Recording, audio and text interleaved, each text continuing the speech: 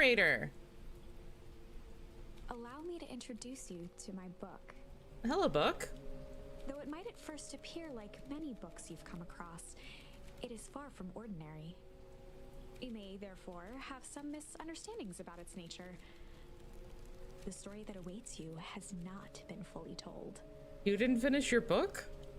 In fact, its conclusion is not yet known, even to myself. It sounds like you didn't finish your book. It is in that way that my book is special. It's unfinished. It is in that way that you are special. I'm unfinished. Without you, there is no story. Aw. Chapter 1. There we go. Normal isn't what it used to be. This is a story about change. Nestled in a shallow valley is the town of Beacon Pines. Far from the town square, across the river, past the neglected welcome sign, a young boy walks alone at dawn. There he is. His name is Luca Van Horn. Luca! You, dear reader, he's here for a reason. Oh my god, cozy vibes all day long. Oh, we're at a grave. Okay, so I know what happened. There was a point, I don't know how many months ago, but I did try to record this game. And so after I finished chapter 1, I stopped and checked the recording. Lo and behold, none of the audio had transferred over. So that recording was done away with. Anyway, here we are anew, and I remembered none of it. So, you know, woohoo! Okay.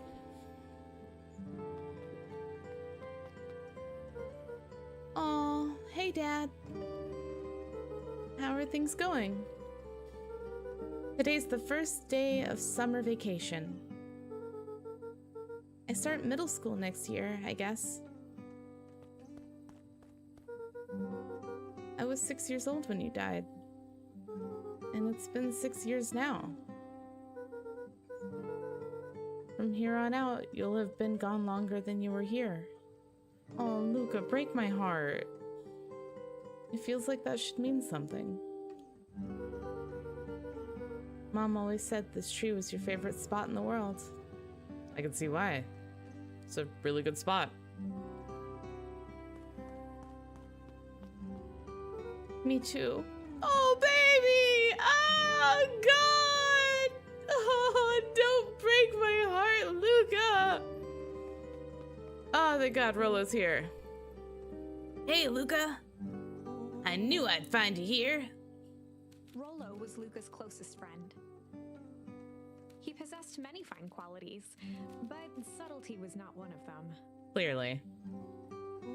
Well, after I banged on your door until your gran answered, and after I checked the pond, and climbed up to the treehouse, then I knew I'd find you here. Rollo finally noticed the tears welling in his friend's eyes, and the flowers on the grave. Oh, honey. Oh, yeah, right. You and your mom always did this on your dad's birthday. Yeah. I didn't know if you were going to keep doing it now that your mom's gone too. Jesus, Rollo! I mean, I guess he's speaking his mind, but damn. Just, he was already about to cry, and now you're like, well, but I didn't know you'd keep doing this now that both your parents are dead. Oh, jeez. She's not gone! She's just missing. Sorry, I meant to say since she went missing. She's gonna come back, Rollo. Of course she is. Okay, Dad. See you next time. Oh, buddy. I think I'm ready to get out of here. Sure, lead the way. Look at these little cuties. Oh my god. Wee. Wee. I'm in a bush. Wee. Woohoo. Wee. Ah! Tickle. Who's tickling me? Wonderful! I had a good feeling about you from the moment you opened my book. That charm is a very special thing. Very special indeed. Keep hold of it for now. Its purpose will reveal itself soon enough. Whee! I was just trying to jump and it made him sneeze. I love it. Okay, so he can jump. Just every once in a while he sneezes. That's adorable. I love this. Bless you.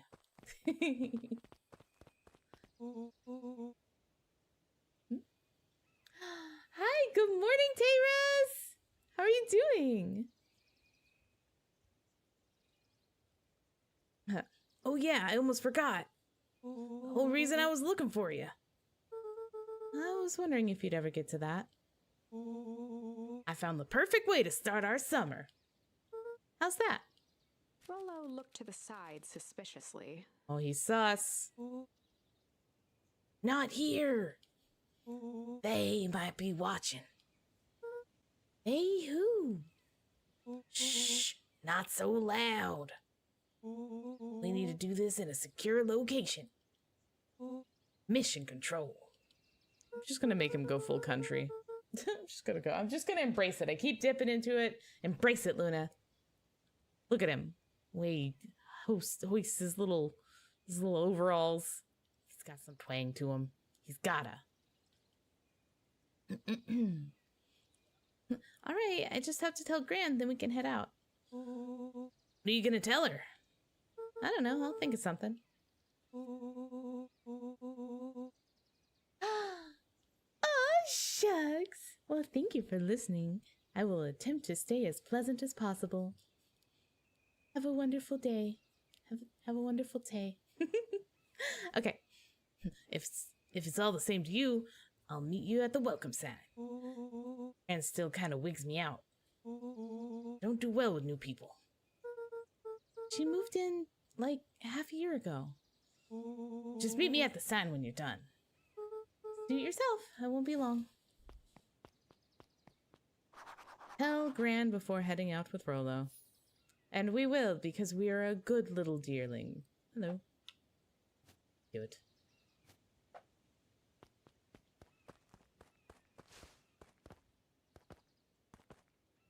Whee!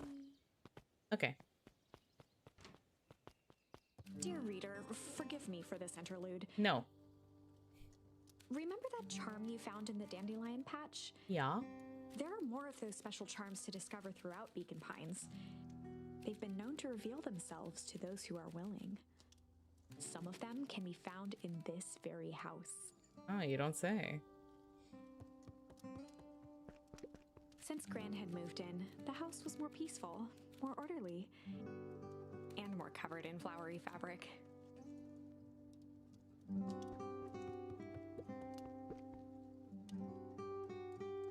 Gran had already lit the fire. She kept a warm house, as if by grandmotherly obligation. What can I do on... Ah, chillaxing like a little cool dude. We pondered! Guys, we pondered. We did a ponder. I love it. Whee! This game is so charming. Oh, I can hardly stand it. One of his father's old stethoscopes. Luca had spent countless hours listening to anything and everything with it. Oh. Not for years, though. Oh. If he was listening to me right now, he'd hear the sound of a breaking heart. Damn, this is gonna make me so sad. Hold on. I just need to chillax like a cool guy again. Slide. Okay, I'm better.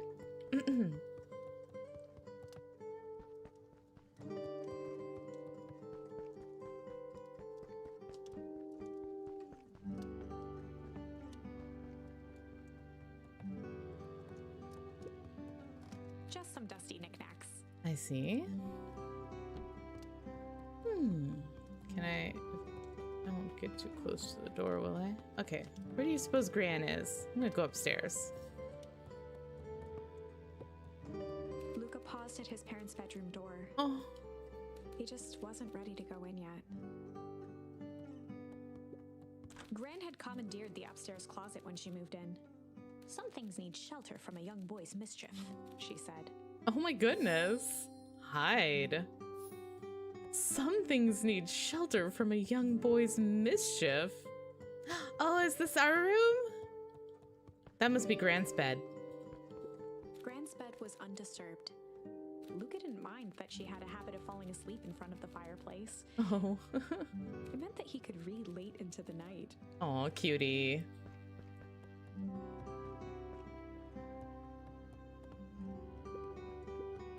Luca tossed on his favorite old sweater. Oh, now we're all Because it was sweatered the up. first day of summer, a chill still hung in the air. Wow. Chill! We're a cool dude! Yay! Grant's moving in meant that most of Luca's things had been crammed in the corner. Oops. Luca was somewhat annoyed by the situation. I mean, understandable. Luca clearly has a ton of style, with which he doesn't want Grandma cramping it. We all love a grandma. We all love a good grandma.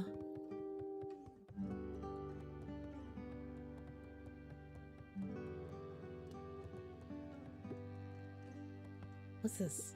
An array of prepared meals crowded the refrigerator, each labeled with the day of the week. Lovely. A pair of dull scissors, a broken can opener, a mostly empty bottle of glue, and some loose string. Ah. Junk!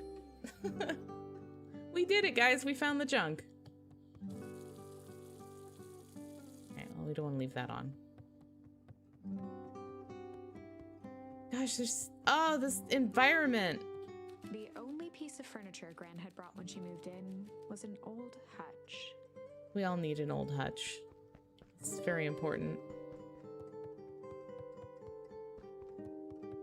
Okay.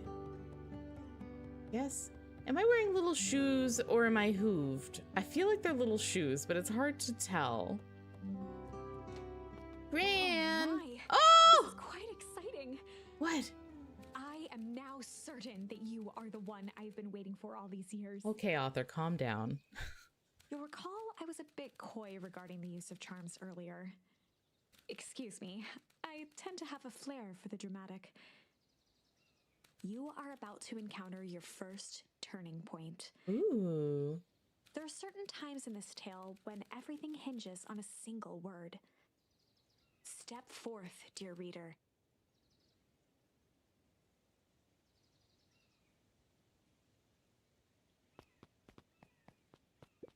Steps backwards. A sturdy old wheelbarrow. Great, thank you. Young Luca would spend hours hiding in the bushes, waiting for a chance to jump out and startle his mother. Aw. She always enjoyed humoring him by feigning terror. I mean, I used to love spooking my mom too, when I was but a little bun. And I will do it. I've done it once in adult bunhood, right? I have spooked my mother once, and it's because she said she had hiccups. Well, I couldn't bear my mother have the hiccups, so I slammed my hand down on the counter that we were standing next to. We were just having a conversation, and she kept hiccuping. So I slammed my hand down and screamed. And she screamed. I'm sorry, Mom. Oh, she was so spooked, though. My goodness. Her hiccups went away, but she busted me good. Okay. This garden is adorable, though. This is such a lovely space. A beginner's guide to gardening laid open on the bench. This flower looks interactable. Flower looks interactable. It's fine. I'll ignore it. It's fine. I'll just... Gran is adorable! I love her! Man, she must have been such a hot goat in her early, younger years. She's so pretty. I love this art style. Look at the hair. Oh my gosh. Sorry, I'm just gonna admire all of this grandma real quick. She's so cute. I love these. I love this art style. Okay. Hey, Gran. I'm going to hang with Rolo for the day. See you later. There, you told her. Hold up now. Where are you and Rolo headed exactly? Oh, nowhere special. The less Gran knew, the better for everyone involved. Oh, we were just gonna go blank for the day. Ponder, hide, chill. We're just gonna go chill for the day. We're gonna go hide. We're gonna go ponder. We're gonna chill. We were just gonna go chill for the day. Yeah, we're just gonna go chill. Yeah, we were just gonna go chill for the day. The best lies are built on truth. You boys are always in a hurry to do nothing. We stick to what we're good at. Well, make sure you're done chilling in time for supper. Easy. Easy peasy. Impressive. You've managed to navigate your first turning point without too much of a mess. Great. Oh, should I have messed it up? Would that have been more fun? That is the power of charms. Wonder. A single word can change everything. I think it's time to introduce you to the Chronicle. Oh, the Chronicle. Link. The Wow. Chronicle is a record of the decisions you've made. Okay. You can see the turning point, which has been revealed. At any time, you can use the Chronicle to go back and invoke different charms, creating new branches. Ooh, cool. Oh, do you guys want to do that? Luckily for us, this is the one and only turning point where the charms won't dramatically alter fate. It's the perfect opportunity to experiment with rewriting things. Oh, thanks for giving me permission. A grand jury. That's fun. We were gonna go hide for the day. We were just gonna go hide for the day. Haha. We were just gonna go hide for the day. Hide? Traditionally, when one is trying to hide something, they avoid literally using the word hide. Yeah, I guess Rolo bet some other kids that we could beat them at hide and seek. Aren't you a little old for that? Gran, we are never too old to hide. It's not like there's much else to do around here. Well, make sure you boys are done playing your little game in time for supper. All's well that ends well. She shooed me with her little broom. Hold on, I want to do it again. Do it again. One last time. We're gonna go ponder. We're big thinkers now. We were just gonna go ponder for the day.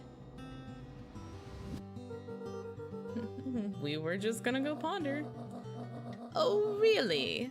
What are you boys going to ponder on such a lovely day exactly?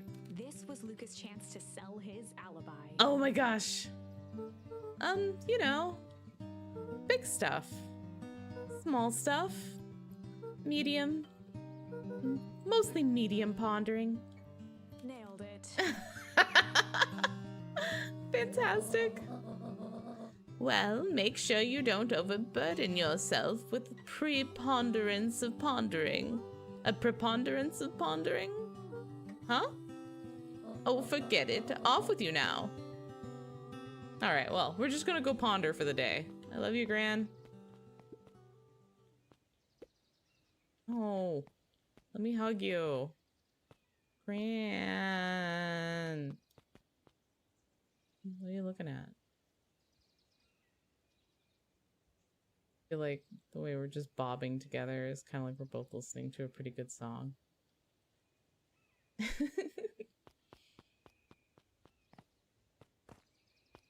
Okay. Oh, and Luca. You and Rolo stay out of trouble. I know, I know. Goodbye. Get into trouble with Rolo. Nice. Anything to look at now that I'm back? Whee! Oh, this isn't the way through. Excuse me. Boink. I'm just gonna run back upstairs and go here. I want to jump on my bed. Can I do that? Can I jump on the bed? Well, I can't jump on the bed, so I guess I won't get a charm for doing that. Click clack all the way through the house. Woohoo! And down the road we go. Whoa! Come on, come on! Whoa! Dang it, Rolo. Woo! Oh wait, hold on. Can I? Oh! For a town that saw few visitors, the welcome was perhaps more grand than necessary. I like it. I think this game is heckin' gosh dang gorgeous. Look at it, look at it, it's so painterly and beautiful. You know the drill. Don't let anyone discover our secret path. All right, now we're all caught up. Chapter 2. Welcome to Beacon Pines. Okay. For many years, this valley had been a small mining outpost. It wasn't until Sharper Valentine built his fertilizer company that Beacon Pines was established. Over the next 30 years, the town had grown and prospered. Until the foul harvest and his sudden death. In the 6 years since, everyone was simply trying to get by. Oh, goodness, sorry. Okay. Can I talk to this guy? Nope. Alright, we're all caught up, and I already did this in the beginning, but I'll do it again. Because, you know. Hey, Mr. Kerr. Hey there, pal. William Kerr was the CEO of Perennial Harvest Company. He had become a fixture around town over the past few years. After the failing of Valentine Fertilizer, the town was hungry to welcome a new source of employment. Excited for the big festival? This guy looks like he lets his wife peg him. Oh, sure. Come on now, when I was your age, there was nothing more exciting than a town festival. Now I only get excited getting home to my wife. The food, the music, the dancing. Sounds pretty alright. You're gosh dang right it is. I'm looking forward to letting off some steam myself. Make sure to invite all your little friends. I couldn't keep Rolo away if I tried. Excellent. Sorry, Luca, I've got to get back to the proverbial grindstone. Our harvest awaits and all that. Literally, ho now. The left side's a little low. Do it better, you pleb. Can I talk to him again? No. Hi, dog. Sorry, young Mr. Vanderhorn. Can't talk now. Very busy with preparations. Mayor Augustus Valentine was not busy. You know who he looks like? He looks like the old man from, oh gosh, Detroit Become Human. He looks like the old man detective in dog form. That's the vibe I'm getting.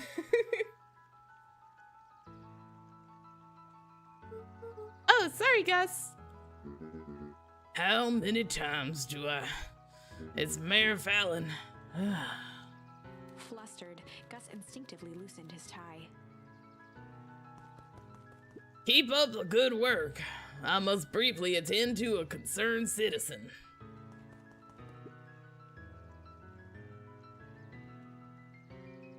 Wipes nose. Huh? It's nothing. Keep at it. All right, what can the mayor of Beacon Pines do for you today? Oh, just saying hi, I guess.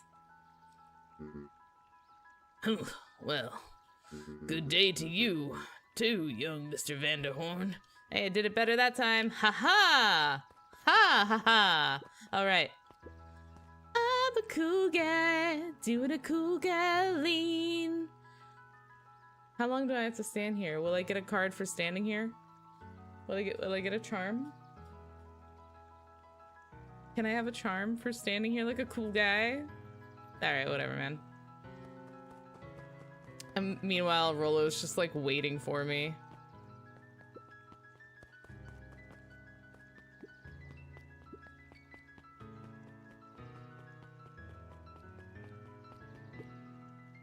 Alright, talk to Pete. Mr. Vanderhorn! Mr. Van Horn! Miss... Was I saying Vanderhorn? I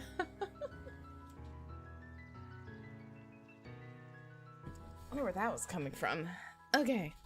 I don't remember the voice I gave Pete. I'm Pete. Nope. Mr. Van Horn, do you have a moment? That was kind of a weird one. It's Luca. Golly, I'm sorry. It's my first week at Perennial Harvest. Everybody's getting a little country accent. Hold on, this guy's not from here, though. Look at his tiny bow tie.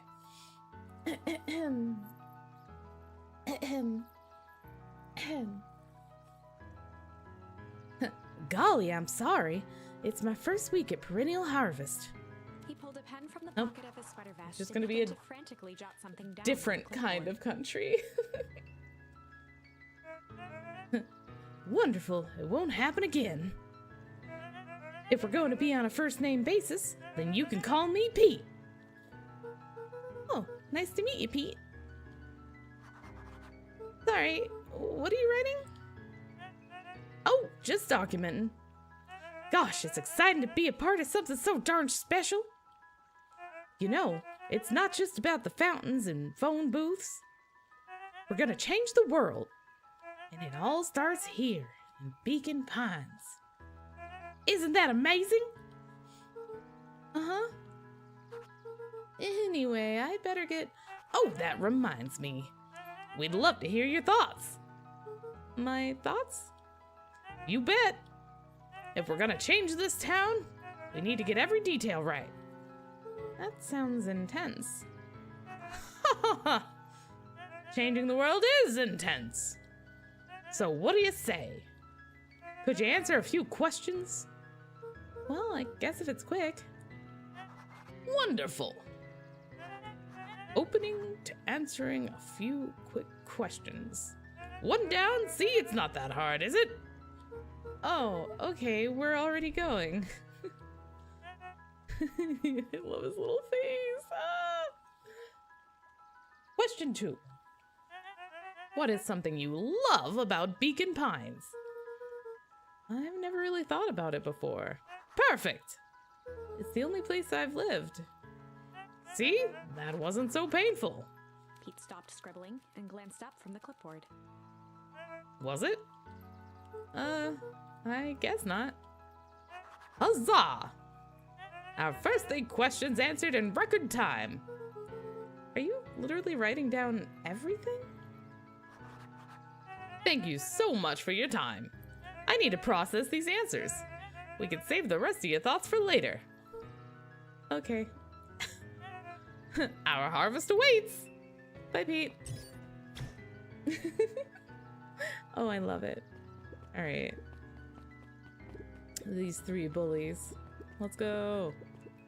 Come on, Andy. Grab his wallet. I'm sorry, I can't.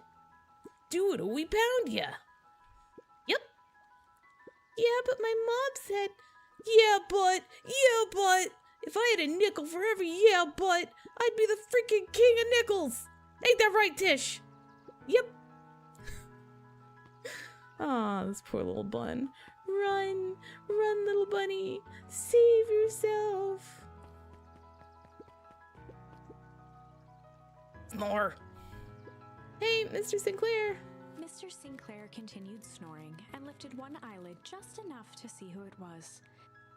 A tactic he often used to avoid undesirable conversation. Yoo-hoo, Mr. Sinclair. Bah! Don't you see I'm sleeping, boy? How's the napping today? Crummy as always. Used to have a perfectly nice view from here. Till Perennial Harvest put that monstrosity of a building in the way. Why don't you move your chair a bit? Why should I be the one that moves? If it's a showdown they want, I ain't gonna be the one who blinks. Snore! Alright, we've done it. We are caught up. Oh, we can now move on. Yay! Woo! Oh, what's this? Mission control. Authorized personnel only. Well, I guess that's where that is. Pond. Ooh, can I go this way? No? Okay. Pond, hello. Hey, Jetson. Is the line playing any tunes today?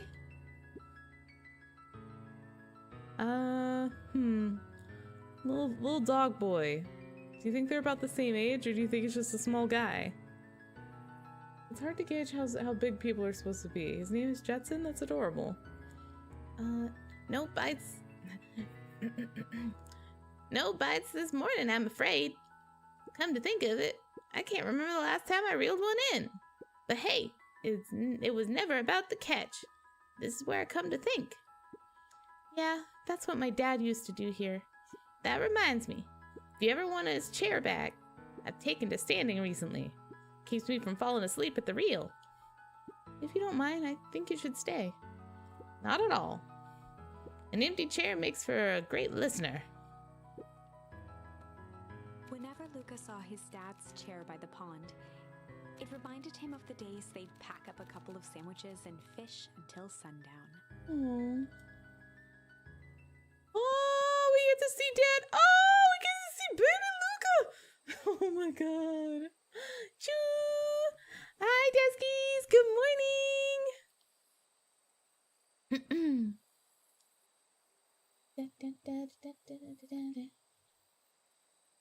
Oh my gosh, look at little tiny Luca with his little fishy pole. Oh. Luca opened the tackle box and picked the perfect bait. I picked the perfect bait. What do you mean tickle or junk? Junk bait. Luca tied a shoestring to the hook. Oh, okay, I get it. What fish could resist a nice shoestring? True. The perfect bait. Oh my goodness, Tay, thank you so much. I'm glad you made it to work safely.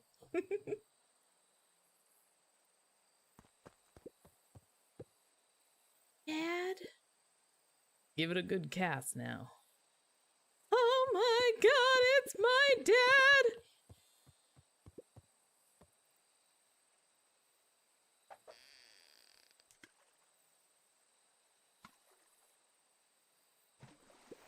Oop. Oh, it grabbed it. Okay.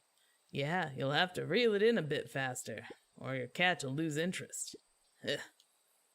Okay, do I have to get new bait? Okay, I still have more junk.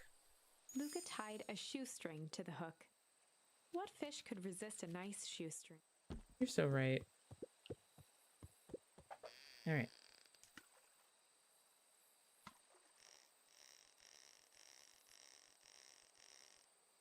Oh no, is fishing gonna be a thing? Oh no, fishing's gonna be a thing. Ah! Oh, okay. I thought it. Why did I get jump scared by a boot? You tell me. Who do you think the other one is? Hard to say. Sometimes things drift away. That's not fair. No, it's not. Well, wherever it is, I hope the other boot at least has a sock to keep it company. That's cute. Why does he care so much about this boot? Dad? Go and pick out your bait from the tackle box, buckaroo. I'm a buckaroo! I'm gonna try tickle. Luca gently baited a feather onto the hook. Good for skimming the surface. Hehehe. What do you think of this, Dad? Give it a good cast now. You got it, Dad.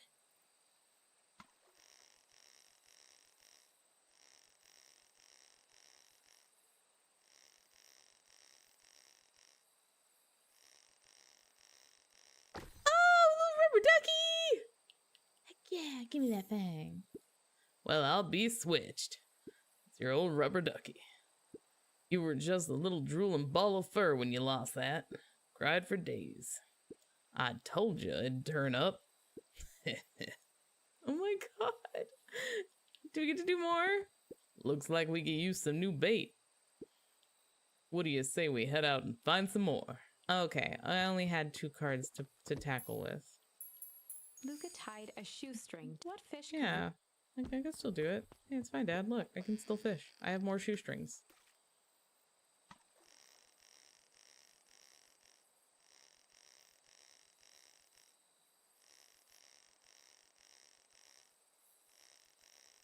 Hey! Oh, it's the same boot. Never mind. Yep. Yep. I know, I just caught it. Okay.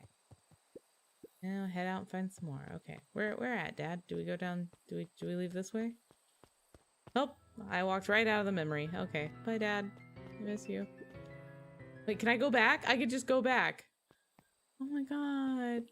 Oh. Oh! Wait, do you think anytime I find something that I think I could fish with, I can come back and fish with it? Wait. That would be really cute. Alright, let's go meet up with our friend. Mission control. Wow. In this puddle. Scary cats on there. Splash, splash, splash. Ooh, we have so much to look at. After Luca's father had passed, Rollo became obsessed with them building their own Hank atomic star scraper. Oh. It was some time before Luca realized it was Rollo's way of keeping him occupied. Aww. Oh. Oh. That's so sweet. Oh, cool guy. Yeah, I'm a cool guy. I'm a cool guy. I'm lounging like a cool guy. Alright. Wait. Oh. On certain nights, when the clouds were just right, the boys could tune into strange patterns of static. Ooh. Rollo thinks it's aliens. Probably aliens. He always thinks it's aliens. It's probably aliens. That's what happens when you tune into Desky's streams. Luca's winter coat decommissioned for the summer. With the cold holding out longer than usual, he reconsidered its usefulness. That is crazy to still have cold weather in summertime. Okay, what's this top secret plan to start our summer? So you know the abandoned warehouse to my place? The old Valentine building? Yeah, well, it isn't abandoned. I lost his voice. We haven't talked to Rollo in a while. What makes you think that? Get this. Last night, it was glowing. Glowing? Are you sure? Kinda. Well, this place has been empty since the foul harvest. Yeah. Who would even want to poke around that place? We would, Rollo. We would. Wait. It's just a busted old warehouse. I just meant we could do some research at the library. You want to actually go to the warehouse? What do you expect to find? Answers. My mom's out there somewhere.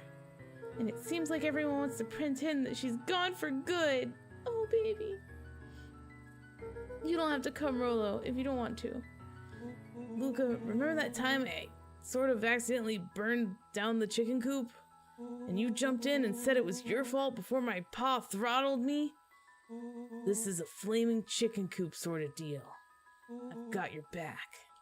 Oh my god, these friends. Thanks, Rollo. Now that I think about it, poking around the decrepit— oh no, Rollo turned into protagonist! Wait!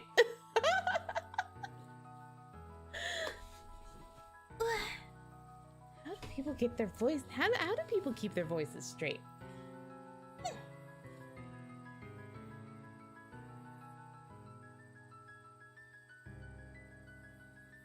Poking around a decrepit fertilizer warehouse is exactly how I want to spend my first day of summer. That's not it either. Rollo, I'm sorry, bud. I lost it. I don't know where it went.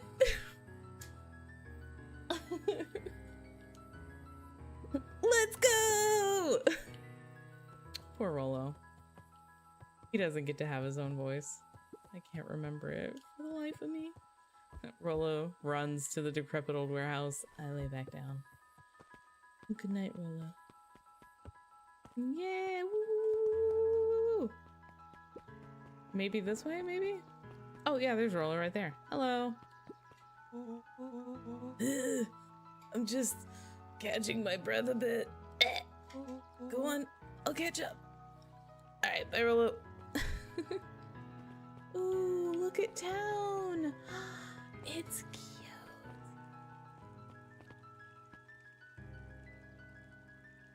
Pick on Nancy. She's eating her own house right now, so that's perfectly acceptable. Hey, Mrs. Nelson. Morning, Luca. Any big plans for the summer? Not really. Heard anything about the old fertilizer warehouse? Any strange happenings? Can't say I have. Either way, a dusty old warehouse is no place for a young boy.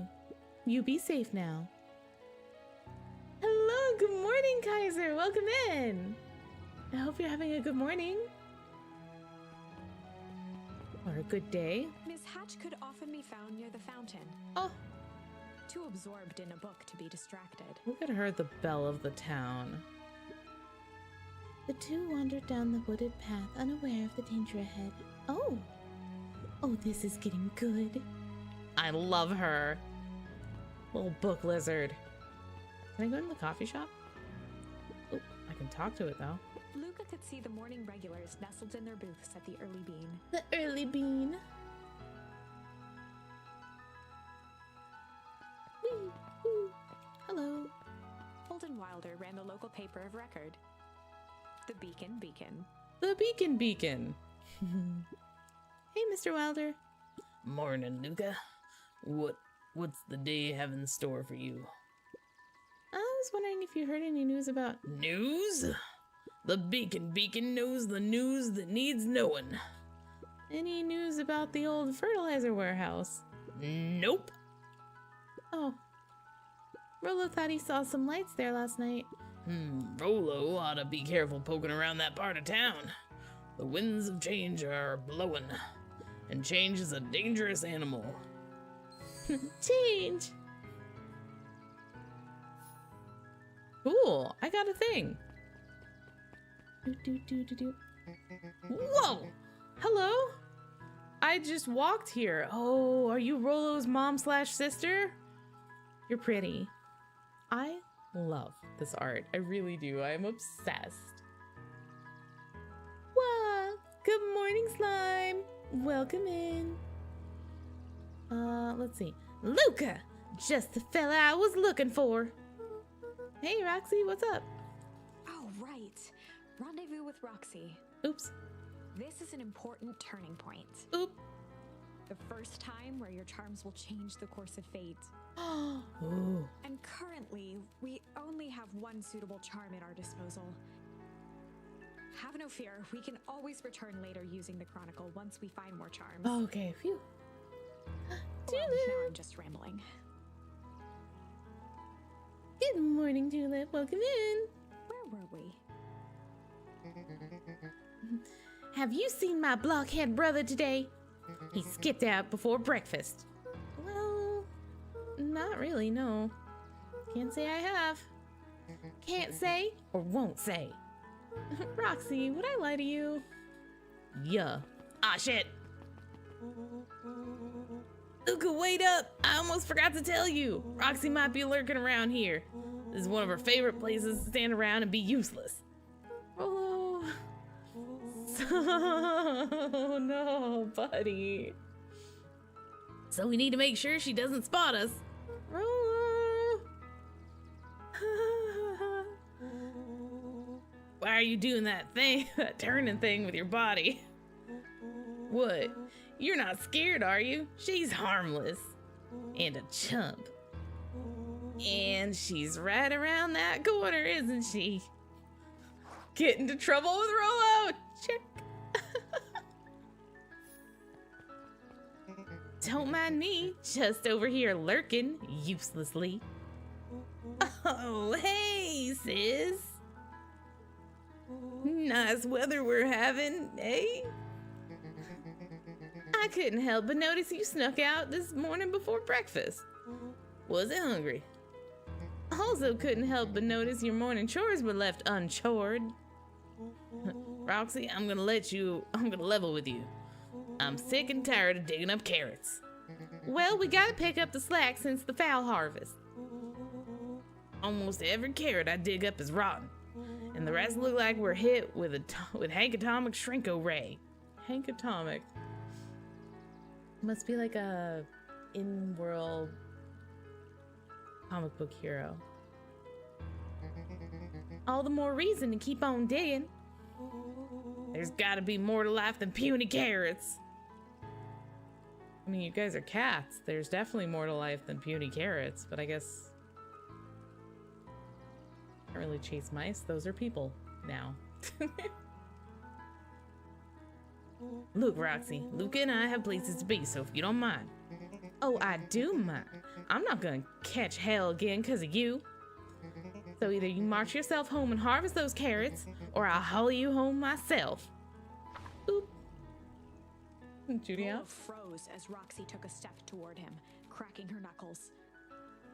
Ooh. Luca knew he had one chance to save his friend from being dragged home. Ooh. Uh-oh. In the past, he found the best way to deal with an enraged Roxy was a little chill. Oh, I hope this works. Oh, I don't feel like it's gonna. Time to In be the past, chill. he found the best way to deal with an enraged Roxy was to be a little chill. Come on, Roxy. It's the first day of summer. And the sun's shining. We just want to take it easy. Let's leave tomorrow's problems for tomorrow. That's great and all, but Rolo's problems have a way of becoming my problems. And Pa always says tomorrow's work is best left for yesterday. What? March, you big oaf. Oh, rats. I expect a full report about the Valentine place. A full report! Bye! Oh, investigate the Valentine warehouse alone. So, Fitz, what are you up to this lovely day? Oh, is he flirting right now? Is he flirting with this cute little squirrel? Nope. Cool, cool, cool. No! Oh, Luca, buddy. Oh, Luca. Oh. Well, he did shoot his shot, but he got shot down. Oh. Nothing else to look at? What if I go back here? I'm a curious little goat. Whoa, there's people back here. There's like a bunch of cool cat people. And a bird. Hello. Oh, her name is Piper. Piper?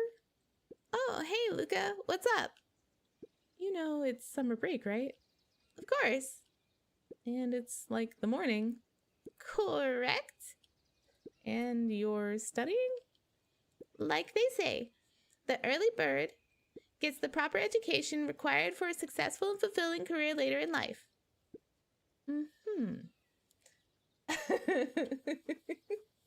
I adore it. This game is so cute. Can I go in? Oh, I can't go in. All right. Hello. Hey, Zariel. Girl. Okay. Hi, Luca. Could you tell this lazy butt to help out in the cafe? Lumi, Zariel would like you to... Luca, let me give you a little gem of advice. If you never do what you don't love, if you never do what you don't love, then you'll never work a day in your life. Wow, you're really setting this kid up for success. Hold on a moment. I think there was a knock at the door.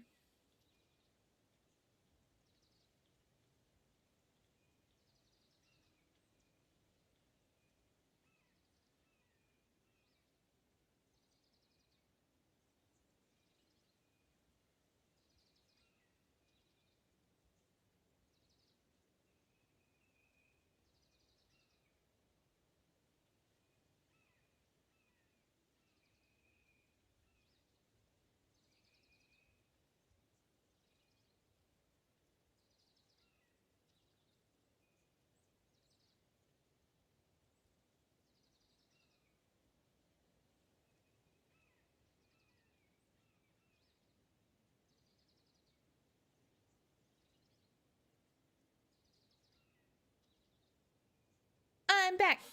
Okay. There's not a knock at the door. There's a knock at the neighbor's door. And I had to go spy on them. Wasn't anything interesting. Okay, so we talked to all of them. Workaholic. Lazy bones. Big brain. Alright, so there's nothing back there. And now we just go...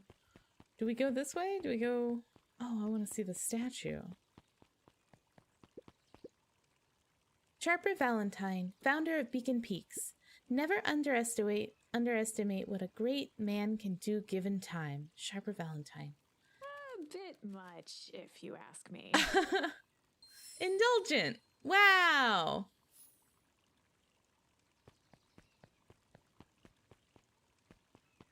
Can't believe Fitz was just like, nope. Whoa, cool dog. Hey, Solomon. Apologies, no time for chit-chat. Bye, Solomon. Looks like the library hasn't opened yet. I'll check back later.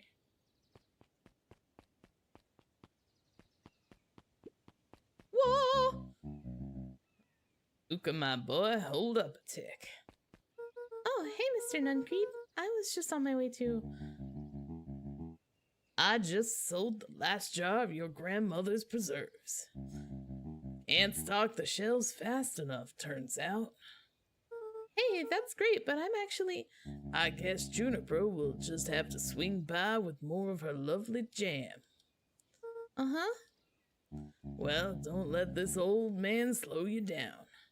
You just remind her that she still owes me that dance. Oh, shit. Okay, Mr. Nuncreed, get it. A promise Gran regretted the second it was made. Oops. Oh, no. Will do. She's a fine woman, that Juniper. Yeah, she's pretty cool, I guess. A real fine woman. All right, Mr. Nuncreed. You're getting weird about it. Gotta go. Sweeter than any jam on earth. Mr. Nuncreed, please! I'm a child! I know! Teskies, I know! This man. The phone booth was brand new. Brand new. Part of Perennial Harvest's Beacon Pines Reborn initiative. It didn't see much use.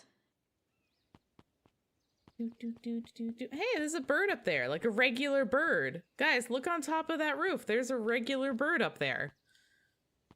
Wonder what it thinks about all these sentient people birds. Okay, I want to check this out. Jeff's hardware closed down about a year ago. Aw, poor Jeff. The effects of the foul harvest stretched wide. Uh, When there are no crops in the field, tractors don't need fixing. Bummer. Aw, but you need hardware for other stuff. Luca knew that if he gave up now, he'd never hear the end of it from Rollo. Okay, so I can't go back. I guess I was not able to go that other way. Making my way downtown. I'm a goat. There's a bunny! Who are you? I love you. You're so cute. He's a lop. Oh my god. Look at him. Oh, hey, Luca. Hey, Joey. Oh my god, his name is Joey! Let's go! How's the bug hunt going? Not great. Bugs have been shy this week. That's adorable. Bugs get shy? Oh, sure. Bugs aren't that different from people. Sometimes they just want to be left alone. If you're going into Weepwood, just be careful where you step. No bug crunching. Got it. Oh my god, look at him. He's so precious. I might have to try drawing my myself in this art style. It's really cute.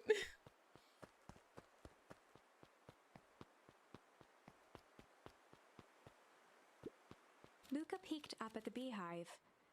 It appeared to be deserted. Oh, that's strange. That's interesting. Why is the beehive deserted? Okay, are we going into the woods or where are we going? Leave the warehouse alone.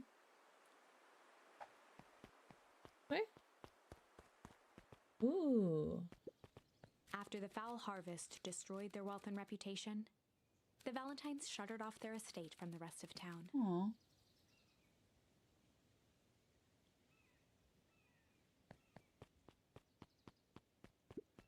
The Valentine mansion loomed over every other building in town, both figuratively and literally.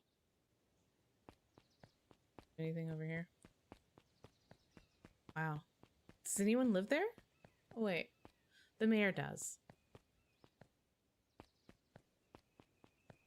The mayor is Mayor Valentine. Got it. So who's this little house right here? It's adorable. What's this little house? Whose house is this? Whose house are you? Narrator, you don't have anything to say about this tiny little house off to the side of the mansion. You have 2 thoughts to share about the mansion itself and the gates around it, but you do not have anything to say about a whole ass little tiny cute cottage. The path led into a small hollow at the edge of Weepwood. Oh, and it's already been broken into. How handy dandy. Okay, no turning back now. Caution, electrified fence. Is that sign new? The fence thrummed with a gentle electric buzz. Ooh, that sign is new. Okay, so what would Rolo do if he was here? Luca often asked himself what Rolo would do, Aw. so that he could rule out that option. Ah. I'm definitely not touching that thing. Smart boy. What's this mushroom? Oh, I can throw mushrooms? As sparks flew from the fence, the light atop that section shut off. Ooh! 2 bulbs remained. Rad! Okay. That's 2. 1 more to go. Yeah! So much to throw.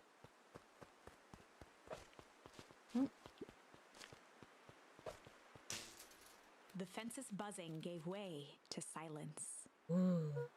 Okay, moment of truth. Wait, no, I wanted to look around. Ah, right. Every kid in town knew the old Valentine fertilizer building. Long abandoned, the warehouse once served as the industrial heart of Beacon Pines. Smaller than I thought. Now, it stood only as a reminder of things left behind. The dormant building showed strange signs of life. Okay, so Rolo wasn't exaggerating for once. What's going on here? There was only one way to find out.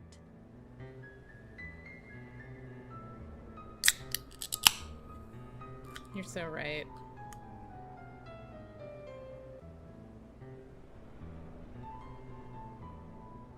In we go.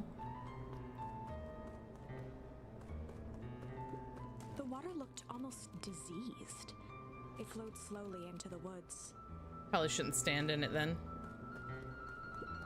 The hose emitted a subtle sound. It was actively draining some kind of liquid. Gross.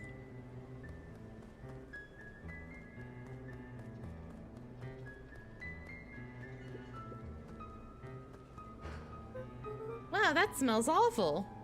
Too bad Rolo's not here. He'd have no problem poking around in there. Ew, gross. Can I please shut it? Oh.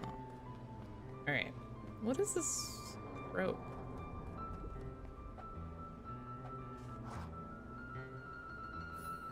Locked. Luca thought he heard faint sounds coming from the other side of the door. He pressed his ear against the cold metal to hear better. A zipper? Footsteps? The sound of footsteps grew louder.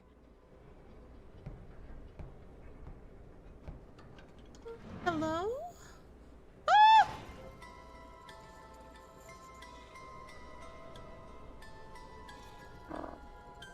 Shit. Shit!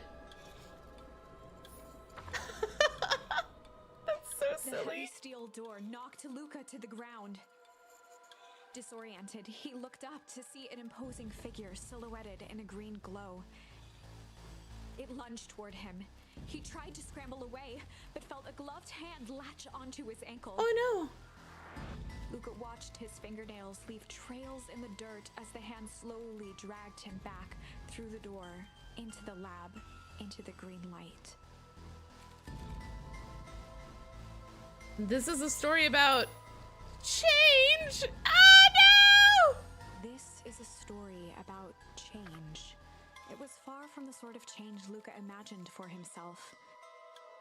But change is, after all, a dangerous animal. The end? Oh snap! Wait, we just died? I probably should have warned you about this. Yeah, maybe. There are many paths that our story can take. Most will end in tragedy, but don't let that discourage you. We will find the ending that this story deserves. I just know it. From here on out, a charm will have a check mark when it's been used to its full potential at a given turning point. Now, let's try something different. Dang. Oh, hey, we can use shit when talking to Roxy, and that'll change the outcome. Got it. Got it. That's cool. That's cool.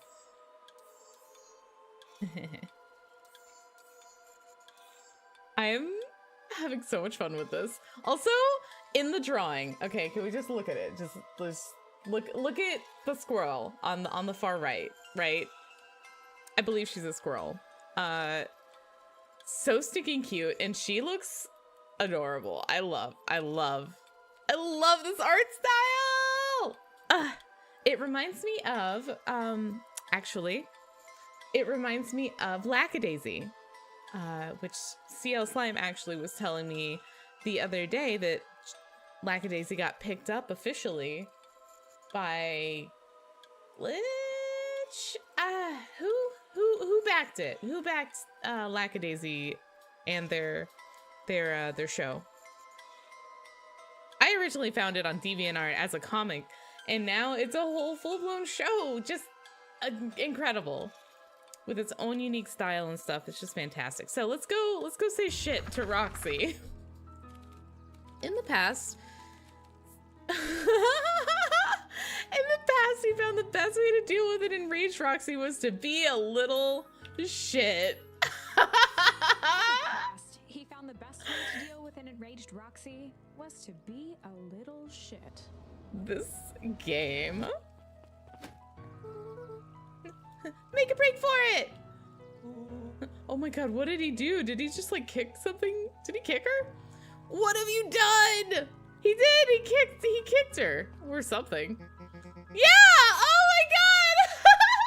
Did that little shit just kick me? Run all you want, you little twerps. You gotta come home eventually. Oh shit. Oh no, you knocked down. Ooh. Yay! Now we won't die. He knocked down, hello. Sorry about that. Rolo can get overexcited sometimes. Solomon Valentine. Current ward of and future successor to the Valentine fortune. Oh, he's the dog. He's the... Oh.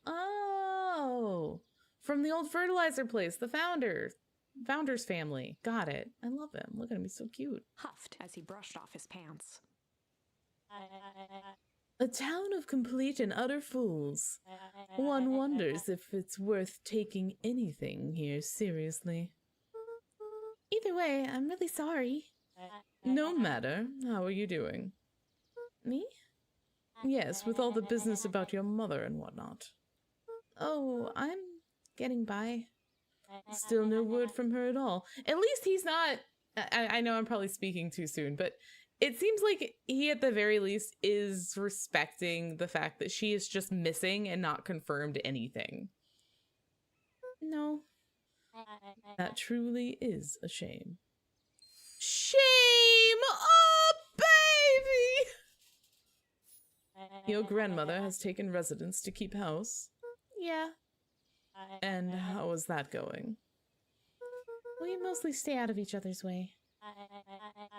You make it sound like she's rarely at home. It's not like that. She just has a lot to do. She's still settling in and trying to figure out how to make ends meet. Indeed. Well, count your blessings. It's better to have a caretaker who is rarely around, in lieu of one who tries to compensate by smothering you with attention. That doesn't sound so bad. Trust me when I say, it's best to rely on yourself. Family has a way of creating more problems than they solve. Oh, boy. Solomon trifled a gesture toward the approaching heiress Valentine. Solomon! Speak of the devil. I guess he's a little kid, too. Do not wander off like that. I'm much too busy to keep looking for you. Apologies, Eris. Oh, shit. I've lost his voice because I gave her a suave one, too. Whoopsie! Apologies, Eris. I was just taking a stroll through town. Strolls are for commoners. You're a Valentine now. I want you to be present for the construction of the History Museum. The future of this town relies on its ability to remember our family's great past. Of course. Bye, Solomon. You know, I really appreciate Solomon. He's just a kid being made to do grown-up stuff, but, you know, even though he's kind of a snooty boy, he seems like he's a bit snobbish, right? When we first see him, he just brushes past us like, I don't have time, you know. But, you know, he took a moment and he asked us how we were doing, and he recalled who we were and what our life was like and what's going on in our life. He remembered a lot of random details. I mean, not particularly random, but like, oh, I don't want to talk to Mr. Nuncreed again. No! No! You let Rolo go past. I guess he doesn't have a gilf. Grandma, you'd like to... Friend. Luca, my boy, hold up a tick. Sorry, Mr. Nuncreed. Kinda in a hurry right now. Oh, I did it! Yes! Sigh. Boy's got too much of his father in him.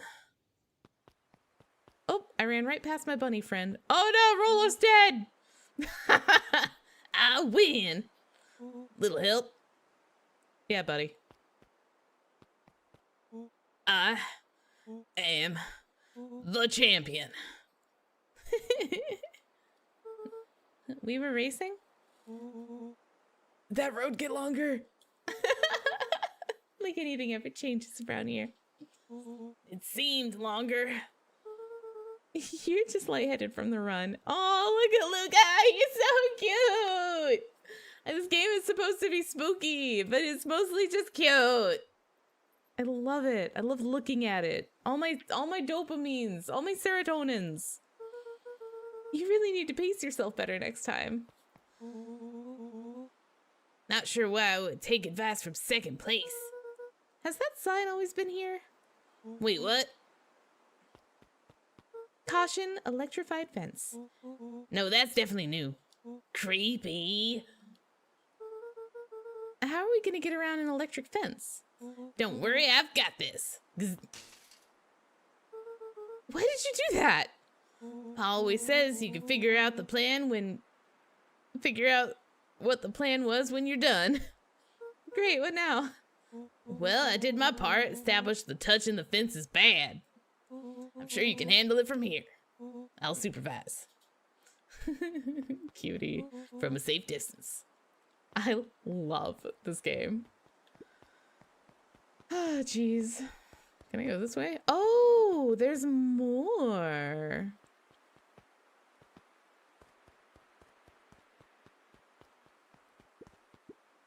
Property of Valentine Fertilizer Company. Looks old.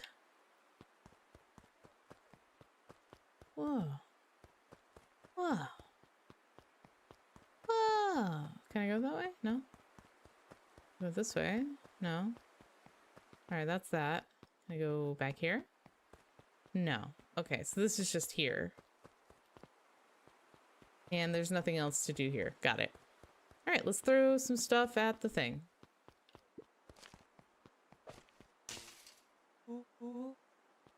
Oop. There we go. I think that did it. Luca, you never fail to impress. Yeah. Now we're back. As the glowing windows of the old warehouse came into view, Rollo began to bounce excitedly. Check it out! Dang, Rollo, you weren't exaggerating for once. Was there ever any doubt? This definitely needs investigating. Good thing 2 ace detectives are on the case. I love these two. This is bizarre. This is awesome! Ooh, it's all grumbly. Rumble! Did you feel that? What? The excitement in the air? You bet your butt I did. Stop playing in that! Check out this puddle. That's not normal. And this hose. Aw, man, the door's locked. Try harder. I have not been able to stop. No dice, it won't budge. Oh well. This dumpster is new, right? I bet it's got stuff in it. Can't really see what's in here. Who did all this? My nose is itching. I think I smell some treasure. Are you sure that isn't hazardous waste? Just help me get in. Rollo, it would be my honor to throw you in the trash. Ah! Gross. Come on, Lady Luck. So, what's in there? Let's see. There's a squishy bag of squish. Wow. A good inch of stagnant sludge. Ew! Your natural habitat. Wait, hold the phone. Hold 2 phones. Check out these bad boys out. Oh, snap. Are those walkie-talkies? Just like Hank Atomic communicators. Do these actually work? Ground command to Hank Atomic. Hank, do you read me? This is Hank Atomic Ground Command. You're coming in 5x5. How are your vital readouts, Hank? It's getting a little stuffy in here. Requesting assistance for evac. Help is on the way. That was adorable. Oh no! What was that? Someone's coming. Give me your hand. I'm trying. My hands are covered in squish. Scoot over. I'm coming in. Oh my god. Ew.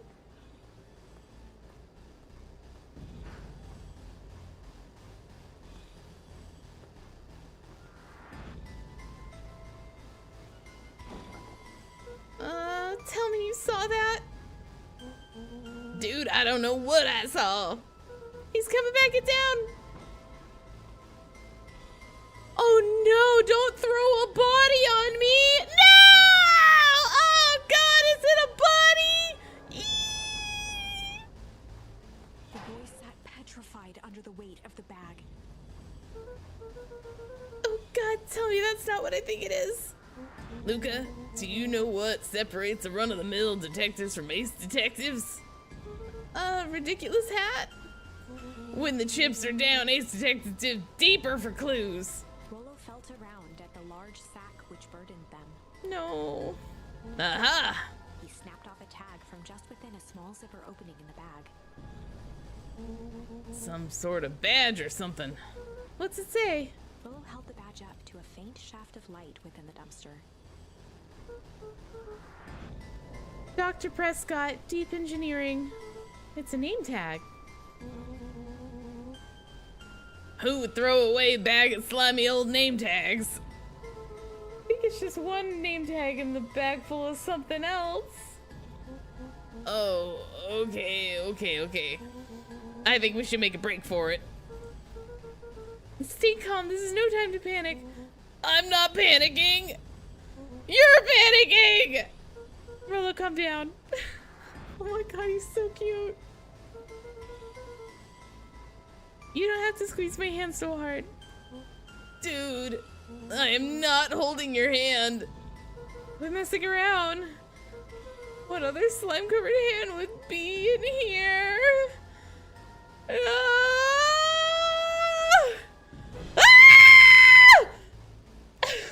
I don't have to voice act that. It's already real. Oh, I could do this one. Ah! There we go. He threw it! Ew!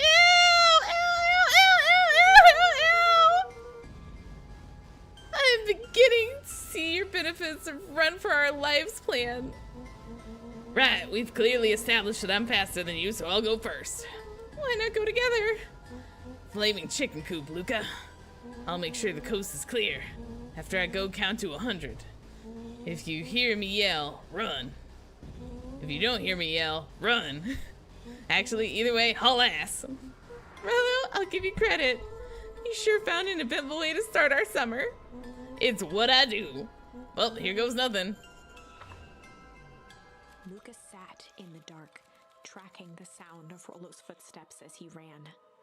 1, 2, 3. He pressed his ear to the dumpster wall, straining to hear Rolo's footsteps as they faded away. 15, 16, 17.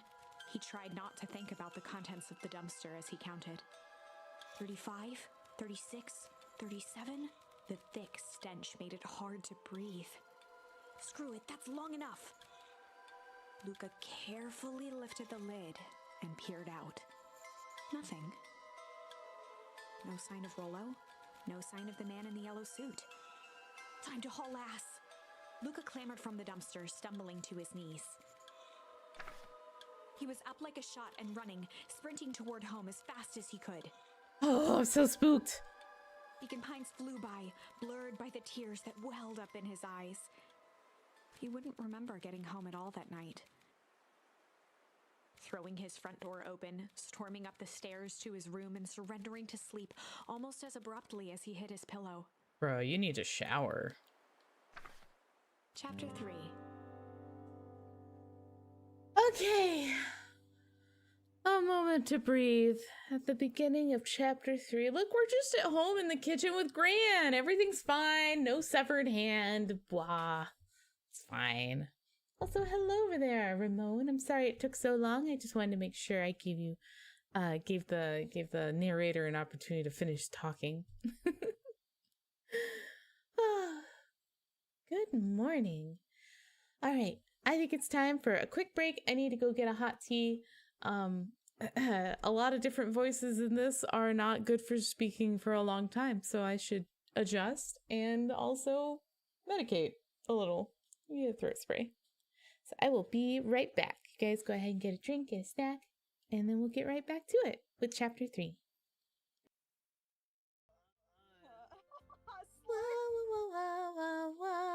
Hello, I am back. Oh.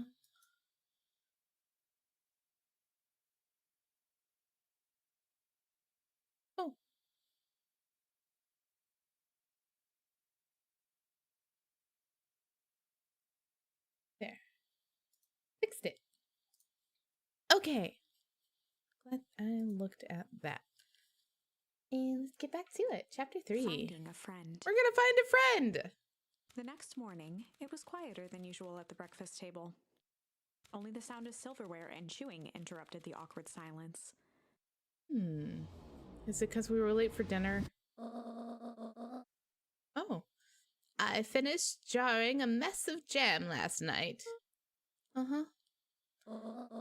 So that'll need to get delivered into town today. Okay. So, what did you and Rolo get up to yesterday? Oh, nothing interesting. You should definitely tell an adult, Luca.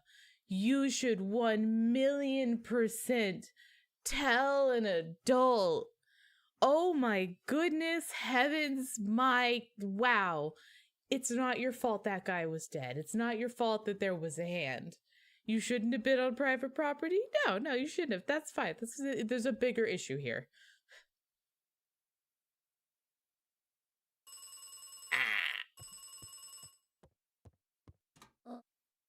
Definitely tell your old witch of a grandmother. Look at her. She's so cool.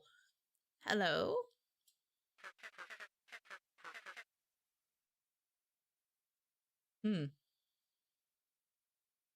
Either I can't hear what's being said on the phone, or the font didn't load. Looks urgent, though. Calm down.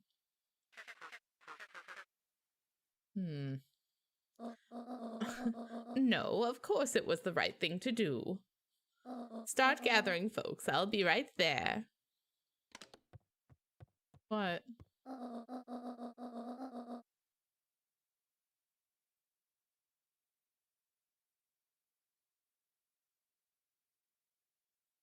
Shit, are we in trouble? Guys, are you sweating like you did something bad and then lied about it and got caught? Guys, are you sweating too? Guys, it's uncomfortable. I'm uncomfortable. Are you sure there isn't anything you want me to tell? You want to tell me about it yesterday? Anything I want to tell you? Not really. We just sort of ran around a bit. Gran's brow furrowed. Yeah, mine would be furrowed too. Why is Luca such a good liar? She let out a long sigh. Her voice was quiet and even. I have to go take care of something. You are to stay in this house for the day. Under no circumstance are you to leave. What? If I am not back by dinner, there's stew in the icebox. But nothing. You are to stay here, understand? Yeah. Say it. I'll stay here till you get back. Good.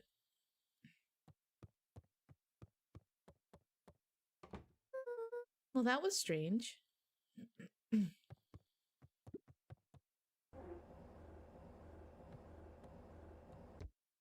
Dang, our freezer is loud. Have a good day at work. Be safe.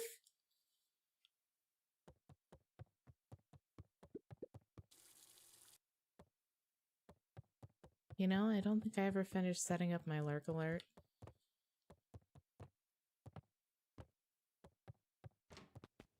I left the house. Rules are broken. I guess the back garden doesn't count as leaving the house, right? A faint electronic sound floated in the air. What? Is that coming from upstairs? That's Morse code. Hello? Is anyone there?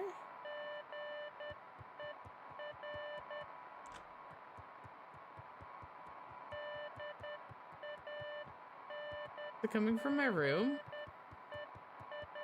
Hi, Bird Force. Oh, it's my radio. Hello? Hello, is that you?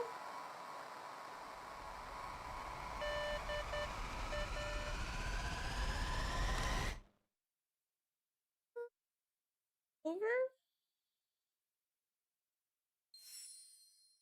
Strange. I hated that. Ooh, that was spooky. Ooh, I didn't like it. Ooh, I don't like having this thing in my house. Oh, I'm not.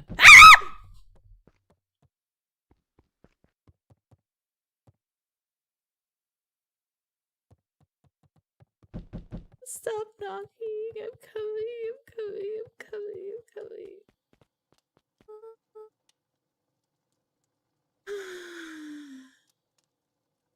Okay. That was so stressful. Okay. Oh, hey, Roxy. If this is about me, accidentally kicking you yesterday, is Rolo here? No? Look at me, Luca. This is serious.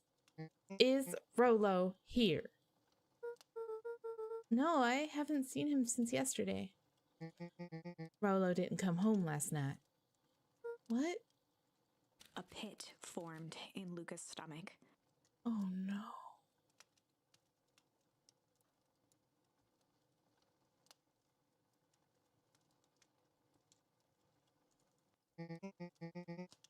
Where was the last place you saw him? We were playing around in Weepwood, and then it was late, and we went home. Weepwood, if he's alive, I'm going to kill that little creep.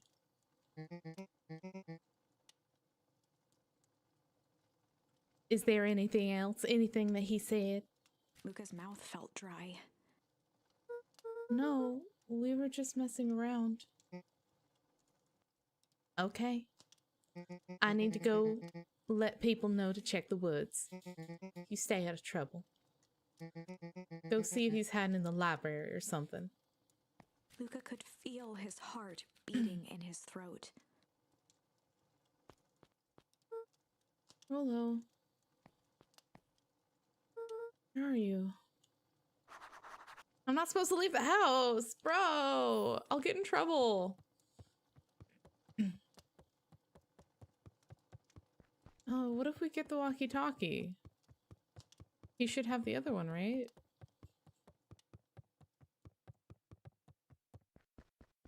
Luca glanced at the now silent walkie-talkie. He wasn't sure what to think. Luca glanced at the now silent. He wasn't sure what. Oh, what the heck? Come on, man, just take it with you. But just take it with you, though. You guys tested it out in person. Maybe if we get in range. Whoa! Heck. I'm all stressed. Thought this was a silly little story game too. Yeah, bro, seriously. I was so calm and relaxed, and now there's a missing kid.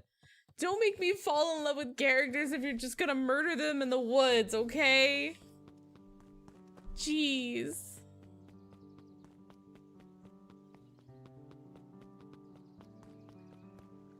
Oh snap, what's going on? Man, I'm literally just gonna run around town and talk to everybody. Hey Bert, have you seen Rolo? Nope. Though I mostly been talking to clipboards. They're setting up a lot of stuff for the festival. This one said he had to process some answers. I told him that was fine. I'll wait right here until he gets back. Pete got another one. He's over here just standing though. Can't talk to him because there's a bonsai in front of him, I guess. Okay, well, I can't go into the woods because I guess that's where everyone is. Hello, Pete. Howdy, Luca. I don't know what I'm doing.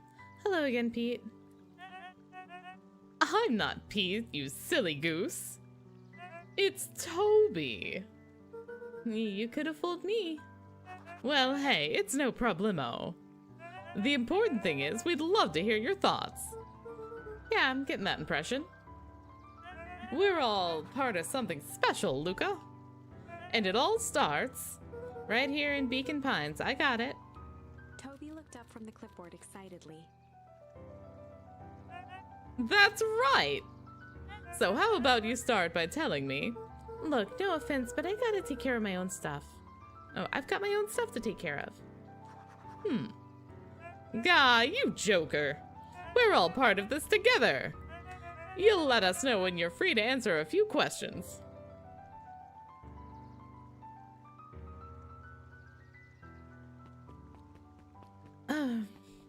This is the classic twist of dark and mature games disguised as a cute and playful one. I'm all here for it. I don't know if I'm ready. Okay. Oh, wow, that's not something I expect. We really need to get back to work. Just a couple more minutes. If Roxy said she'll be here, then she'll be here.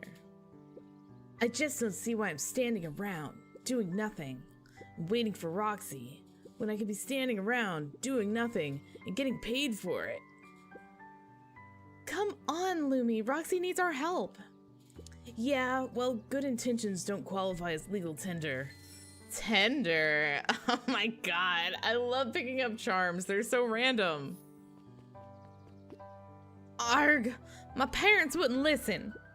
No offense, but isn't Rolo always getting into trouble?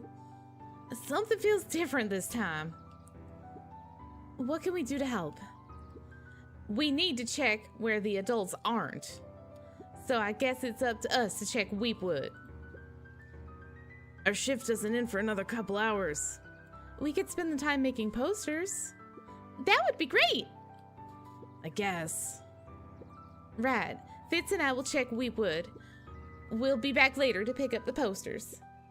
I think my dad has a map of Weepwood. Let's swing by my house and grab it before we head out.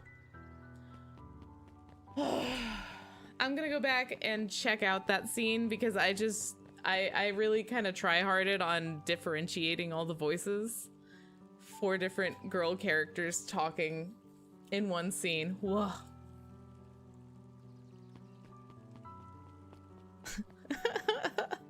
Which hilariously, I don't think passes the Bechdel test. They were talking about Rolo. Not a man per se, but a child. Still a male child though. Hello. Oh, wow, wow, look at them! The character art is so pretty! Ugh, this game just sucks you in all over the place.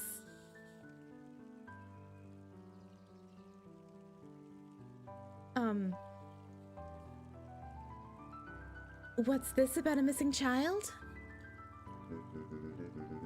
I must stress the situation is completely under control. It all just seems so terrible. And you're sure there's nothing we can do to help? Nonsense. Mr. Carter will turn up safe and sound, I am certain. You just focus on settling in. I trust my sister has supplied you with suitable lodging. Oh yes, Miss Valentine has been more than accommodating. And we were just telling our daughter Beck that... Now where did she run off to?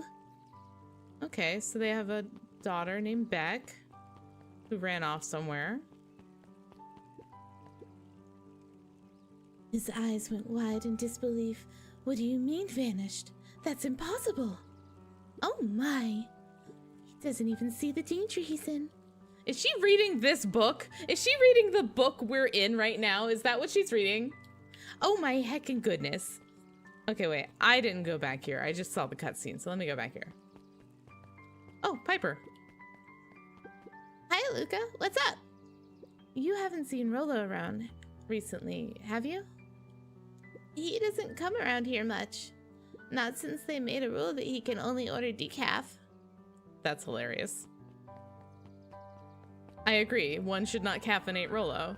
I didn't go down this way before. Oh my goodness, look at it. It's so neat. Ooh! How rad.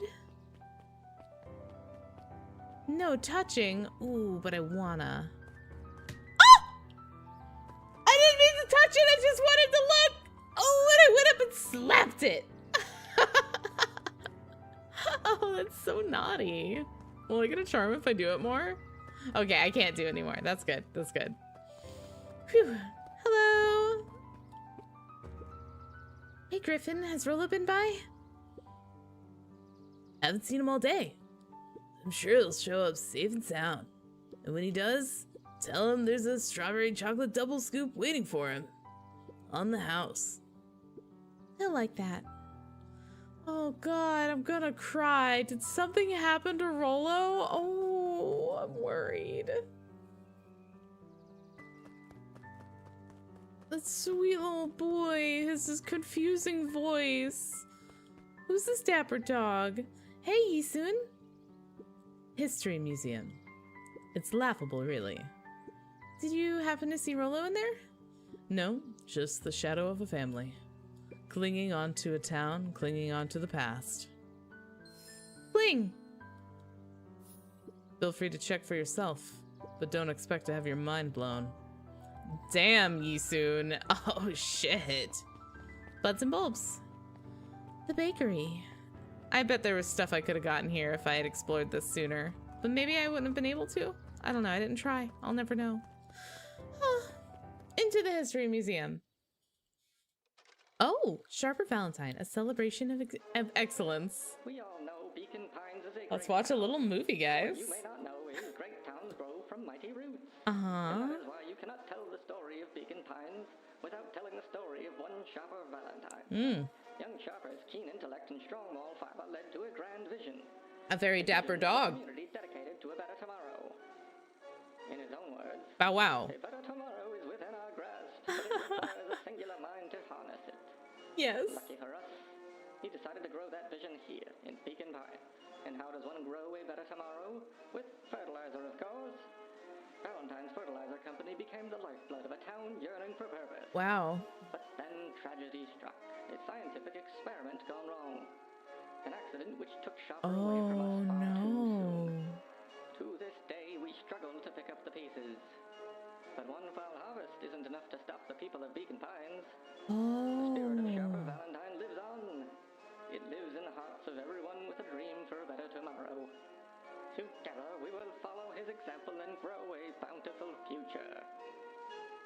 Paid for by the Valentine family and the Valentine Fertilizer Company Ribbon. Wow. That was unhelpful. I'm glad I saw it though. I know it didn't help me find Rolo, but I am glad to have seen it. All right, onward. We're gonna have to talk to Mr. Nun Creek, I bet.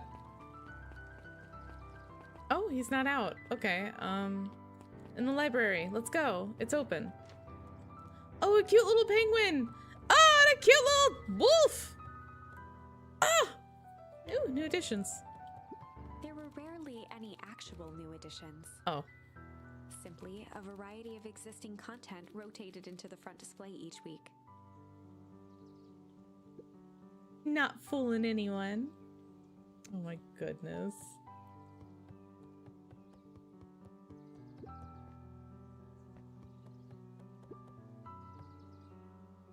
Oh, well, hi Shiloh.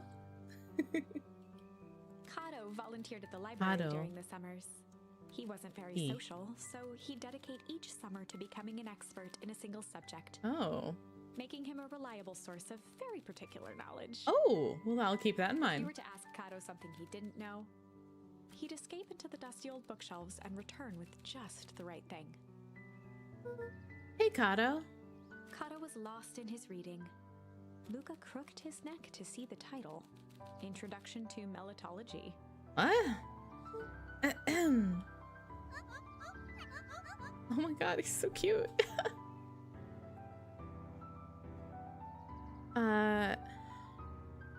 Oh, hey, Luca! You snuck up on me. Good book? Dunno, just started it. He gestured to the shelves. I'm really running out of books I haven't read yet. So now it's on to the wonderful world of bees. Turns out, bees are pretty cool. For instance, did you know that around 70% of bee species actually live in underground tunnels? Or that if there are two queens in a hive, they will fight to the death for supremacy? Fight. Oh my goodness. Gosh, the art. Gosh. That's interesting, but... Oh, wrong button. You haven't seen Rolo around recently, have you? Not since yesterday. Keep an eye out for him, okay? Sure thing. If I see him, you'll be the first to know. That's lame. Alright, we gotta talk to this wolf. Oh, woo! Wait, I'm stuck in the chairs. Oh, wait, hold on. Can I slide in? Let me out. Alright. Oi. Hey, Jace! Oh, hey, Luca. Did Rolo come by? No. I was actually surprised. He's usually here early on days when a new issue drops. Rolo's the biggest Hank Atomic fan I know. Besides myself, that is. Hair flip. Well, Oh, well, if he does swing by, tell him to meet me you know where. I don't know where. No, he knows where. Oh. Roger that, Space Cadet. Alright. The bottom corner shelf was a dusty array of thick science books. Only one binding was clean enough to read: Cellular Biology and the Chemistry of Mitosis. Boring. Oh boy. Oh, hello.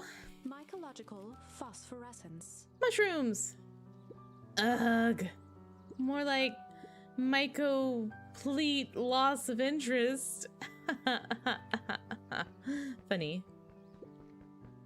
The entire top level of the library was devoted to comics, Ooh. most of which were Hank Atomic and the myriad of lesser revered spin-offs.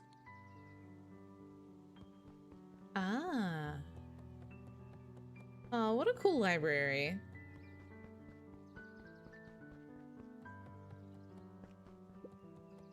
Oh, the cobs I've eaten. A salad-centric travel guide for the mildly adventurous. Yuck. Sally Seashore's simple succulent sundries. Luca brushed off a smudge of dust. Or maybe it was flour. 30 recipes so easy you'll doubt it's even edible. What? Succulent. Great. A peek behind the curtain. The methods and ruminations of Patrick C. Montesquieu. Montesquieu. One of the greatest acting minds of our time. Oh.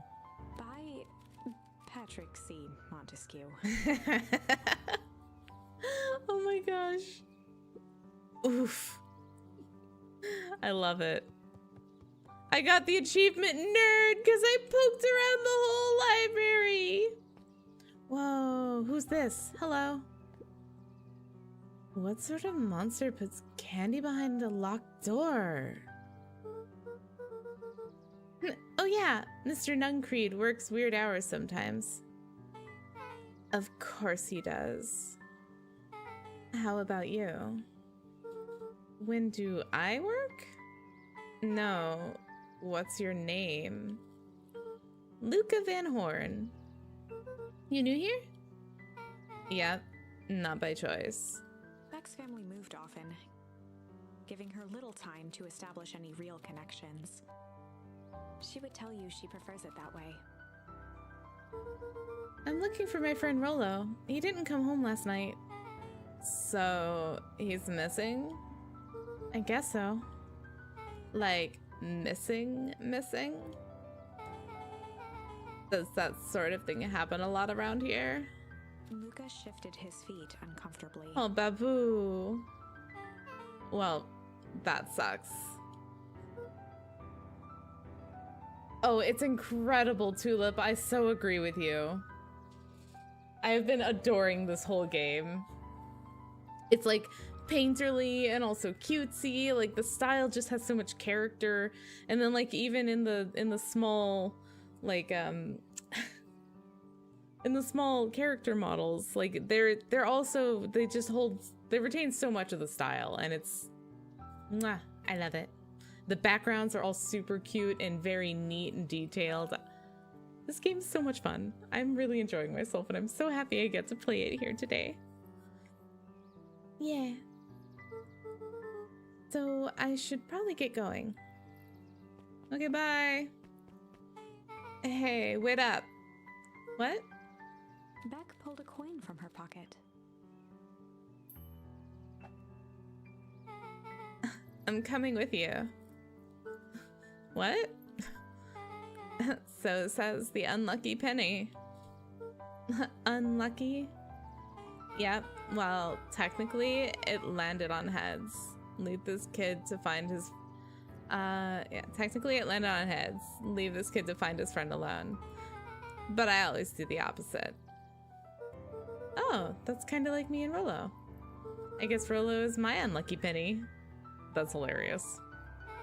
That settles it. A person should never be without their unlucky penny. Let's go find him. Oh, I love that! The name's Beck. Pleasure to meet you, Beck. I suppose I could use some help. Try to keep up. Hooray! Now I won't die alone. Do, do, do, do, do, do, do, do. I love this bunny. Joey, have you seen Rolo around? No, sorry, Luca. I had my eyes in the dirt looking for beetles. I can't seem to find any. He never came home last night. You think it's because it's been colder than normal? I don't see why that would have anything to do with Rolo. No, the beetles. Do you think the temperature confused their circadian rhythm or something? Who's to say? I'm no beetologist. Just keep an eye out for him, would you? Of course. Jeez. Something about this beehive too, man.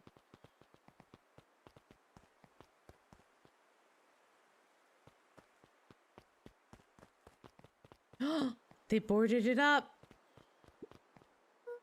Dang, they boarded up the way in.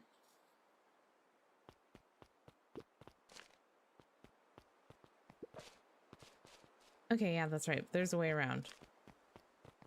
Ooh, ooh, ooh, ooh. There's... Yeah. Luca felt a chill as he approached Beck.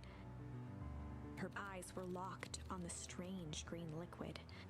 The nearby grass was coated in a fine layer of frost. Is this sort of thing normal around here? Because puddles of glowing ooze are definitely not what I expected from this place. I have no idea what this stuff is. Well, the next obvious step is science. And what does science suggest? Oop. Poke it with a stick. She provides a big Luca stick. watched as Beck dipped a broken tree branch into the goo. Ooh. Beck's eyes widened as flowers grew from the dead wood. Oh, snap. First small buds, which quickly bloomed into vibrant petals. What the? Cool. As quickly as they had grown, the flowers began to shrivel and turn gray. Aw. Beck dropped the stick with a grunt of disgust. Ugh. Okay. So the science tells us this gunk is weird as hell. Yeah, it seems dangerous. Oh no. Not the bullies! I can only assume poor things are going to happen to these bullies. What is this little guy? Is he a chinchilla? He's got like a... Oh, he's a gerbil, maybe. I'm not sure. He's got rodent teeth and a long tail. So what is he? He's also hanging out with a rhino. Is he a meerkat? Do they have tails like that? Cute though, they did. Hey Tish, look what the cat dragged in. Yup. I love how she's dressed. I don't have time for this right now, Iggy. Ah, don't say things like that. It hurts Tish's feelings. Ain't that right, Tish?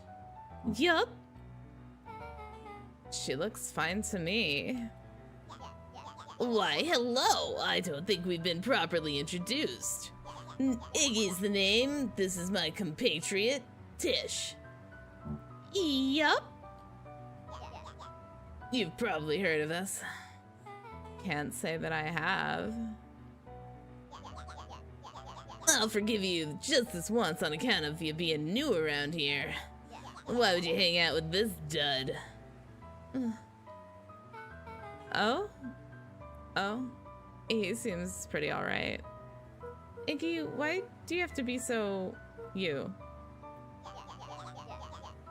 Has he even told you that his parents skipped out on him? Shut up. It's true, they got tired of having such a pathetic kid and left him. Iggy, I'm only gonna say this one time. Don't talk about my family. Well, look who's grown a backbone now that there's a girl around. First his pops croaked, then his mom finally couldn't take it anymore and bounced. This kid's about to get shoved in a puddle of Iggy goo. took a step towards Luca, his sneer lit by the glowing puddle. This kid's choosing violence himself. Beck could see tears welling in Luca's eyes, his fists clenched. Some things about Beacon Pines were very different from the city, but a bully from a hayseed town is really no different from a city bully. Beck took a deep breath and thought, Well, time to bust out the tickles. Really? Should we tickle? Should we tickle right now? Who are we gonna tickle? Are we gonna tickle? Who's tickling? I'm so curious. I want to know. I think we bust out the strange. We bust out the strange.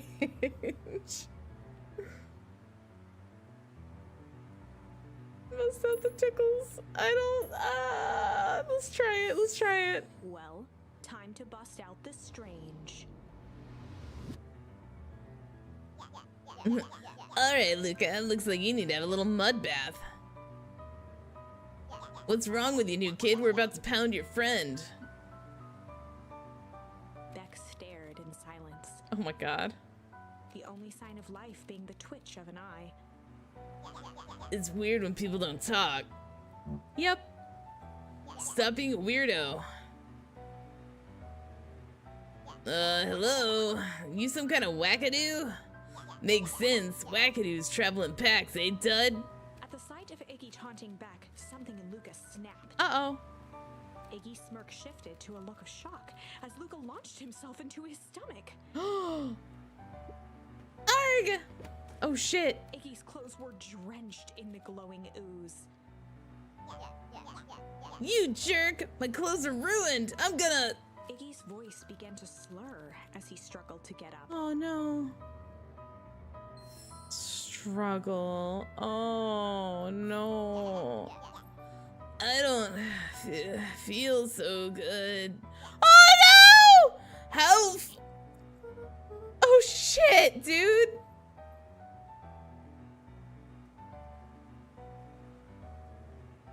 I'm sorry, it just...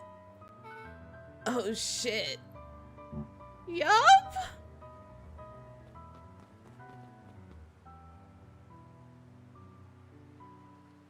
Should we go back and try the tickling route?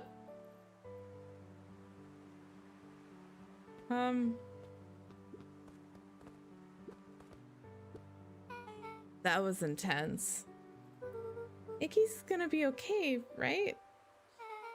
Nothing about this seems okay. The person at the warehouse. This strange ooze and what it did to Iggy. Was Rollo caught up in all of this? Oh no. He jumped in that puddle pretty quickly, man. We have to find Rollo.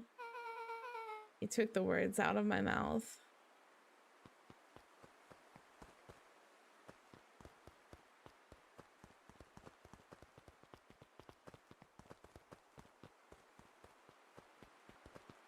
Okay, should we... Ooh.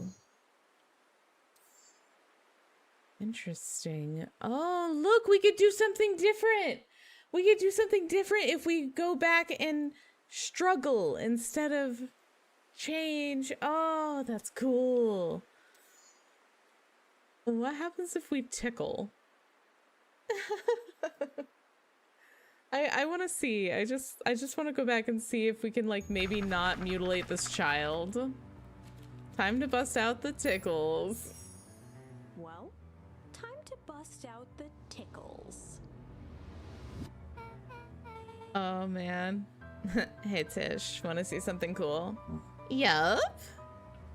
Check it. Beck lunged forward and began to tickle under Tish's arms.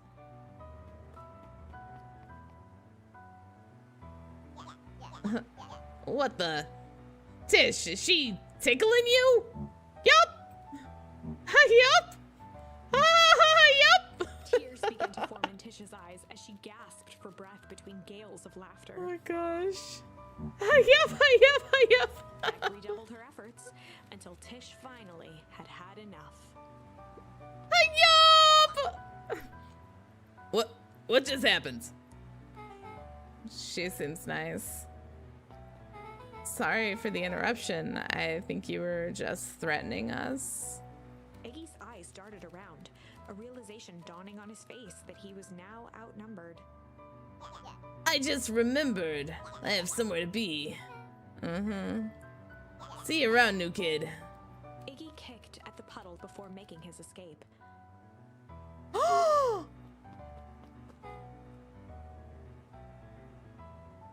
Whoa. What a little creep. Beck, I think you got a little ooze on your Beck hair. shook the ooze out of her hair as best as she could. Is it bad? It depends on your feelings about having a more mature, refined look. Oh god. Oops, now we're alone. Chapter 4. The Best Policy. Luca paused for a moment, catching his breath. He'd only just met Beck, and somehow he already managed to drag her into this mess. Hopefully he could make it up to her, but finding Rollo was his primary concern. Okay, I see. Well, guys, that is a kind of a big deal. Do we want to mutilate a bully? Or... Whoa, these aren't done? Do we want to mutilate a bully or be doing this alone? Like... I kind of feel bad for him, though. I just...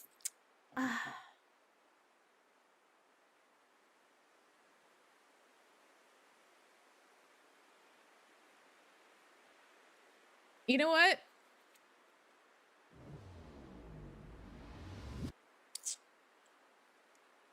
I know what I want to do.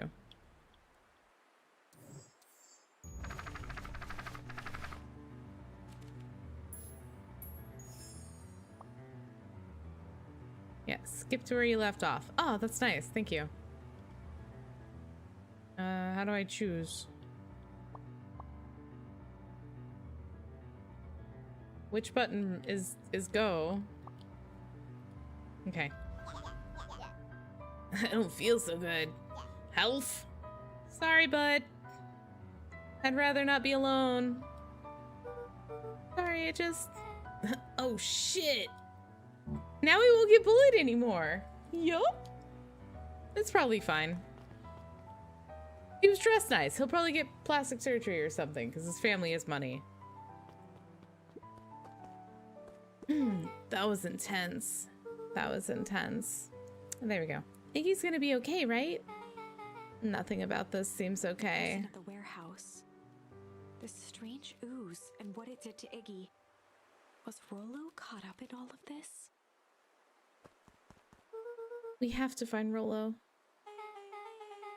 You took the words right out of my mouth. Oh, hello. Whoa there, little buddies. You startled me. What in the dickens are you up to in this part of town? We were just helping look for Rollo. Oh, you haven't heard the good news? Rollo showed up safe and sound a bit ago. Really? So where was he? It's really funny. It's funny, really. He just got a little turned around in the woods. They can be disorienting, you know. I'm starting to get that impression. Rollo's at his house now, getting some well-deserved rest. Wow, that's a relief. You two should scurry along before you get lost yourselves. Yeah, come on, Beck. I can't wait to introduce you to Rollo. Oh, that reminds me. Luca, your grandmother was looking for you. She was? She was worried sick. You should march straight home. I guess. Back your folks might be getting worried too. I'll walk you home. I need to talk with Nellie about work anyway. Glanced toward Luca. Ooh. I guess all's well that ends well. I'll introduce you to Rolo tomorrow. Sure. Glad he's okay. I am mistrustful. Rolo was safe. A wave of relief washed over Luca, which was quickly replaced by a sense of dread. Gran is going to kill me. Super kill you. If he hurried, he might just make it home before sundown. Chapter 4. Our harvest awaits. Luca took a deep breath and gingerly opened the door, steeling himself for Gran's wrath.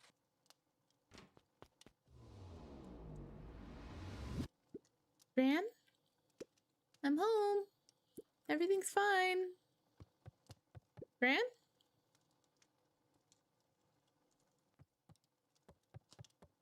The fire's lit.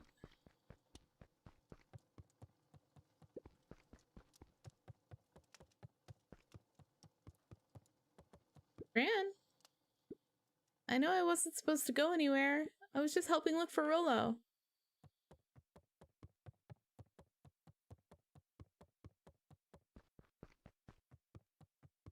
I'm concerned.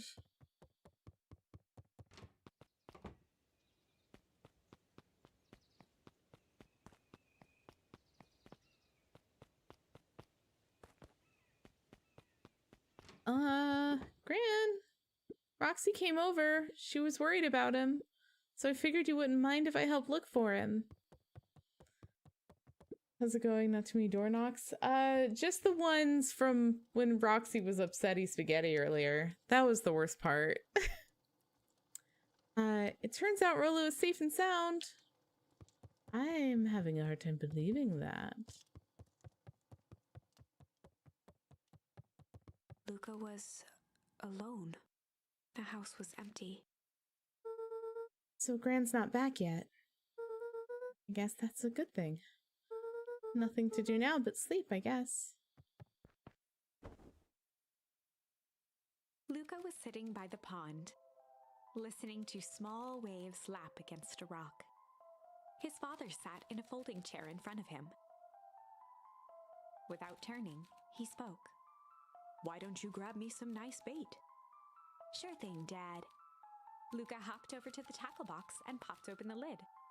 Inside was a rolling, buzzing mass. "We're fishing with bees?" Luca's father gave a warm chuckle. "Well, you catch more fish with bees than honey. Pick us out a good one." Luca closed his eyes and plucked out a bee. He could feel its wings struggle between his finger and thumb. Holding it at arm's length, he hurried over. His father deftly baited the hook and examined his work. "Interesting choice." With a practiced flick of the wrist, the line buzzed in a graceful arc. The water accepted it without a splash or ripple. The wrong choice, but I respect it. The pond began to freeze over. Sometimes we gotta make the wrong choice before we can make it right. Pallid ice propagated across the still surface with an alarming speed. Luca scrambled back as the ground beneath him turned cold. "Dad, I don't understand." "Sorry, kiddo. Understanding isn't always part of the deal." The relentless ice shot through the fishing line toward his father. "Dad, look out!" His father casually wound the reel.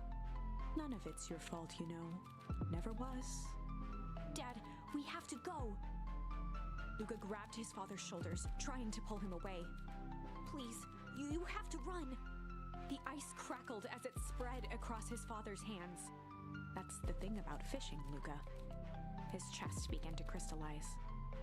"You toss your hook in, and you never know what you're gonna pull out."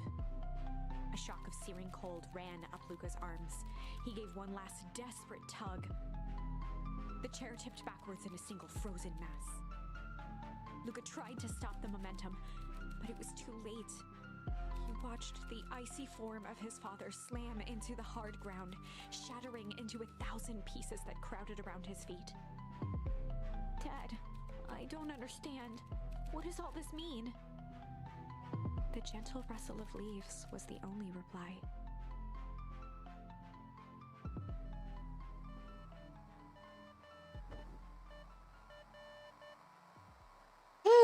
Luca's eyes struggled to focus on the walkie-talkie. Upsetting. Rolo?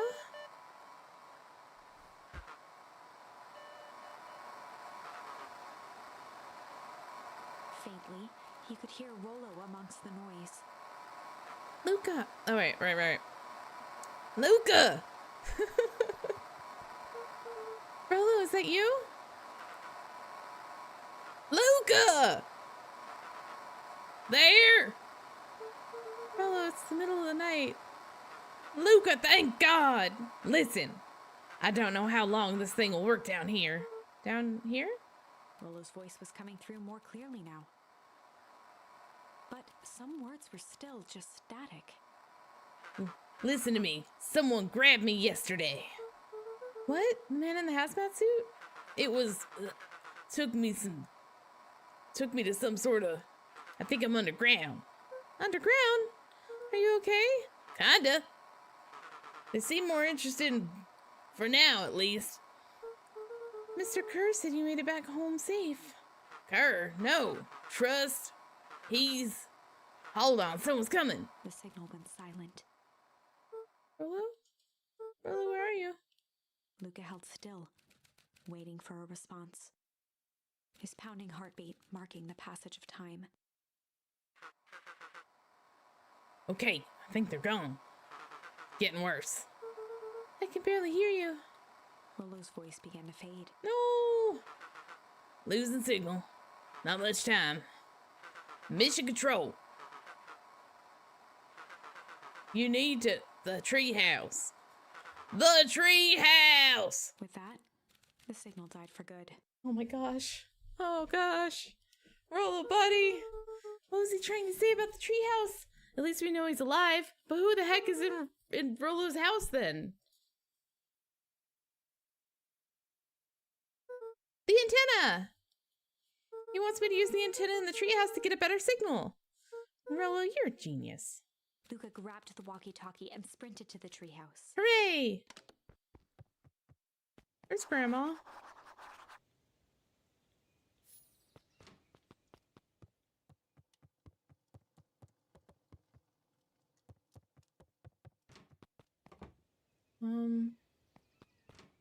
Guys, why are all my friends and family disappearing? Am I the problem? Luca heard a group of footsteps approaching. He dashed behind the bushes to avoid being spotted. Grandma!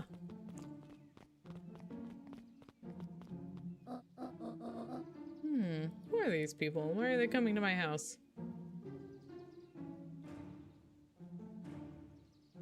Okay. So, we all understand our roles. You can count on me. I still think we need more time. This wasn't the original plan. Mr. Tolliver paused, shifting his eyes to one side. We're all in danger now. I, for one, refuse to sit idly by while the danger persists. Refuse.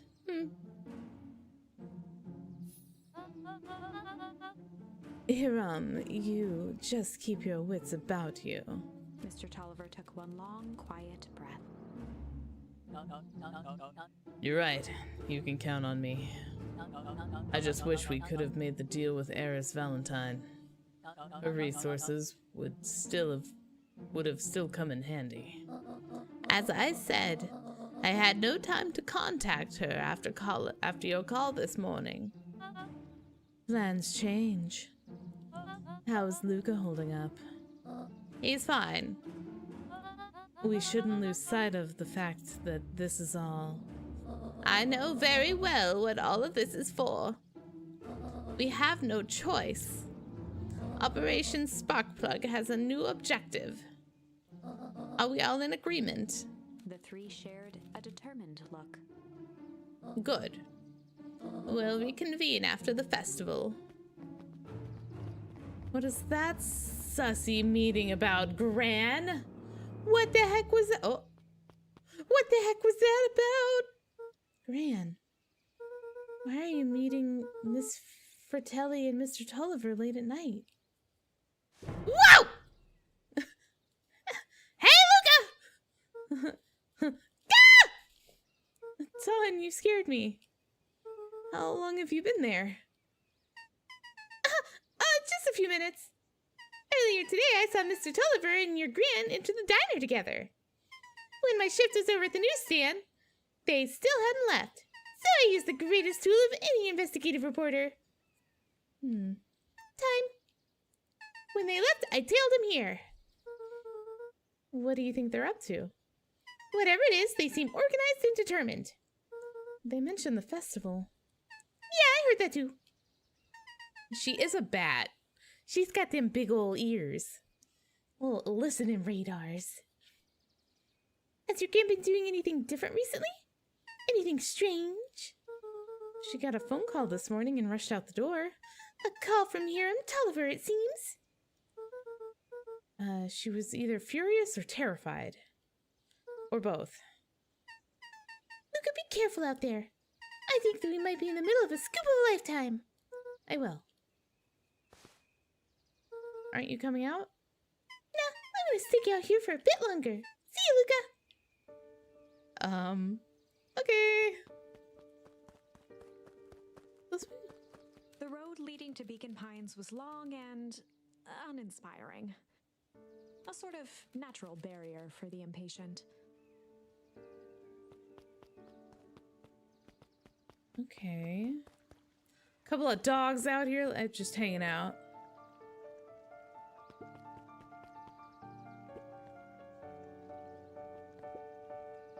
I did it. I changed the sign. Splendid. Did anyone see you? I don't believe so. You were right. It was simple enough to rearrange the letters. Odd choice for a prank, though. In situations such as these, odd is good.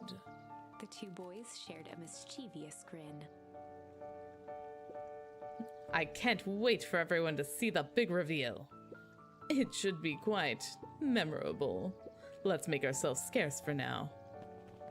Oh, is there a sign that's covered up and now it's... Yes, I see. The something festival. I wonder what it could be. Rearrange the letters. I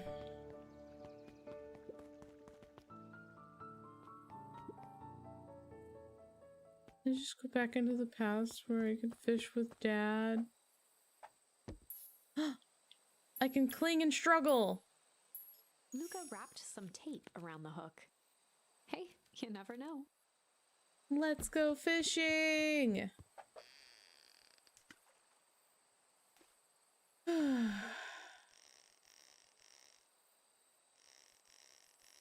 Okay, guys, we can go back to our memories, our simple childhood memories of fishing with our dad. What's that? Crumpled up tape? Okay. It's got a bunch of big words written on it. Let's see that.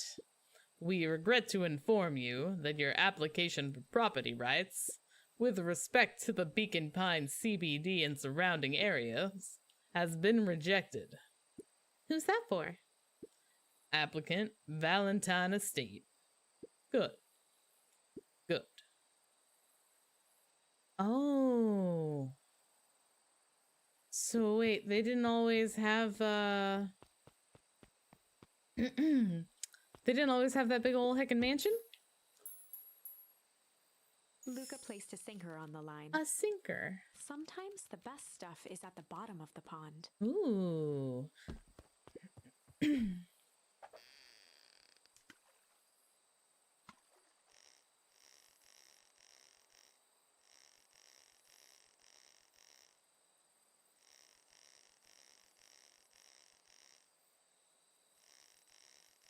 A bottle. Malice 80 proof whiskey. A hard liquor for a hard man. Best leave it be. Takes a real piece of work to leave something like that lying around.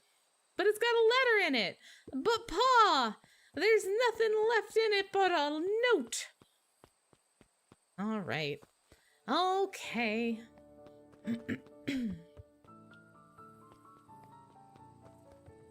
The antenna. I did it. Oh! Hey, foot's coming up. Rolo? Rolo, are you there?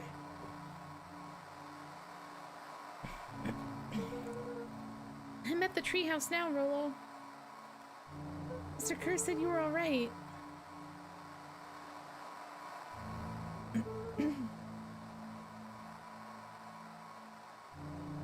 What happened out there? Dang it, Rolo, where are you?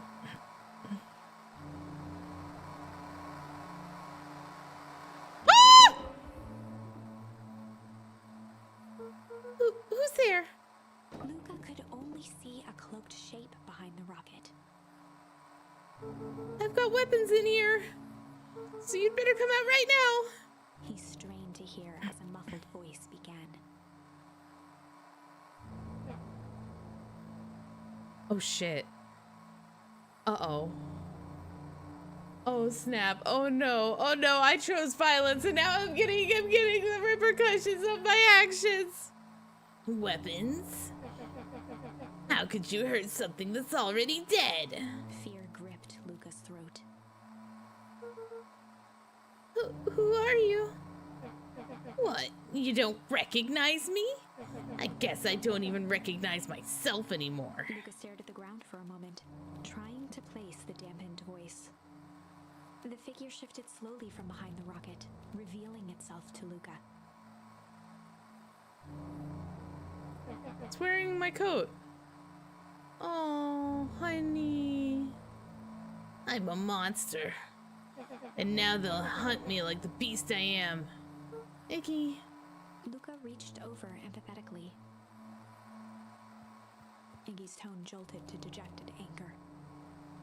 Don't touch me! This is all your fault.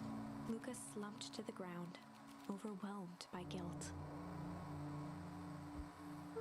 I'm so sorry. I didn't mean to. I lost control. So you couldn't control yourself for a second, and I get to be like this forever? There must be a way to fix this. Oh, so you gonna be my savior? Perfect little Luca saves the day with his positive attitude and the power of friendship. None of this matters. There's no time. They're after me. They chased me all the way through Weepwood. I only came here to hide.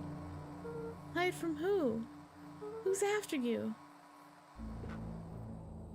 Luca! Luca! Rolo? It's not safe, Luca! Rolo, where are you? The treehouse! I'm at the treehouse, Rolo. Where are you? No, Luca, the treehouse isn't safe. They said they're going to the treehouse. I was trying to tell you stay away from the treehouse. Who said they're going to the treehouse? The clipboards!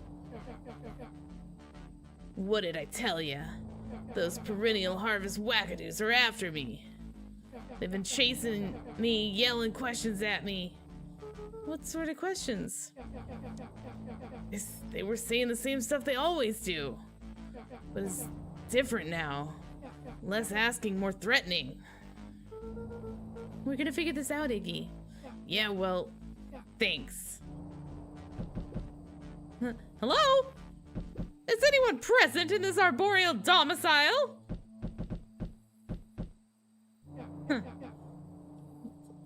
I appreciate the two bits in a what's it? What is it called? Dun dun dun dun dun dun dun. It's 2 pence, but shaving a haircut. That's it. Let's shaving the haircut.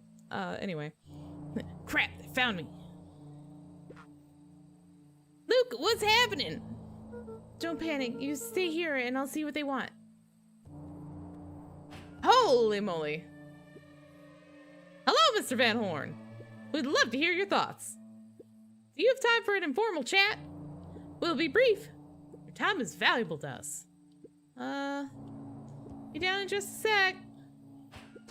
Of course, of course, of course, of course. Wow. We have a problem.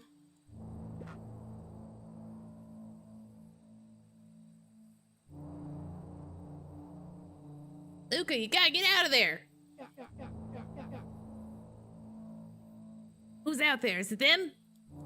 Yeah, it's the clipboards. A bunch of them. How many? Maybe all of them? And yeah, you were right. They are saying the same stuff, but it's with the creepy knob cranked to 10. Might young Iggy be present? We would love to hear his thoughts. Run! Iggy slumped to his knees. Oh, honey. I don't know what to do. Oh, wait. I'm just so tired. Luca, what do we do? Luca grabbed the walkie-talkie and headed for the window. Follow my lead. Luca and Iggy climbed up the back of the treehouse to its roof, where Rollo had constructed his MCDC, the Mission Control Defense Cannon. Ah. From behind the crowd of clipboards, William Kerr strode forward, a warm smile on his face.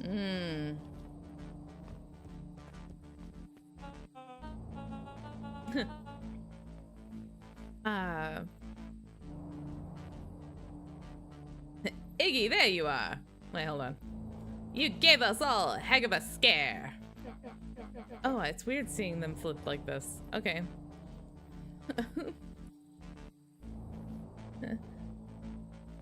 Go away! Just leave me alone! Oh, I'm sorry, Iggy, but no can do. Don't worry, though. We're here to help. Help? Then why were you chasing me? Luca, can you talk some sense into your pal here? Just look at him. He's not well. What's wrong with him? What did that gunk do to him? Well, that's a pretty honkin' big question, Luca. All you need to know is that he's sick. He's real sick, Luca. I just need you to let us up there and take care of him. You told me that Rollo was okay, that he was back at his place resting. He is, poor fella, just got a little lost. That's a lie! That is a hurtful thing to say, Luca. I thought we were buddies. Why? Because he lets you ramble on like a wackadoo? Nobody likes you, you creep! Kerr's smile faltered. Ooh. Why don't you pop down here so we can have a face-to-face? Yelling like this is gonna give us all a heck of a sore throat. Yeah, you're telling me. And who wants that? Luca's grip tightened on the MCDC. What did you do to Rollo, you liar? Well, shucks, Luca. The only teeny tiny fib I told you was that he was at home. He is resting and he is perfectly safe. For now, at least. What happens to him next is up to you, Luca. Look around. You're in quite a pickle and I am the only person in the whole wide world who can help you.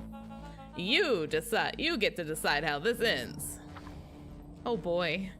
I get to decide. His mind raced. He was caught in a trap. What do you do when there's no hope? Iggy wiped his cheeks with a sleeve. What are you gonna do, Luca?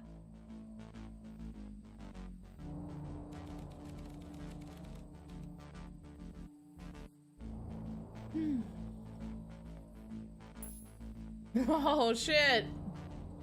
We're gonna fight! Luca drew himself up and decided to take the only option they had left. Fight. He swung the Mission Control Defense Cannon around, aiming it confidently at the smirking face of William Kerr.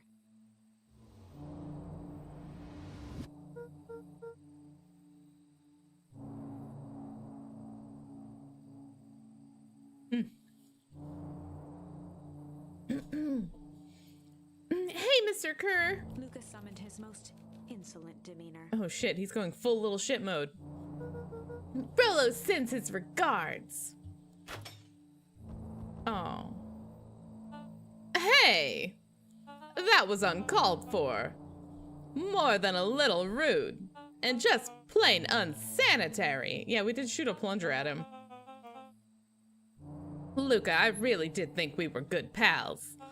What a shame that it's come to this. Kerr turned his back on the two boys. In this. With a nonchalant wave of the hand, he made his exit. Oh, snap. Oh, snap. Oh, snap. As the clipboards began to slowly advance on the treehouse, Luca looked to Iggy with resignation in his eyes. The end. I lost again! Dang it! That escalated quickly. Maybe discretion was the better part of valor here. Let's put a pin in this for now.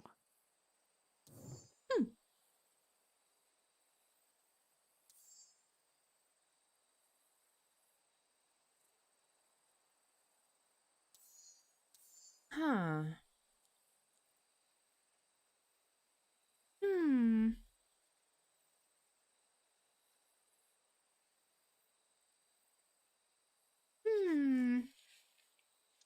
Okay.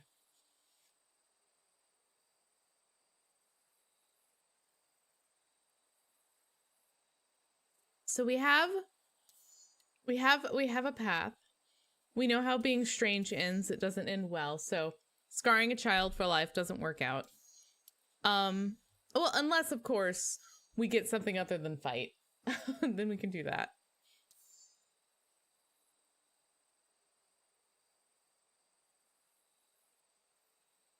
But turning Beck into a weirdo and making her tickle Iggy's muscle until she leaves, and then giving her a cool white streak might be a good idea. I'm sure that would be fine. But we could also try going solo dolo at the Warehouse of Horrors and just struggle our way out of it. We haven't done that. Let's do that. Let's see if we could just avoid getting Rollo kidnapped altogether. Struggle. This is a story about struggle. Luca could hear a machine humming somewhere nearby. He felt around wildly, searching for something, anything that could help. His hands found a hard object, maybe a tile? He yanked it free, lifting the cold stone. Let me go! Luca swung the tile as hard as he could at the shape that still held fast to his leg. He heard the crack of glass as the stone hit the assailant's mask. Oh shit. With a muffled yelp, the hand let go.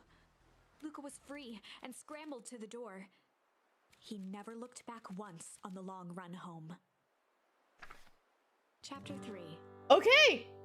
Okay, maybe this works. Maybe we can avoid getting Rollo kidnapped altogether. Easy peasy, mac and cheesy. It's gonna be okay, everyone. Rollo's fine. Everything's fine. Everything's fine. The next morning, it was quieter than usual at the breakfast table. Only the sound of silverware and chewing interrupted the awkward silence.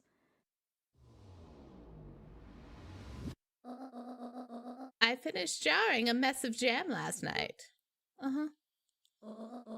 So that'll need to get delivered into town today. Okay. So what did you and Rollo get up to yesterday? Oh, Rollo had things to do, so I just sort of poked around town. I've set the jam down by the front door. There are 2 batches to drop off. One for Mr. Tolliver and the Bag and Wag. At the Bag and Wag. Deliver jam to Mr. Tolliver. Another is from Mrs. Fratelli. There we go. Fratelli at the diner. I'm sorry, I didn't take my medicine this morning. Oh, and Mr. Nuncreed. He said he wanted some more. I suspected as much. Yes, he seems to have taken a particular interest in my jam. There are some extras in the basket for that enthusiastic gentleman. God, oh, not Mr. Nuncreed, no.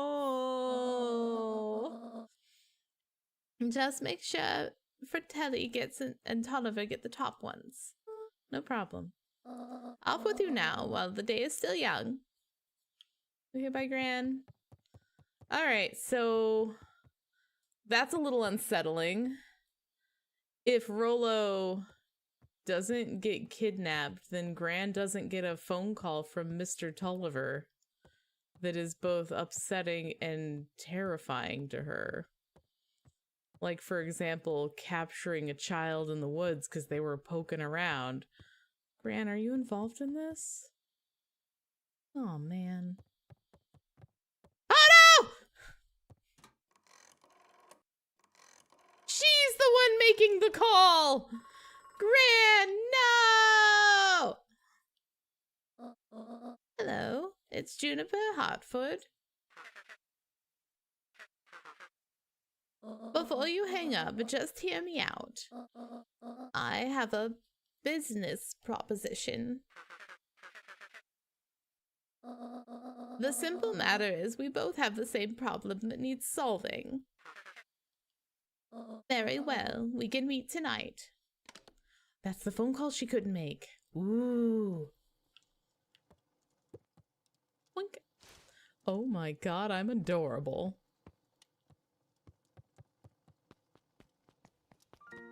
Rollo, you're alive and safe! Ah!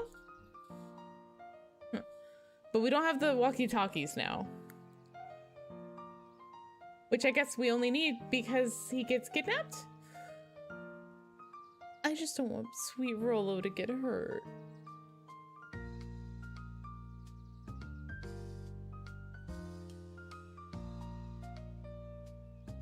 Okay. Sorry about yesterday. Roxy can be so annoying. Good news. No more boring chores for me today. Did you make it to the old Valentine warehouse?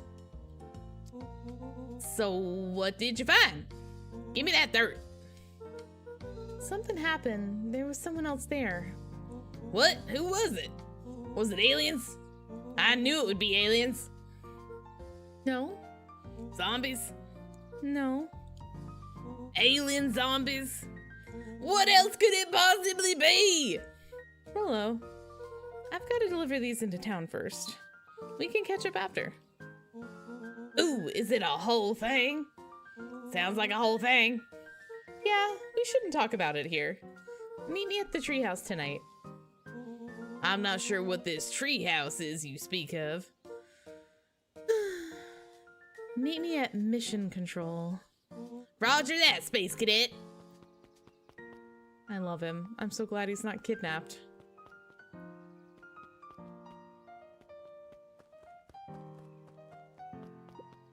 The road leading to Beacon Pines was long and a sort of natural barrier for the impatient. Okay. Just checking.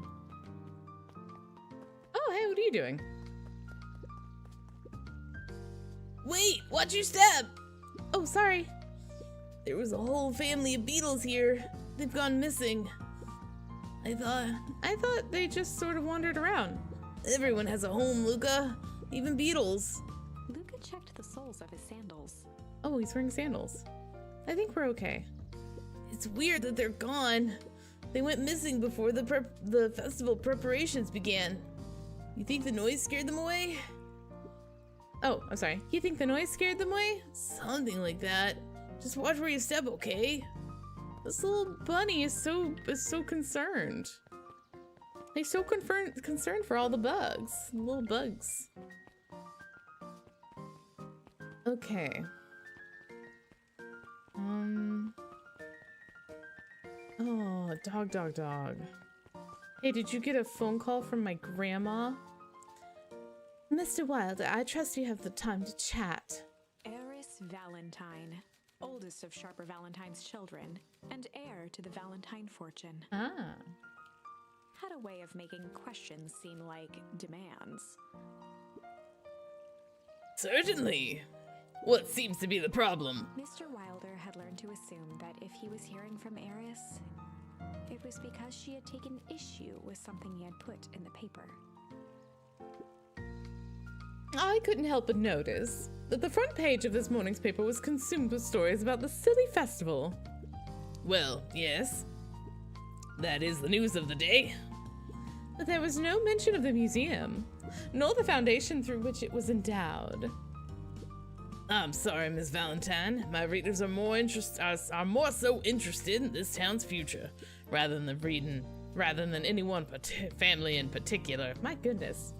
I had me a stammering fit there, Miss Harris. Humph. There was a time, Mr. Wilder, when the goings-on of my family was the only thing this town cared about. Well, things change, ma'am. And you know change is a dangerous... If you finish that thought, I will make this monocle a permanent fixture of your anatomy. My apologies. Good day, Miss Valentine. Did I give you the impression this conversation was over? Mr. Wilder averted his gaze and began to polish his monocle. Well, good day, Mr. Wilder. Jeez. Bye. Ooh, what's that? Last Chance Diner. Oh, this is the way I need to go. Oh, I haven't even been over here? Well, oh my gosh, no wonder I didn't know this bat. I have not been exploring like I should.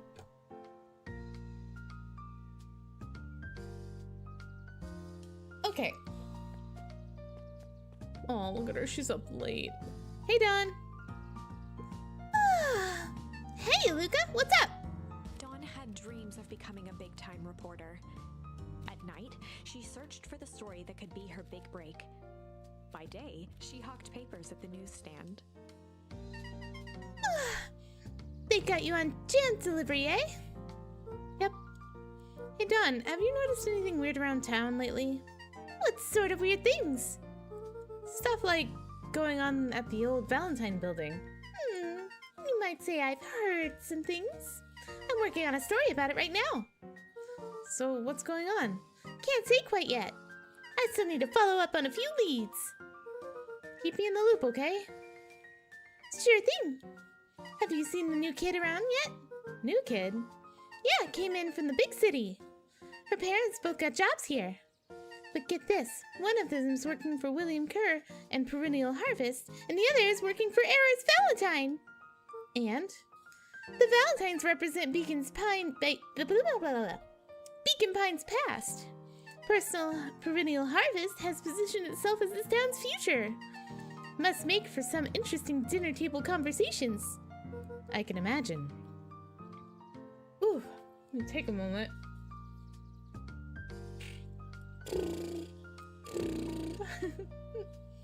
Yeah, loosen up my mouth a little, you know, little lip trills.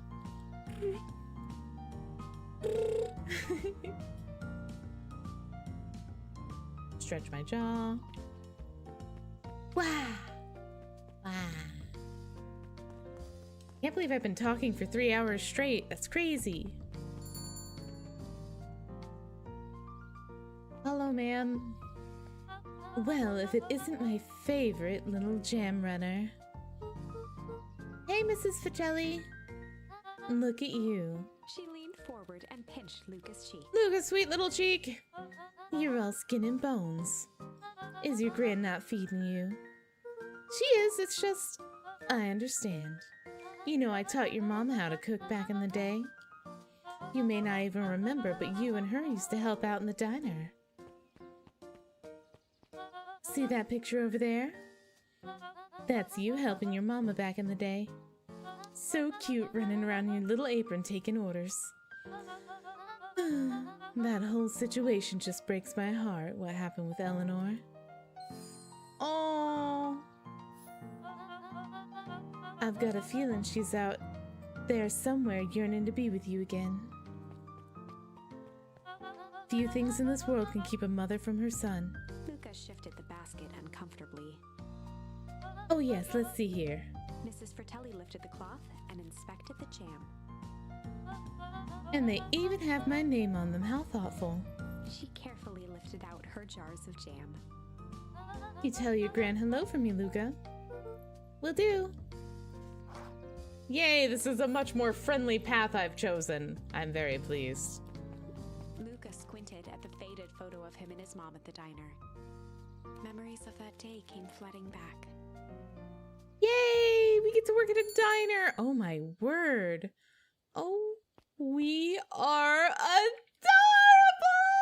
adorable! Oh, is that our mom? she's beautiful. Oh, wow, this bunny is ever pregnant. Wow, look at everybody. She's never gonna finish that book. And there's Roxy. There's Mr. Tulliver. Okay, I'm gonna talk to Mom. Mom! I'm ready to help, Mama. All right, little buckaroo. It's time to feed these folks while Mrs. Fratelli is away. I've got to deal with the inventory before I can start cooking. Do you think you can handle taking some orders in the meantime? Yes, Mama. Whoa. Hiya, Roxy. Luca? I'm helping. Wow. Hopefully your work ethic will rub off on Rolo. What can I get you? I'm not really feeling like a burger. How about a chicken sandwich with bacon on top? Coming right up. Chicken sandwich with bacon on top. Wow, okay. Oh, look. Oh, cool. Tender. I get it. Like chicken tenders. It's fun. So candy. There's the burger. Cold cuts. Got it. Tender. A chicken sandwich with bacon on top. Yeah! I'm great at this. Here you go. I call it the Love Me Tenders. Nice. Woo!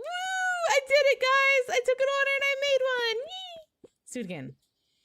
Aren't you a little young to be waiting tables? I'm just helping out. My father had me hustling when I was your age as well. Father always says, children are to be the sails pulling a family ever forward. That doesn't sound very fun. There's plenty of time for fun. For instance, Father and I always make time to have lunch together once a month. Luca glanced at the empty seat across from Gus. Should I come back? Oh no, turns out Father was too busy to have lunch today. I'll just go ahead and eat alone. Oh. The silver lining is without him around, I can have my usual nice stack of cold cuts topped with a pile of sloppy chili. Gross. Let's go! Cold cuts. Chili. Gross. I didn't like that sound. No. Here you are. Cold cuts with steaming hot chili on top. I call it the hot and cold. That's perfect, thank you. Yay! What would you like, sir? Gadzooks, they've shrunk the waitstaff! Jeff slapped the table and gave Luca a toothy grin. I love Jeff! How's your pops doing? He's been pretty busy these days. I know the feeling. Tell him that fishing rod he ordered will be ready next week, will ya? Sure thing. I've been in the mood for something sweet. You got a burger that can satisfy a sweet tooth? A sweet burger? Yeah, top it off with some grilled cactus. Grilled cactus? Heart wants what it wants. Chop chop. I love Jeff. Oh my god. He wants this with the cactus. What a weird guy. There you go. Here's your order. I call it the sweet and stabby. Ah, now that's a burger with bite. Enjoy. Mom, I helped. Looks like we're missing a few things. Why don't you run out and grab some more ingredients? Okay, I'll be back. Oh, that was so, I love that. That is so peaceful and wonderful. If I could just be left alone, young Mr. Van Horn. Oh, sure, sorry to bother you. It's just that... Oh. Oh, sweet boy. All right. Mr. Kurz asked me to make the opening speech of the festival. Being mayor and all, you might expect me to be a charismatic speaker. The truth is, I'm terribly nervous. I don't really think I'm cut out for this sort of thing. Cut out for being mayor or for public speaking? Both, I suppose. I never really chose any of this. More of a duty to my family. For our legacy. That sounds like a heavy burden. As for the festival, just speak from the heart. I'm sure it'll be great. Aww. Luca's such a good little... Oh, I just love him. I love him. Luca, you good heckin' little man. What part of the book are you reading this time? Anger from the past, mistakes not yet made, and a glimmering hope for the future. He carried them all in equal parts everywhere he went. Oh heavens, what a burden to bear.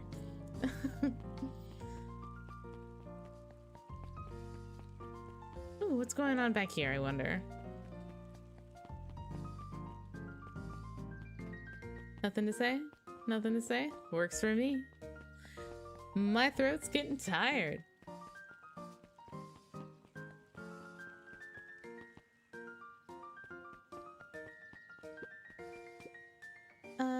How do you keep the ice cream cold? I don't remember the voice I gave this guy, but I felt like it was a good one. Keep them on ice. And where do you get the ice from? I don't know, somewhere cold. How do they keep somewhere cold? Look, Bert. Do you want ice cream or not? No, I'm good. Cute. Hello, Mr. Tolliver. Huddled at his counter, Hiram Tolliver was meticulously shining apples. Hiram. More accurately, Hiram Tolliver was meticulously shining one apple. Hello? With a yelp, Eep. Mr. Tolliver fumbled the apple, flailing at the air as it fell. Oh no! Oh, sorry. Ah, no bother, no bother. He leaned forward and lowered his voice. I see you have something for me. Yeah, Gran had some jam I'm supposed to give you. He leaned in a bit further. Jam? Yeah, these ones on top. She wrote your name on them. Mr. Tolliver leaned back, speaking loud enough for anyone to hear. Ah, yes! The jam! Thank you so much for delivering this jam to me! He reached forward and snapped up the jars of jam, giving Luca a little wink. I shall put it on my store shelves post-haste. Okay, I should finish my deliveries. Of course. Of course. He leaned in for a final whisper. Of course. Mr. Tolliver, can you have some chill, dude? He is just so funny. That was hilarious. Can I find a way to kick a melon? I kicked it because I have something in my hands. Oh, that's great.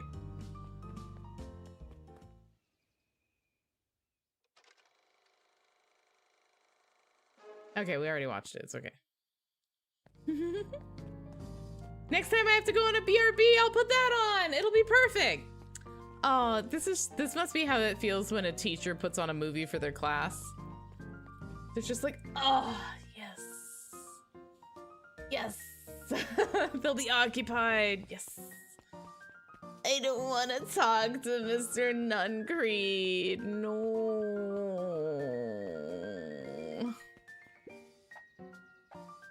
Got some jam for you, Mr. Nuncreed. Luca, you seem chipper. Well, aside from being on delivery duty, it's a nice day. Mr. Nuncreed eyed Luca for a moment, then nodded in agreement.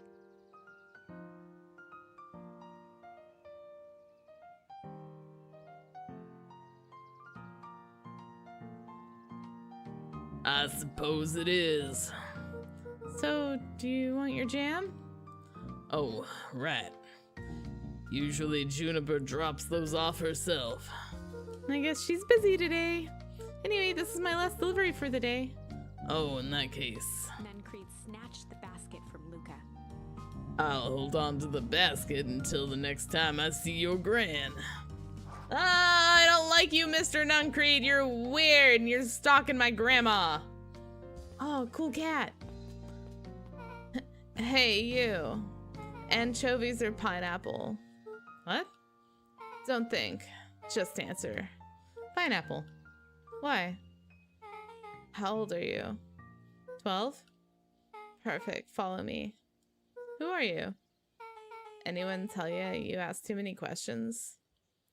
Just try to keep up, okay? I'm pretty sure we were one for one on those for... What just happened? Oh. Oh my god, that's so cute. Oh, it's her mom's. Hey, what a crazy coincidence. Here's my new friend I was just telling you about. Oh, that's wonderful. Yeah, we just hit it off. Oh, really? Get this, his favorite pizza topping is in the whole world is pineapple. Oh, And what's your new little friend's name? Beck locked eyes with Luca. The look on her face was equal parts expectant and desperate. Luca Van Horn, nice to meet you. I'm Nellie, and this is Iona. Ilona? Iona? Huh? Alona? We're Beck's parents. Beck gave Luca a quick nudge. Oh yeah, Beck told me all about you. Already feels like we've known each other for years. That you can both stop obsessing about me making friends. Oh, darling, we never doubted you. It's just that for children with fewer than 5 close friends, the probability of a stunted development doubles.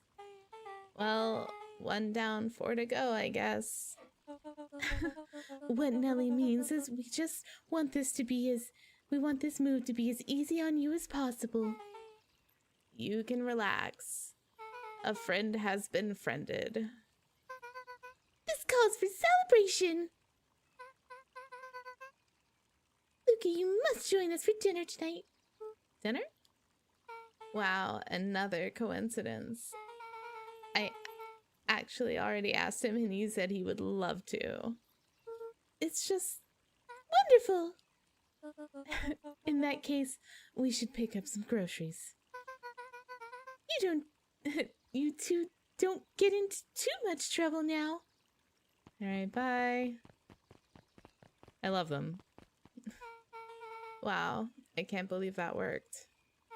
Thanks a ton. You're welcome? I owe you one. My moms are great and all, but they can be a bit much sometimes.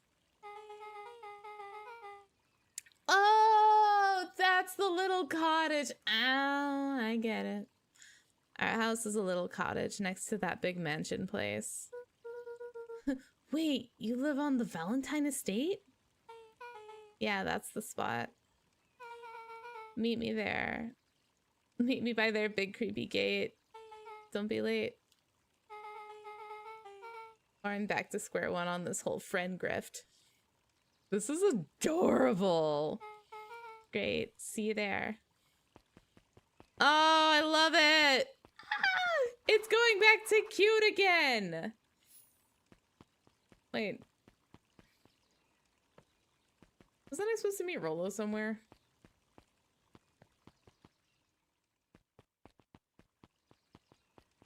Okay, hold on. Let me go back to my thing. I'll go get Rolo. I think we have to go...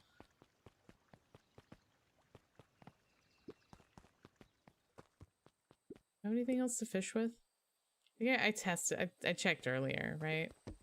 Yeah, nothing new. Luca tied a shoestring. What fish could... No, I'm good.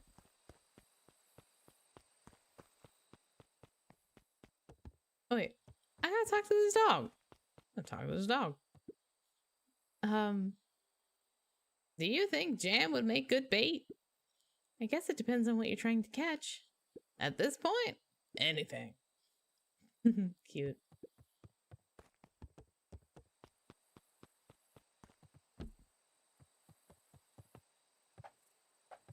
Rollo! Where did you say you wanted to meet? I guess I'm just gonna go meet up with Beck. Meow. Skirt. I'm kind of losing track of the timeline about like what's happened in this one. All right, this is our solo one. Rollo didn't go with us. Oh, you're out and about, Jeff. Hello. Good morning, Jeff. What's so good about it? Another day further down the tubes, if you ask me. Come on now, it's not all bad. The festival's coming up. Huh, festival. Old man Valentine used to put on cockamamie shindigs all the time. And where did that get us? Well, it's Perennial Harvest putting this one on. And they're doing it for the whole town. As far as I see it, the difference between the old Valentine Company and this new Perennial Harvest outfit Jeff dug through his pockets for a bit. is the difference between an empty soup can and this brown banana. Those are both garbage. Exactly. Oh, he got me there. Oh, Jeffy boy. Hello. Hey, Kato. Good afternoon, Luca. Can I help you find something? Maybe, maybe not. Try me. Well, there's been some weird stuff going on at the old Valentine warehouse. Can't say I know anything about the old warehouse. But empty hives don't stay empty for long. Huh? Kato motioned to the book in front of him. The more I read about bees, the more similarities I see with people. If a hive collapses and fails, it doesn't stay empty for long. A new queen will set up shop pretty quickly. You're saying it would make sense for someone new to start using the warehouse? Nature abhors a vacuum. Ah. Hello. Hey, Jace. Oh, hey, Luca. Have you seen this new issue of Hank Atomic? Not yet. No spoilers, please. It's awesome. It's a flashback. No spoilers, please! We get to see how mild-mannered Henry Adams becomes Hank Atomic, man of space justice. Jace, no spoilers! Oh, sorry. My point is you're gonna love it. Alright, Jace, catch you later. Roger that, Space Cadet. Jace. Bro. Please. Is this drugstore ever gonna open? Oh. Woo! Ho there, little buddy! What brings you to this neck of the woods? Oh, I was just wandering around a bit. Wandering? How wonderful! Children and their wonderful wandering. Oh, to be young. Anyways, I can't let you pass just now. Top secret business, that-a-way. Mr. Kerr winked with a wry smile. Oh boy. Ah, I'm just yanking your chain. Perennial Harvest is making a few improvements. He gave Luca an energetic thump on the shoulder. Better head home now. Our harvest awaits. Oh, all right. Hey, you know what? This leads to me not pushing someone in toxic goo, so that's good, right? Probably. I met them at the gate. So, who all lives in that house? Eris and Gus Valentines grew up there, and Solomon moved in a few years back. The creepy little kid in the vest. Sounds like the one. So just 3 people live in that huge thing.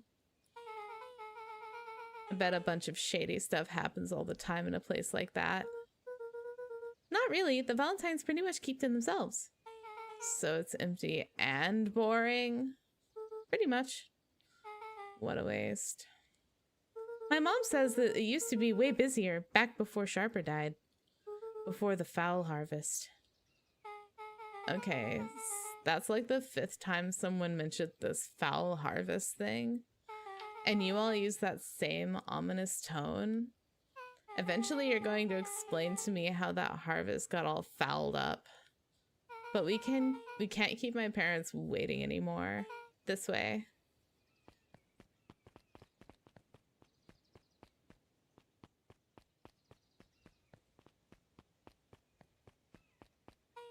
Most kids would have just ditched me by this point. Why are you still here? Because Luca's a good boy!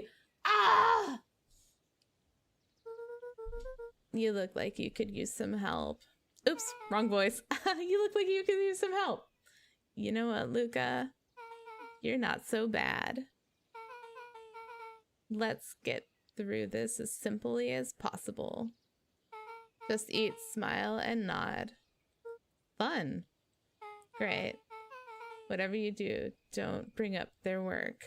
Oh boy. I think I can handle that. Beck took a long breath, then gave a firm nod. So this is the couple that that Dawn was talking about, that the dinner table discussions must be rough. Here goes nothing. Things are tense at Beck's house. Chapter 4. Oh, right. I was gonna take you guys into that little tent, but I need a quick break. I feel like I just took one, but just like 5 minutes. Yeah. We're gonna go be right back.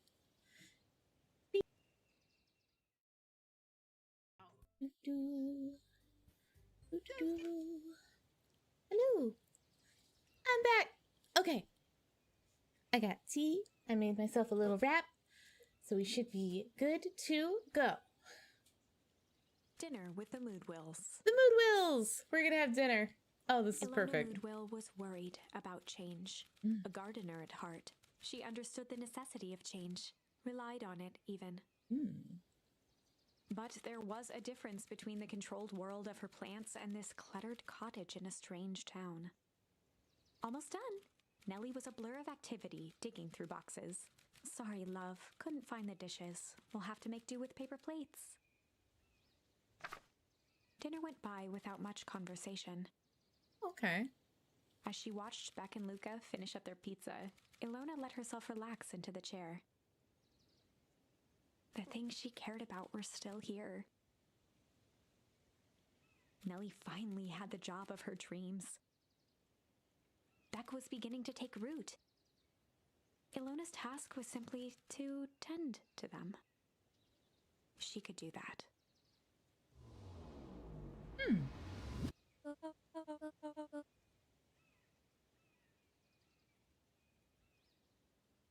Sorry, I was getting some of my wrap while the narrator took over. Okay.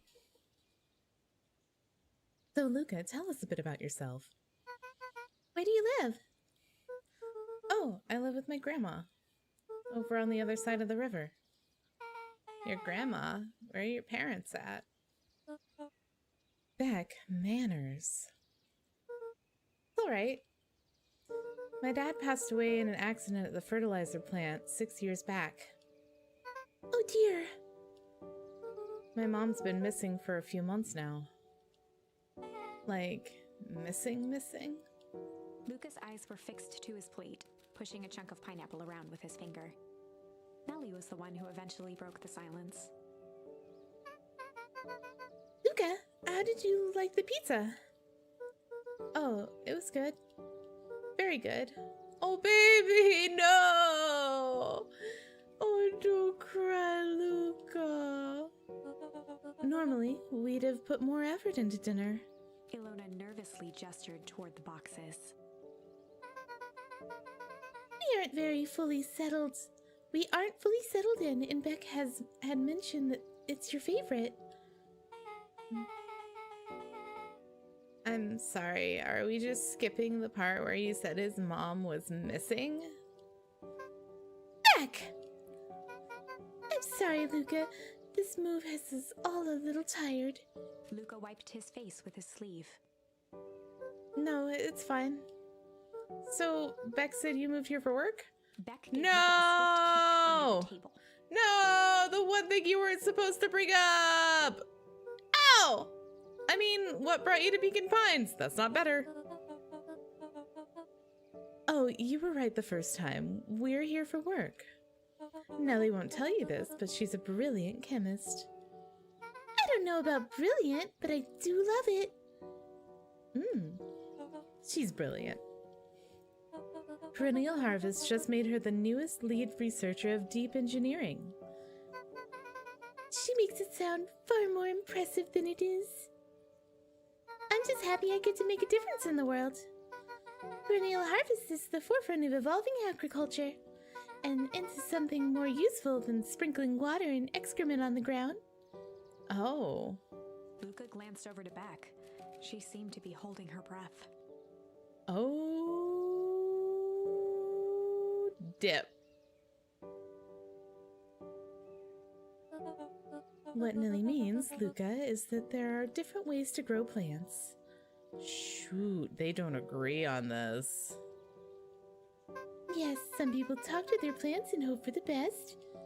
And some people happily leave their job to allow a loved one to pursue their dream. Oh shit. Oh shit. Oh shit. Oh snap. You swore you didn't. Beck slammed her fist into the table. Perhaps harder than she intended. Hey, Luca. How about some dessert? I actually have to meet my friend Rollo soon. Luca glanced outside to gauge the time. The sky was darker than he expected, filled with ominous clouds. Hello, Baron. Welcome in. Looks like there's a storm brewing. I should get going. Oh, I didn't think there was any rain in the almanac. Yeah, almanacs aren't that useful around here. Luca wiped his mouth one last time with his napkin and started to get up. Thank you for all the pizza. It was really good. See you at the festival, Beck.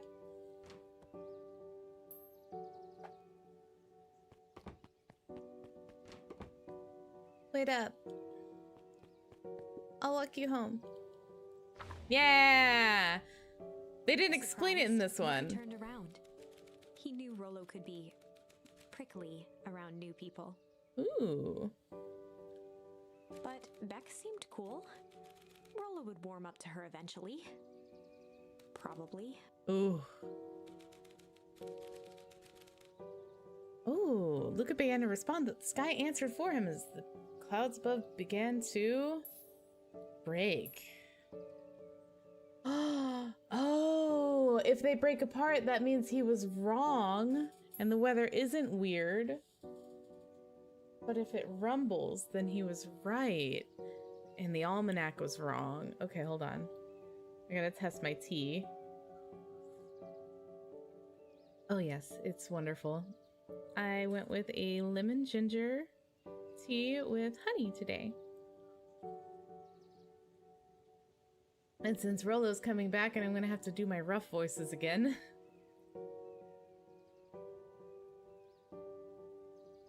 I figured it was just the thing I needed. Okay, let's say that Luca's right and it is gonna rain.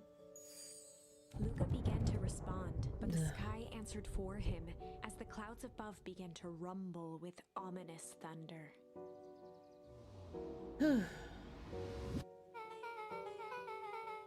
You sure you can make it home before the storm kicks off? We can make it home before the storm kicks off? Luca surveyed the Yeah. rolling clouds. I'd say the odds are good. Maybe you should stay here and I'll just make a break for it. At that moment, the heavens opened up, unleashing torrential rain. Oh. Care to recalculate those odds? Oop, hurry inside, you two, before you catch a cold. Oh. Luca, Nelly will keep trying to reach your gran on the phone. In the meantime, you two hold tight. Okay, this means we miss our meetup with Rollo. Oh no, I gotta go back. Sorry, not much to do here.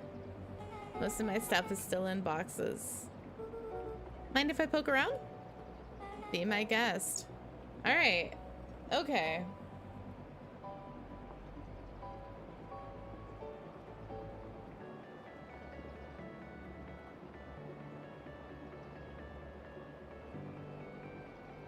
I didn't know that the rumbling would make it start raining immediately. Luca squinted into the eye hole of the microscope. This looks wild. What is it? Gum. Gum? Luca adjusted the slide with his fingers to get a better look. I'm tracking the structural integrity of gum with increasing amounts of chewing. Chewed that one for 47 days.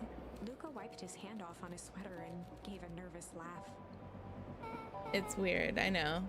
Beck looked down, timidly tapping the ladder with her feet. You think it's weird, don't you? A little. But weird can be cool. Aw. Heck yeah, man! Weird can be cool. Oh wow. Rolo and I have a radio just like this at the treehouse. Probably not exactly like this one. My mom and I tore the whole thing down to the bolts. Fitted it with some state-of-the-art vacuum tubes. She seems pretty awesome. She gets carried away sometimes. I think she feels guilty for working too much.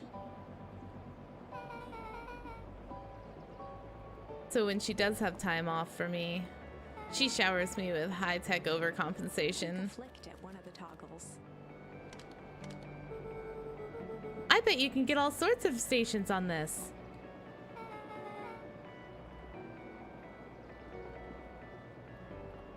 Not out here in the boonies. You wouldn't believe the stuff I could pick up back in the city. But around here, it's all farm reports and static. Aw, shucks. Oops. Luca bent down to examine the bouquet of wilting flowers. Judging by the odor, they were well past their prime. Oop. Pungent! Good. He flipped open the attached card.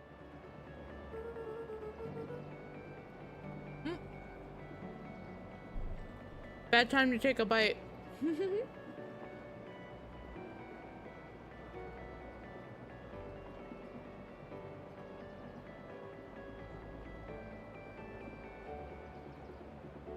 Happy trails from Coach Walker and all the Fairview Condors. Boy, you weren't kidding about poking around, huh? Oh, sorry. Was this from your old school? The most recent one, yeah. Some schools gave me going away cards. Some did flowers. When they're really trying to feel good about themselves, they do both. So you've moved a lot. Yeah, that's the thing about having a brilliant parent. There's always a better job somewhere else. That's rough. These flowers would last longer if you put them in some water. That sort of thing. That's the sort of thing I would do if I cared. Well, you cared enough to keep them is all. Luca, can I ask you something? Of course. Dang, didn't that hurt? When you fell from heaven? Okay. I'll be honest. That hurt more than I expected. Well, at least you look cool doing it. Bro, truly. Luke took a moment to watch the rivulets of water running down the window. You ever feel alone? Like, even when people are around? Well, Rolo can be pretty absent-minded sometimes. I'm serious. Does it ever feel like your family doesn't care what you want? It didn't used to feel that way. I know Gran loves me, but sometimes when she looks at me, it's like she's looking at a problem. Aww. Luca took a deep breath, exhaling slowly. I know the feeling. How do you deal with that? Oh, babies. I guess I haven't yet. But one thing my dad told me when I was little, don't hold a grudge, especially against yourself. If you try to hold it all in, you're gonna pop. So then, what do you do when you don't know what to do? Dad never got to that part. Something I've figured out on my own, though. You gotta do something. anything. Here. Go out the window. What are you doing? I don't know. Something. We're gonna register our complaints with the storm. Listen here, you miserable universe. Stop jerking me around. I just want things to go back the way they were. Everyone tells me it's gonna be alright. That things are gonna change. Luca let out a feral scream that echoed into the night. Whee! Every time something changes, everything gets worse. Rue, this town. Whoa. Let me try. Moving sucks. I hate it. I hate that. I hate it. Why can't I just deal with it and be happy for my mom? Why can't we just stay somewhere? Ah! Her voice dropped to a trembling whisper. I just want to be a normal kid. Beck brushed off her shirt and straightened up. There. Thank you. I was getting really anxious about the water damage. Wow. I actually feel a little better. As abruptly as it began, the storm abated. You just had to scream your frustrations into it, guys. Thanks. I needed that. Bearded Goose, thank you. I will try to save when I'm allowed to. I think this game auto-saves, but I am not 100% sure. Me too. I should head out before the rain starts up again. Sure, I'll walk you out. See you and Rolo at the festival? Sounds good. Luca, don't let the universe jerk you around. Beck gave Luca a light thump on the arm before heading in. Cool. Oh, I love these friends. Chapter 5. I am obsessed. Friendly Feud. Oh, snap. The air was heavy with a I'm gonna eat hard my wrap rain's right now. residue. The smell of wet things. Despite his dreary surroundings, Luca felt at peace. He'd never shared those details about his dad with anyone. Not even Rolo. Oh, shit. But it's not like this changed anything. Rolo was still his best friend. Adding Beck to the group would help balance things out. Everything's better in threes. This is what Luca told himself as he headed to the treehouse. Oh, boy.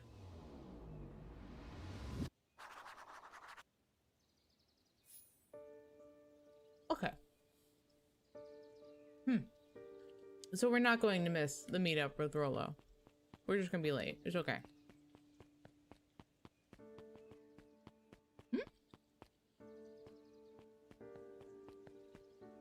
Oh, Dawn, what are you doing here?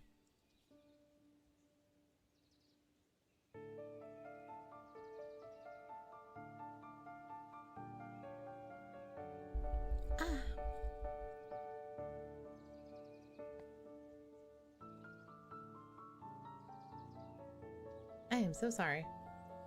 I usually stop before I get hungry. All right. Ooh. It goes well, Bearded Goose. It does. It goes very well. I'm having a wonderful time playing this sometimes spooky, but most of the time adorable game. With which you can forge your own path.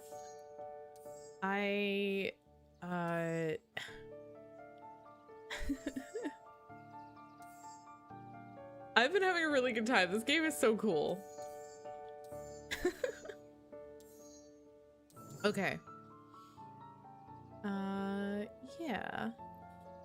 But you can like go back and change your choices, and I was kind of considering going back and making it so that the weather broke instead of rumbling, but then we don't get to have that very sweet moment. Oops. I did not mean to go back that far. Oh, well, I guess this made my choice for me not knowing the buttons. It breaks.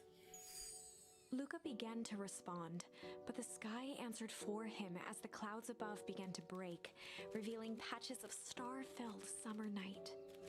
Moonlight filtered down, shimmering in the treetops.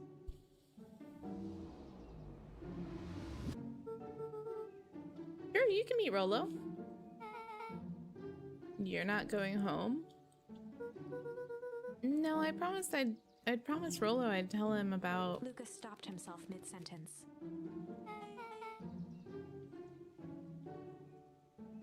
Promised you'd tell him what? Spit it out, Bob. We're thick as thieves now. If there's a juicy secret, you've gotta tell me. Okay. You can come to the treehouse and I'll tell you both what happened. Heck yeah. Okay, so now we go together. And see how that goes?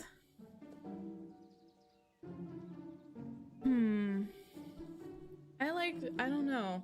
I was kind of really digging on the therapy.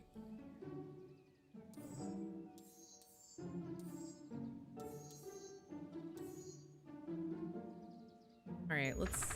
Oh, balls! I did it again. Okay, you know what? We'll go with the first one, skip to where we left off. Yes, please. Chapter 5. Friendly Feud. The air was heavy with the hard rains, the smell of wet things. Despite his dreary I'll let her talk again surroundings, while I finish my Iluka rap. felt at peace. He'd never shared those details about his dad with anyone. Not even Rolo. But it's not like this changed anything. Rolo was still his best friend. Adding Beck to the group would help balance things out. Everything's better in threes. This is what Luca told himself as he headed to the treehouse.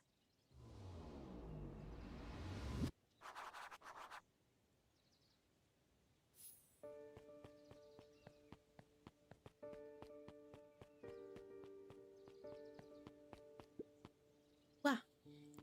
Hey, Don. Tracking down a lead? You bet. I heard a juicy new rumor. Turns out when Sharper Valentine died, he left a particular last will and testament. A peculiar last will and testament. Peculiar how? He didn't just give his kids an inheritance, there were conditions. Like what? Documents stipulated the heiress had to take on a child as her ward. A kid our age who just showed up to town one night with a lawyer. Solomon? Bingo! So Eris was forced to take care of him? Yep, or she would have lost everything. Why would Sharper care so much about some random kid? Rumor has it old Sharper sowed some wild oats. That explains the way Eris treats him. Poor Solomon. How did you find all this out? A good reporter never reveals her source, Luca. I love Dawn. She's so cute. Ooh, glowing mushrooms. I'd better not dilly-dally. Gotta get to that treehouse. You're so right. I just got lost. Wow, the place at night is spooky.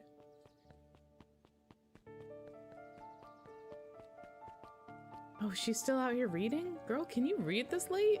It's dark. He met his old friend's eyes and was greeted with nothing but ice-cold anger. Heavens! This is no time for fractured friendships. Oh shit. Oh no, this means that Rolo's gonna be peeved at me. Better not dilly-dally. Okay, fine. Gotta get to the treehouse. So right me.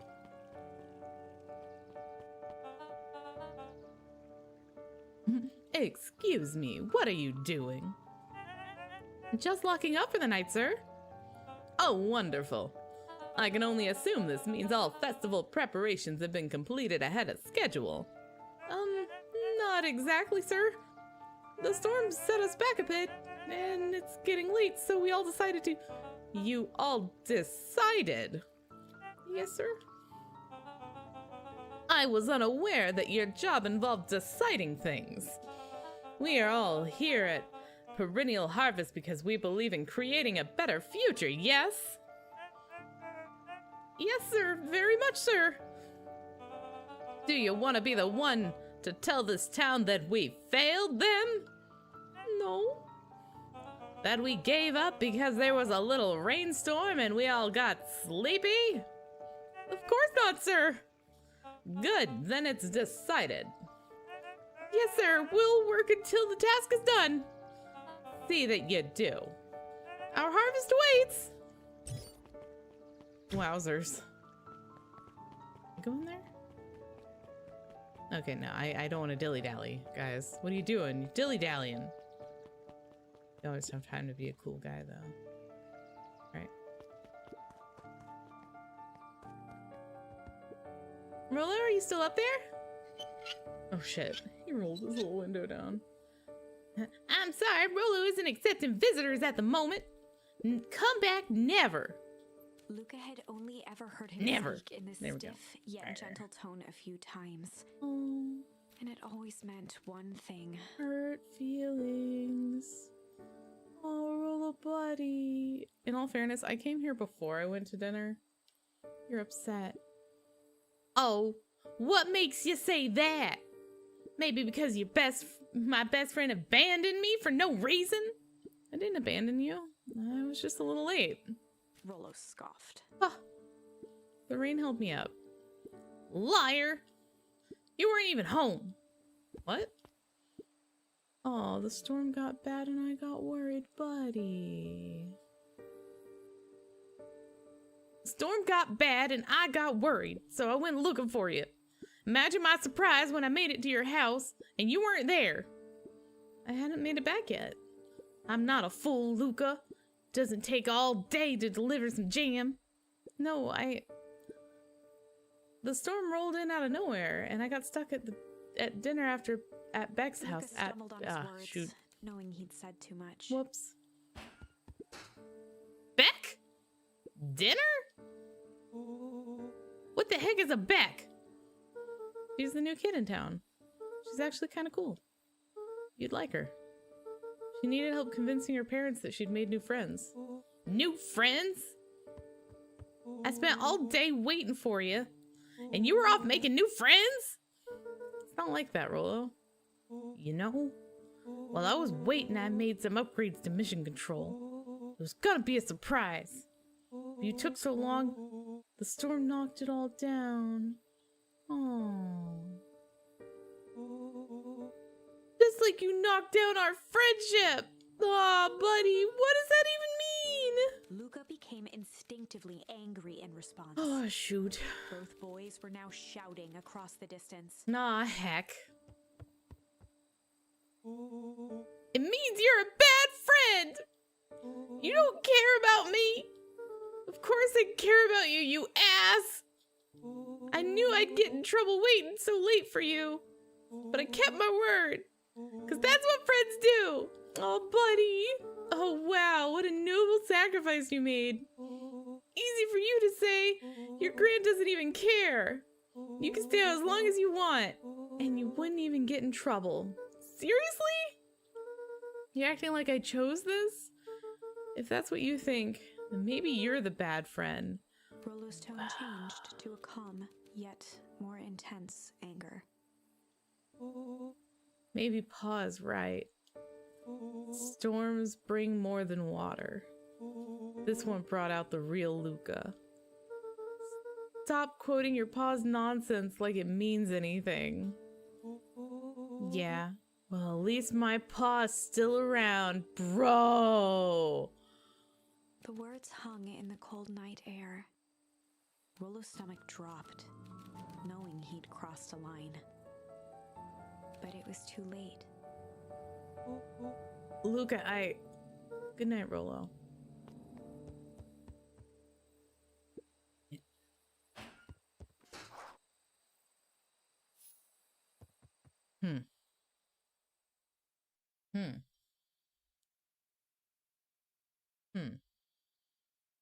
Terribly.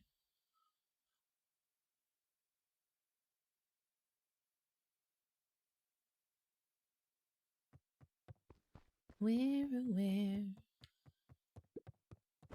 Luca dug through his old stuff, not even sure what he was looking for.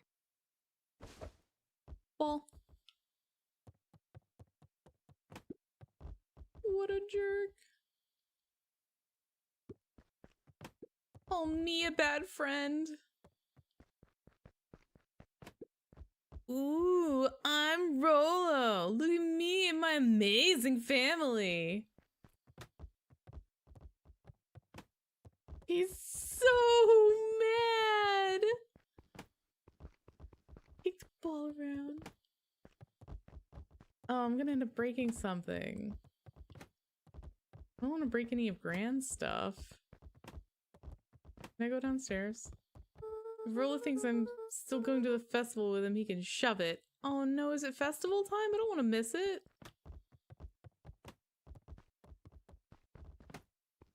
I'll just blow off my steam and go. Ah, balls. Is this all I can do is kick a ball around to be adorable? Go to sleep? I guess.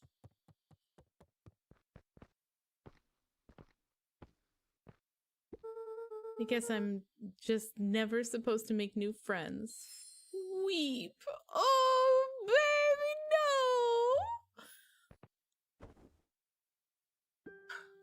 Luca? Gran cooed gently from the hallway. You slept straight through breakfast. Luca, are you all right?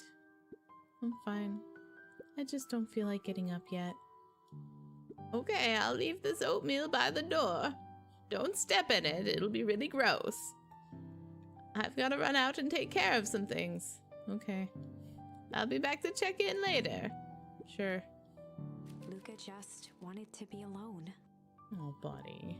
He waited to hear the sound of the front door closing.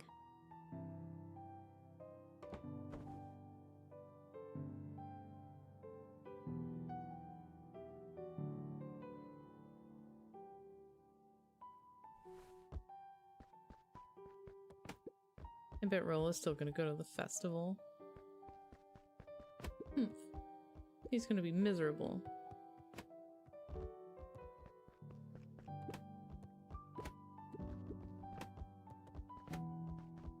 Sorry, I'm having too much fun. Okay. Hey, interact with anything else in the room? No? Okay. I go! We go!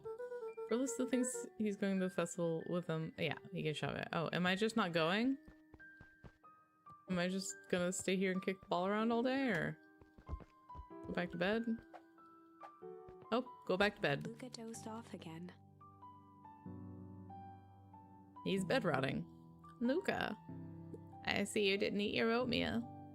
Wasn't hungry. Well, just in case you get hungry, I'll leave a sandwich here too. Thanks.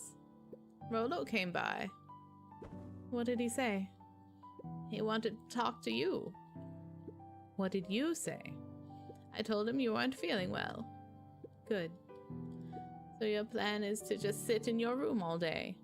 Pretty much. Well, I need you to pop away again for... I need to pop away again for a minute. If you decide to end your pity party and go outside, I think it'd do you some good. Noted. Luca still couldn't bring himself to Oh, go buddy. out. Besides, if he ran into Rolo, he'd have to actually confront the situation. Who wants to do that?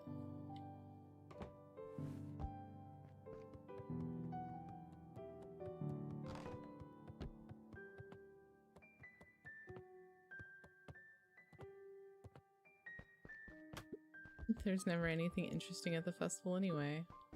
Oh, hello. The Adventures of Hank Atomic. Gonna read it for me? Nope. The complete first volume. Luca carefully opened the cover and began to read. Oh. Rolo had received it for his birthday. A special hardcover edition with behind-the-scenes commentary and bonus art. Rolo cherished it, but asked that Luca keep it at his house. Luca wasn't sure if it was because Rolo didn't trust himself with it, didn't trust his sister around it, or just wanted an excuse to come hang out at Luca's more often. Whatever the reason, Luca didn't mind. But it had stayed right there where Rolo had stashed it ever since. Now, at the foot of his bed, Luca lost himself in the pages. He'd read it all before, but at this moment, it somehow felt sentimental. He was well into issue number 5 when he heard soft footsteps from the hallway. I don't know who this is. Luca? Another little friend came to see you. A girl named Beck Moodwill. Moodwill? She said she met you yesterday? What did she say? Is she here? She was just dropping by. I told her you weren't taking visitors today. Oh. She seems nice. Yeah. You had a fight with Rolo, didn't you? Oh, big time. Can I come in? Maybe later. Alright then. You know, this is very nice of Gran. She's given him a lot of space just to feel himself out. I'll leave dinner on the kitchen table, in case you want to buy before bedtime. Without realizing it, Luca had pouted away the entire afternoon. Oops. He once again felt the weight of it all and allowed his weary eyes to close. Oh yeah, just go to bed, man. Luca stood in a vast black expanse.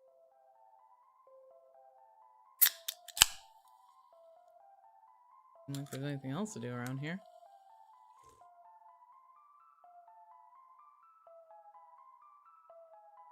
He looked up at his father standing beside him. Walt was working a straw at the bottom of a fountain glass, trying to collect the last bits of milkshake. Oh, his name is Walt? Dad, where are we? Taking a final loud gurgling sip, his father peered up from the glass. He jangled the straw playfully with a warm smile, then lifted the empty glass as if to point into the darkness. The source. What? Luca's eyes followed his father's gesture. In an instant, he was sitting in front of a blazing campfire. Across from him sat a large figure in a yellow hazmat suit. Hmm? The figure's voice was a scratchy echo. Well, if it isn't the man of the hour. Make yourself comfortable. Luca held his shivering hands over the flame to warm himself. It doesn't work that way here. Their yellow-gloved hand pointed to the base of the flame. It's a cold flame, see? Luca peered at the base of the fire. It wasn't wood that was burning. It was Beacon Pines itself. Oh. Tiny buildings, freezing and crumbling as they were consumed by flame. Luca could see small shadows moving in the burning city. People. Luca leapt to his feet. We've got to help them! The figure gave a dismissive wave of their hand. Why waste energy helping people who can't even help themselves? My goodness. The figure bent down to examine the panicked crowd as they desperately tried to stop the flames. They only care about what's right in front of them. Not like us. Luca's voice was a trembling whisper. Us? The figure slowly stood up, grabbing its helmet with both hands. With a jolt and a twist, the suit emitted a gasp. A cloud of torpid mist escaped, slowly revealing the face within. Luca's own face looked back at him. Older, worn, distant. The sensation was oddly familiar, as if he'd caught his own reflection by surprise in the mirror. The doppelganger smiled. I tried to help once. He gestured towards his face. And all it got me was this. Luca staggered back. You aren't me. Luca felt a hand catch his shoulder. His father was there again, beside him. Every choice sets us on a path. This is the end of one of your paths, son. Luca watched his older self shake its head ruefully, its face twisting into a cruel grin. Well, Dad, if you wanted him to see this, far be it from me to disappoint. Luca watched in shock as the figure took a confident step forward and plunged into the flames. In a flash of cold light, he was gone. What does all of this mean? Luca felt a reassuring squeeze on his shoulder. Just remember, why we choose matters just as much as what we choose. Luca woke up to see a hazy figure at the foot of his bed, silhouetted in the morning sun. Mom?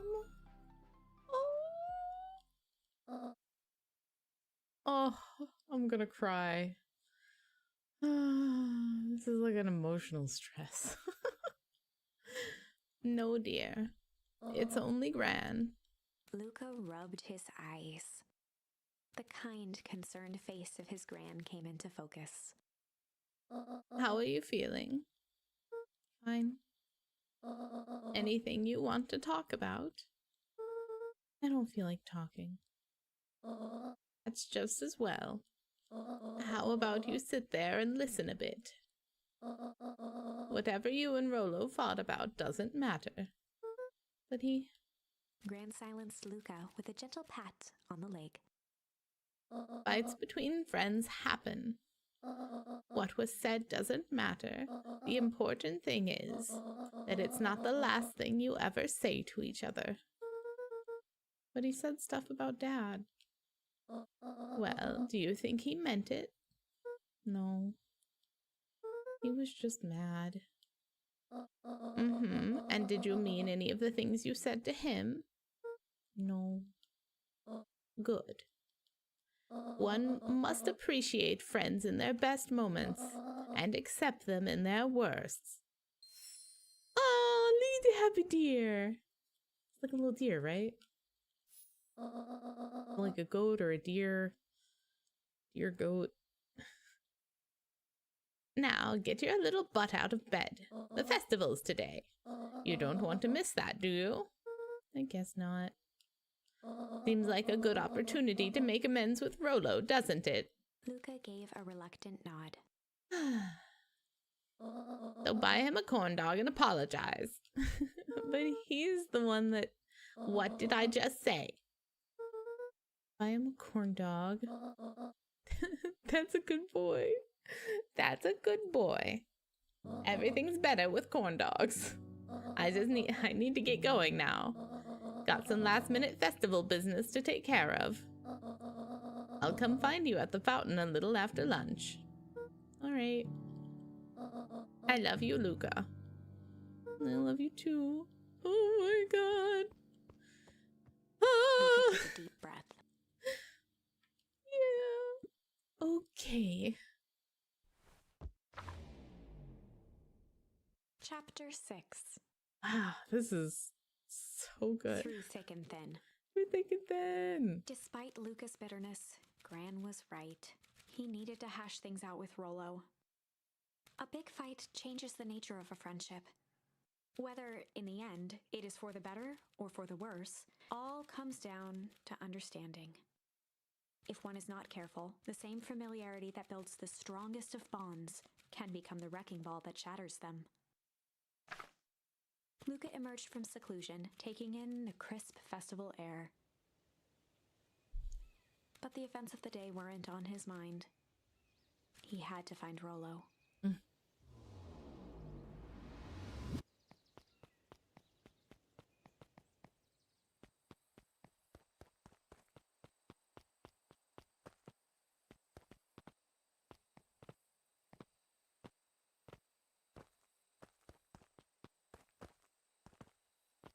Not sneezing today.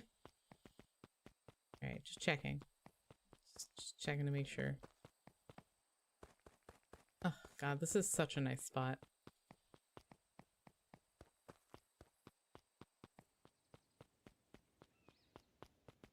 What? Oh no. There you are, Luca. Rolo wanted me to tell you something. What is it?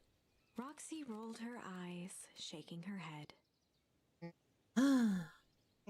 A space adventure, though you needn't buy it. If ye be brave, go somewhere quiet. Roxy, I don't... It's a riddle, Luca. My goofy little brother wants you to find him. Luca looked down and kicked at the dirt. Look, I know you two had a fight. The only thing more annoying than my little brother is my little brother without his best friend. Oh my god. I so bet. Oh man, once you lose like the person that you just drop all of your crazy weirdness on, then everybody else in your life is like, is something going on with you two? Are you good? And we're like, why? What's wrong? What? Am I different? Do you notice something?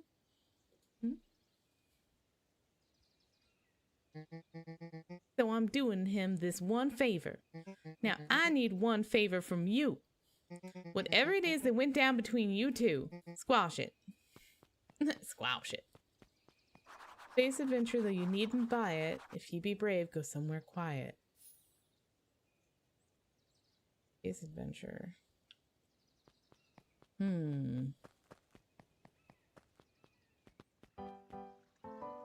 I want them to unveil the sign. I know someone's been a little stinker about it. Hey. I don't know who Perennial Harvest thinks they're impressing with this ridiculous festival. Totally. The town's still falling apart. The weather's still cruddy. And this season's harvest looks like it's gonna be far worse. It's gonna be worse than the last year's. You said it. No amount of corporate pandering is gonna change any of that. Exactly. Exactly. But the lemonade at the drink stand over there does look pretty tasty. Fitz. I'm still gonna be mad at them. I'd just rather be mad while sipping some delicious lemonade is all. Wow.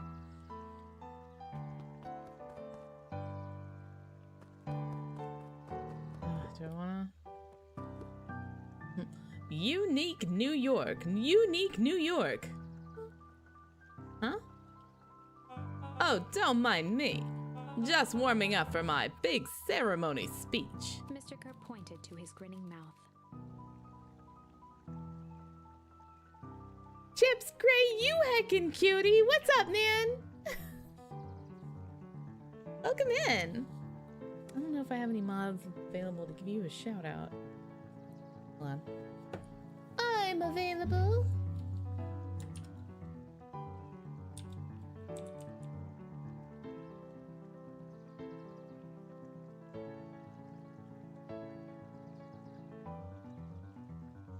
There, I did it.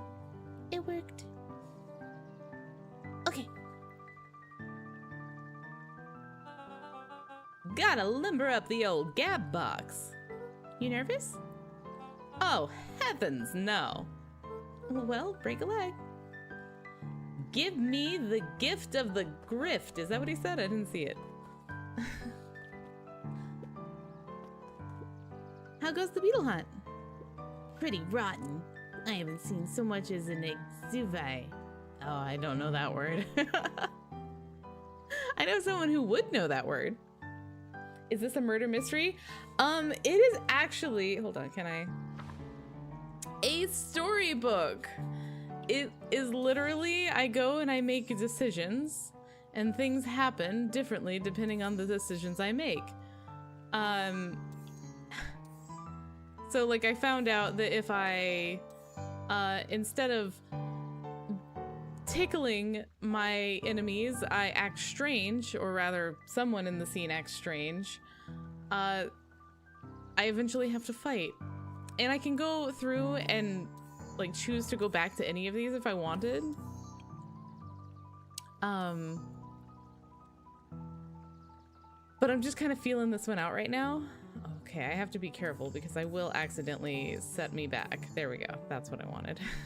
Phew. But yeah, it's really cool.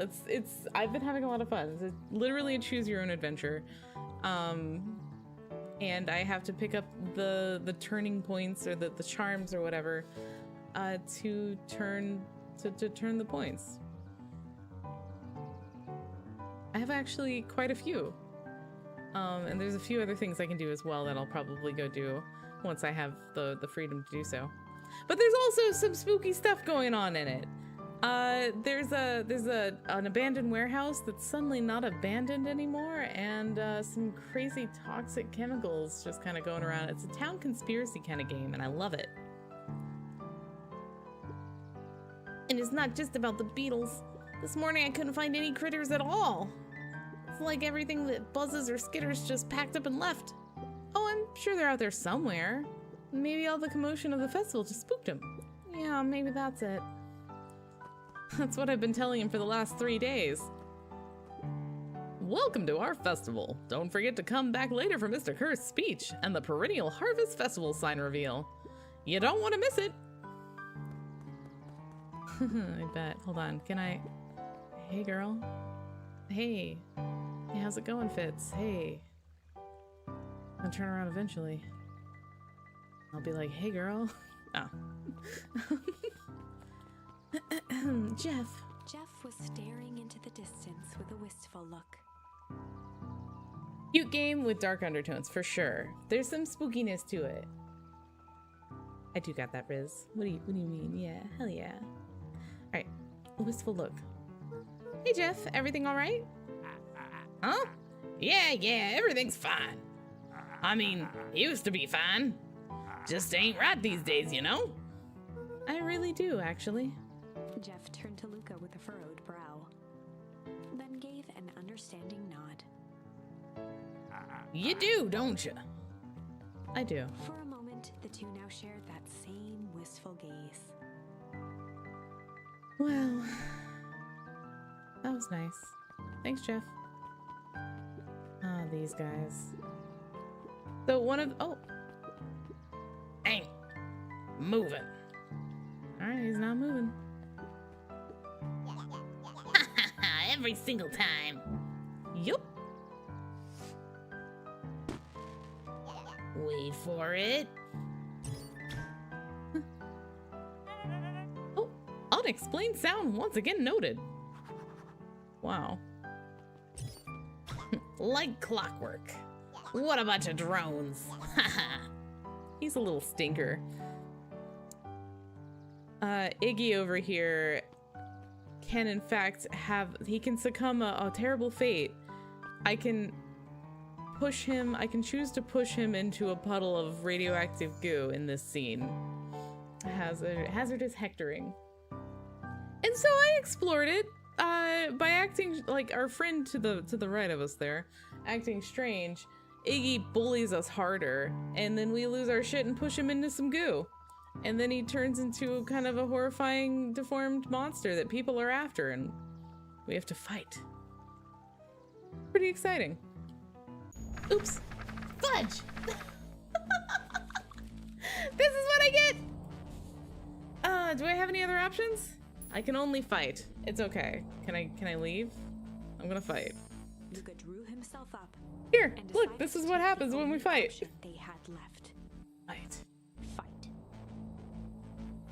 He swung the mission control defense cannon around, aiming it confidently at the smirking face of William Kerr.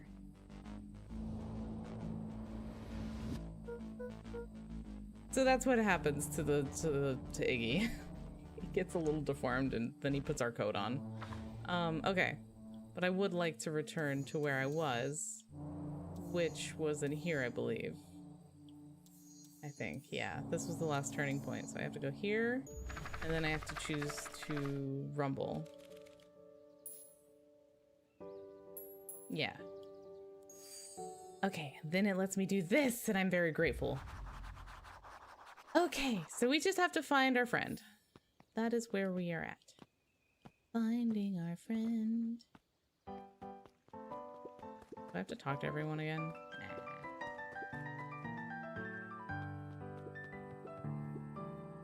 Did you hear?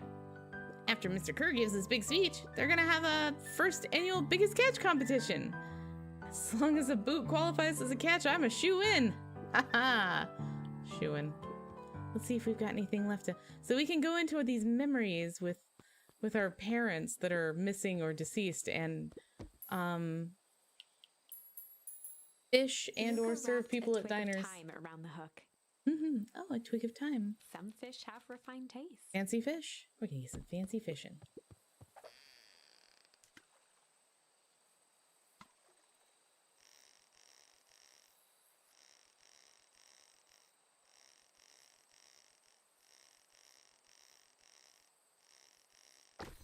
Ooh, a timepiece. Property of Sharper Valentine. Oh. Figures.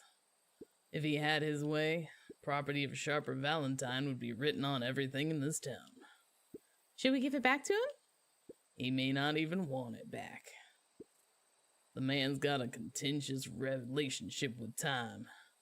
We'll keep it here in case he ever wants to pick it up. Okay. I love you, Dad. Looks like we could use some new bait. Yep. And that means we're just out of bait to put on our hook, and we gotta go out into current day to find more. Find more charms to do stuff with. Okay. Act like a cool guy here. Chillin'. I don't think there's anything to do. Where could he want to meet? Please tell me it's not in Weepwood. That would be terrible news.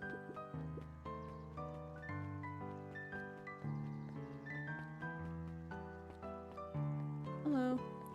A most welcoming of welcomes. Would you like to share your thoughts? We always strive to improve. Nope.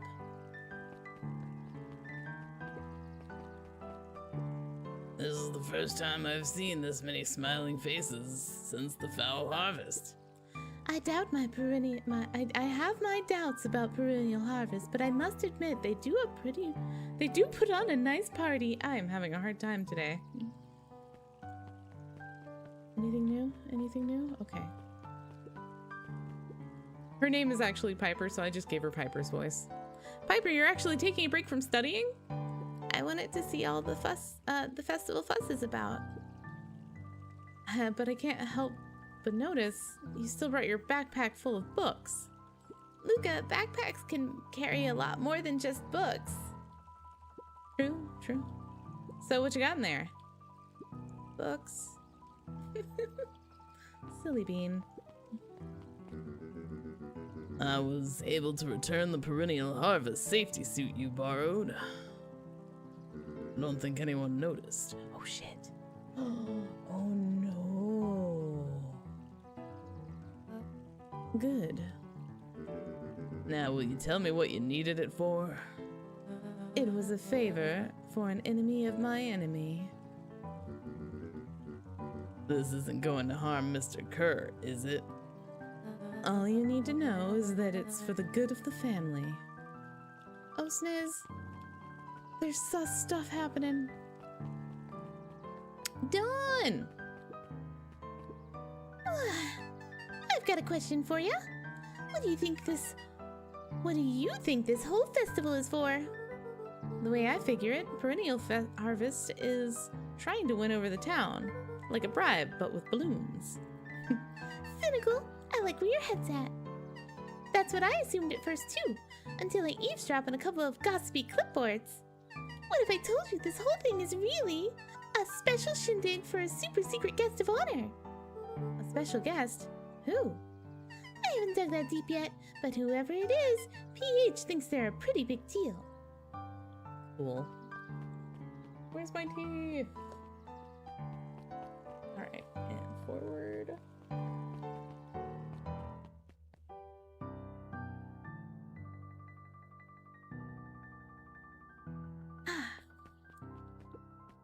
Hey, Luca. So you're done at the library? Huh? Oh, nothing. Griffin looked away suspiciously. Huh? Nothing at all. So that's where... I mean, obviously a quiet place. That's just silly. Oh, cute. That's so funny.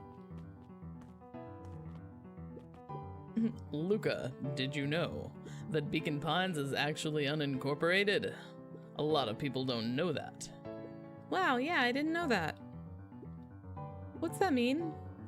It means most public works are handled internally. We do all the pipelines, the water treatment, the building regulations. That's great. Census taking. Emergency services.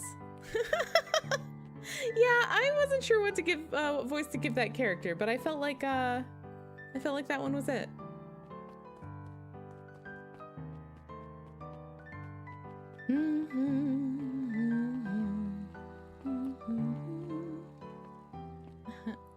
Let's see. The library, somewhere quiet. You're so right, me. Let's go. Oh, he's not in here. Hey, Luca? Kato's eyes lit with excitement. I've been expecting you. Bravo in deciphering the first riddle. Oh, good. We did it. We solved a riddle. The first... Oh, you didn't think that was all, did you? Rolo does go all out, doesn't he? Kato straightened up and cleared his throat as if preparing to sing. Oh, no. Ahem. On planet Farpool, you may take issue. When the fifth king dies, you'll need a tissue. Kato stared at Luca eagerly. Get it? Want me to tell you? No, it's okay. Let me figure it out. All right, when you find it, bring it here to be verified. And if you decide you want to hint, the offer still stands. On planet Farpool, you may take issue. When the fifth king dies, you'll need a tissue.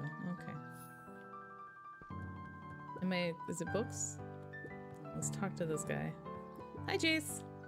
Still working through the newest Hank Atomic? You know it. Some fascinating canon toward the end. Did you know Hank Atomic Shrink Array doesn't technically shrink stuff? It uses inverse quantum particle decay to literally grow the entire universe around the object, leaving that object unaltered. So it just looks shrunk compared to everything else. Bingo. That's wild. But Jace, no spoilers, please. Oh, right, sorry. Luca grabbed the Modern Science of Atomic Radiation from the shelf. Sure. Oh. Once you've got a book. Okay, we'll just grab a different one. Okay. Hold on, what was my issue? Need a tissue. Luca grabbed Natural Photography, Volume 5, from the shelf. Any from the new edition? No? Okay, over here. Luca grabbed the 5 Pillars of Success from the shelf. Luca grabbed The Issue with Self-Help, a Helpful Guide, from the shelf. Luca grabbed 500 Meals for One Big Pot from the shelf. Wow. These are all great books. Fantastic books. Luca grabbed The Adventures of Hank Atomic, issue number 4, from the shelf. Luca grabbed The Adventures of Hank Atomic, issue number 5, from the shelf. Okay, there we go.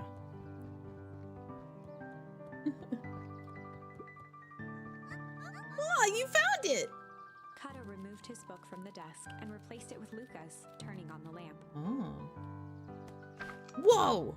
As he slid the book under the purple light, These are 2 UV. words glowed. The Adventures of Hank Atomic, issue 5. Ooh. Luca clicked his tongue with recognition. Rolo's cipher pen. He used to write secret messages everywhere with that. And only I had the special flashlight needed to reveal it. But I lost it. Well, apparently he traded Jeff for this purple light bulb. Parted with his entire Halloween candy stash. Oh, Rolo. Now let's see here. Kato began flipping through the pages, stopping when he hit a glowing word. Get away with such a grift. He continued flipping. Only found in Grub. What? Cart. Reaching the end of the book, Kato looked up. That's it. Grift in grub cart.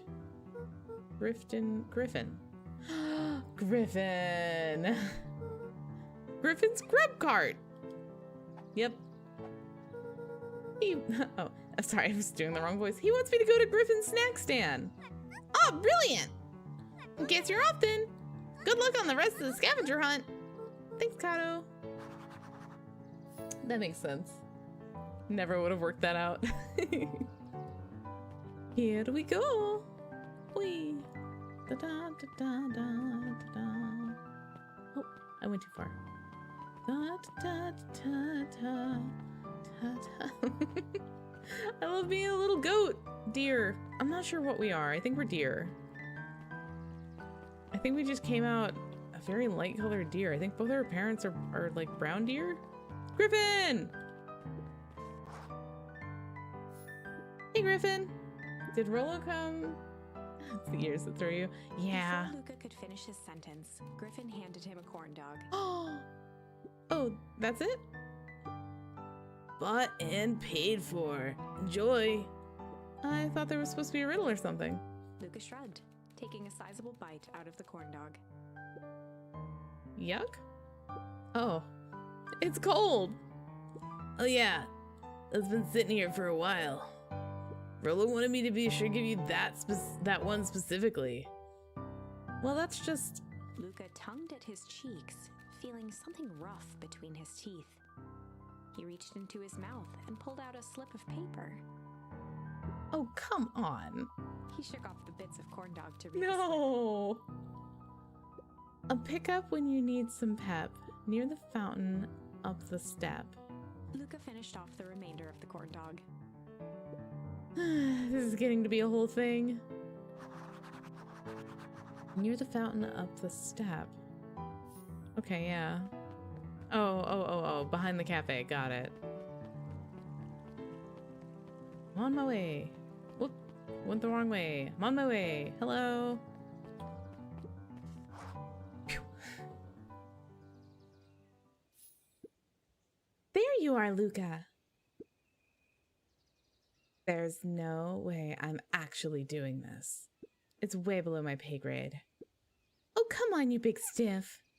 Let the kids have some fun. Fine. Oh my god, the music. But Rolo owes me one. Lumi waved his hands around sarcastically as he began. What takes flight but has no wings? Your final task a friendship brings. See, that wasn't so hard. Hard. I feel cheapened somehow. I think it's sweet. What takes flight but has no wings? Final test. A friendship brings. Good luck, Luca! Oh my gosh, this game is so cute. It's disarming me again, and then it's gonna heckin' oh my god, Rolo! You heckin' sweetie pie! Look at him, he's just a little cutie standing there with balloons. I'm gonna cry. Alright, Rolo, what's up? Hey. Hey, did you find the comic book? Yep. And you got the corn dog? Yeah. Well then, I know it doesn't make up for what I said, but you've earned this. Rolo sheepishly handed Luca the balloons. Yay, balloons! I'm delighted to have balloons now. Flight! Oh my gosh, does that mean we can go back to the other one that I was actually showing you earlier? Where we're on the roof. Instead of fighting, we can flight. I think that means we can do that path more. Thanks. You didn't have to go through all this trouble. I'm sorry I got so mad. Dang it, you were supposed to let me apologize first. Oh, sorry. Now you've gone and apologized twice before me.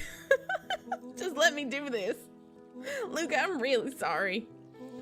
With everything that's happened with your mom and all, I always wanted to be there for you. Be a good friend, you know? When you said you were hanging out with someone else, I kind of freaked out. Rolo. Still my turn.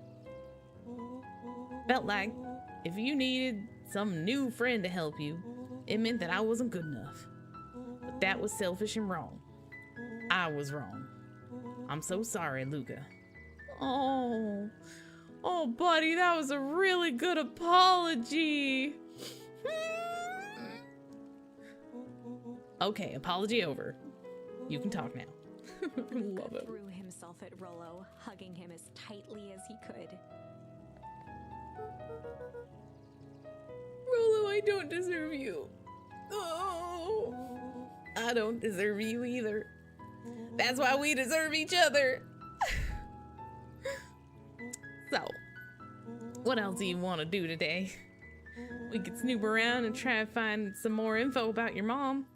Snoop where? We could probably sneak into Perennial Harvest HQ while everyone's at the festival. Aren't you curious about all the stuff those clipboards write down? What if we got caught? I think I've had enough excitement for 1 week. Let's just make the rest of the day about us. Really? Yeah, the rest of the world can wait 1 more day. You know? I have been wanting to get some work done on the MCDC at Mission Control. Aim's a bit unpredictable. That sounds perfect. Oh, snap! Wait, do we get a charm if we go fix it up and then we can use the charm on the other? You know what? That'd be neat. Head to the treehouse with Rolo. Do I get to keep my balloons? I get to keep my balloons! I can't hear more of the book. I like my balloons. They're really cool. If I jumped him, am I gonna let go of them? Whee. I love the balloons. They make me happy. Wait, hold on. Can I listen to this? Okay. Ha ha ha. Every single time. Yep. And then that happens. Wait for it. Unexplained sound once again noted. Sure. Like clockwork. What a bunch of drones. Haha. Jeff, do you have anything to say? Jeff was staring into the distance with a wistful look. Hey Jeff, everything alright? Nope. I do. Jeff turned to Okay. Luca with a Nothing changes just because Rolo's here. For Okay. a moment, the two now shared. Alright. Uh-huh. It's dumb. Terrible. Awful. Super dumb. Crazy. Bad. Yep. Lemonade, though. What? But I'm thirsty. You're so right, girl. You get yourself a drink. I gotta talk to him a little. Sorry, I know. You know, you may not have seen it. Give me a gift of grip top sock? What was that? What was he saying? I don't know. Does not matter. We're at the treehouse. Oh, I almost forgot. I ran into your gran this morning. She asked me to give you this. Rolo handed Luca an unopened letter. Oh. I'll wait for you inside if you want to read it now. A letter? Luca, some things are going to happen that might be difficult for you to understand. Gran, what's this about? If I am honest, I hardly understand them myself. But whatever happens, I need you to know that I love you. None of this is fair to you. You have already lost so much. Gran, what are you doing? We both have. I wish there was a simpler way forward, but if there is, I haven't thought of it.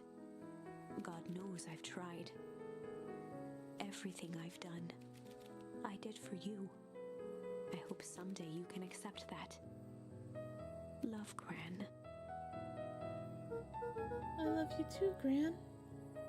Luca folded the paper into his pocket and headed up the ladder.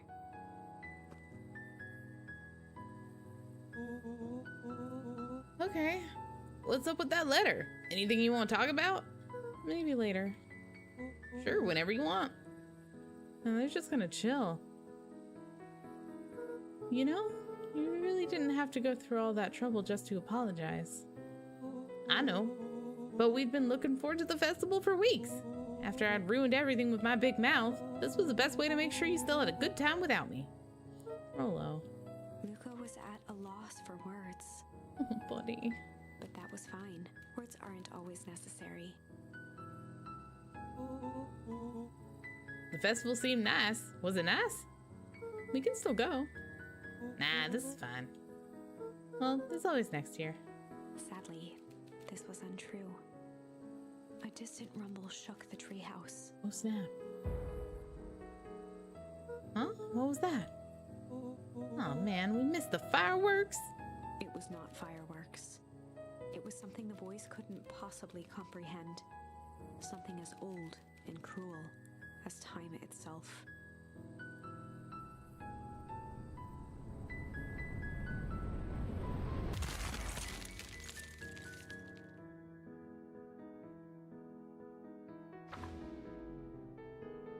A shockwave of cold tore through the room.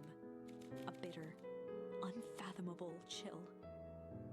Before they could react, it encased them in ice. Two boys, reunited by friendship, only to be cruelly separated by a malevolence beyond reason. And so, our story ends on this melancholy scene. In a silent treehouse turned statuary, in a town brought low by its secrets, sits a pair of friends, alone, together, for the rest of time. The end. No, that can't be the ending. It simply can't. I won't accept it, and I hope you won't either. There are more endings, more possibilities. I can feel it. We are just going to have to sort through them all until we find the one that fits. Okay. Well, now we have the flight. We could let's try friendship from the beginning. Let's take her with. They broke.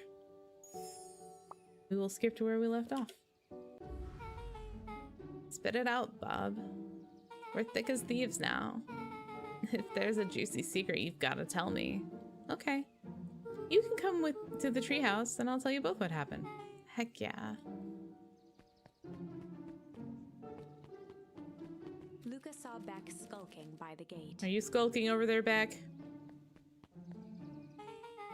So you're telling me there's nothing mysterious or creepy about this place? It's mostly boring and empty. I refuse to believe that. Big spiked gate, looming mansion, rich reclusive owners. It smells shady. Beck grabbed the wrought iron bars and shook the gate. Mark my words, you decadent nightmare house. You will reveal your secrets to me! Oh, snap. Oops. What did you do? First of all, I told you so. Second, hide.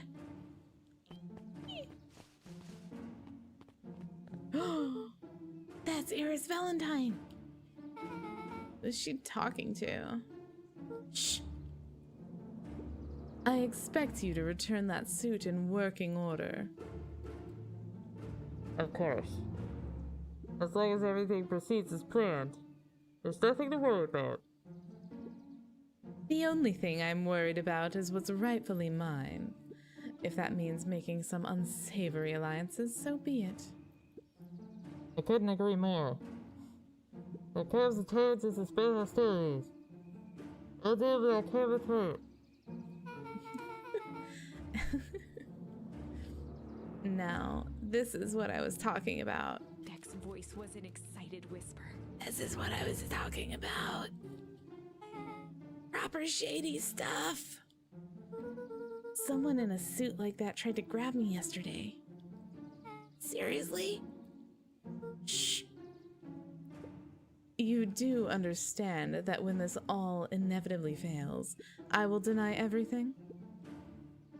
I wouldn't expect any less of you. You just worry about your part of this and all in the room. I can't wait to see the look on that Rube Kerr's face. Yes, the truth will come to light. I'm still surprised you're so comfortable with the potential collateral damage. If there's something I've learned, it's that change is painful. Wow, I was expecting shady, but that's just flat out supervillain talk. If you don't mind me asking, why? Why are you doing all of this? The mysterious figure retracted their mask, hair pushing out from all corners. Who is it? Grandma, no! Family. A chill ran down Luca's spine. Boop. Oh. Sorry. His vision blurred. Beck stifled a sharp wince, and Luca looked down to see himself wrenching her hand.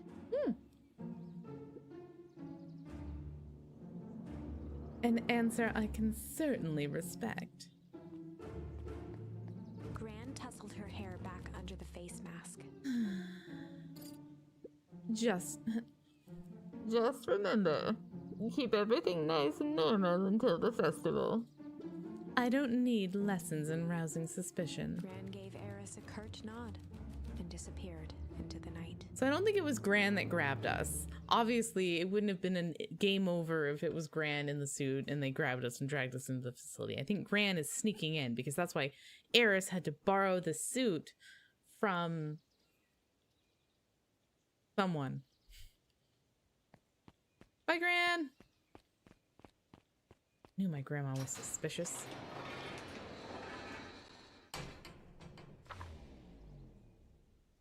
Chapter 5. Oh, snap. What big ears you have. Oh my goodness. Don't talk to me like that. Lucas sat shivering in the bushes, staring at his feet. After checking to make sure the coast was clear, Beck gave him a gentle tug on his sweater.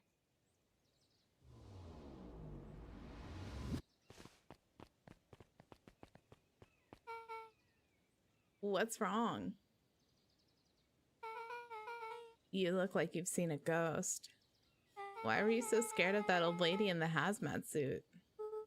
That was my gran. That was your gran. Yeah.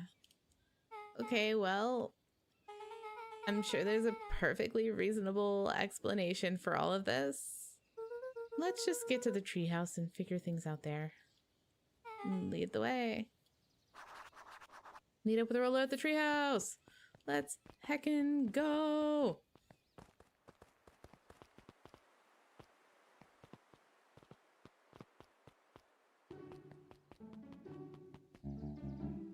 For the last time, there's nothing to worry about. Of course, we're not worried. The clipboard finished writing with a scratchy flourish and looked up. Just dotting our I's and crossing our T's. Well, maybe try minding your P's and Q's. Mr. Nuncreed, arms crossed over his paunch, gave an exhausted Paunch? sigh. If there's anything you need knowing, you'll know it. Absolutely. If you'll just sign here acknowledging everything is accurate, we'll be out of your hair in a flash. Oh, for the love of... He snatched the pad and scribbled his name so hard the pen nearly snapped. Oh, snap. There. And would you like my eternal soul as well? The clipboards looked at each other for a moment, almost pondering the possibility, then broke into laughter as they walked away. Oh.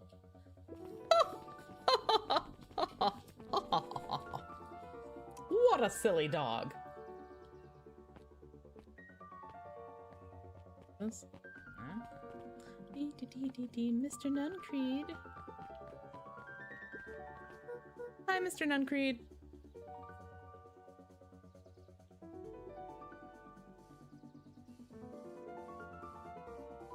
Do you want to be a creep about my gran some more? Luca, let me give you some advice. The next time someone you don't know asks to hear your thoughts, give them a good hard bop right in the kisser. Oh, Gran tells me just to keep away from the clipboards. That's good, that's good. Your gran is a smart lady, Luca. Speaking of which, you'd better run along home now. Too dark out to be wandering on your own. I'm not alone, I have my friend.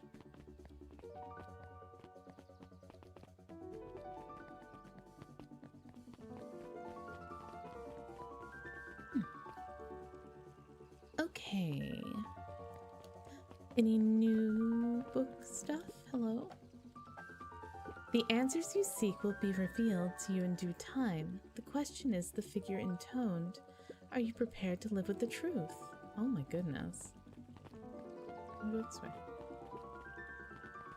Another day, another dollar. See you tomorrow, Z. Have you noticed all the Perennial Harvest folks ordered the same drink? Decaf cappuccino with extra foam. Why? I don't know. I just thought it's a little odd. Pretty weird for sure. Well, the customer's always right. See you bright and early tomorrow. I can't wait.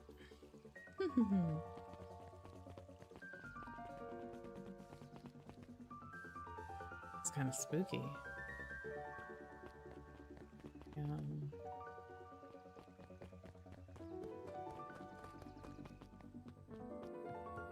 I probably could have eavesdropped on them, but I was a little spooked. Oh, this is nice. Yeah, the treehouse is just a little further on from here. So, what's your buddy Rolo like? Rolo? He's Rolo. Not particularly helpful. Sorry, I've just never thought about it. Lots of energy. He's funny, even when he's not trying to be. Things have been tough for his family since the foul harvest. It's about damn time you tell me what this foul harvest thingy is. It's kind of a long story. Hit me with the highlights. Okay. There used to be a fertilizer company called Valentine's. They were kind of a big deal. Ooh, big deal fertilizer. It was a big deal to us. Their stuff really worked. Farmers loved it. So Valentine's grew and grew. Beacon Pines pretty much grew around it. Most everyone in here either worked for Sharper Valentine or used as fertilizer. Things were good. I'm sensing a big but. Around 6 years ago, Sharper Valentine suddenly died. And something changed. Changed how? Could have been a bad batch. Maybe it was in the water or air or soil. Nobody knows. But all the crops died, and everyone blamed the Valentines. The foul harvest. Yeah. Valentine's fertilizer went out of business. Half the town lost their jobs. Sheesh. The next year the crops came back, but something was different. You plant a crop, do everything right, and it's sort of a crapshoot what happens. And no one knows why? Nope. I take it Rolo's farm got the short end of the stick. Yep. For some reason, their farm was hit harder than others. That sucks. Things have gotten better since Perennial Harvest came to town. The Beacon Pines Reborn Initiative? Yep.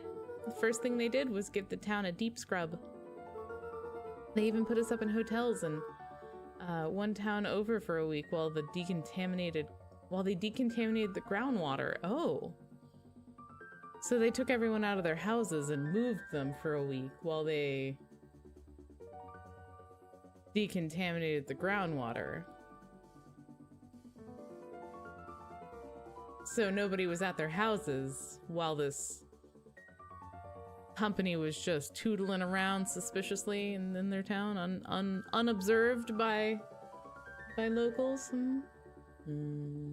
Maybe I'm getting in the conspiracy thing. Where's my tinfoil hat?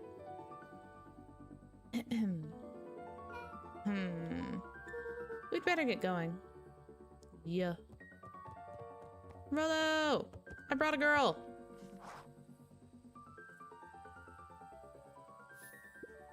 It's about time! I was about to give up and go home. Who's the new kid? Name's Beck. You must be Rolo. I see my reputation precedes me. Welcome to Mission Control. Rolo waggled his head with pride. You'll find we spared no expense in construction. I've seen worse looking piles of junk. Thanks. Hey, Luca, you know the security concerns we talked about? Yeah? Yeah? Yeah? While I was waiting, I made some improvements. Let me lock this baby down for a little test infiltration. Can't be too safe these days. Oh, look at oh, there goes the ladder.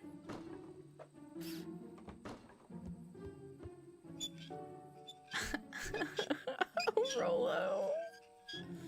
You little cutie pie.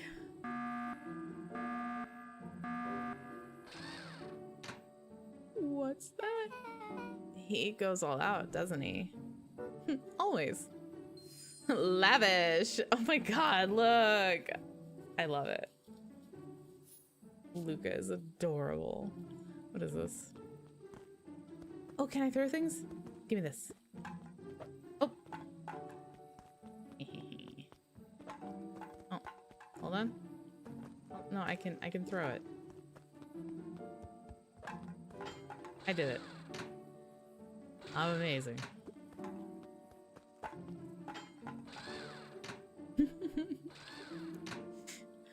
He's a really good friend. He's so cute. Oops, I left. Didn't mean to leave. It's nice to know the trash gets cleaned up though if I leave.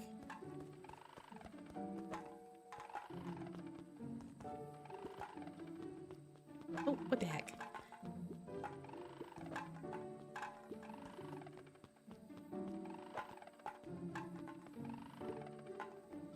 Oh, come on. I'm having a hard time with this.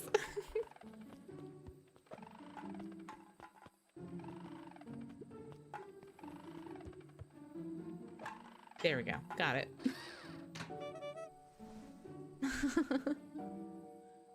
Where did you guys get all this junk from in the first place? There's a guy in town named Jeff who trades us junk for snacks. Junk food for junk. Nice. Oh, that's so cute. So, pretty sweet security, right? Oh, hold on. Pretty sweet security. Yeehaw. Yeehaw. Yeehaw. Pretty sweet security, right? I can't do it.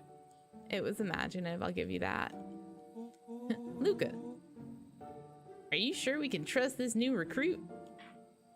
I'll vouch for her. Thanks, I guess. Okay, Luca, you promised to fill me in about the Valentine warehouse. Luca sucked in a long breath. So like I said, there was someone there. What were they doing? I don't know, but the place was lit up and active. Maybe they were squatters? I don't think so. It seemed more organized. When the man pulled me in, I saw some sort of equipment running. A man pulled you in? Yeah, but I got away.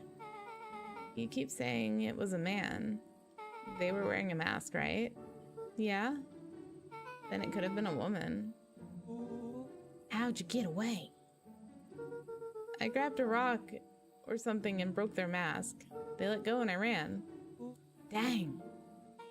That's intense. No wonder you freaked out when you saw your grandma. Yeah, that's the other part.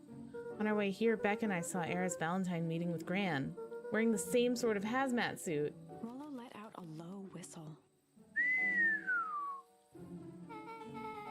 And they weren't there for idle chit-chat. It was a proper clandestine meetup. So let me get this straight.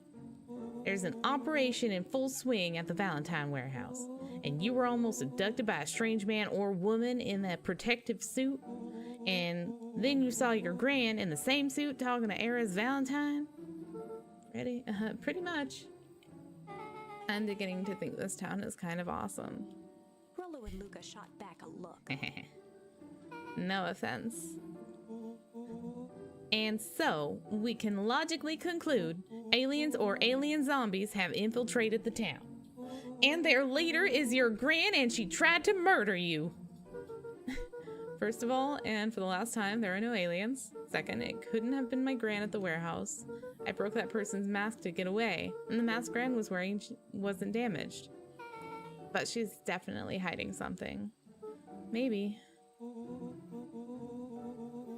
Your Gran is weird, but she might be the most boring person in the universe. And all she does is sit around all day making jam. What could she possibly have to hide? I don't know. We haven't talked much since you moved in. Moved in? Your Gran isn't from here?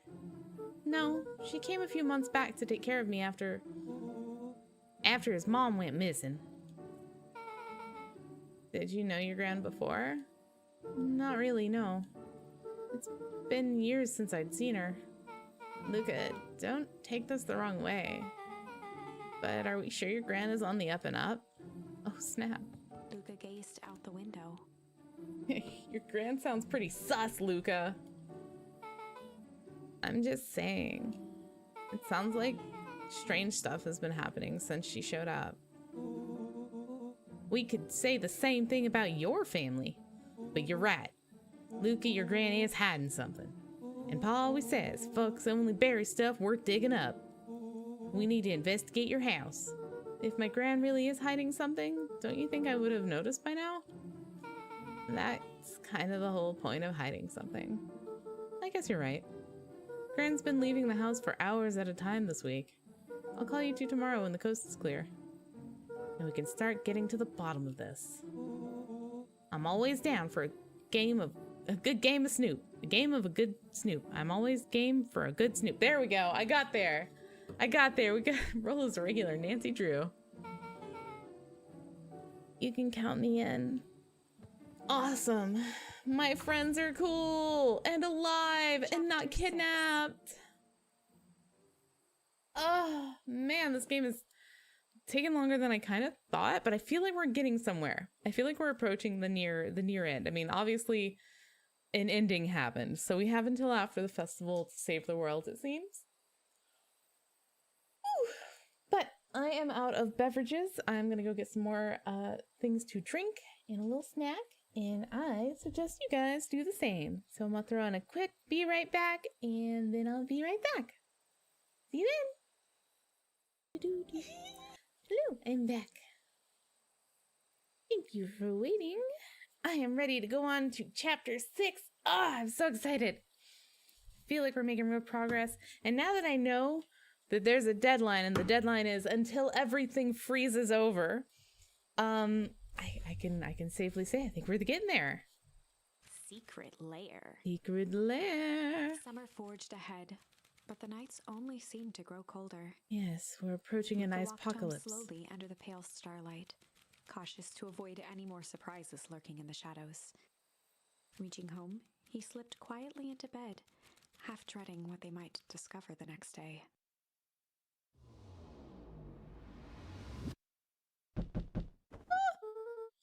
Oh, look at his little pajamas. What a cutie. What time is it? Oh, get his sweater on. Now he's dressed.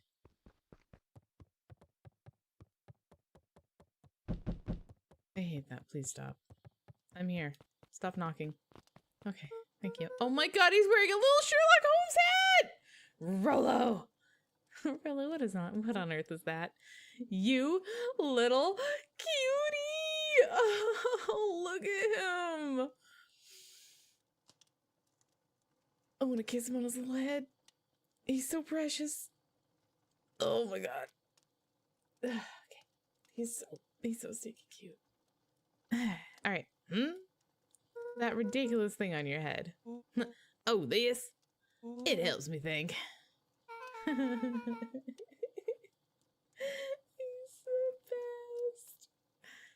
best. You're gonna need a lot more of those. Joke all you want. We'll see who's laughing when I crack this case wide open. The coast's clear? Yep, whatever she's been up to this week has been keeping her busy most of the day. Very well. Game is afoot. Luca and Beck rolled their eyes as Rolo strutted across the room. If I were Gran, where would I hide my deepest, darkest secrets? Perhaps where you might least expect it. Rolo flung open the cabinet with confidence. Aha! He coughed as a veil of dust hit his face. I think it's safe to assume anything that dusty isn't what we're looking for. Or maybe that's what she wants you to think. Then again, any good detective knows not to trust their first hunch. First hunches are for suckers. I love him. Oh my god, Rolo. Eureka! Eureka. She's lit a fire in order to burn the evidence. She keeps the fire going every day, Rolo. Drat, may already be too late. Just think of the mounds of documents lost to ash. Ash. Okay, I'm gonna stop you right there. Can we just think for a moment? Luca, is there anywhere your gran doesn't want you to go? Yeah, the closet upstairs. So maybe it stands to reason we should check there first. No dice, it's locked. Well, well, well. Look who stands to reason now. And I have no idea where the key is. If it's really important, then she probably keeps it with her. Anywhere else?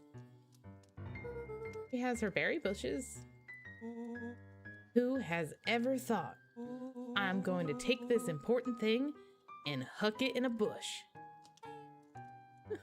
True. Anything else? Maybe something out of the ordinary? Well, she is always worried I'll break her fancy dishware in the kitchen. But it doesn't matter anyway, I can't reach the latch. A look of realization crept onto Luca's face. All three kids snapped to glance at each other, then sprinted in turn toward the kitchen. Oh no, you guys are gonna break a bunch of stuff. Alright, Rolo, this is your time to shine. Oh yes, you've called upon my my expert detective skills. And now I shall proceed with... Before he could finish, Luca scrambled up Rolo's back. Oh. Hey, this isn't my idea of detective work. Every squad needs a good lockpick. And every good lockpick needs a sturdy head to sit on. This is beneath my standing. Stop complaining and hold still. Got it. The three crowded around the hutch to peer in. With the glass doors opened, a perfect porcelain display gleamed in front of them. Their eyes searched for anything amiss. But the only distinct feature was its impeccability. Well, that was anticlimactic. Yeah. I don't really know what we were expecting. Like, oh hey, we just yankled this random teacup and... As Beck pulled on one of the teacups, it slanted forward with a hollow click. Beck, really? The entire hutch began to rustle and slide under its own power. Are you being... really? Are you being serious with me right now? Seems like your gran has been doing some remodeling. Dude, only 2 types of people have secret layers. Evil masterminds and superheroes. So which one do you think she is? We're about to find out. Cool. So we just used to have a basement door there is all. Okay, so more of an unhinged conspiracist vibe. Oh, wow. Yeah, this cannot be good. We need to go around before jumping to conclusions. Yeah, let's have a look around. What do we have here? Barrels marked caution explosive. And jam jars? That's enough jam to feed the whole town. What kind of incendiary jam is your gran making? Oh. Oh, snap. Wait, if we had bonked up the jam deliveries, do you think we would have accidentally given explosive jam to Mr. Nuncreek? I don't want to try it. No, it's bad. She wouldn't have had me walking around delivering bombs, right? Only one way to find out. Rolo casually spun open a lid and dipped his finger in the jam. Rolo, don't you dare. Huckleberries. He smacked his lips. And brown sugar. And... ink? What? Rolo plunged his hand in the jar, fishing out a soggy slip of paper. Damn, Rolo, what do you have, the golden tongue? You can taste all that? This dude's gonna be like a primo wine taster later. Aha! Rolo Rollo offered the slimy note to Luca and licked his fingers clean. What is with this game and hiding notes in food? It's addressed to Mrs. Fratelli. A Grand Jam Gram. A Grand Jam Gram. It says, last night I used the disguise Eris provided to scout the location. The timing window should be possible. Operation Sparkplug is a go. Oh man, are they doing a heist? Whatever it is, it can't be good. So, more a bombshell than a bomb, am I right? You're new here, so I'll let it slide. But I'm the bad joke guy around here. I love him.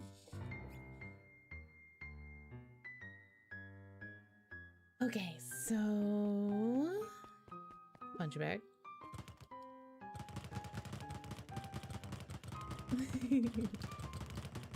Hit it, Luca. Alright.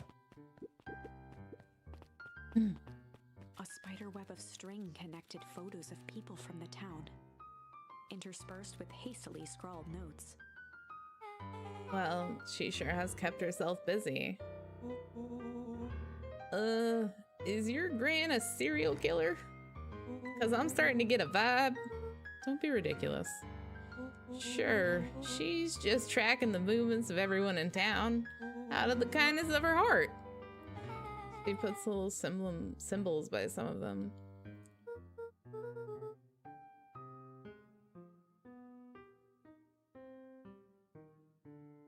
Yeah, Mr. Nuncreed has a check mark. The clipboards are all inside a big circle. My mom's are both on here. Both with question marks? Gus Valentine has a question mark. Gus is the mayor, right.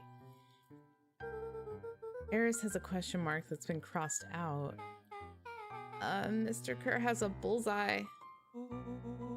The killer has chosen her next victim! We don't know what any of this means. Whatever it means, it's probably not good. Guys, can you stop making these assumptions about my grandma? I'm running out of parents. Luca jostled each cabinet drawer in turn. Only one was unlocked. He fingered through the filing cabinet, pausing at a bulging folder labeled Walter. Walter. For a long moment, he just stared at it. That's his dad's name, is Walt. What do you got there? It's my dad. Looks like some of his old medical files. Your dad was a doctor? Luca nodded and caressed the label with his thumb. Well, are you gonna read it? Here, let me help. Rollo swiped the folder from the drawer and began leafing through the pages. He whistled to himself, barely looking at the text. How about you actually read some of it? One sec. Dense documents such as this are a lot like a cheeseburger. It's best to skip straight to the middle. That's where all the meaty bits live. Wow, I had no idea we were in the presence of such a preeminent scholar in dense documents. And cheeseburgers. By all means, proceed. He stopped at a page and mimed, holding up a I mug. enjoy this.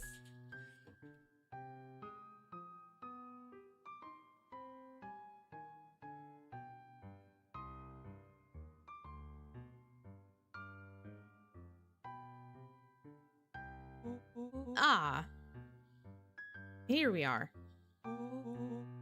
Follow-up examination of Terrence Wilby. Patient shows further signs of paleness and malaise. Body temperature continues to drop. He now describes soreness of muscles and joints. This is similar to the symptoms exhibited by Mrs. Wilby just the past few days. Still waiting on lab results from Joseph. Rollo looked up with heightened surprise. Hold on.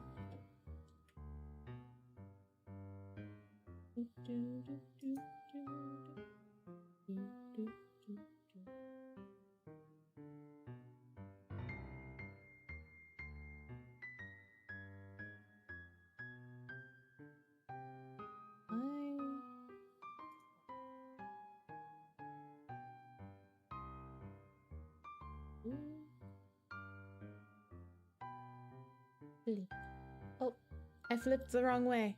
Help!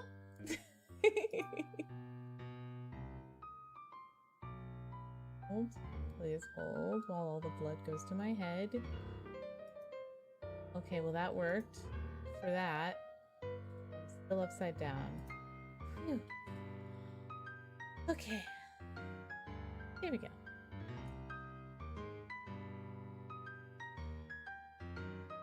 I felt like I was crowding them. Here. See? Creepy. Yeah, that's kind of disturbing. Who's Joseph? That's Mr. Nuncreed's name. Wait. Rollo's finger traced across the page. There's more scribbled in the margins. Could it be contagious? Mr. Wilby claims the tap water at his home has been contaminated. Perhaps environmental? Lab results only raise more questions. It's like he came back to this report later and made those notes.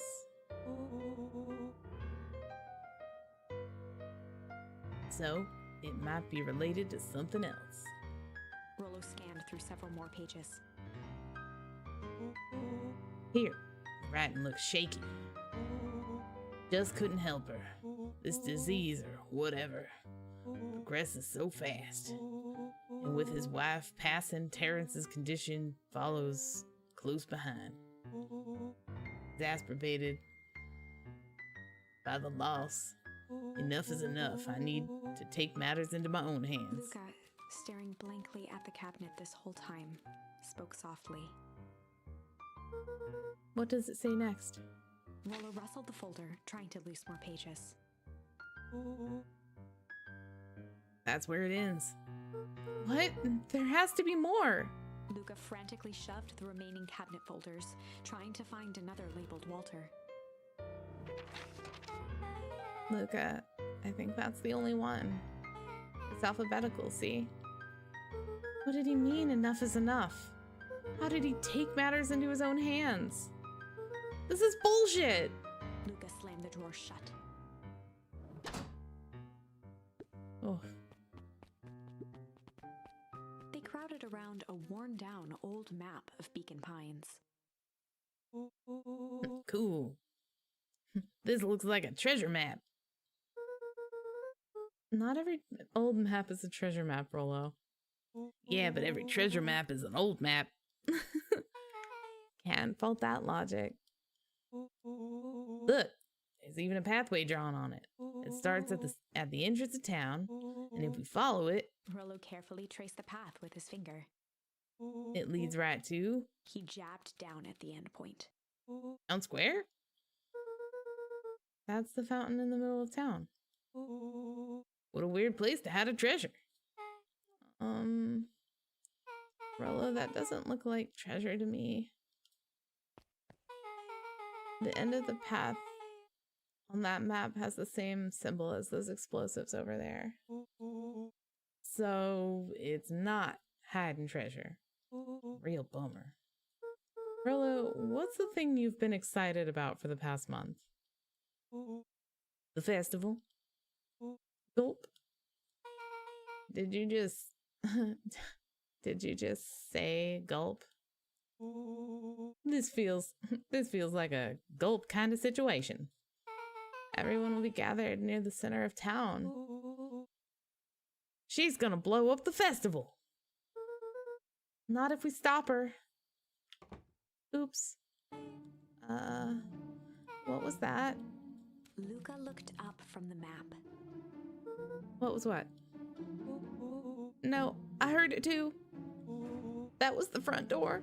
Which means someone just shut the front door. Which means someone's upstairs. Shh, quiet. Hit the lights. Beck flicked off the light, and they became statues in the dark. Overhead, creaking floorboards bent under slow, deliberate steps. The kids looked up, the tilt of their necks following each footfall.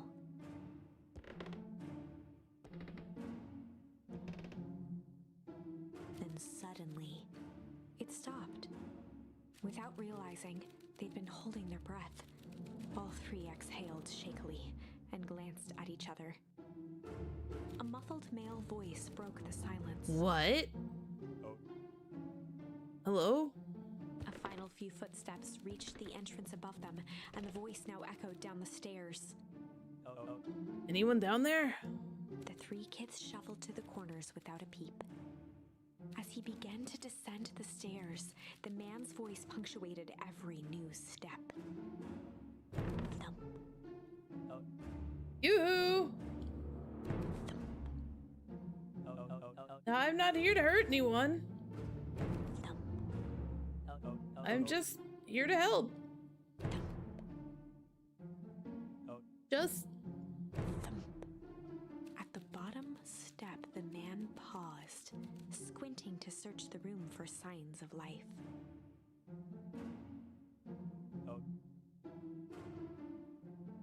huh. Guess it's nothing. Rollo shifted suddenly. Why? Luca gave him an intense, chastising look and whispered through clenched teeth. Oh, don't. It was too late. Rollo was already inching toward the stairway. He screeched as he charged toward the shadowy figure. Flaming chicken coop! Ah, jeez, Rollo. All his weight, Rollo tackled the man to the ground. What a loyal friend. Rollo? Mysterious, creepy man? Anyone there? From the dark corner, they saw something move. Well, I didn't know if I had it in me, but there was only one way to find out. Holy crap, Rollo, that was awesome. Wait, did you just kill that person? Luca scrambled to the hunched figure on the ground. Ugh. Pressing his fingers to the man's neck, Ah, he sighed with relief. I didn't want to kill Mr. Tulliver. You sure clobbered him good, Rollo. He's knocked out cold. As Beck flicked back on the light, Luca and Rollo both gasped in stereo. Mr. Tulliver. Oh god, he actually could have killed him though. Like, knocked him down up against the steps, cracked his little squirrel spine. Would have been terrible. Poor Mr. Tulliver.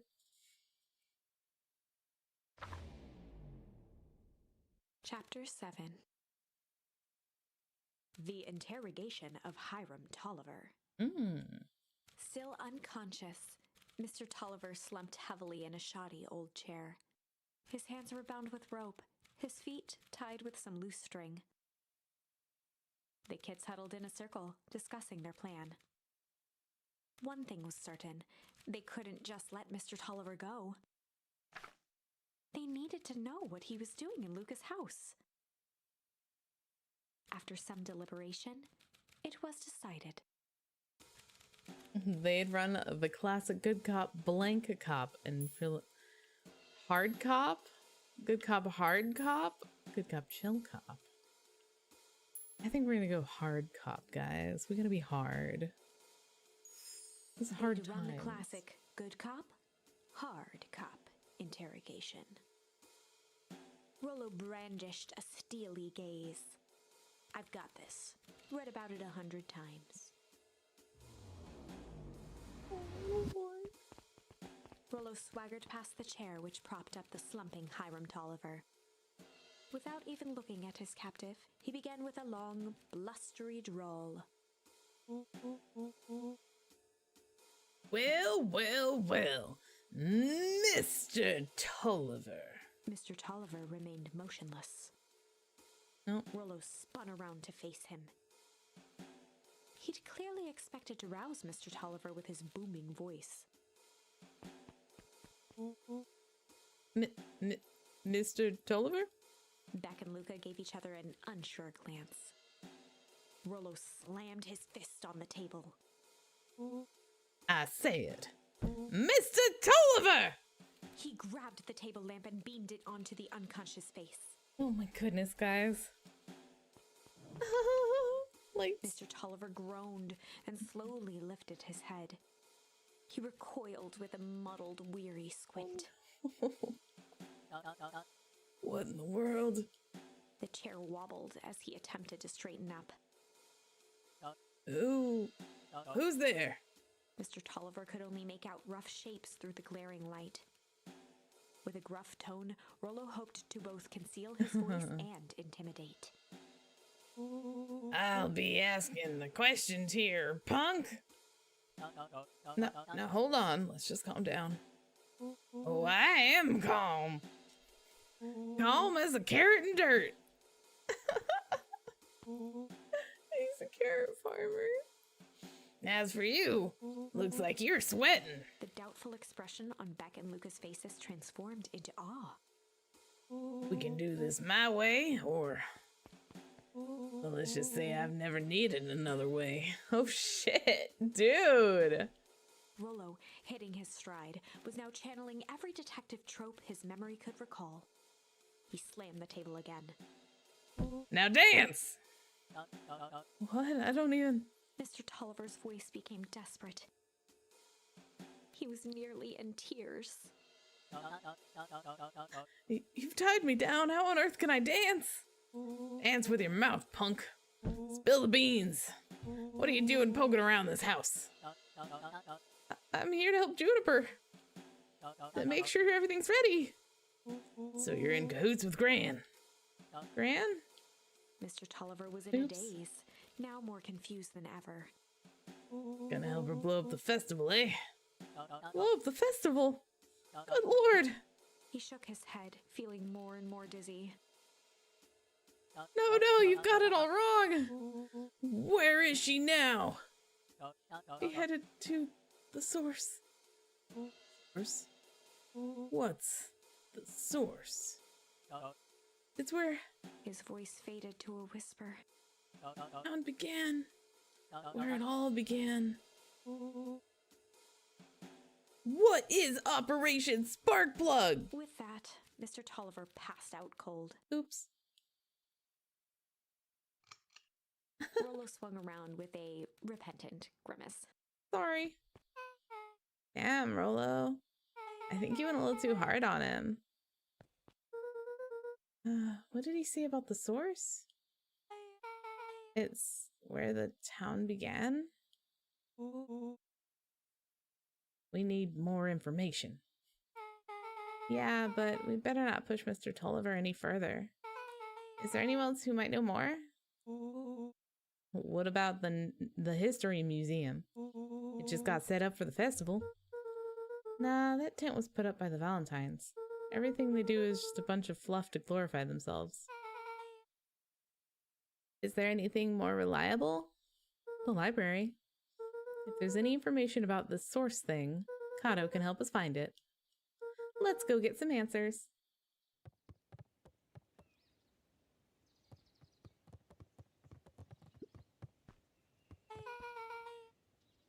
Dang, this is a nice library. Hey, that's what I was saying. Oh no, there's so many voices in this scene. Whoa. Thanks, we worked hard on it. Aren't you a little too adorable to be a librarian? Adorable. Cutie. Oh, Kato hung out here so much, eventually they just gave him a set of keys. I just keep an eye on the place for Ms. Novak sometimes. They got you working for free? It's quiet and I get to access all the books I can read. What more could a person want? Fair enough. What can I do for you all? We need a favor. I already told you and Rollo. I can't put you any higher on the wait list for the next Hank Atomic. And if you're here with more candy, I'll have you know I can't be bought. Call it a personal code of conscience. Actually, we're looking to do some research. Now you're speaking my language. First, what are you looking for? That's the thing, we sort of don't know. What do you got on the history of the town? Oh, sorry. What do you got on the... What do you got? What the heck is going on here? Struggling with all these voices, man.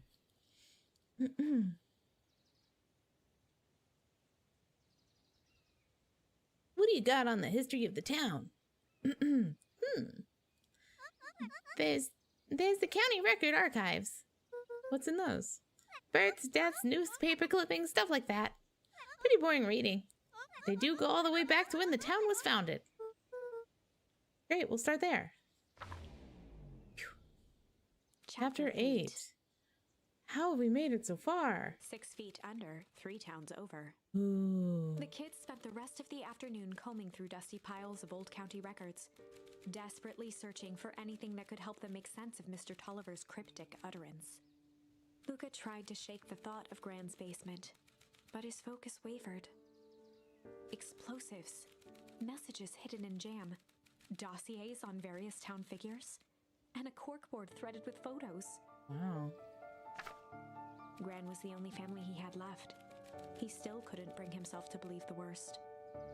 But the old map with the symbol of explosives in town square made that difficult. As the sun began to set, the kids were no closer to the truth. Oh, bummer. Festival's tomorrow.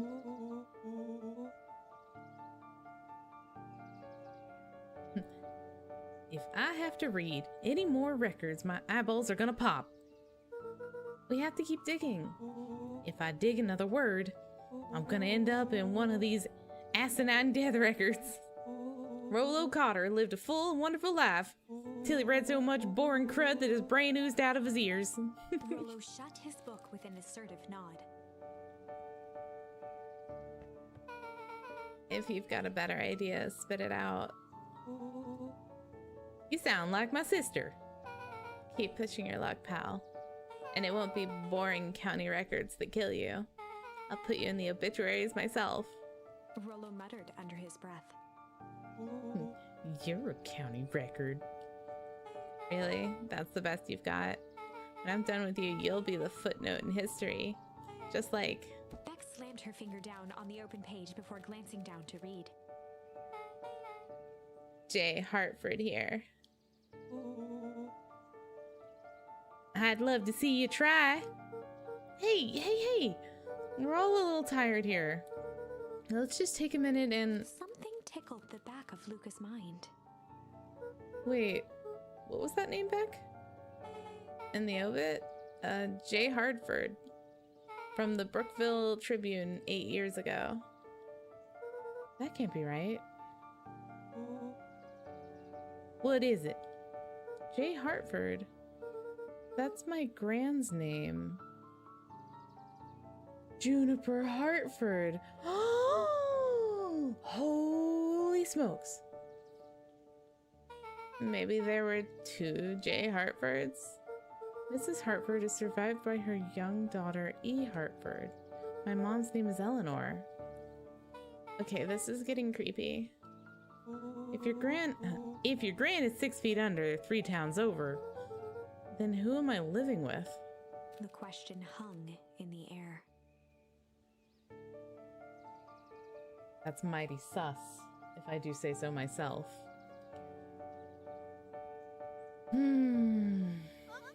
All right, gang, I gotta close up for the night. Beck rubbed her eyes.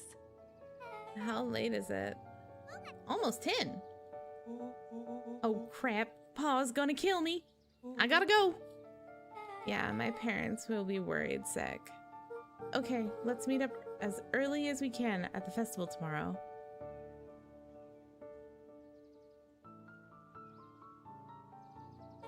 What are you gonna do about the unconscious man in your basement? I'll think of something. Oh my god. Luca just rolling with the punches.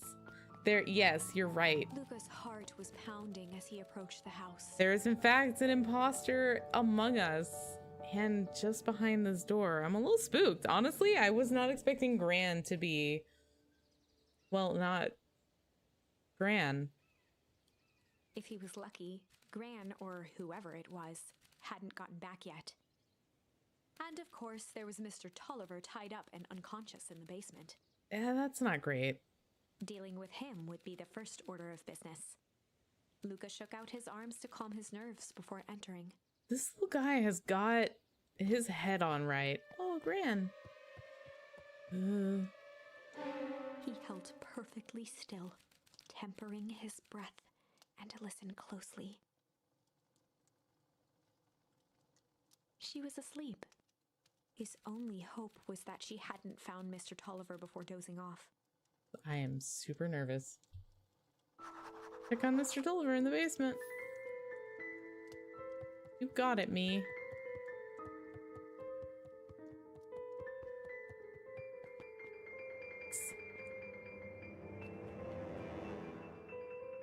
Oh no.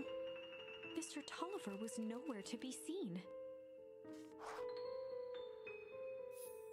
Maybe he woke up, escaped from his bindings, and left without a trace? Or maybe Gran knew everything. Uh-oh. What do I do? Luca's hungry stomach groaned. Yeah, when was the last time Luca ate? Not realizing it, he'd gone the entire day without eating. Wow. Okay, I can figure this out. I just need a little brain food. Luca rushed over to the pile of jam jars, unscrewed one, and shoveled a handful into his mouth. I'm afraid your jam delivery will be delayed. He flipped the lid to read the label. Mr. Nuncreed.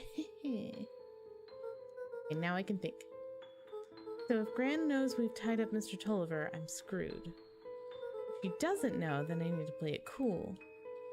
Well, I guess the only option is to go to bed and act as if nothing is wrong. Gran will think Mr. Tolliver finished what he was sent to do and left when he was done. Go to sleep. I love it when it makes me walk out myself. In the backyard these days, anyway. I'm gonna go hide in the backyard. I've been back here this whole time, Gran, innocently playing in the garden. Innocently playing in the garden. Frolicking like young deers do.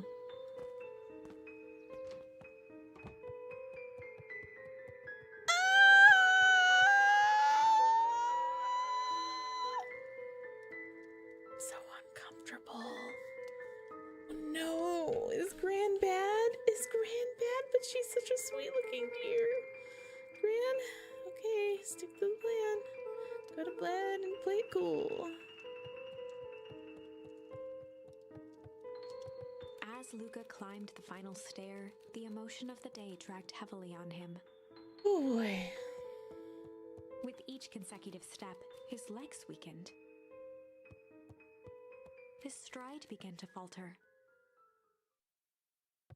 He tried to grab for the railing to steady himself. The jam was drugged. Oh, Something was wrong. come on, legs. Just a few more steps. Luca groaned and tried to move.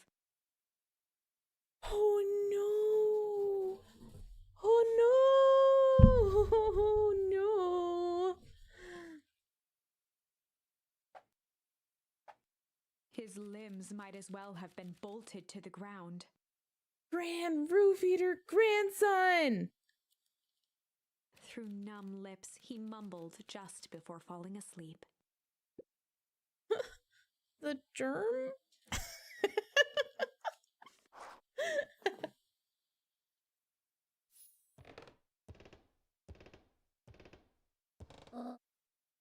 Sweet boy. What did you get yourself into? The jam! The jam, Gran! Were you dragging me? Oh, I'm not that heavy. Rest now and let me handle everything. No, that's right, that's right. In another timeline, she left us a really sweet note. Chapter 9. Smarmy joke that really bit him in the ass. Yeah. Oh yeah. Oh yeah. A speech to end all speeches. Really did bite him in the ass. Luca awoke to find himself face down in bed. The He germ. groaned into his pillow. Why would Gran drug him? Or rather, why was she trying to drug Mr. Nuncreed?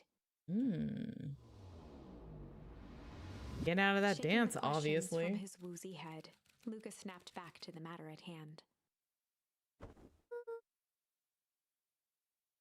The festival. I'm really proud of him for not just straight up hitting the floor, you know?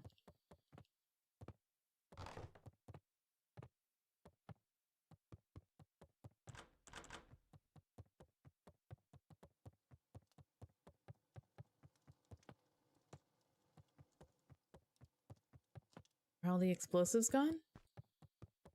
Oh, they're still here. Yeah, they're not gonna explode anything, guys. It's fine. We're fine. Everything's fine. Mr. Tolliver's fine. Gran is fine. People are fine. We're fine. Aw, shit. Hey, my friends! They're fine. Where have you been? Gran put something in the jam. Yeah, we know. Secret messages for secret conspiracies. Not this one. This one was intended for Mr. Nuncreed. Put me to sleep. Whoa! Sly devil. Look at us. We're so cute. No tiptoe. Cheeky.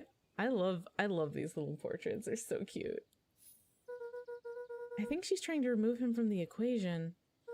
He might be in danger. Have you found anything?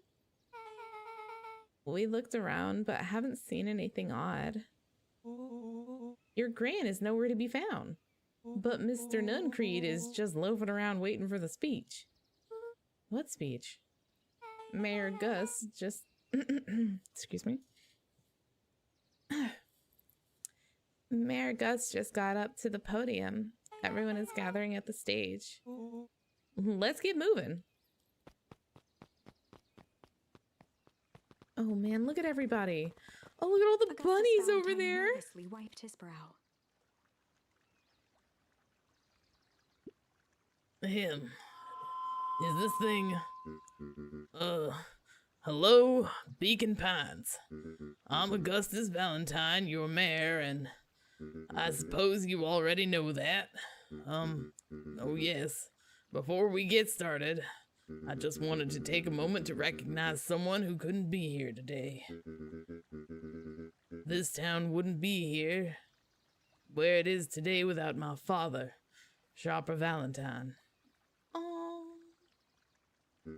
Oh, I thought we could begin with a round of applause befitting such a great man.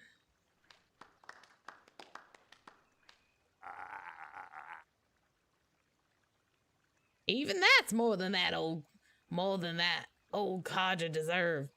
Gus cleared his throat and Thanks. awkwardly loosened his tie. Right. Where was I?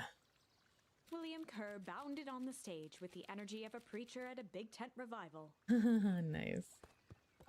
Gus Valentine, everyone. He gave Gus a hearty slap on the back and motioned him off the stage. Let's hear it for our mayor. I don't know what voice I gave him anymore. It was like a Flynn and Flam voice, but I can't picture theirs in my head right now. What a great turnout. What a great turnout. Wow, this turnout, though. This turnout, am I right? No. Ah, heck, I didn't prepare anything. But I suppose I could say a few words. It would be a shame to waste such a beautiful podium. Mr. Kerr pulled a thick stack of note cards out from his vest. Community, conviction, commitment. These are the things we celebrate at Perennial Harvest. For us, these are pillars of the bridge to a better tomorrow. But I think it's time to add a new pillar. Change. Change is a powerful thing. An inexorable, unavoidable, and undeniable. And I'm dadgum thankful for it. There it is. Thank you. Thank you very much, CL. There you are, CL. There's the L cannon. Thank you very L cannon. I'm back. Change is the reason we're all together today. It's hard for me to believe that it was only 4 years ago when fate brought me here. A simple business trip which brought me to a small town which would change my life forever. Mr. Kerr took a moment to survey the crowd.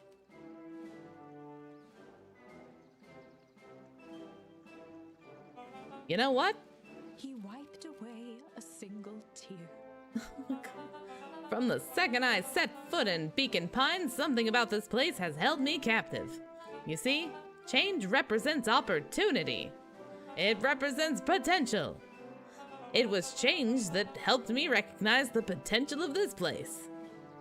To see that the people of this town, despite suffering great loss, still held on to the things that made them special. He thumped the podium to emphasize each word. Community, conviction, commitment. Change. Mr. Kerr nodded confidently, biting his lip. Oh my god. The crowd was silent, in rapt attention. Fate made a perfect match that day. Nothing is more important to you than community. And Perennial Harvest is a community first and foremost. Mr. Kerr methodically made eye contact with each section of the crowd. The only way you've made it through the foul harvest was an unshakable conviction. A conviction that a better tomorrow was just over the horizon. Perennial Harvest founded on conviction that we are the horizon. This festival is a symbol of our commitment to each other. His voice began to build to a crescendo. We now walk hand in hand into a future we will shape together. And that is what change is all about. Grabbing the future by the scruff of the neck and making things happen. Change is a choice. I'm tickled pink that we will all be making that choice together. How great is that? Just imagine what we can accomplish. Oh, snap. I know what that was. What was that? The crowd began to look around nervously. Don't worry, a little thunder isn't going to ruin this day. Everyone remain calm. Mr. Kerr quickly flicked through his note cards. Where was I? Through all my travels, I have learned one thing. One always reaps what they sow. We have all planted a lot of good in this town, and so it is with a happy heart that I can proclaim He raised his hands up to the heavens. our harvest awaits! Yikes. At that moment, a merciless wall of impossibly cold air ripped through the crowd, instantly freezing everyone and everything it touched. Whoops. For a man like William Kerr, this was a fitting way for things to end. On a stage, with an entire town frozen in rapt attention for the rest of time.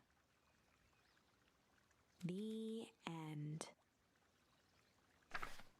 There's that ice again! Whenever I think we're getting close, it comes along and ruins everything! Maybe we should just quit? Maybe you should just close the book, walk away, and never think of me again. No, This book is getting really emotional on me. We got a little closer this time. We just need to try again. Please. This book is really needy. Okay, I think we have to interrogate him the sly way, because that's the one we unlocked. I'm tempted to go this way. I think it involves kind of making a new friend.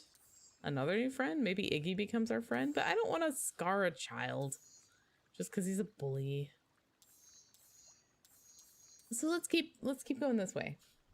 I like this way. This way Rolo doesn't get kidnapped and nobody gets, you know, hard for life.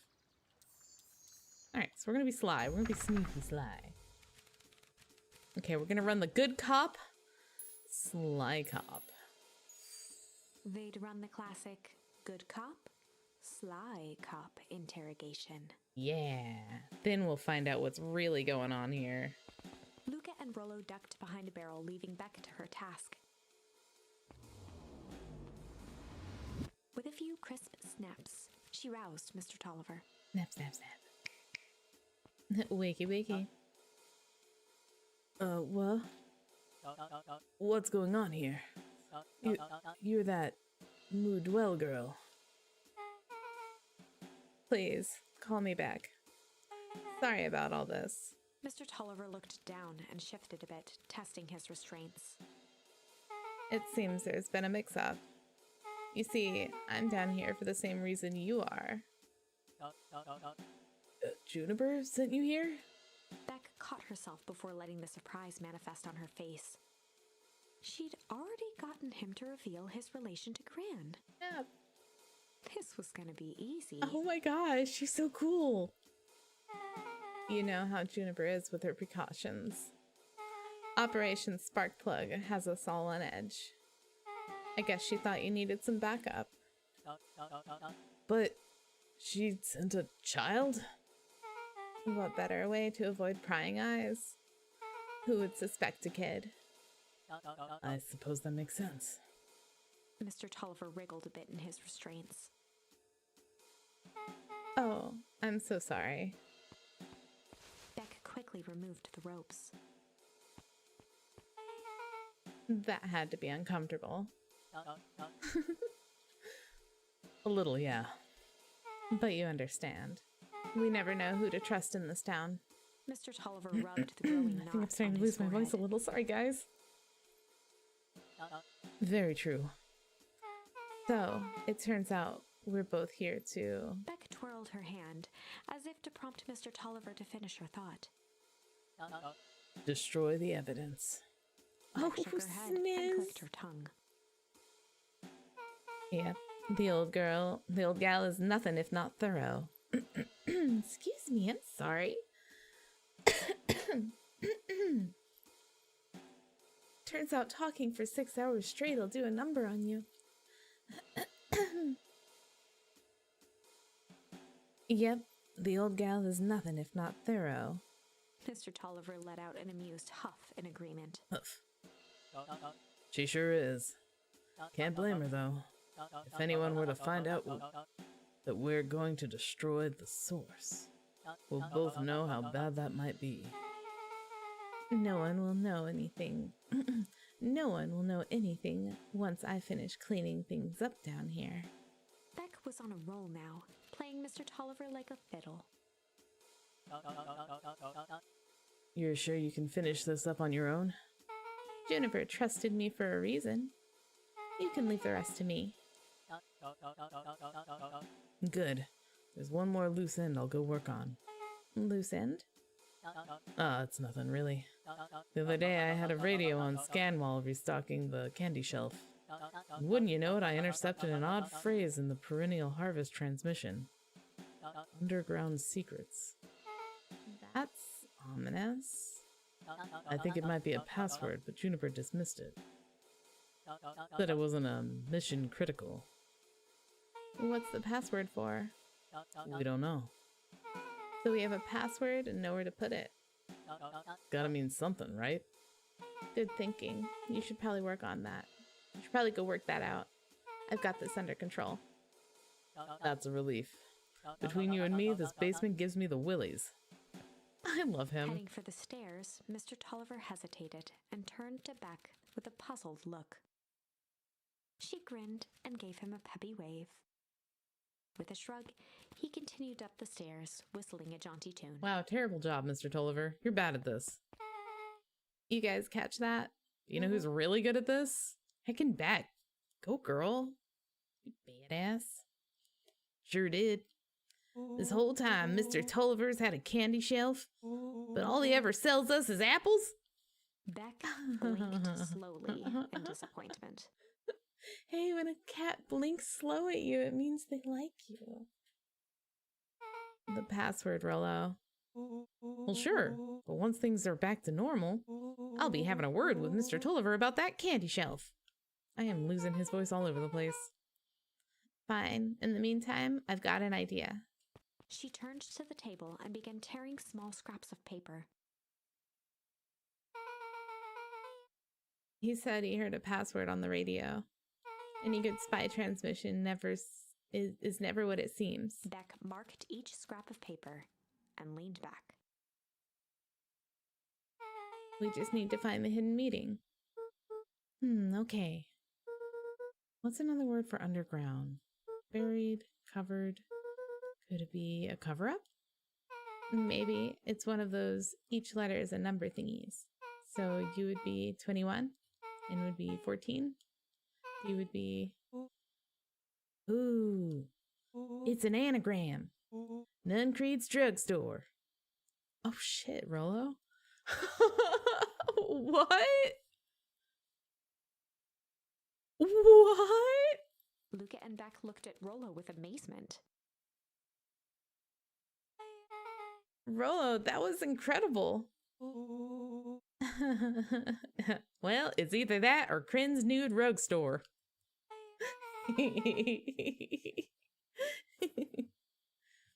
Yeah, I think you were right the first time. How did you do that? What can I say? I love ciphers. Well, I guess we know where to go next. Holy moly, that's so cool! Ooh.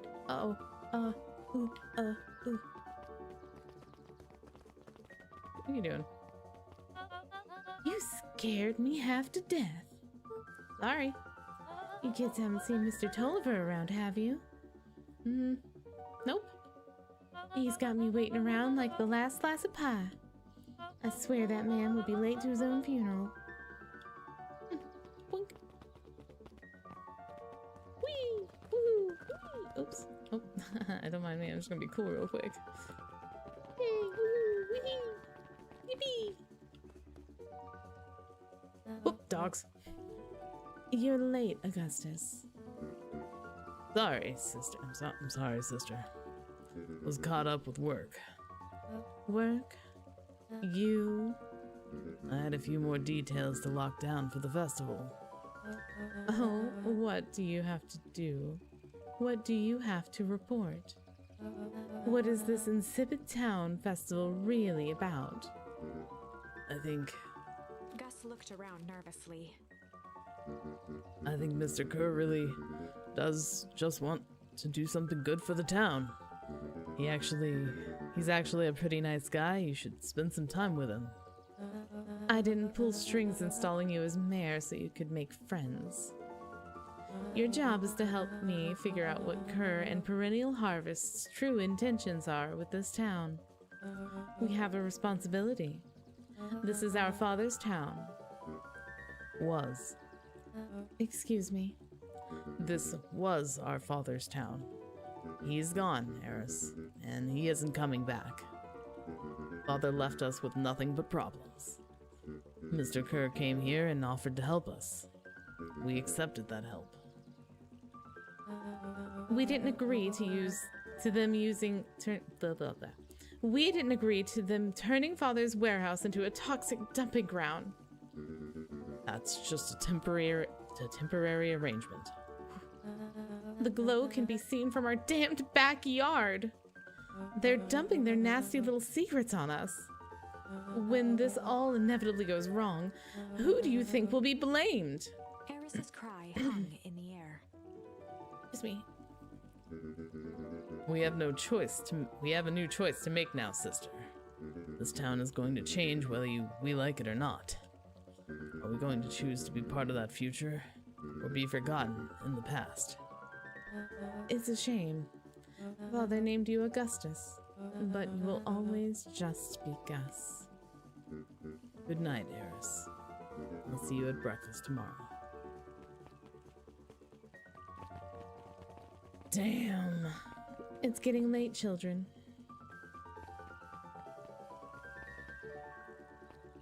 What's the book about? Knowledge, he spat with a sneer. There exists a gulf between knowing something and being able to do a damn thing about it. Humph. I do hate it when a villain makes a good point.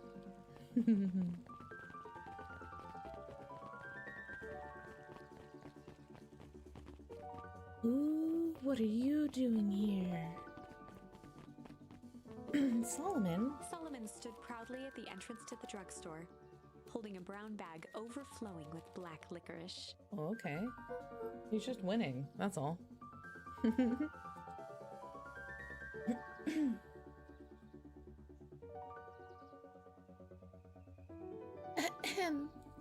Sorry. Hey, Solomon. We're looking for Mr. Nuncreed. Is he still in there? I'm afraid not. Then, where did you get the candy from? You might say we have an arrangement. Solomon shoveled a surprising amount of licorice into his mouth. Oh, that's a lot. Sometimes it's the small pleasures in life. Though we might not always have family to rely on, licorice has never let me down. Well, I can't say licorice would be my first choice, but whatever floats your boat. You can tell a lot about a person by their choice of confection. Oh yeah? Oh yeah, I guess. I like sour gobs. I'm certain you do. I always wondered why Mr. Nuncreed kept licorice in stock.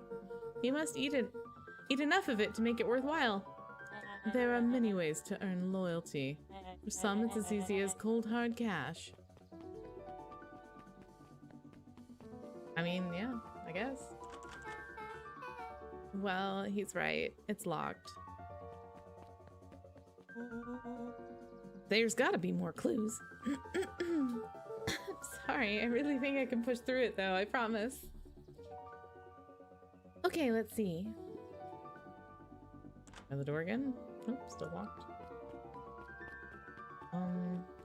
Can I go this way? Oh, no I can't. Can it go this way?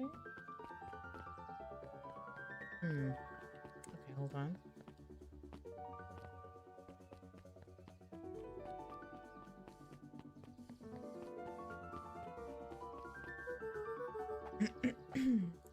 What?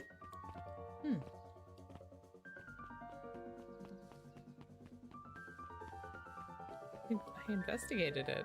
What more do you want me to investigate? Oh. Have you ever seen anyone actually use this thing? Besides Mr. Nuncreed? No. Beck cupped her hands on the glass to peek inside. That is not a normal phone booth. It's got like a blinky keypad. Why would there be a blinky keypad? Prin's Nude Rug Store! I mean, Underground Secrets! The password! Beck flung open the door and they all squeezed in.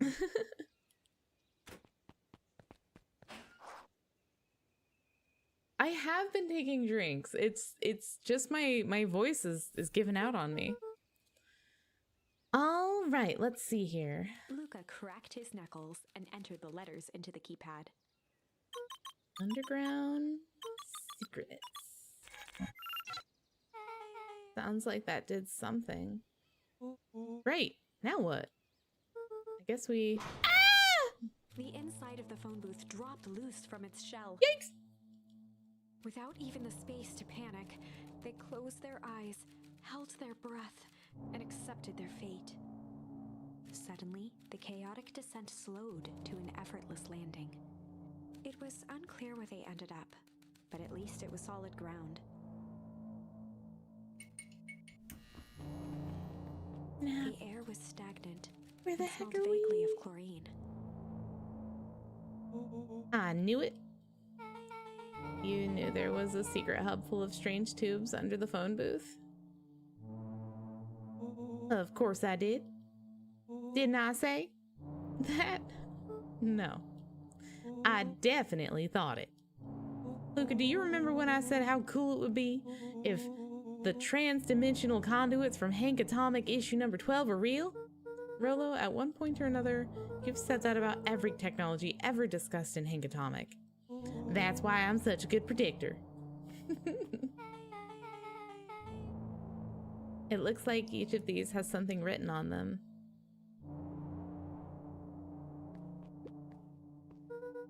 Mining Operations Alpha.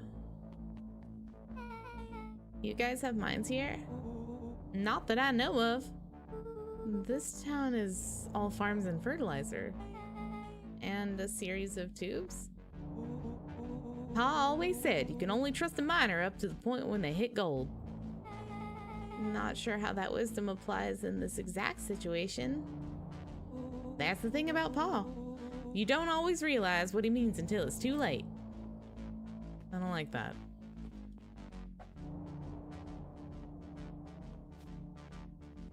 I'm in such a situation right now. This is the one with the crack in it. This suit has a broken mask. Woo! So, have we found the mystery warehouse creeper? We've at least found their hazmat suit. If it walks like a nun creed and talks like a nun creed, let's not jump to conclusions, bro. Just saying. Perennial Harvest main office.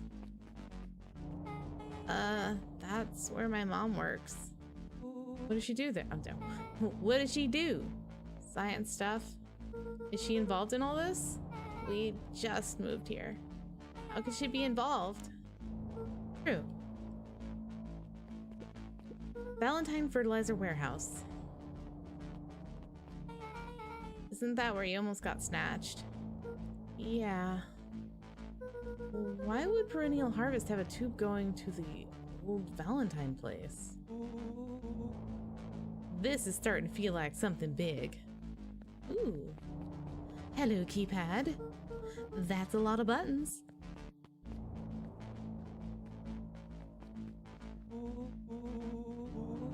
Stand aside, Earthlings.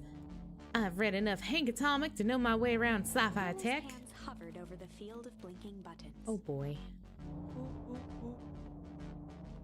Eeny, meeny, miny. Oops. Oh, don't get too close. Oh. Rolo, what did you do? Nothing. I didn't even mow yet. Oh, I didn't even mow yet. I read that so wrong. No.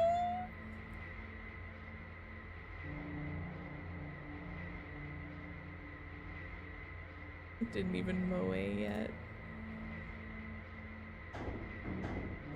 What was that? Hide.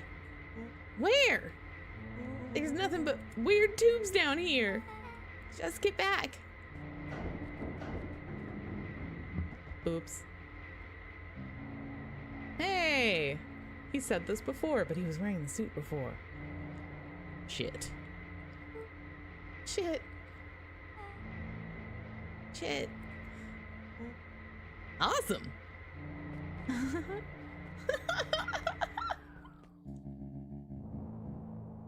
You all need to come with me now. We aren't going anywhere with you. Not until we get some answers. Mr. Underground Secrets. I told them that password. That was an absurd password. But they love anything that makes them feel clever. They who? That's no matter. It can keep you hidden. If I can keep you hidden until after the festival, I might be able to save your skins. We don't care about our skins. Hold on now, I like my skin. This all stops now, Nun Creed. Joseph waited for a moment in silence. You sound just like him. Who? Walt. You don't get to talk about my dad. You know, your father and I were friends back before He gestured toward the strange tubes. all of this. It's true. Oh, that's a lie. Sorry, I was so focused. You ever read something in your brain and you just hear it, you know, in the voice, like you said it out loud, but well, never mind. Anyway. It's true. I used to bounce you on my knee. What happened? Same thing that always happens. Reality, complications, life. We were a team, Walt and I. An idealistic doctor and a bright-eyed pharmacist. Both hell-bent on helping folks. So you were a sidekick? No. We were partners. He helped the patients and I helped him. Yep. Total sidekick. Nuncreed let out a growl of a sigh. Luca, I need you to know this. I need someone to know this. One day, Sharper Valentine comes to us. Says he's got an opportunity. He'd found something he didn't quite understand. And he was willing to pay us both handsomely to help him understand it. And my dad said no. Your father and I both believed in helping people. But the thing I could never get him to understand was, it's a lot easier to help others if you help yourself now and then. Classic sidekick into villain plotline. Oh, hold on. It's a classic sidekick into villain plotline.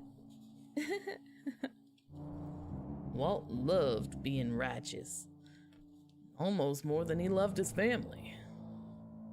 He was wrong about one thing, though. When he begged me not to take Valentine's offer, he said, "Joseph, if a person says yes one time to Sharper Valentine, he'll make sure they keep on saying yes to him until the day he's dead and gone." He shook his head wistfully. Sharper's long gone, but he still got me saying yes.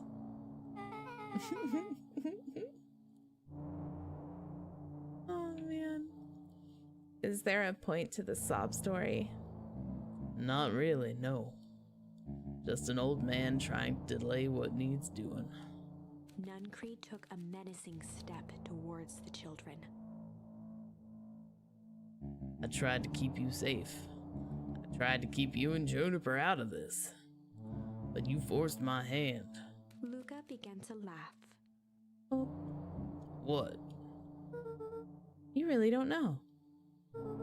My gran isn't out of this. She's been scheming right under your nose. Juniper? Seems like she's planning on crashing the town's party. She's going to disrupt the festival? Why would she? The color drained from Nuncreed's face. How does she know? Apparently, she knows a lot of things. What? Let's just say this isn't the only underground lair we've busted into today. And honestly, hers is way cooler. She's got maps and explosives and bad intentions, big man. Nuncreed grabbed Luca by the shoulders. His eyes were frantic. You need to tell me what she's going to do right now. She doesn't understand what it is she's messing with. Tell me now, she's in danger, boy! I don't know. She had a map with a mark on the foundation and the fountain in the town square. The fountain? But what would... A jolt of realization struck Mr. Nuncreed. She knows about the source. What the heck is the source? If she tries to destroy the source, it could catalyze and... Dear God, she's going to freeze us all.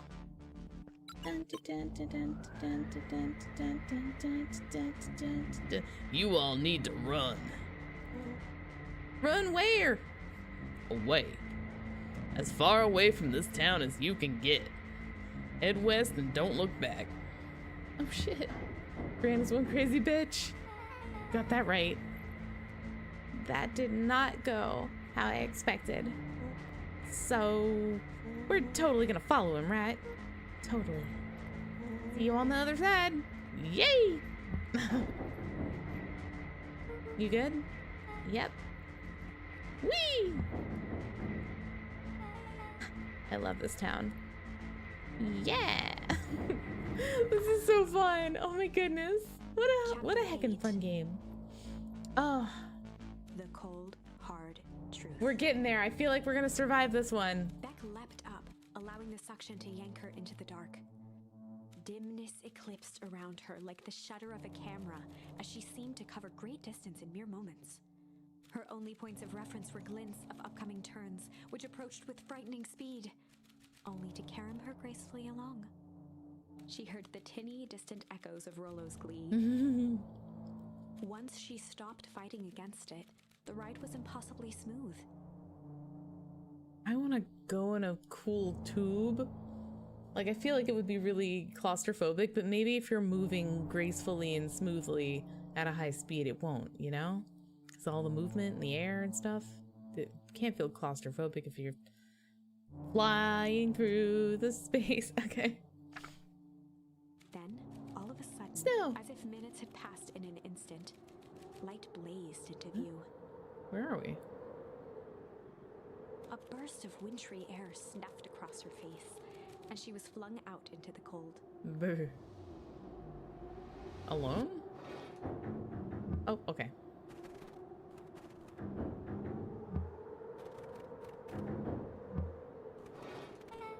That was intense? Yeah. Oh no, I don't want to say it. I think I might have parted with some fluids in there. Any idea where we are? We're cold. Doesn't look like it got on any of us. Oh, Rolo, oh my god, I love you so much. Oh, I'm torn. If I had to choose between getting a Luca plush and a Rolo plush, I don't think I could choose. I want them both. I want all three. Can I have these three? I just want to snuggle them all. They're so cute. Okay. It didn't feel like we traveled that far. So, where did it all go? He's really trying to figure out where his fluids went. This place sucks. Why would anyone even want to blow something up out here? There's only one way to find out, I suppose. We've got to catch up to Nuncreed. I think he went this way. But what if we went the other way? Is there anything to look at around here? Or is this hole?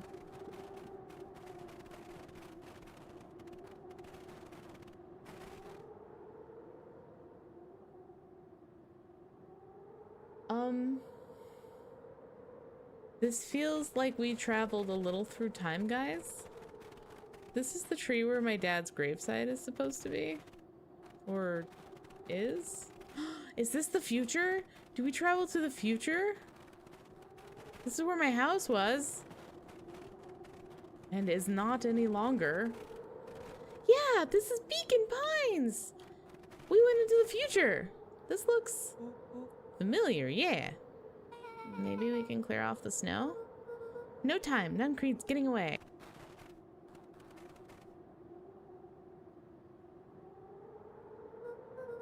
Okay, this is starting to feel really familiar. I may not be the most well-versed on all things Beacon Pines, but this does look like some sort of frozen replica of town. Ah, I got it. It's so obvious now. Mr. Nuncreed is an alien. Rolo, stick with me here. His species can only live in sub-zero temperatures. Oh boy, here we go.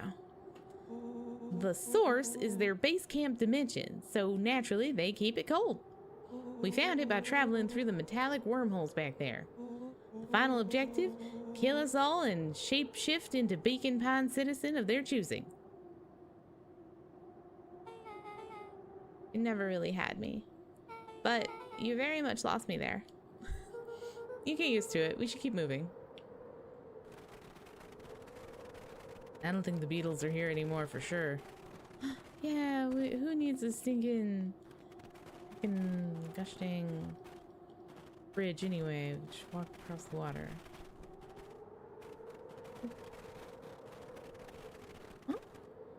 As they rounded the corner to the frozen town square, they spotted Mr. Nuncreed inching cautiously toward a pit at its center. He held his arms out gingerly, as if approaching a beast in the wild. Oh snap.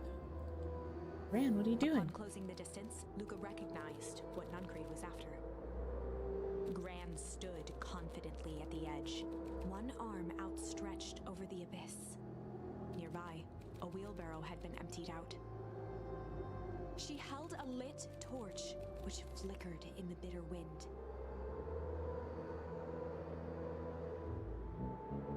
Juniper, I don't know what you think you're doing, but I assure you this is not going to solve anything. If you drop that, you've doomed this whole town. Oh, it wasn't me who doomed this town. I've been watching you, Joseph. I know what you've done. You and your co-conspirators. Gran? What's happening? Luca, you and your friends need to leave right this moment. Mr. Nuncreed turned back toward the kids, desperation in his eyes. Listen to your grandma, Luca.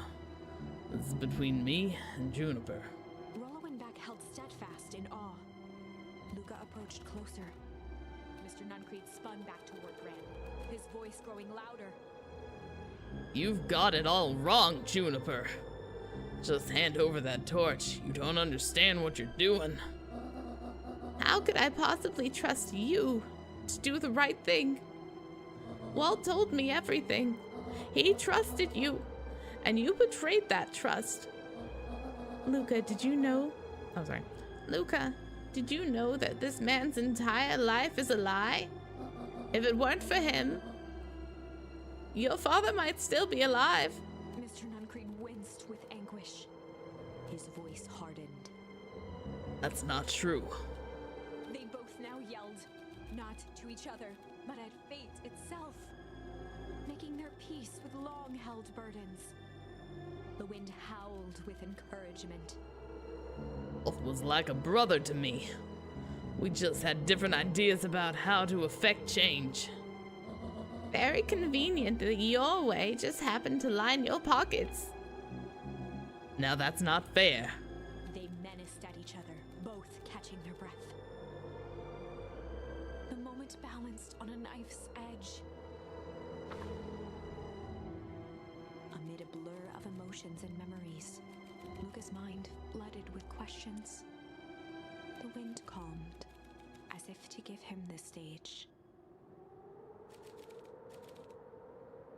And in the stillness, he began to weep. And in the stillness, he began to weep. It was all just too much. Falling to his knees, Luca whimpered softly. The tears crystallized as they hit the snow. Gran stared at Luca for a moment with warm sympathy, remembering why this was all necessary. Ah, shit. This'll all make sense soon, Luca. Then everything can go back to normal, I promise. She stiffened up and brandished the torch at Mr. Nuncreed. You can't hide behind those people any longer, Joseph. Once their precious source is destroyed, we'll see where their loyalties fall. Juniper, don't. Ignoring his final plea, Gran flung the torch into the deep darkness. Ah, balls. She smiled and exhaled in relief. Mr. Nuncreed moaned in resignation. The torch echoed as it ricocheted down the hole, punctuated with a thunderous thud. You see, Joseph, I've learned one very important lesson in life. If you want things to change, then you must be willing to. Before Gran could finish, the ground shook her to silence.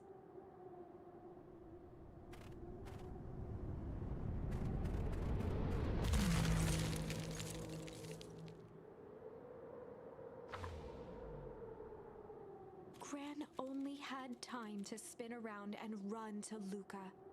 Her attempt to shield him, an honorable but trifling act. Unflinching love, pitted against an unthinking horror. There was no contest. Her warm embrace froze in an instant. That is where they remain, fixed in place, forever. And so, our story ends on this melancholy scene. In a town brought low by its secrets, sits the frozen statues of a misguided band of meddlers. The end. Well, that was dire. Okay. On the bright side, we finally figured out where all the ice is coming from. Now, We just need to find a way to deal with a mystic, unfathomable force of nature. That's a cool piece of art, though. All right. I feel like being chill will change anything. I mean, maybe it'll give us a different charm if we're chill. I don't know. You could try the only one I haven't done down this route. Can I do one side or do I have to do both? I have so many questions. Oh my word. Huh. I'll be real, guys. This is going on a little bit longer than I was expecting. Let me double check some stuff real quick. How long to beat? Because if I can make another stream out of this, I might end here today just to rest my voice. Oops.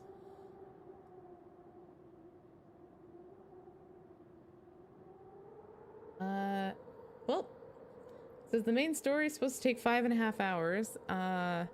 And then the completion is to 6.5 hours, and I am at 6 hours and 45 minutes. So, I guess we'll just keep going. Because in theory, I should have already finished it. So I'm just being slow is all. Alright, well, I need a bathroom break and a refresh on my drinks. I'm sorry there's so many breaks this time, everybody, but I have been having so much fun, and I hope you've been enjoying it too. This game is super cute and really interesting and neat. So I'm really sucked in, but I have a feeling we're gonna figure it out and we're gonna fix things soon, and it'll all be great. In the meantime, please enjoy some clips. BRB. Okay, the final stretch. I think we can do it. All right, so all we could do is cry here, and I think we can fix things. I think maybe if we go back and we're chill, if we just wanted to take this whole route.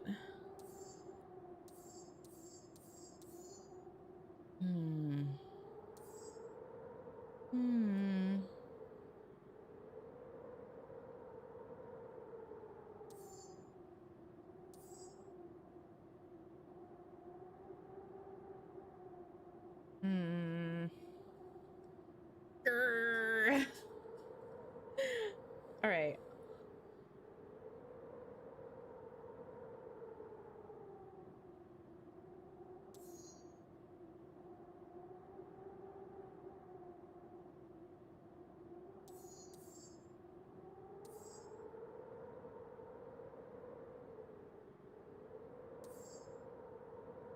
We'll be chill. Chill cop. They'd run the classic good cop, chill cop interrogation. I'll handle this. Just gotta play it cool. Luca walked calmly to the light switch, flicking it off and on a few times. Mr. Tolliver shook his head, gathering his wits. Ollie, my bell sure got my bell rung. He looked over to find Luca, who returned a calming grin. Sorry, Mr. Tolliver.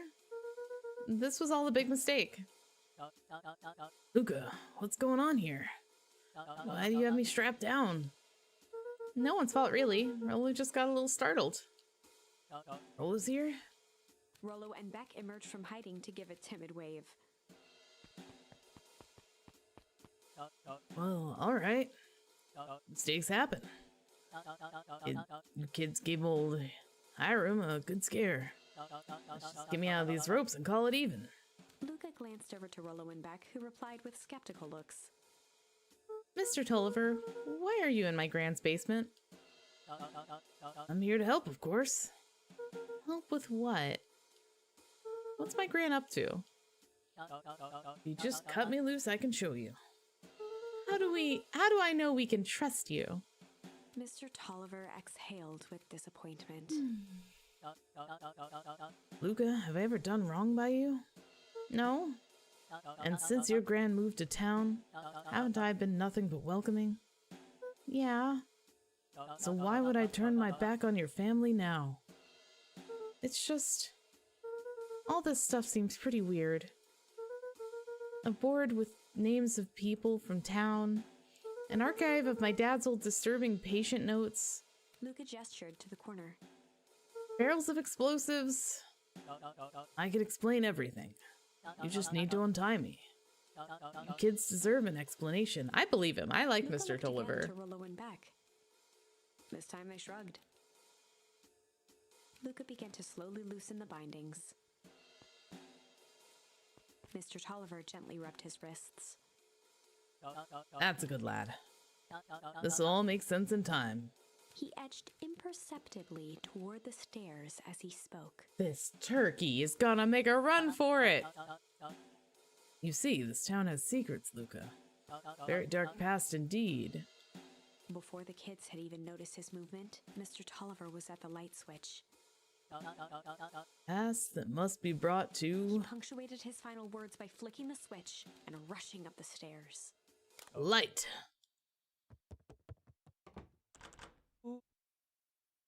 Son of a... Beck darted to the wall and turned back on the lights. It was too late. Rollo confirmed what they all heard.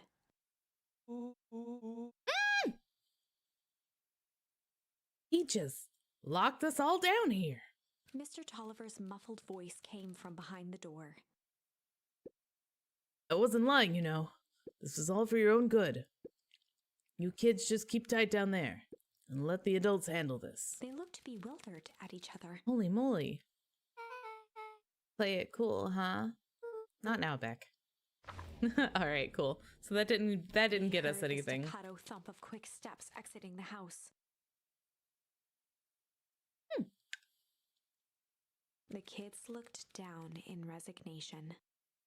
This isn't how it goes in Hank Atomic. Mm-hmm. For some reason, they'd always assumed it was up to them to save their town. Luca opened his mouth, hoping to conjure some magical words to make this right. Only a hollow croak escaped. The end. Well, we Oops. certainly aren't going to find a grand resolution to our tale locked in a basement. Back to the drawing board. Oops. I did it wrong. Hold on.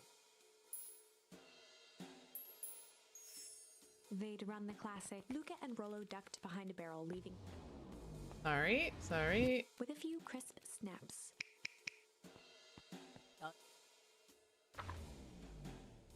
Yeah, that was just like the... Okay, so I've done everything I can on this side. Let's fly, I guess. Let's go back to the place where Rollo got kidnapped. This is the timeline he got kidnapped in, and now we're on top of the tree house with Iggy, the bully, who I pushed in the goo. He's now deformed. Time to run. Luca drew himself up and decided to take the only option they had left. Flight. He squinted down the barrel of the mission control defense cannon, aiming it through an opening in the dense tree branches.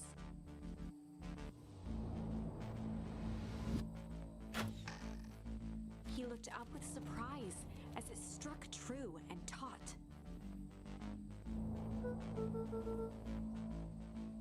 Wow, I can't believe that worked. Hey, Mr. Kerr. We'd love to hear your thoughts, but I'm afraid we have places to be. Come on, Iggy. See ya, jerks!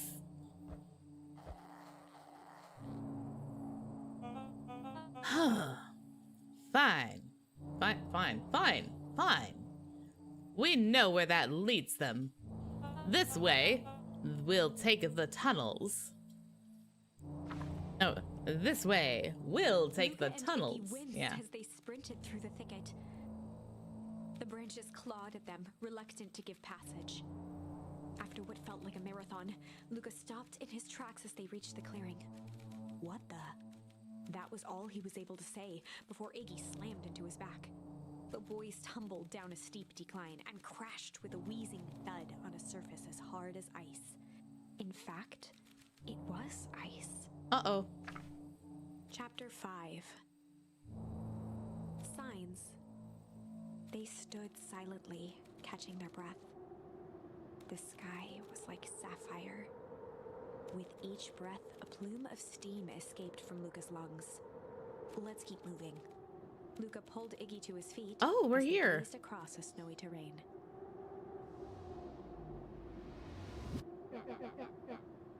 That was actually pretty badass. Uh-huh. I think we lost him. Are we up in the mountains? I don't think so. If anything, we went downhill. And what's up with the Winter Wonderland? All I know is there's no going back the way we came. Let's see if we can get our bearings. Follow me. This is home. This is where home is supposed to be. Luca? Luca, are you there? Luca Are you had there? almost forgotten the walkie-talkie he was carrying. Oh, wait, it's that... Oh, okay. Luca. That's that bozo Kerr. Hold on. I hope nothing bad has happened to you out in those woods. Luca looked at Iggy with hesitation. No need to be rude. With a resigned sigh, Luca responded. It seems like the only dangerous thing in the woods is you. He speaks, the young man of the hour. Now, how in tarnation did you end up with one of our radios? Just lucky, I guess.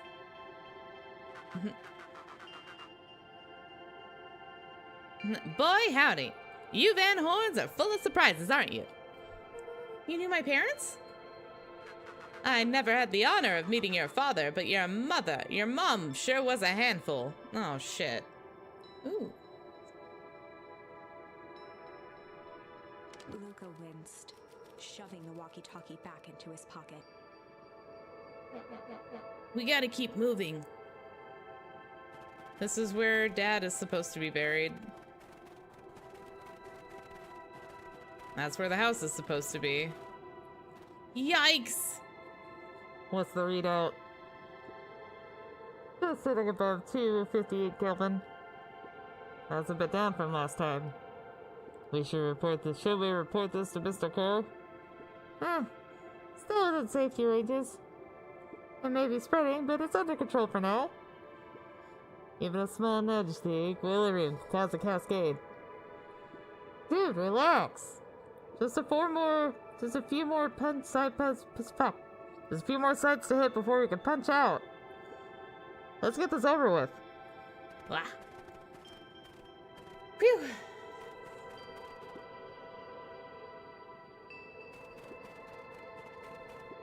What's all this? Hard to say with all the snow. I think it's a town sign. Can almost make out the letters under there. What could this town even be? There couldn't be another town this deep into Weepwood. I'm looking at evidence to the contrary. Let's figure out what we're dealing with here. Step 1, snow's gotta go. I'll see what I can do.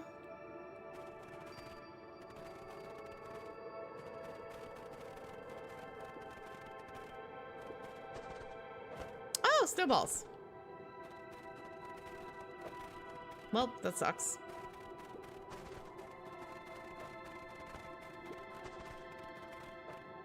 Nailed it. I knew it. The boys stared in disbelief at the sign that now clearly read, "Welcome to Beacon Pines." This doesn't make any sense. We're in Beacon Pines? How is this possible? We ran away from town. How did we get back here? I guess we got turned around. Where did all this snow come from? Well, it's been colder than normal lately. There's a pretty big difference between sweater weather and Arctic hellscape.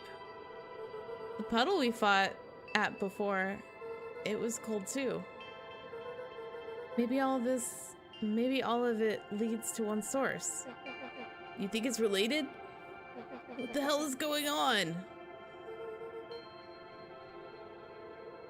We're gonna get you some answers. Let's keep moving. Wow. This is crazy. Whoa. The fencing glistened, each chain link encapsulated with a translucent layer of ice. Looks like the stuff they put up around Weepwood. The stuff who put up? I don't know. It's all frozen.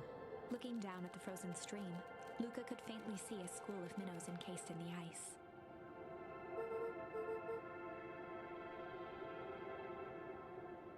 Whatever happened here, it happened fast. The fish didn't even have time to run. Or, you know, swim run.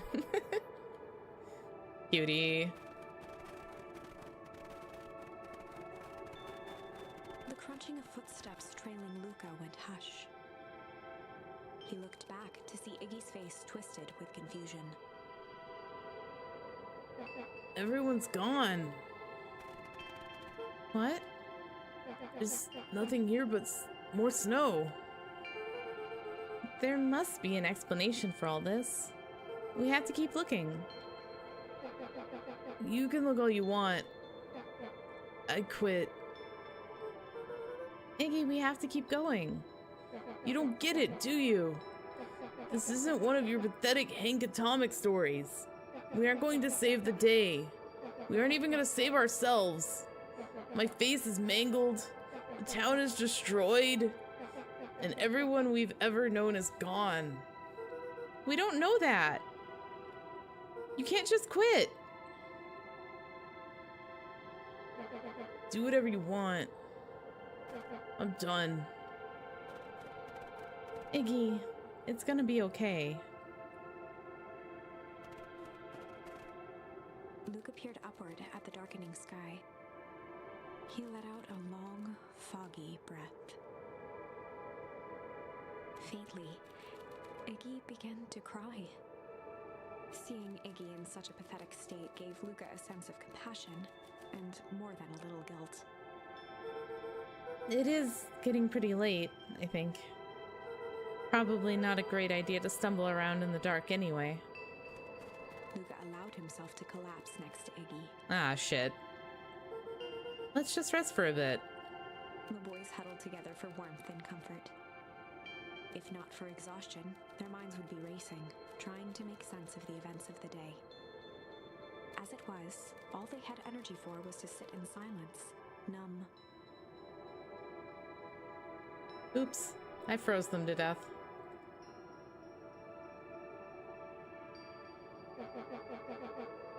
The way the snow covered everything, it's kind of calming. Yeah. I haven't had time to say it, but thanks. Huh? For getting us away from those creeps. I sort of froze up back there. Iggy, I should be the one apologizing. This all happened because I lost my temper. Nah, that's bull hockey. First of all, you didn't know what that gunk would do. It didn't, right? Of course not. And second, stop with this baloney about losing your temper. But I did lose my temper. Iggy motioned sarcastically to his half-deformed face. Obviously. That's exactly what you should have done. Huh?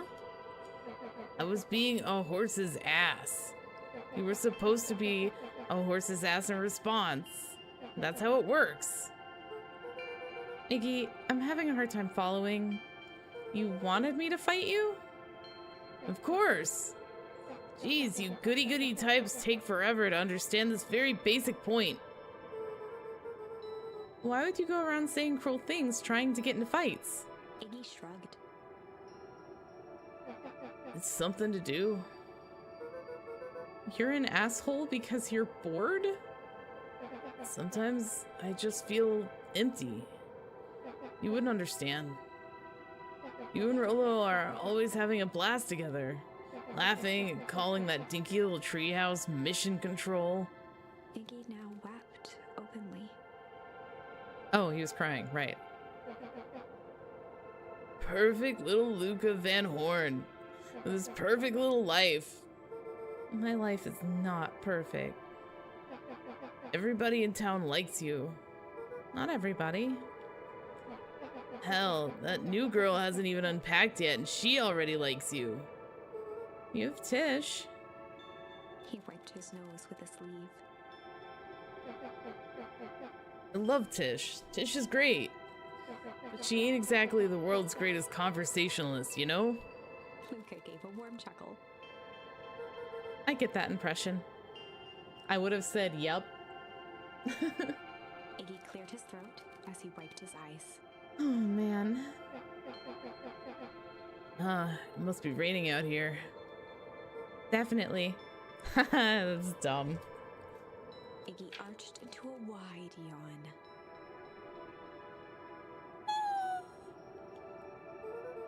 We should probably get some sleep. Yeah. Let's lay low for now. Tomorrow, we'll get to the bottom of all this. Luca's eyelids began to slowly drift shut. No, you dingus! Don't go to sleep in the snow! Luca? Yeah? I always did want to see the inside of your dinky little treehouse. Oh. What do you think? Not bad. I'll give you the full tour when we get back. You know what? That's all Luca could whisper before succumbing to sleep. Iggy snuggled in some more. When it comes to the worst days of my entire life, this one wasn't half bad. Yeah, I only got mutated in a puddle and then frozen to death. The house smelled of warm bread. Luca was playing with toy blocks on the living room rug. He looked up to see his parents on the couch. His mother held his father's head in her lap.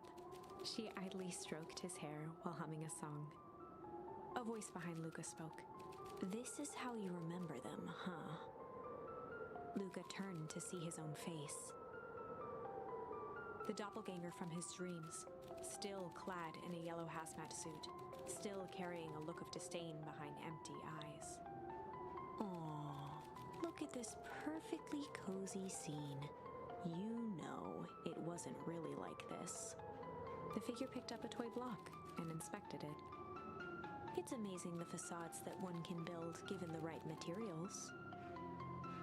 Not that I blame us. These are a child's memories, all warm and fuzzy. You don't remember, do you? Lucas snatched the block from the figure's yellow-gloved hand. Remember what? The doppelganger pointed to the couch. The last day we saw him alive. The day he chose to abandon us. Luca turned to look at his father, still lounging on the couch. That's not true. He didn't abandon us. The doppelganger waved his hand dismissively. Everything is true here. It's just a matter of what we choose to see. Well, let me show you. The world flickered and pulsed. Luca was sitting next to his bed, listening to his heartbeat with one of his dad's stethoscopes. The doppelganger limped into the room. Now, we both know that's not how this went. He grabbed Luca's hand and guided the stethoscope to the floor. Luca heard muffled shouting, brought close by the stethoscope. It was his parents, fighting. Do you remember what we did next? Luca gave a slow nod and crept down the hall to peek through the banister. He could see the outline of his mother at the bottom of the stairs. Damn it, Walt. We can't afford to get involved in this. She was scared. His father stepped forward.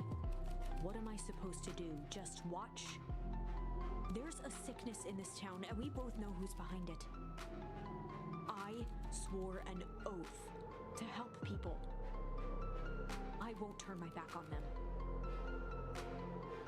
Luca's mother grabbed Walt. She was crying, pleading. I can't lose you. Oh my goodness. Walt calmly removed Eleanor's hand from his shoulder. What's right is right, and what's wrong is wrong. myself if I let Sharper get away with this. Eleanor raised her voice. Spare me your bullshit platitudes. What about our son? Luca flinched, dropping the stethoscope down the stairs. Oops.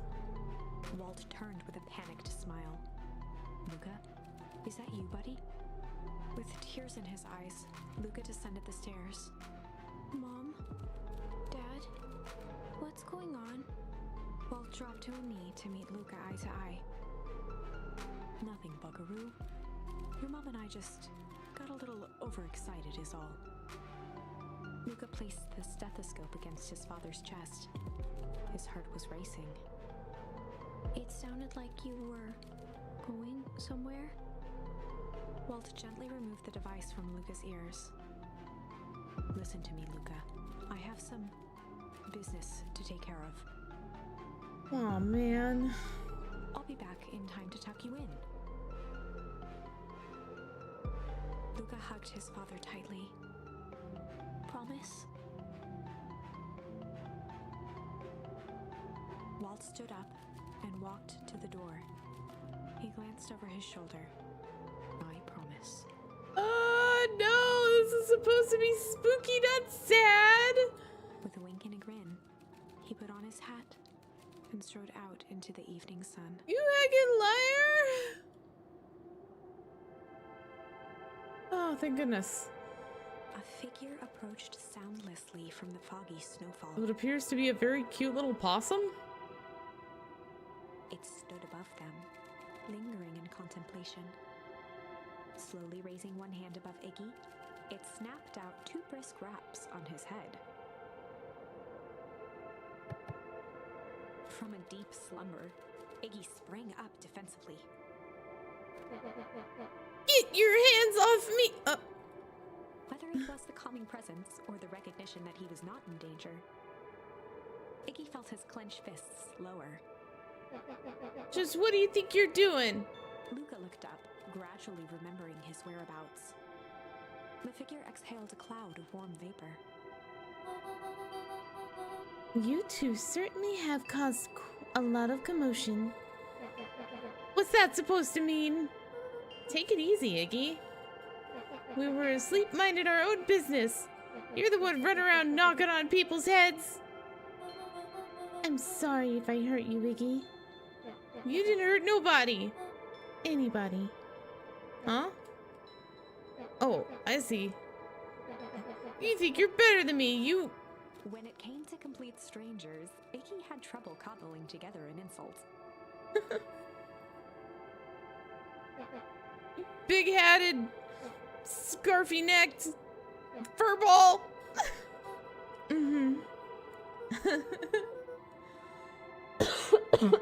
Excuse me, I'm sorry. Okay, let's lower the temperature a bit here. Interesting choice of words. I mean, let's all just calm down. Who are you? A friend. An observer. A hitchhiker on the infinite expanse of possibility. Great. How about a name? If you must call me something, you can call me Nat. Iggy huffed with gratification. How about you make like a gnat and buzz off? Very well. Nat began to turn away indifferently. Okay, bye. Wait, where do you live? Do you live here? You might say that. So, you know where we are? You might also say that. Look, pal, we just want to find a safe way out of here. You gonna help us or not? Before knowing how to leave, one must know where they are. All right, that does it. Luca, I don't know about you, but I'm getting out of here one way or another. Iggy turned sharply and began to stomp off. Enough with the riddles. Iggy, wait up. Realizing he'd worn their patience then, Nat relented. Oh, Nat's a boy. I'm sorry, I will give you the same voice. Very well. I suppose this isn't the time for metaphors. I'll show you how to get back home. Luca and Iggy turned around with hope in their eyes.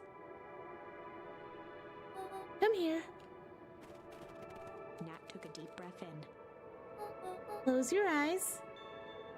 Nat exhaled slowly, then snapped his fingers. Okay, open them.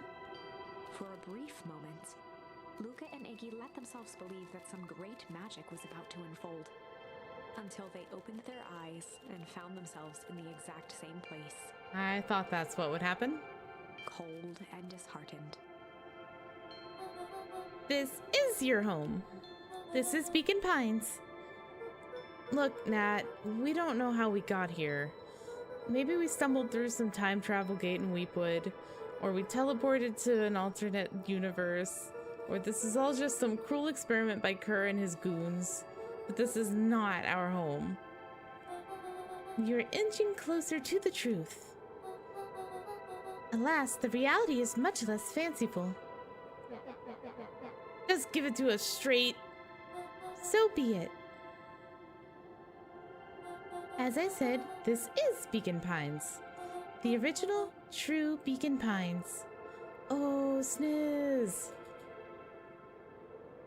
This happened once before!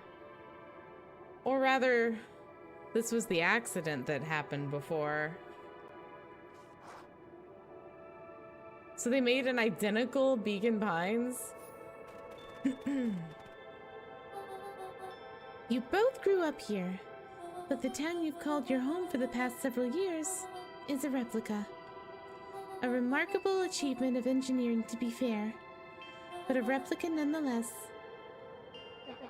That's impossible. It's too much work. You'd need a whole town to replicate a whole town. Indeed, to pull off such a feat would require immense labor power. That which could be moved would be moved. That which could not would require a precise duplicate. We would have noticed. Someone would have noticed. You'd think so, unless the auditing was impeccable. A mind-numbing attention to detail.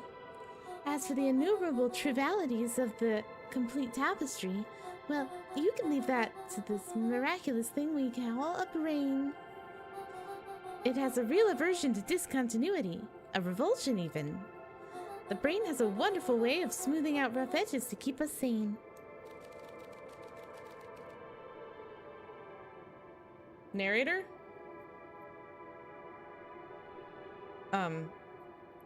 Narrator?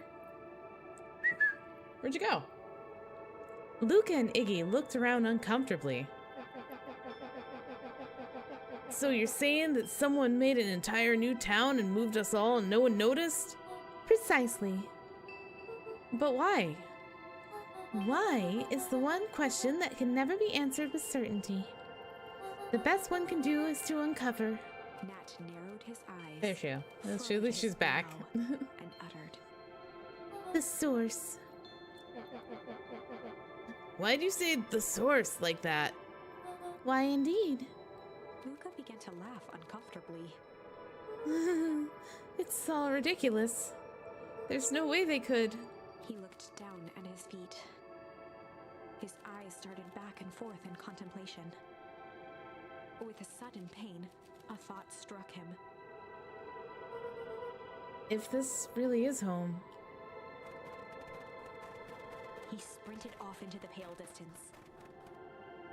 As Iggy turned to follow, Nat called out. Iggy, it's not too late to turn back. Simply head west through Weepwood.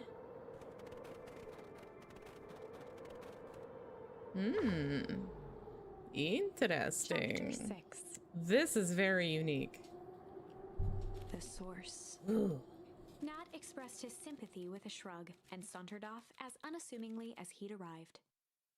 He'd given Luca and Iggy what they needed, and nothing more. As Luca sprinted across the snow, the events of the past few days became clearer, pieces to a larger puzzle. Rollo said he was underground somewhere, captured. Mr. Kerr tried to cover it up with lies. The clipboards were hell-bent on capturing Iggy. It all seemed to point to perennial harvest. But right now, there was one thing that Luca needed to know. Yep. Luca stopped dead in his tracks. The tree was gone, uprooted and moved, leaving a raw gash in the earth. He dropped to his knees and dug wildly at the cold snow. His numb hands hit something hard, a headstone. A dry whisper escaped Luca's lips. He's been talking to a replica of his father's gravestone this whole time since the move. He hasn't... Oh. You're here. All this time I thought I was visiting you. But you've been here, alone, in the snow. Oh, Dad, I'm so sorry. They ruined your favorite spot in the world. Our favorite spot in the world. Dad, what do I do? There was no reply, just snow-covered silence. Holy moly, I'm getting all teared up. Why'd you give me the slip like that? What if I couldn't find you, you jerk? Iggy finally noticed the tears welling in Luca's eyes and the snow-covered grave. Oh. Iggy, they stole his tree, Iggy. Yikes. Suddenly, they heard the crunch of approaching footsteps Man, in the snow. I am gonna lose it. I've we gotta hide.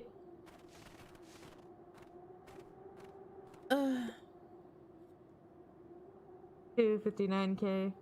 Fall off distance, still good. Dude, did you hear me? I said 259. Sorry. You ever think about what we did here? We saved a whole town of people? Doesn't feel like it sometimes. What about everything we left behind? That's the grave of someone with a family. The people who love them will never know the truth. The truth is overrated. He bent down to scoop up a snowball and lobbed it playfully. Hey! Don't be such a downer, dude. We took this job to change the world. Yeah. Come on. It's almost lunchtime. Haha, weirdo. Oh, it's just a couple of goofballs having a nice day, you know. Here I thought I was the jerk. These dinguses are out here literally dancing on graves. Luca stuttered through heaving sobs. I thought I was visiting him. I thought he was with me. Not gonna lie, that's a bad break. Here's some advice. Iggy gave Luca a solid smack on the back of his head. Hey! Who's any of this helping? What? Sitting here in the snow, crying like some pushover. Who you helping? Iggy, look what they did. They lied to everyone. Blah, blah, blah. Luca Van Horn, you're a lot of things, but you ain't no pushover. What did I tell you before? When some jerk comes at you acting like a horse's ass, I should stand up for myself. Hell yeah. Her and his merry little band of clipboards pulled off this switcheroo for a reason, right? Nat mentioned something about a source. The Luca wiped source. his eyes with a sleeve. Whatever's at the source must be awfully valuable to Perennial Harvest. Sure would be a shame if something unfortunate were to happen to the precious source, wouldn't it? What do you have in mind? If it's small enough to steal, we snatch it. If it's too big to snatch, we smash it. And what if it's too big to smash? Iggy flashed a mischievous smile and cracked his knuckles. I'm always up for a challenge. I'm gonna make this right, Dad. I promise. Let's do this. Locate the source. This is crazy, though. Like, the concept is just absolutely banana. This is the way we went. Okay, okay.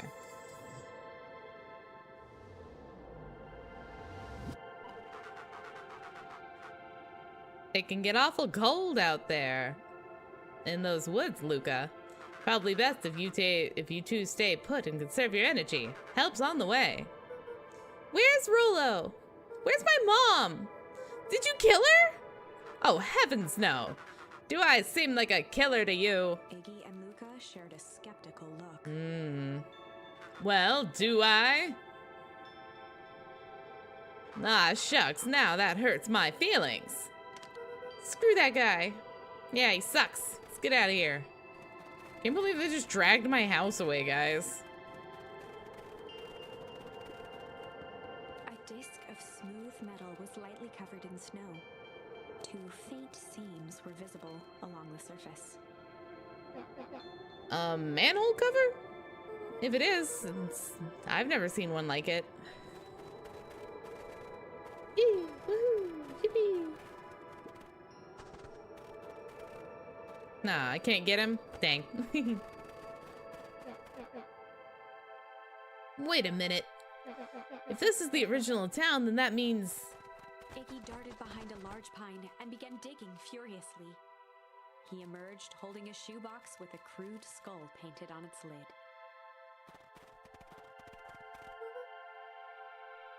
What is that? Long story. So a few years back, I, came into possession of some premium grade fireworks.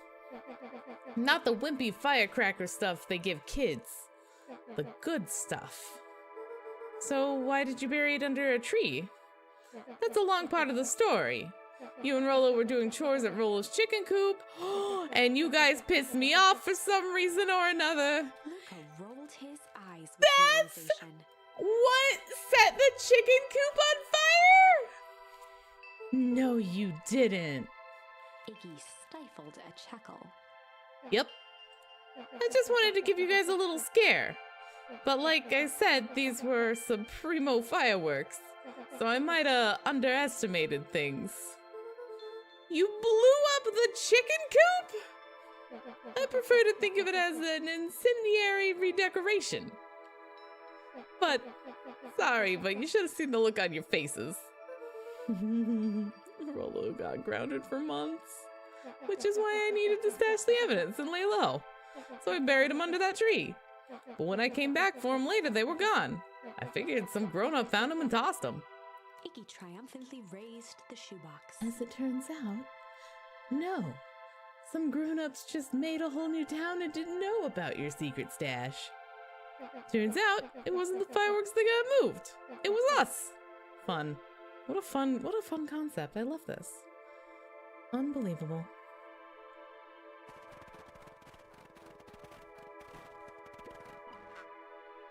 Do you think this is a game?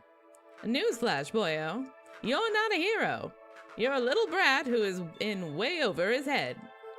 A hero is just someone who refuses to give up.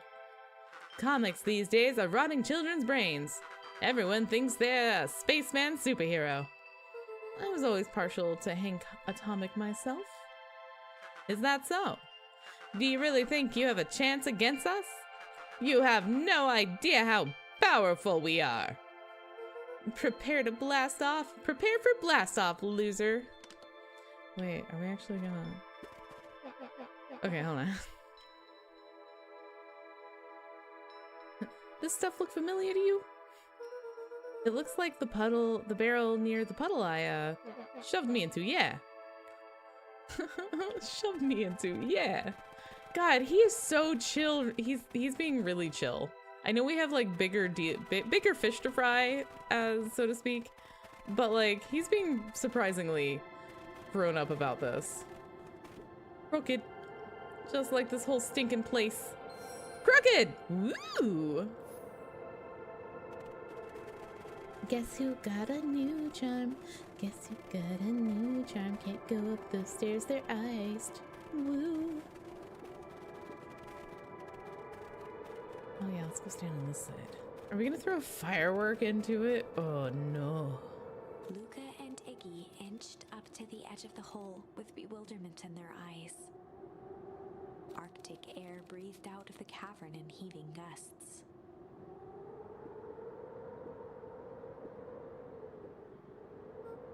Oh. Whoa. I can see why they wanted to move us all out of town now. But why would they dig a giant hole? I think this is it. On the source. This is the source? It's a dang hole? How do we smash a hole? Oh, snap. Oh, schniz. Oh, it's much more than that, my annoying little friend. Kerr, where's Rollo? I wasn't lying before. He's safe. Well, safer than you two, at least. Oh. Drats, it's cold. You just had to drag me all the way out here, didn't you? Mr. Kerr gazed down the abyss in contemplation. Ow. It really is something, isn't it? What did you do to our town? What is all of this? Well, that's a doozy of a question. This is the source, where they collect the unrefined, Kerr scratched the back of his head. Honestly, boys, I don't understand any of this well enough to explain it. Fact of the matter is, I'm not paid to know. What do you mean you don't know? Ain't you in charge? Oh, heavens no, my role is merely to flash a winning smile and manage various complications. Complications like us? You are a smart boy. His face contorted into a saccharine grin. Yikes. Oh, then we're gonna get moidled by this guy. It really is nothing personal. Some people are destined to strive for greatness, and others are simply obstacles along the way. Seems like you were destined to be a creepy lackey. Point is, the point is, we all play a part in life. Mine just happens to be a lead in the role of a lifetime. And you happen to be extras, ready for your curtain call. We aren't giving up without a fight. Your smile's not gonna be so winning after I'm done with you. Now, boys, there's no need for melodrama. It makes even a professional such as myself feel embarrassed for you. Let's change the mood a bit. Kerr snapped his fingers. Snap. Scene change. Oh no! There, that's better. He brought in his own backup dancers. Deal with them. Shove. Iggy turned to Luca with a sly glance. Why are you smirking? Because I have a box full of fireworks and you don't. Iggy waved Oh, the box because into I have the a air, box full of threatening to fireworks drop it down and below. you don't. Stop. Let's not do something regrettable. Joke's on you, regret is one of my specialties. Out of curiosity, what would happen if I threw these in your precious hole? Nothing at all. You're a terrible liar. I'll have you know, I am an exceptional liar.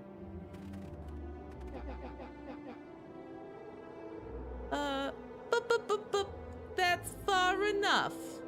Iggy plucked a single bottle rocket from the box and held it up with reverence. Stop, you fool! Pull off your goons. Oh, snap. After a long pause, Mr. Kerr flung up his hand with frustration. Very well. You can all head back for the night. It's been a long day. I'll handle these two from here. Oh, dang it, I'm losing his voice again. Hold on. Hello, my baby. Mr. Kerr Hello, my sighed darling. into the frigid air. Hello, my Mr. Kerr. It's just us now, Iggy. You can put that down. What, like this? With a nonchalant flick, Iggy tossed the firework into the hole. Oh, snap! Iggy, no! Well, I don't even know how this one ends.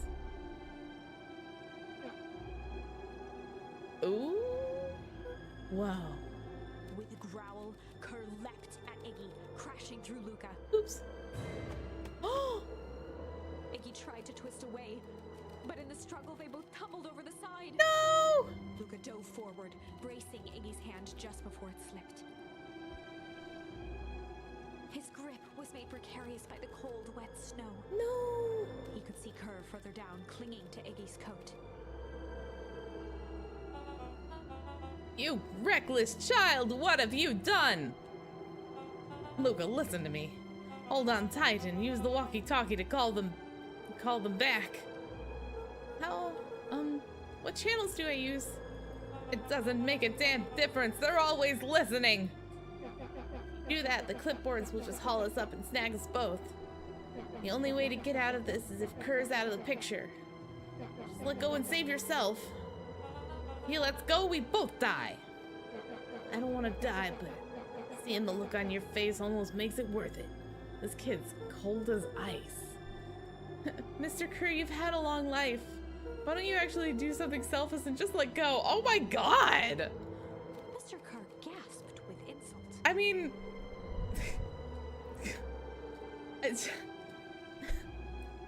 Not even, you're just gonna skip asking him to be like, I'll pull you up if you promise not to, like, capture us and stuff. Like, I'll do it. Try that first, you know? I know he'd probably just lie. I don't know. I don't know, man. Long life. I'll have you know I can still play 25. You should have heard me sing the part of Phileas Young. With a wild look in his eye, Mr. Kerr began to hum a proud melody. He's an actor. Got it. Dum dum dum. Brumpy dum dum. Brumpity dum dum. He's a little crazy. Wow, can you believe this guy? Luca's hand began to cramp. His voice began to crack. Hurt, just let go. No can do. If you want to save your friend, you'll have to save me too. Luca, look at me. It's okay. Luca felt Iggy loosen his grasp. You aren't gonna kill your friend like that, are you? Every muscle in Luca's body burned. Not his friend. Yes, you are. I'm just a no-good bully. Like you, Kerr. Iggy, no. Luca felt his hand slipping. Ah! I told you what you need to do with bullies. I can't. It's your only way out of this mess. 2 birds with 1 stone. It makes sense for all of us to fall together. Wait, it makes sense for us to fall together. Wackadoos travel in packs. A calm settled over Iggy's face. Luca, let me do this. Iggy's voice was colder than the bitter air billowing from the chasm. Let me do the right thing for once. You're not gonna make me. You are not gonna make me choose, you rude book. Okay, give me just 1 second. I gotta. Hold on. I just need to fix my lighting. The sun moved and is now shining brightly onto my face and confusing my poor camera.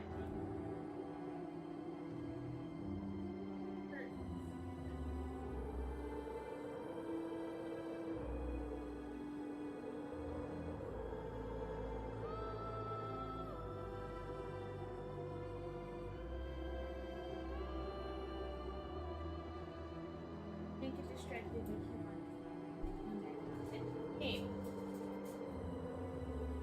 We have bullies to drop down a pit. I really don't want to.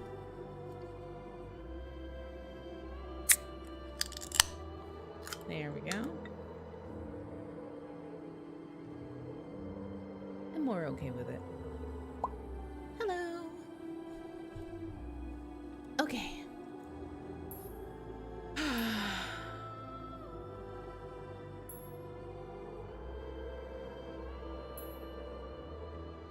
Oh, man.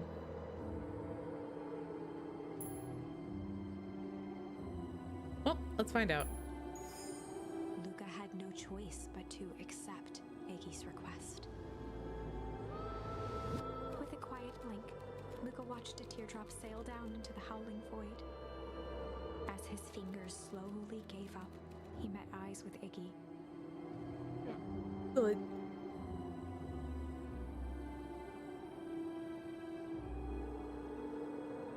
The two silhouettes were swallowed by darkness. Fireworks.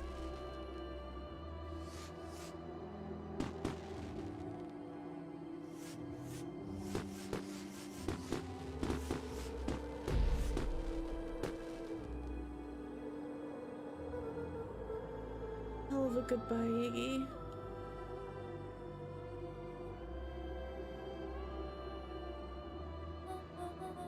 Luca. Luca, you should really step back. What? Quickly.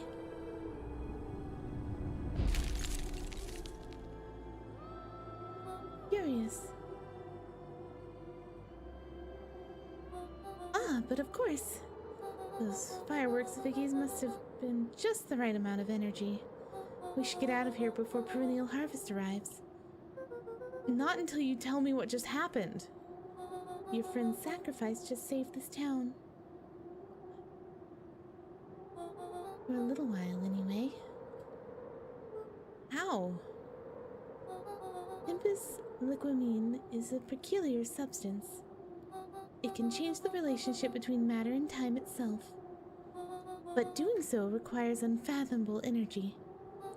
In a closed system, the energy can only come from its surrounding. A useful side product of this property being, by adding precisely the correct amount of energy to it, one can create cryogenic cascade. So the gunk makes things cold and fireworks made the whole freeze over. That's one way of putting it, yes. As dumb luck would have it, the fireworks weren't strong enough to generate a runaway reaction. I shudder to think what would have happened in that case. We have some idea what that would look like.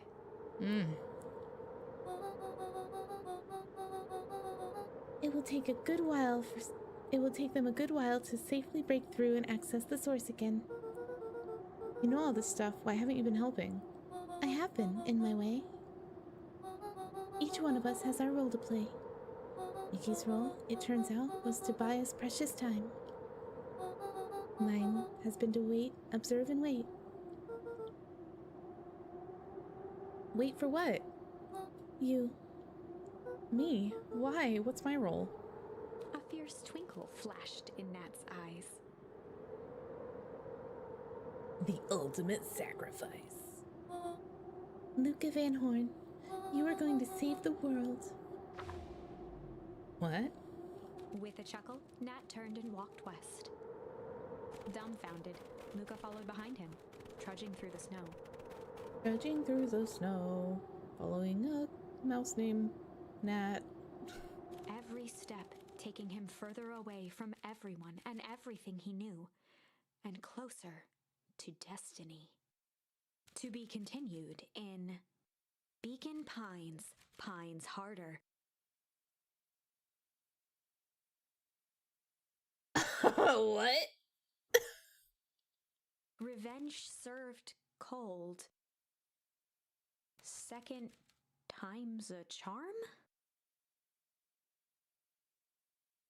Even the narrator's confused about this. Okay, I see. It's the glowing ink. Second charm? Wait, that's it? This ends with a crummy cliffhanger just when it was getting good? I was even starting to like Iggy. No way. I refuse to be associated with some never-ending parade of sequels. Hi, Bird. Welcome back. It snowed yesterday. It's snowing in my game. It's very chilly. Everything's served cold in this game, it seems. Let's go back and find something more definitive. Okay. We shall refuse. Let's refuse. Let's keep Iggy alive. I want Iggy to live. Look at him, he's a little cutie now. I like him. That means Mr. Kerr might live. Or. Can we hum? We can now hum a song instead of just crying.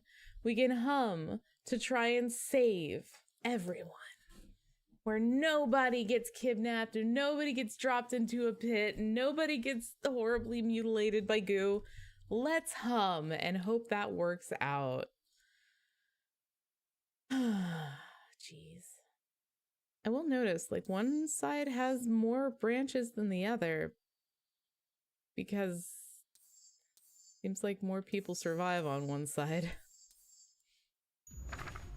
Okay.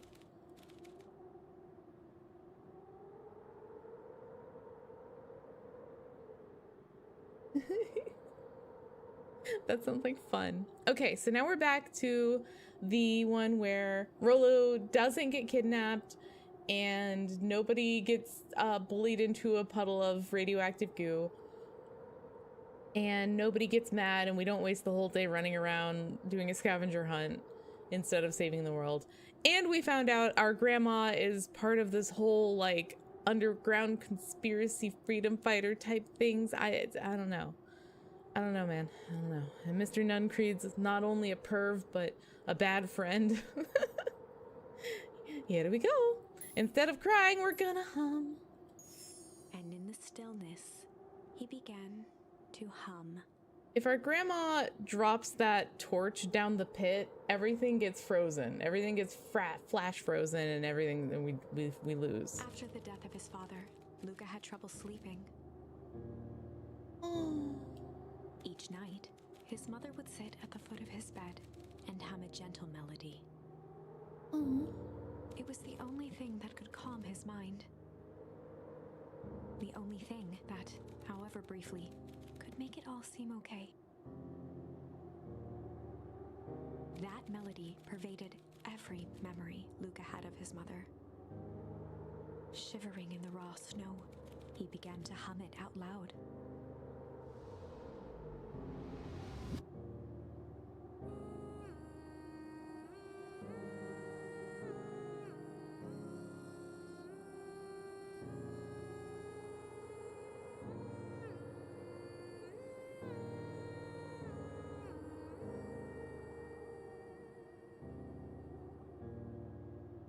Gran lowered the torch, listening closely.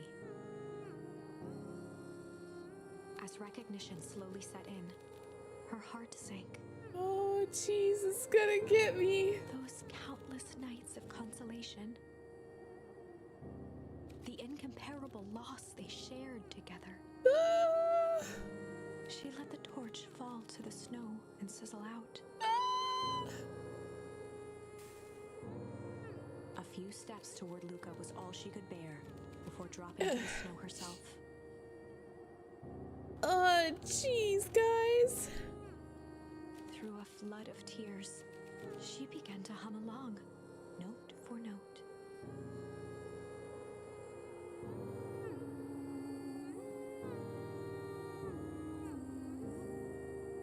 Oh, no.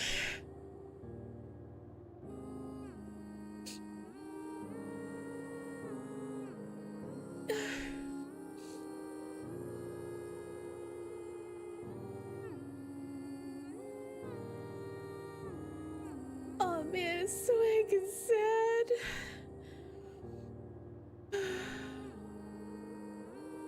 Luca lifted his head in astonishment. Oh my god, Bert, shut up! I'm not gonna kick her into the pit! I butthole. Ah, jeez. Alright. Alright. Shook me out of it. The last time he heard that melody was the last night he saw his mother. How do you know? I'm so sorry, my little buckaroo.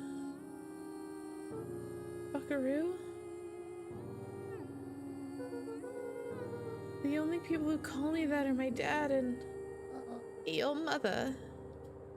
Luca blinked through blurry, watery eyes, trying to see more clearly. Is this my mom? He could just make out the impression of a familiar face. He peered across the snowscape at the woman on her knees. Something about her was undeniably his mother. How did you not realize this sooner? Only smaller, older, changed. Mom? That's right, Buckaroo. Mom! Luca sprinted as fast as he could toward his mother. They held each other close, and the cold retreated from their bodies. Eleanor? I thought you were... Gone? You should have known I would never abandon my son. Eleanor looked down at Luca, tightening her embrace in an appeal for forgiveness. How? You're a smart man, Joseph. I thought you would have pieced it together by now. You were exposed. Mom, I don't understand any of this. What happened to you? Where did you go? Why did you leave me? I never left you. I was always right here, Luca. Why did you lie to me? It tore me up, Luca, but I did it to keep you safe. I thought that getting answers would help us both move on. But the more I discovered, the more I realized the danger we were in. Until perennial harvest was stopped, it was better if everyone thought I was gone. You could have trusted me. These are bad people, Luca. They won't stop until they get what they want. And they don't care who gets hurt in the process. Then, what do? We have to stop them. Joseph slumped into the cold, wet snow. They can't be stopped. This is too big.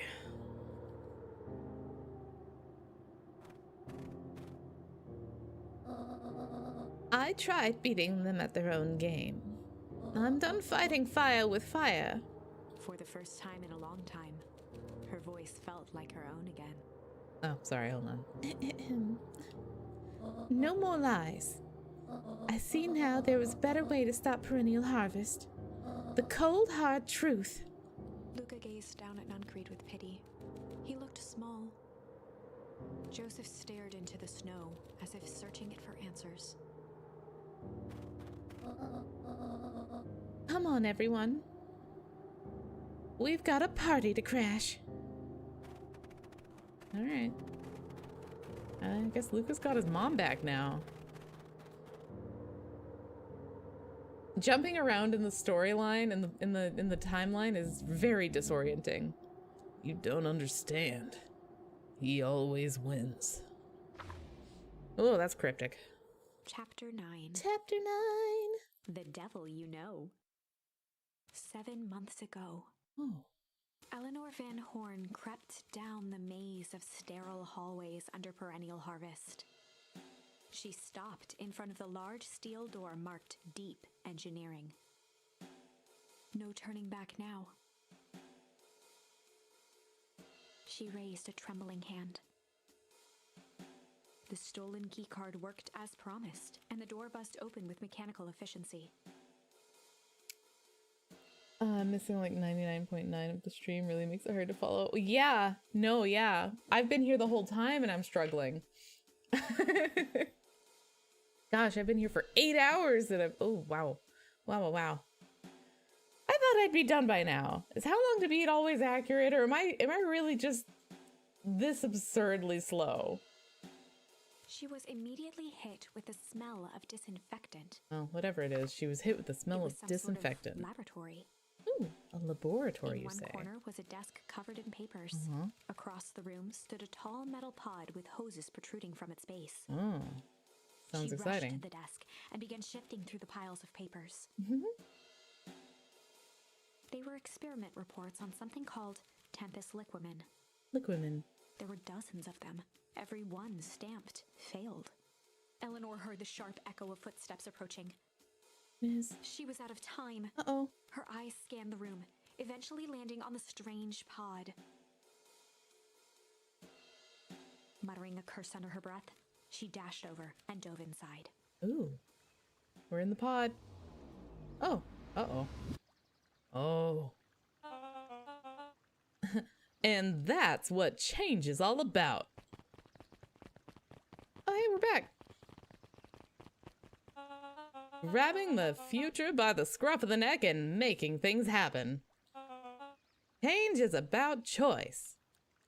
Hold on. I am tickled pink that we will be able to make that choice together. How great is that? This man is a liar. Excuse me? I will not. This town has a dangerous secret, and perennial harvest only exists to keep it hidden. Nonsense. They picked up the whole damn town and moved it right under our noses. You aren't making any sense, my dear. Mr. Kerr addressed the crowd with a sarcastic tone. Imagine such a thing.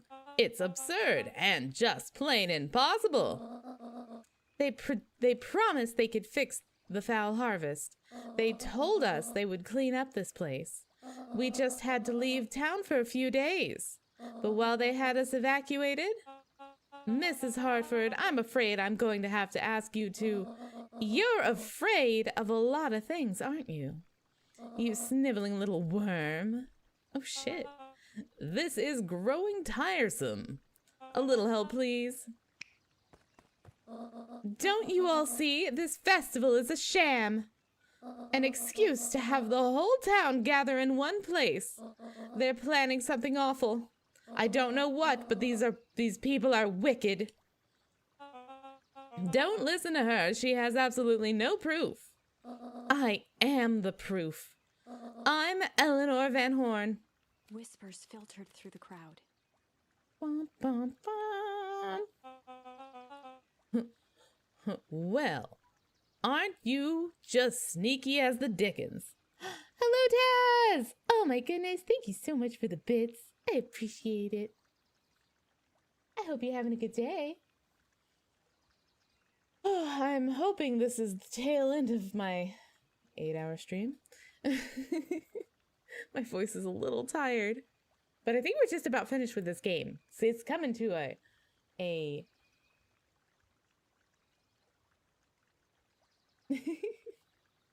it's coming to a very, very tense peak, I guess. Whatever it is, it's exciting and I love it.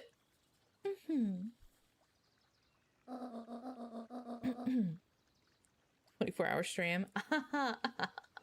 Only if I can stop talking for the rest of it. Teehee.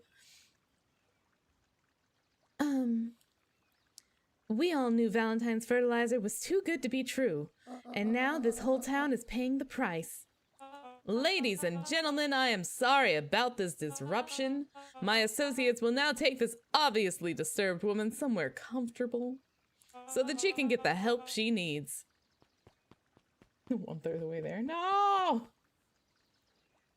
She's not the one who's disturbed.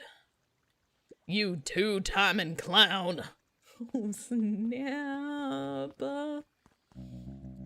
You all know there's something wrong with this town. It was just easier to look the other way.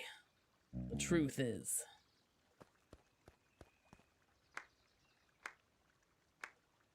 Solomon, what's up, bro?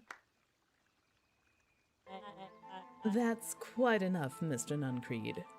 Torment dragged on Joseph Nuncreed's face. Ooh.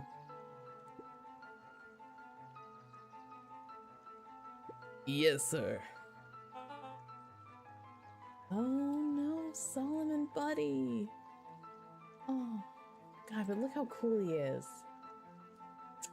Such good art. I just love this. Take them away. No. I want them to see this. Ah, the ever-tempestuous Eleanor Van Horn. You've been quite the thorn in my side, like a weed that's burrowed in where it doesn't belong. I must confess, you look dreadful. He paused for a moment, Oh no. plucking a piece of fuzz from his sweater and discarding it to the ground. Is this actually Solomon, or is this Sharper once more? Did he find a way to reincarnate himself into a cute little dog? Consider yourself in rare company. You've managed to pull one over on me. It won't happen again. I knew you had some sort of plan to disrupt our little party. But alas, I expected something a bit more impressive than incoherent rambling. No matter, your failures are yours to bear. Mr. Kerr.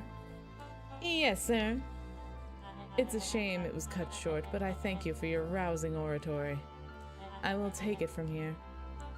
Yes, sir, of course. Sir. You have done quality work for me, William. You can look forward to the recompense we agreed upon. Kerr gave a bow of deference. Oh, snap. Oh. Let's see. Founder, you are most gracious. I'm losing his voice again. Rippled through the crowd. Thankfully, we can dispense with the formalities from here on out. Solomon pulled a glass vial from his pocket. In one smooth motion, he downed its contents. A triumphant smile grew across Solomon's lips. You can all call me Sharper Valentine. His body and face began to contort and expand as he disappeared into a belching green mist.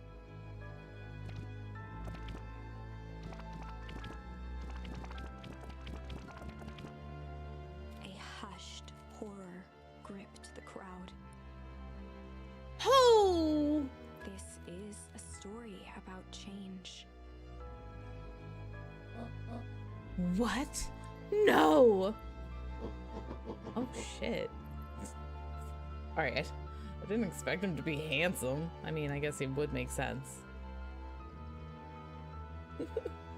Ah, so you didn't see that coming. Good. Sharper examined his new hands. Well, this is quite the improvement. Everything looks so much smaller now. Eleanor was right about one thing. This festival was a ruse. I wanted you all to witness my glorious return with your own eyes. Why does everyone look so downtrodden? This is a celebration, people. Maybe it would help if we set the mood. Mr. Kerr, be a dear and reveal the sign.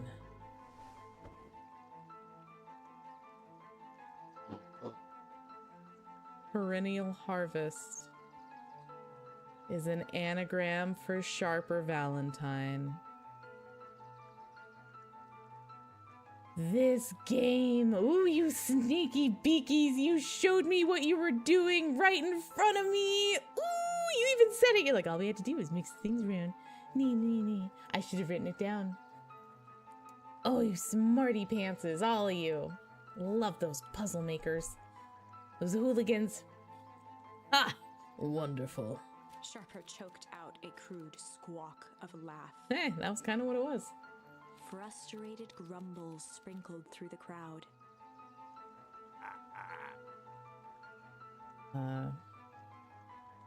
Chopper, you malicious bastard! Malice. Glad you're back so I can tell you to your face.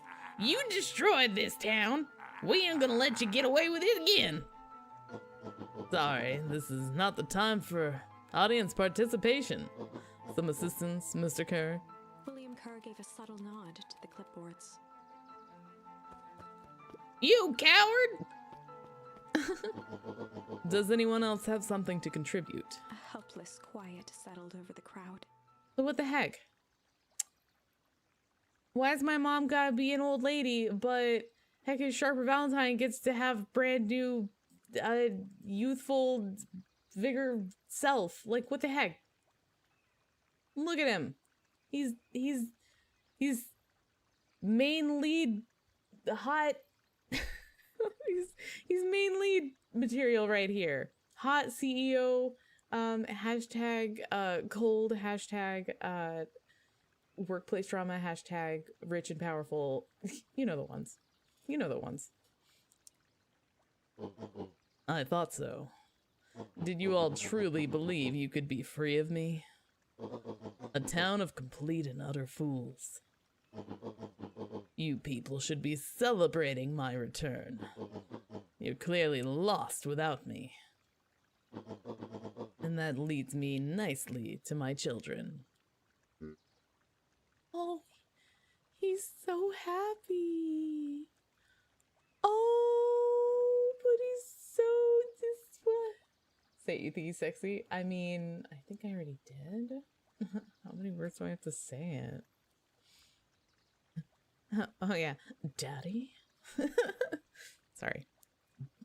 Daddy? I gave you the greatest gift a parent can give. The opportunity to prove yourselves in my absence. Squandered. Say I am disappointed would be an understatement. But Silence, Augustus. An adult is speaking. Oh, shit. I don't know which is worse, a son who's completely hopeless, or a daughter with such potential who inevitably lets me down. Eris, you fail me with admirable consistency. Thankfully, I was counting on it this time. Father, I have been wasting time, my dear. What have you accomplished? I was focused on cementing our legacy. Legacy? Who needs a legacy when you can just live forever? But what about... It's all right, kiddo. I'm afraid you suffer from a complete lack of imagination. There's just no helping it. Now then, where is Joseph? Did you take the opportunity to slip off? Blech. You didn't take the opportunity to slip off, did you? Ah, there he is. Everyone should give him a hand. None of this would have been possible without Joseph. I think you've said enough. Nonsense. The people deserve to know how helpful and loyal you've been. I only did what I did because he left me no choice. You always had a choice, Joseph. You were simply too weak to take it. No matter, cheer up. You are about to be rich beyond your wildest dreams. You should follow Mr. Kerr's example. When I found him, he was in a sorrier state than any of you. An aging actor desperate to recapture his youth. He played his part, and soon he'll be able to play the leading man again. Forever, in fact, if he remains loyal. That goes for all of you. Well, those who haven't already frittered away my goodwill. Beacon Pines is mine again, and I am willing to share its spoils in exchange for absolute loyalty. Are you saying William Kerr was never in charge of Perennial Harvest? Ha! You think that puffed-up blatherskite could have accomplished all this? Don, I suppose it's time for your big exclusive. Sharper addressed the crowd with indignant pride.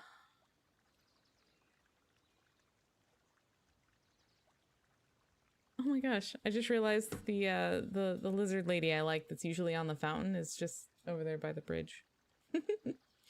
I like her. She's still reading though. He'd planned this moment for so long that now, at the deed's fruition, it almost felt frivolous. You see, I needed a figurehead to hold things down while I orchestrated my return. Someone to misdirect, lie, and bilk this town for a spell. So I invented William Kerr. Take your bow. You've earned it.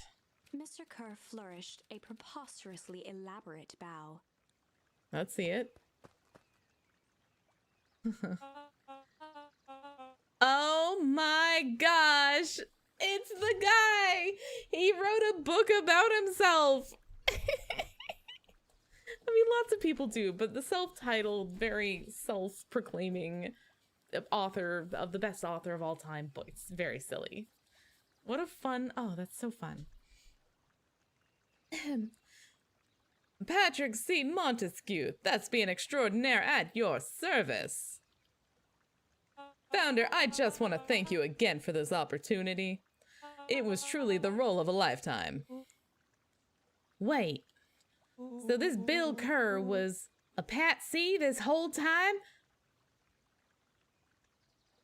A patsy? Did you just...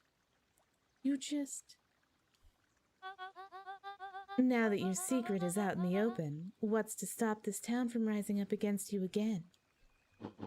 Oh, that's the delicious part. Fear. Hey, that again. Like, I don't know why, but the animatic for this guy, woof. He's too hot. This game's outing me as a furry, and I don't appreciate it. Don't out me so hard, game. It's rude. I'm blushing. Thanks to our clipboards, I know what each and every person in this town fears most. And I will make those fears manifest for anyone who steps out of line. The choice is simple. I'm not afraid of you. Ha! The young hero. I've kept a keen eye on you, boy. You and your friends made a habit of disrupting my plans. What a pity. If things would have gone a bit differently, you might have had your moment of triumph. But that's fate for you. You can't do this. Oh, but I can. I have won. Never underestimate what a great man can do given time. And now time is my plaything. Perhaps the most expensive thing I've ever bought, but well worth it. Ha! Sharper coughed up one final laugh and cracked his knuckles. Enough chit-chat. Let's get to work, shall we? And so, Sharper set about remaking the town in his own image. Oh no. The fertilizer factory soon reopened for business. Sales rose steadily as more and more farmers across the countryside began to swear by its miraculous properties. Beacon Pines became famous, a secretive town that, for the right price, shared its gifts with all. Gifts that became more and more necessary in a world where winters grew longer and longer. I see. The end. This is wrong, but Not over yet. things are becoming clearer now. You can feel it, right? We can't let Sharper win. He might just be the key to this whole thing. Let's see. All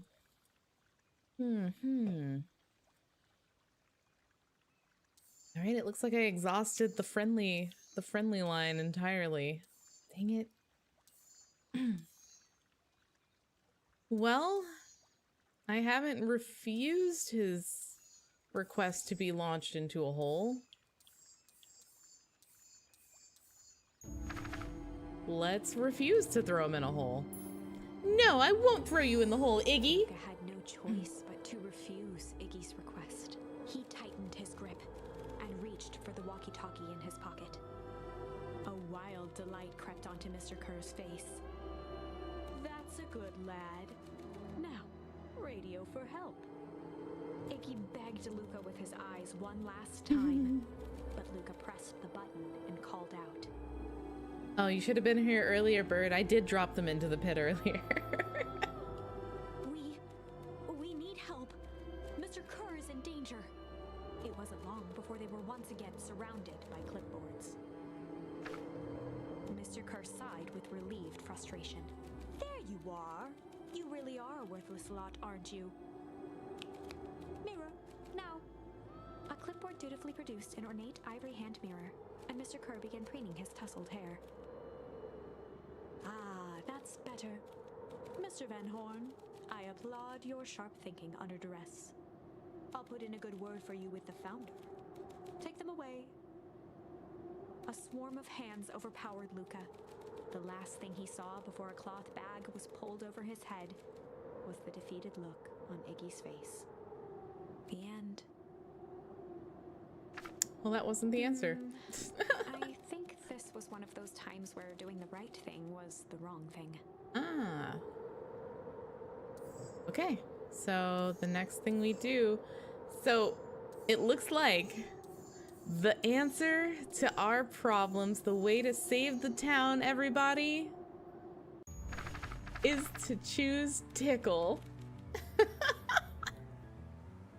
It's Tickle for the win!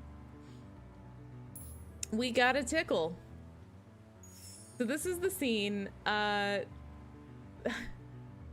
this is the scene where we have the choice to either freak out and push Iggy into the goo, thus changing him, altering his physical form for potentially the rest of his life, which is short because we end up dropping into a pit on that route. So,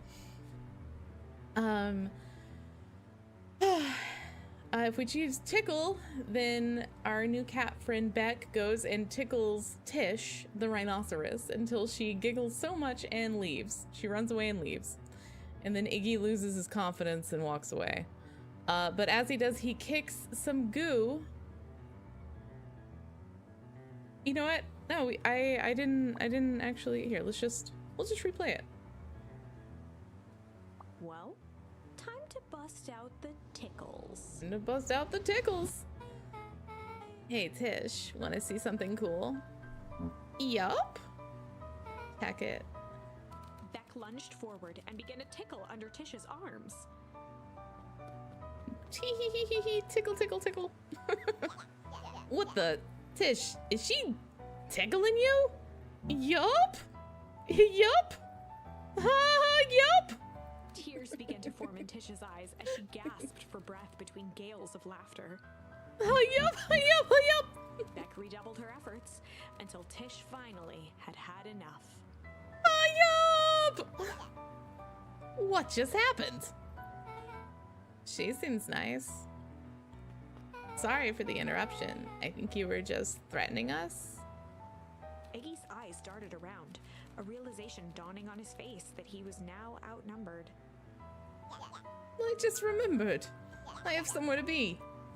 Mm-hmm. See you around, new kid. Iggy kicked at the puddle before making his escape. It's pretty messed up. Whoa. What a little creep. Beck, I think you got a little ooze in your hair. Beck shook the ooze out of her hair as best as she could. Is it bad? It depends. What are your feelings on having a more mature, refined look? Oh, God. It has to go look. Chapter 4. That was where I kind of double backed and was like, you know what? I'm not going to alter her for the rest of her life. I'm going to alter the other kid. I'm just like, I'm going to push the bully in the puddle. See what happens. And then we've just been taken off from there. Oops, sorry about the mic abuse, everyone. Sorry. Okay. The best policy. Luca paused for a moment, catching his breath. He'd only just met Beck, and somehow he already managed to drag her into this mess. Hopefully he could make it up to her, but finding Rollo was his primary concern. Right, this is still the one where Rollo is kidnapped as well, so. They won't let me go in the puddle myself. Rude.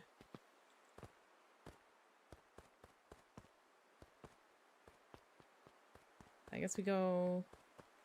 Hello. Luca, what the hell are you doing out here? And why did that kid with gray hair just run past us in a panic? Roxy and Fitz looked drained. It was clear they'd spent all day searching. Aww. That's Beck. I don't care who she is. What happened? We were just helping look for Rollo. Luca, I need you to start telling me the truth. Roxy's temper could often be dismissed as the impatience of an older sibling. But this was the most intense Luca had ever seen her. Her eyes were wild and unfocused, looking straight through Luca. We're running out of time. In a torrent of rambled words and tears, Luca broke down. Rolo and I weren't just playing in the Weepwood yesterday. We were investigating lights at the old Valentine warehouse. But someone was there in a strange suit, and we hid in the dumpster and had a heavy bag dropped on us. And I think it was a body. So we ran, but we got split up. And I ran home, and it's all my fault. And now my best friend may never come back. Oh, big tears. Oh, baby. Wow. Just wow. Roxy, still exhausted and angry, softened briefly as her eyes hunted the ground in thought. With a determined sigh, she looked up at Luca.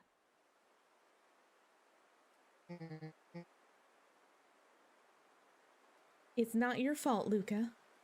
Rolo's gonna be okay, I promise. Roxy drew herself up. I'm gonna fix this. Luca, go home. But I want to help. This is too dangerous for a kid. Can't just sit around. I have to do something. Roxy tried to think of the safest place to send Luca.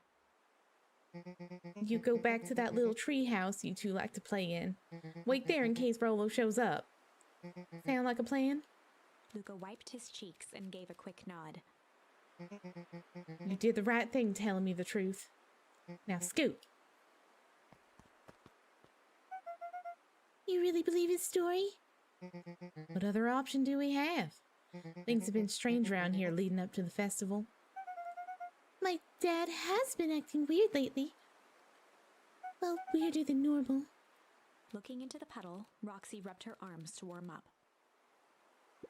Why is it so cold here? This place gives me the willies.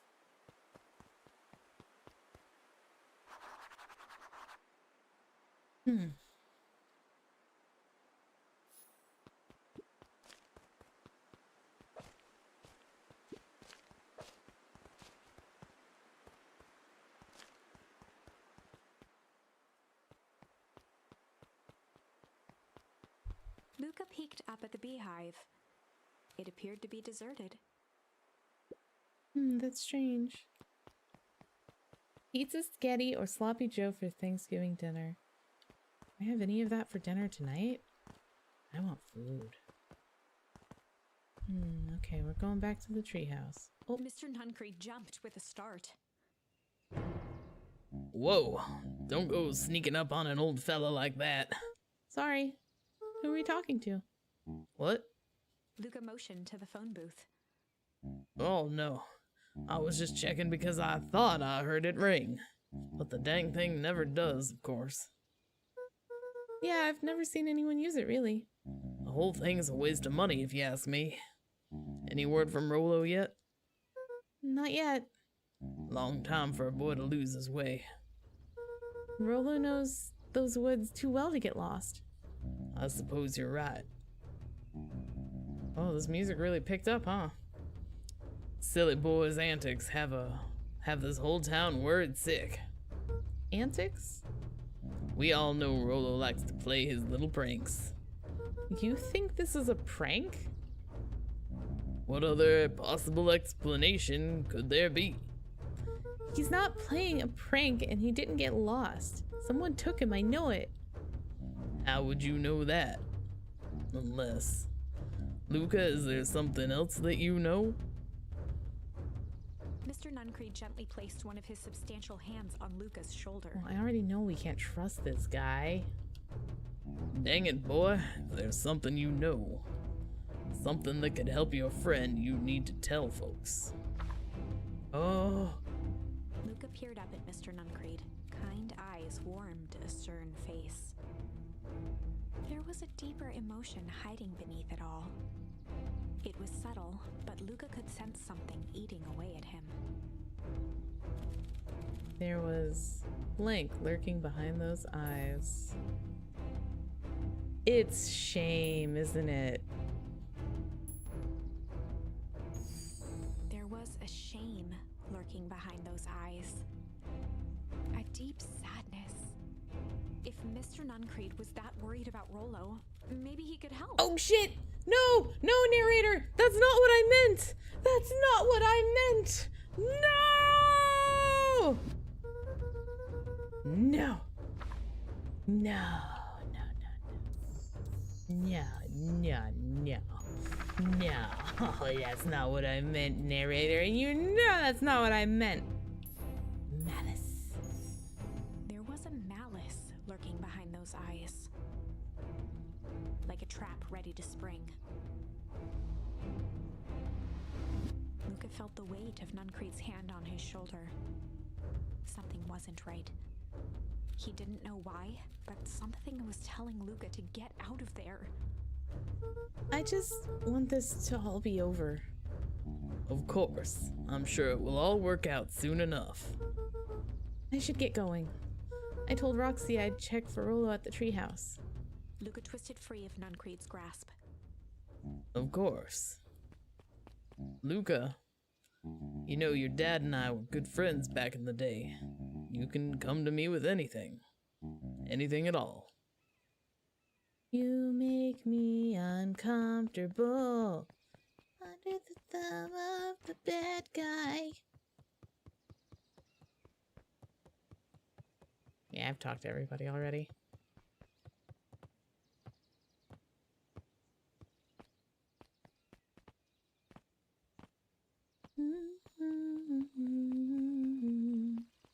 So does this mean this is a small dog? Or are they both puppies? The festival decorations are a bit humdrum. Now, if I were to throw a festival, it would be a thing to behold. I agree. I agree. This is all a little sad. It's worse than sad. It's boring. What if we did a little something to spice things up? I'm listening. You know that festival sign waiting to be unveiled? It would be a shame if someone... The two scurried off, eagerly formulating a plan. I see. This is where he's like, hey, what if we got into a little trouble? Ha ha ha. Ooh, you know what I want to do? Oh, the diner's closed. I guess Miss Fratelli is getting ready for the festival. Dang it, I didn't get to do more of the things. Oh, I guess I could go back in time. Do you have anything to say? He looked down and muttered in a gruff voice. Mom always told me my problems would look smaller once I grew up, but my problems always seemed to grow right along with me. Heavens, I sense big trouble ahead. Oh no!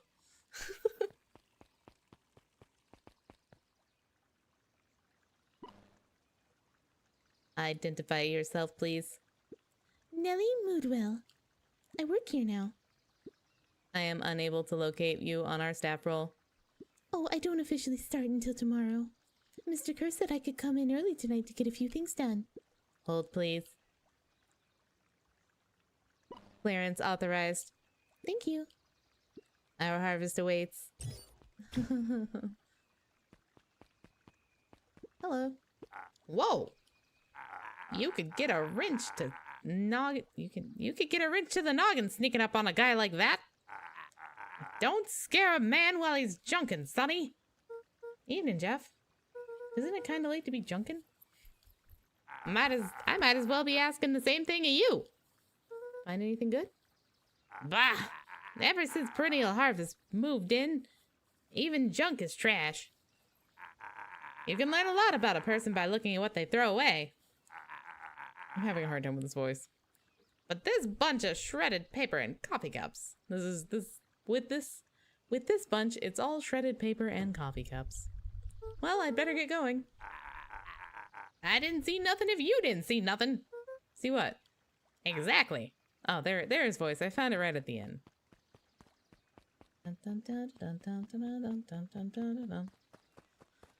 Well, time to be cool. Too cool for school, you know? I'm just a cool guy leaning. Alright. Any news, dog? Hey, Jetson. Have you seen Rolo come by this way by any chance? Afraid not. And as elusive as a fish in this here pond. Speaking of, we have any new bait? Pappy! Do I have new bait for you? This crooked spoon. Luca tied a bent nail onto the line. A bent nail. If all you have is a hammer...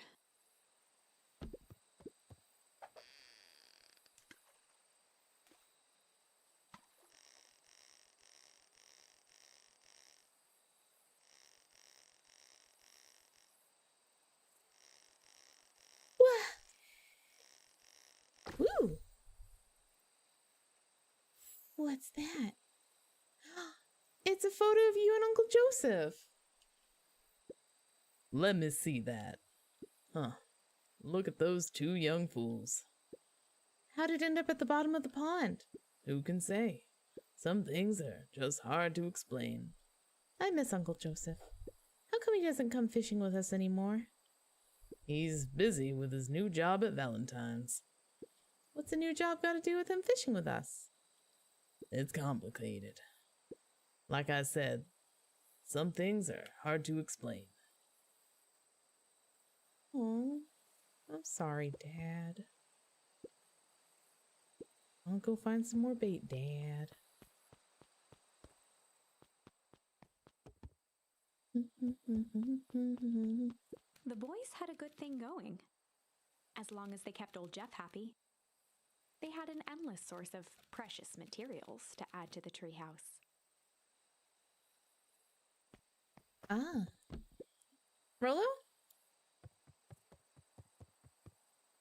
He aired a long holler into the woods. Rolo! Ricola! Huh? It's Bacon Pines! Hi, Extonian! Hello. I am hopefully almost done with this game. I kind of thought it would be like a quick one-off, right? Like maybe like a 4 to 5, 6 hour stream is kind of what I was aiming for. Oop. Every time I think I'm getting close to the end, they're like, aha, ha ha ha ha, not yet. No. You're almost there though. Keep going. Oh, you game. But I'm loving it. The only thing that's struggling with me right now is my voice, my speaking, my making the words. Anyway, our friend is missing, and we're just kind of hoping he gets back soon. Rolo, wherever you are, I hope you're okay. Luca felt his eyes getting heavy and plopped into the beanbag. Blop. He conceded to its lumpy embrace. Okay. Once again, Luca found himself in a vast black expanse. This time, he knew exactly where to go. He took a single confident step forward. The world flickered and pulsed. He found himself standing in front of the frigid air of a blazing campfire. The source. He plopped down cross-legged and gazed into the cold flame, waiting.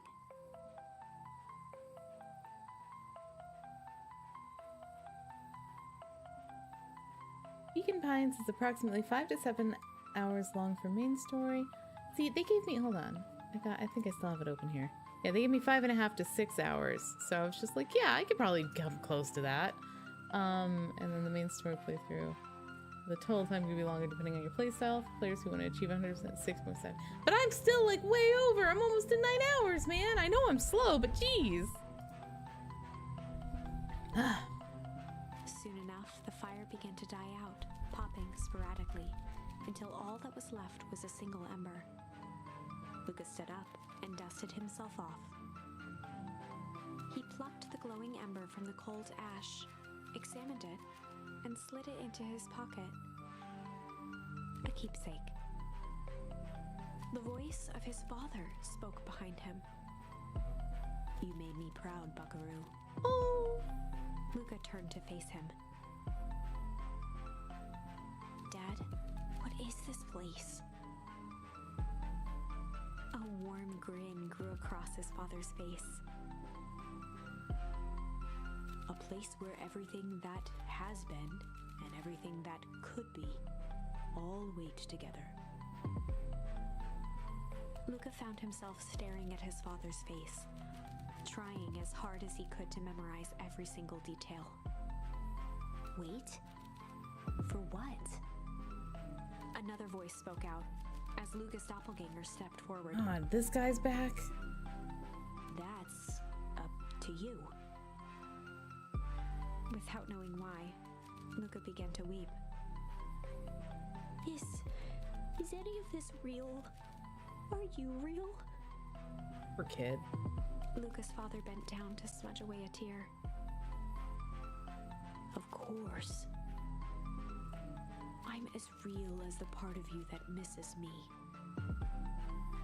Luca turned to look at the older version of himself. And you? The doppelganger choked back tears. Oh. I'm as real as the part of you that's angry he's gone. Does that make sense? Through his tears, Luca laughed. I think so. His father pulled him in for an embrace. Time to go, Buckaroo. Luca was startled from his dream by a banging on the floor. Are you in there? A commanding voice rumbled from below. Which one though? Which one do I do? Are you in there? Yeah, that one, I guess. I don't know. Just as Luca sprang to lock the entry hatch, the door knocked open. Oops. Uh-oh. Chapter 5. Oh, God, we're back to chapter 5. Dangers big and small. Ugh. Luca stumbled back. He heard the rope ladder creak under significant weight. Keeping his eyes fixed on the hatch, he inched backward to the balcony. As his hand grasped the door handle, Luca froze. A large figure clumsily wriggled up through the hole.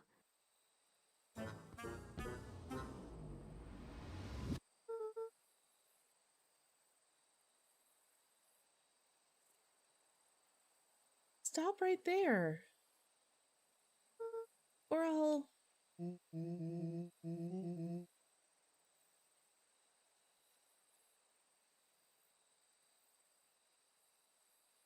Oh my God, guys, Rollo grew up. Ace, I know it's dark and all, but I figured you'd recognize me. Who are you? The large figure cocked its head inquisitively. Stop now or I'll clobber you with a baseball bat. Whoa, whoa, whoa, take it easy. Luca, you need to get your eyes checked.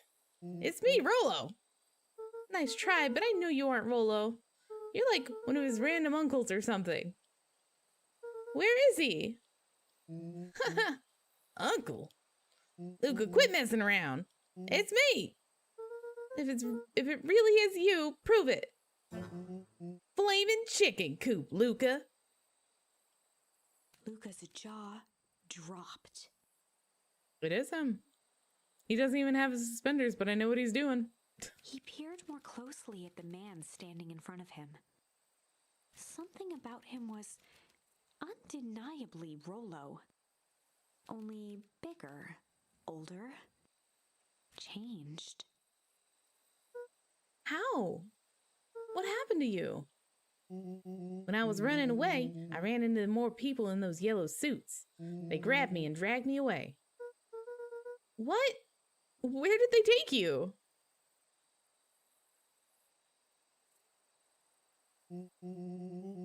Dunno. They threw a bag over my head. It was cold and smelled like a swimming pool. Oops. I think I was in an underground lab or something. They made my hands all big. Look. Dude. Rollo proudly presented his hands to Luca. They made my hands all big. Rollo, buddy. That's not it. Don't you notice things look a little, like the ground looks further away. You haven't really identified anything else different about yourself? Pretty sweet, right?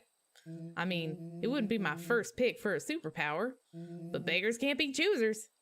Rollo, it wasn't just your hands. My feet, too? Dang, Paul just made me new shoes. Wait, Luca, why are you so small?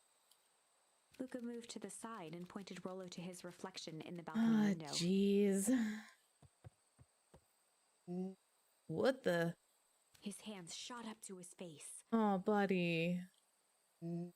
Holy Toledo! Rollo, what did they do to you? They made me drink some sort of green crud. Ew. Actually, it wasn't too bad. Kind of tasted like licorice. Oh, that's hilarious. I passed out and woke up like this. And then I sort of smashed open my cage and escaped. Whoa, you smashed open a cage? Kinda. At least I think I did. It was all a bit of a blur. They had you in a cage? Who are these people? I don't know who did this to you, but we're gonna fix it. Fix it? This is awesome! Well, I'm just glad you're safe now. Look, you don't need to worry about me. Sure, I got snatched, but look at it this way. I got snatched. I know where snatched people go. We may finally have a lead on what happened to your family. Maybe you're right, but this all seems dangerous. Danger? Ha! Rollo shadowboxed a few jabs. I'll take 'em all on. Oh, it's blue now. Oh, she's so cute. Hey, fellas, what's up? With a yelp, Rollo dove behind Luca. Ah! Take cover! Cutie. Did I come at a bad time? Who the heck are you? This is Beck. Sorry, something truly bizarre just happened and I need help. I didn't know where else to go. So, you're just hanging out with your large adult friend? No, this is my buddy Rollo. This is your missing friend? One and the same. He seems a little old. I'll have you know this is a recent development. What the heck does that mean? Oh, I'm sorry. You're the one who just showed up here out of nowhere. So we'll be asking the questions here. That's fair. How did you find us? Your silly little treehouse? I think you mean our silly little mission control.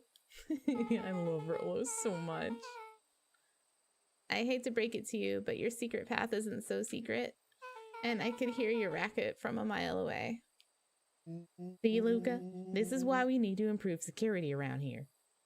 No, not now, Rollo. Beck, you said something bizarre happened? Yeah, but... She shot a nervous glance at Rollo. Anything you can say around me, you can say around Rollo. This has been a weird day all around, hasn't it? Yep. Beck's eyes narrowed. Okay, so it all started when I made it back home. My first order of business was to try and salvage my hair. So I dyed it with some stuff from the chemistry set my mom gave me. It looks great. Oh my god, look at her little... Okay, just need to play it cool and hope no one notices. Notices what? Nothing. I was just... Come over here and let me have a look. Oh, honey, what in the world did you do to your hair? I just kind of felt like a change. This is going to take forever to grow out. You were the one who said that change was a good thing, right? I was talking about your mother's new job. I was talking about us moving.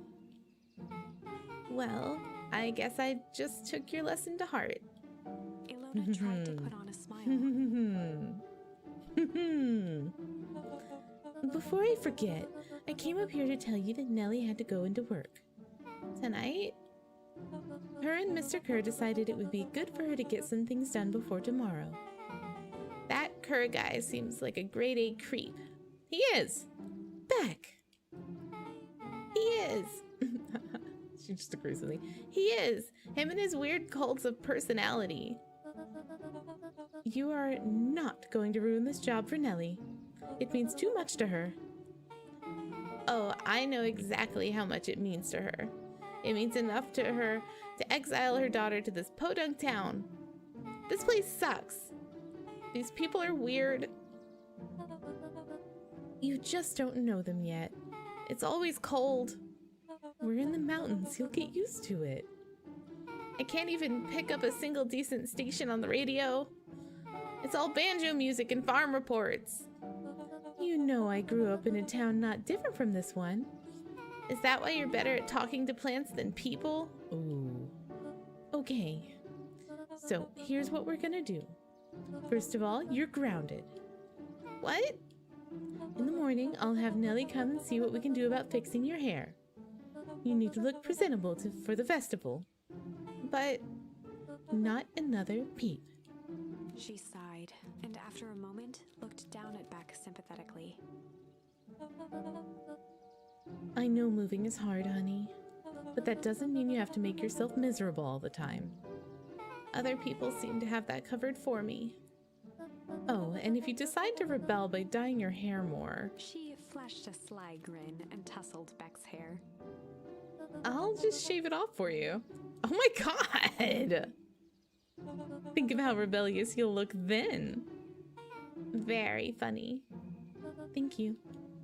Good night, sweetie. Good night, Mom. Wait. First of all, this town does not suck. Second, you need help because you got grounded? No. I'm sorry you got in trouble. It's my fault your hair got screwed up in the first place. Don't worry about it. I actually kind of like this look. Great. Can we get back to the story now? This part is the important bit. I have this radio I upgraded with my mom, and I was too angry to sleep. So I tried to dial into something worth listening to.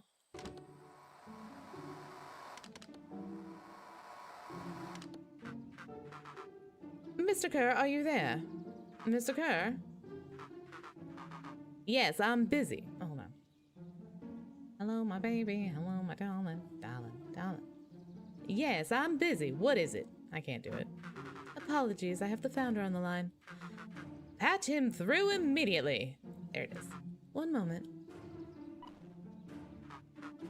Hello, sir. It's so nice to hear from you. Skip the pleasantries. What's your report on the new lead researcher of deep engineering? Nellie Moodwills seems to be integrating nicely. At this very moment, she's working to help us meet our deadline. She offered to work overtime before I even had a chance to suggest it. Excellent. And you have faith that she's capable of finishing the work left by her predecessor? Oh shit, the body. Oh no, the body in the bag. Oh no! One of Beck's moms is in danger. Hey, she has a spare. It's terrible.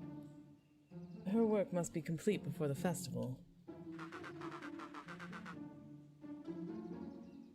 I will make sure she stays day and night until it's accomplished. Good. You know how I feel about loose ends. Yes, sir. Oh no, Mom's in danger. Once she has finished the work, we need to make a determination regarding her long-term prospects in this company. Immediately, sir? I usually have more time to fully bring people into the fold. We are in the in-game bill. After your failures with Dr. Prescott, I can't afford to take any risks. Of course, sir. No loose ends, sir.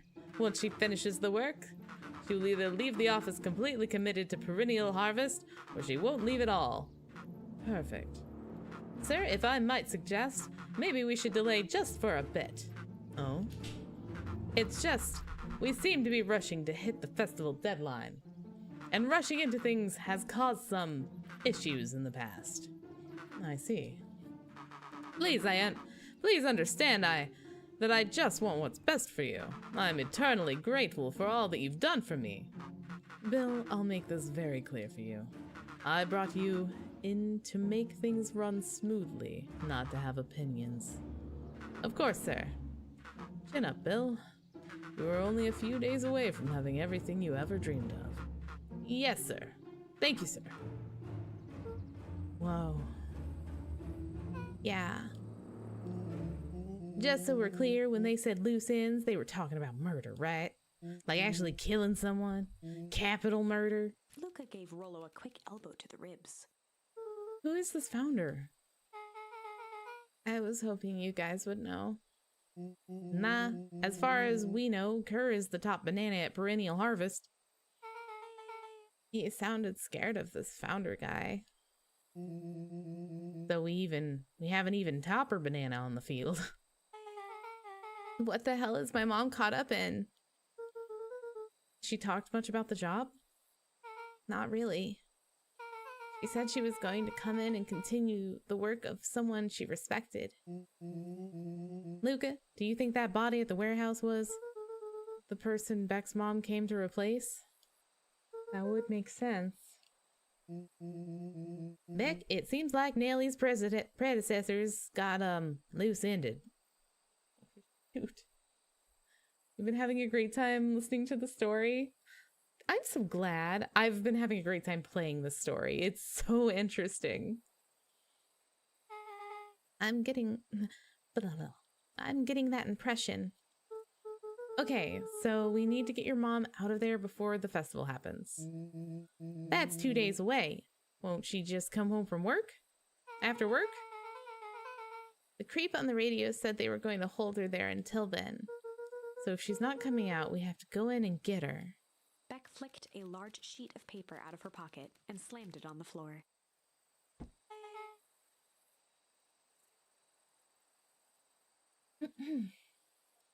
Hey, just taking a little sip. Maybe this'll help. You have blueprints?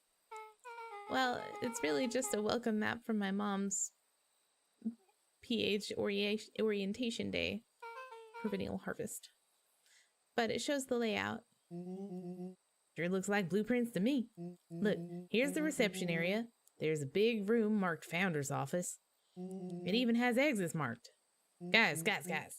We have a deadline, we have an objective, we have blueprints. You realize what this is, right? Rollo started to wiggle with excitement. Think we're heisting! This is officially a heist. Cute. Chapter 6. The Heist. Okay. They spent the night's end huddled around that small map, formulating a plan to infiltrate the headquarters of Perennial Harvest. It would be no small feat, a modern facility equipped with all manner of technology. Not to mention the swarm of clipboards that would most certainly be scattered throughout. By the time the sun began to peek through the car window used as a makeshift balcony door, all were in agreement. This could just work. The final day before the festival would be used to prepare. They'd need to pool every resource at their disposal, pull every favor with a thread. Even enlist some unsavory characters around town with important tasks only they were suited for. Luckily, there was enough ill will and mistrust toward Perennial Harvest that alliances could be found at a bargain. Luca, Beck, and Rollo rubbed their eyes as they exited the treehouse. They hadn't slept at all that night. There was no time. The festival was to begin in 1 day, and they each had their assignments.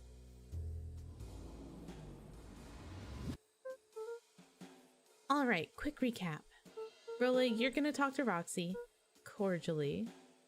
Without her and Fitz, this whole thing could go bust. Me? Cordial is my middle name. Uh-huh. And how do you plan to explain your new... He waved vaguely at Rollo's sizable figure. circumstance? Bah! She'll be so happy I'm alive she won't even notice. Beck snorted an involuntary giggle. Dang it, they changed sides on me again. Stop doing that, guys. Yakking turkeys? I'm gonna make a switch for it, don't worry. A little flippy switch, get Luna all switched around. Be well worth it. And Beck, you're sure Ilona won't just shoot this whole thing down when she hears it? She'll listen. Once she understands that Nellie is in danger, the danger we're all in, the plan will make sense. Okay. That leaves me with Jeff, then Iggy. How are you gonna persuade them? I'll think of something. They each looked at each other with sleepy confidence and nodded.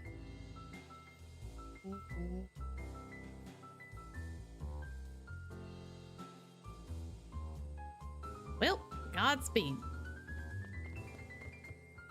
Enlist the help of Jeff. Enlist the help of Iggy and Tish. Okay, I think this is it. I think this is part of it. We gotta enlist the whole town.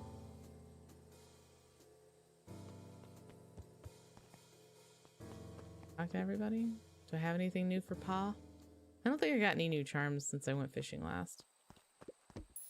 Yeah, I did them all. Luca placed a sinker. Sometimes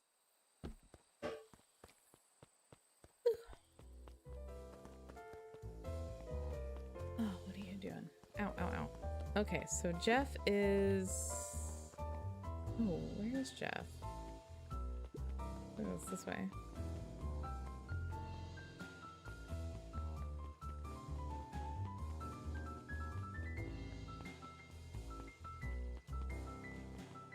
I wonder what Dawn's up to. Dawn!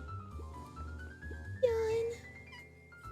You ever wonder why an agriculture company employs an army of survey takers? The clipboards? They say they're just trying to make us happy. Do they want to make us happy? Or just figure out what makes us happy? An important distinction. Interesting take, Dawn. Down, bow, bow. Down, but down, bow, bow. There he is. Jeff's hardware closed down about a year ago. The effects of the foul harvest stretched wide. When there are no crops in the field, tractors don't need fixing. Well, that's not what I was trying to talk to. Hey, Jeff. What can I do for you? Well, I know how much you hate perennial harvest. Hate's a strong word. Oh, I'm sorry. I mean, I didn't say it was the wrong word. Gotcha. So we're gonna break into their headquarters, and I thought you might be able to help. Jeff wheezed out a long snicker. Hey! You see, I knew you kids were all right. Great, so you'll help her? The joy in Jeff's face drained instantly. Not a chance.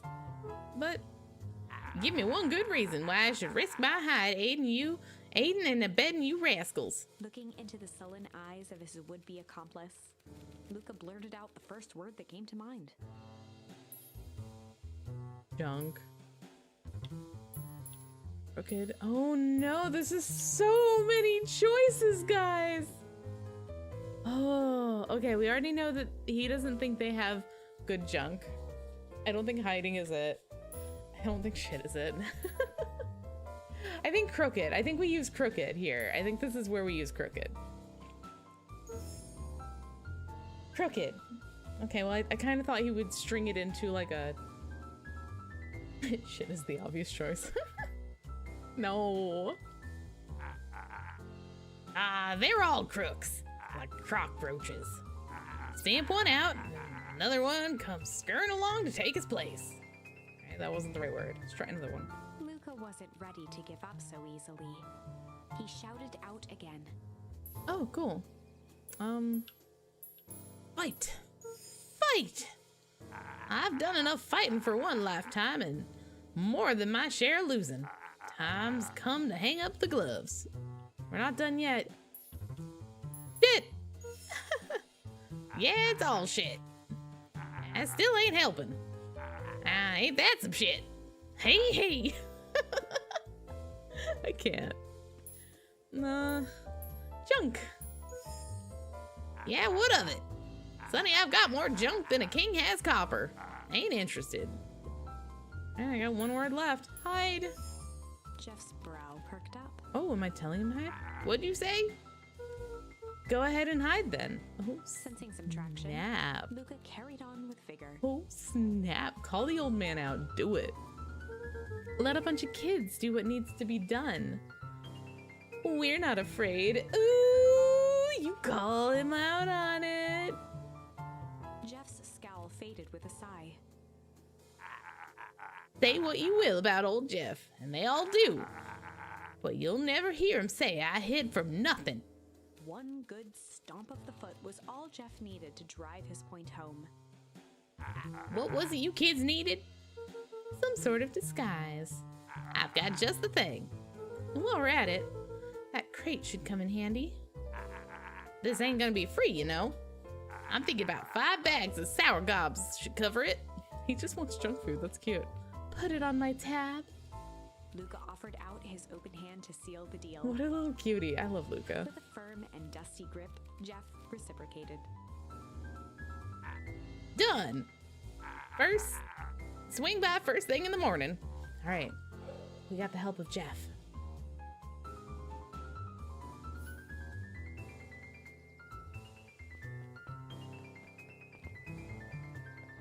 Oh, it's in the library. Can I talk to anybody in here?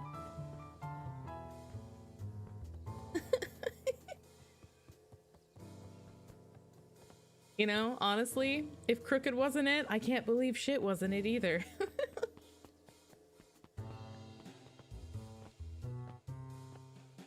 The phone booth was brand new, part of Perennial Harvest's Beacon Pines Reborn initiative.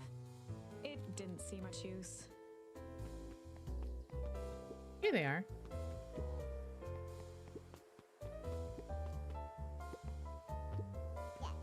Hey, Tish, look who it is. Luca, you here to try to tickle us to death again? Look, just hear me out. Iggy raised an eyebrow suspiciously. We're listening. Iggy, I know we've both been giant bags of...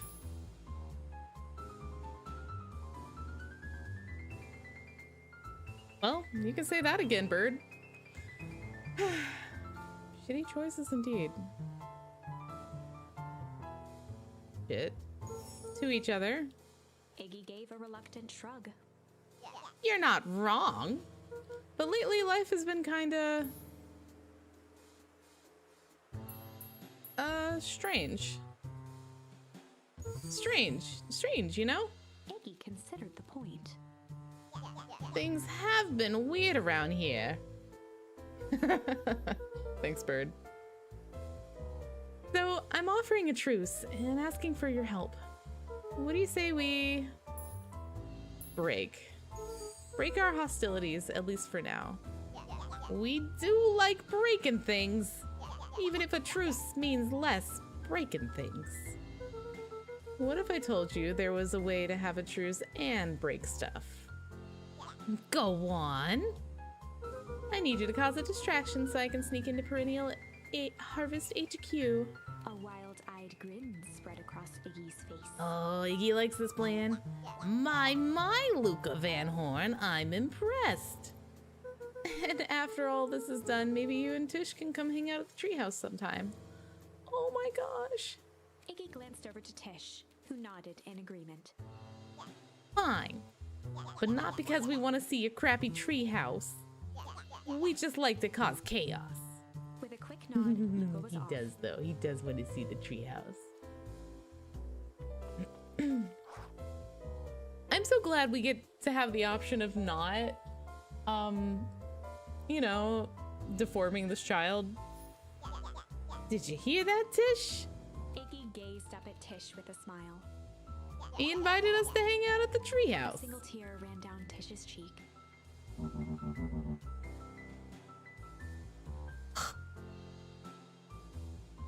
I never expected this day to come. How wonderful. Oh, it wasn't Chapter just... 7. Yup. That's really interesting. Into the hive. A good heist requires preparation. And thorough preparation takes time, something they had precious little of. So far, everything was in order. Jeff, Iggy, and Tish all agreed to do their part. Beck radioed Luca that night with a simple and covert message. We are locked and loaded on my end. And Rolo, after a lengthy confession, managed to persuade Roxy and Fitz to help. Hooray! He stowed away in mission control for the night to avoid attracting attention. Rolo, being uniquely suited for the role, would be the first to breach Perennial Harvest. Okay, I really thought that that last break was going to be my last one for the stream, but I need one more break. I'm positive. We're so close. I'm so sure of it. So what if it's a 10-hour stream? It's whatever, you know? It's just going to be a lot to listen back to and make clips of. Okay. All right. I will be right back. You guys enjoy some clips and you know what? Grab yourself a drink, bathroom break, etc., etc. It's not an eternity. It's not 3 eternities. Jeez, bird. Gosh. All right. BRB. Do. I'm back. All right. See, look, that wasn't an eternity. Not even 3. Where's my thing? Here it is. Okay. The outfit provided by Jeff wasn't perfect, but a convincing disguise is 10% wardrobe, 90% confidence. I think Rolo has that in spades. Rolo took a few vigorous breaths and shook out his arms. Oh, it's just a mustache. And a belt. It's a mustache and a belt. This is what he got me for how many bags of sour gobs? 5?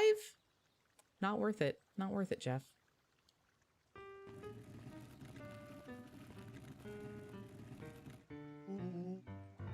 Got your delivery here.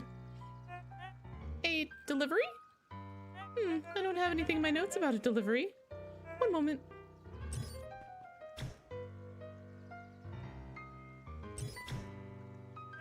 I'm so sorry, but there's no delivery scheduled for this morning. Right. He had to think quick. That's because this goes directly to the founder. He asked that it be kept secret. Rolo sighed, adjusting his tool belt. You know how the founder can be. I suppose we can leave this one off the records.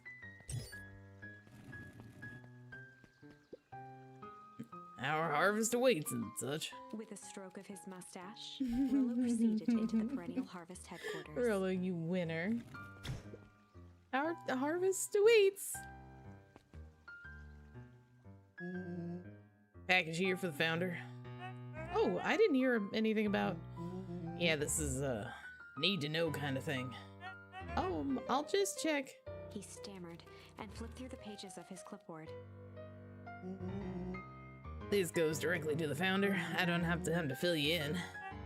Oh, I see. If you just fill out this form... Rolo interrupted with urgency in his voice. Every time with the forms. Look, if you want me to explain to the founder why I'm late, well, it's your funeral. I'm sorry. What did you say your name was again? Rolo panicked. Our harvest awaits. Sir? Sir? That's a restricted area. Excuse me, sir? Our harvest awaits. Ready to light this... Ready to light this candle? Ready to light this candle, Tish? Yup. Suck on this, perennial ham fist. Good job. Good job, buddy. What was that? The distraction was enough for Rolo to regain his confidence. Just open the damn door.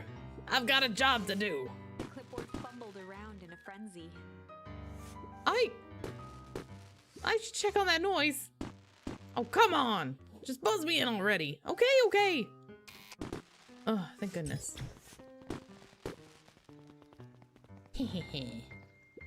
Phew, that was close. Yeah. Our harvest awaits. Hey, I figured when in doubt, stick with the classics. Well, that was a close one. But you pulled it off. Nice work, Rolo. All right, everyone knows what to do? Yep, deep engineering is to the north. I'll go with Beck. Okay, I'll go with Beck. In case she needs some muscle.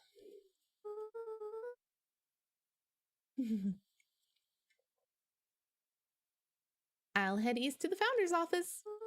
You two be safe. Locate the founder's office. About to land in Boston. Man, the East Coast is cloudy. That's odd. There's not even cups for any water. There's no cups for the water cooler. Oh no, it's a maze. That's right. Okay, hold on.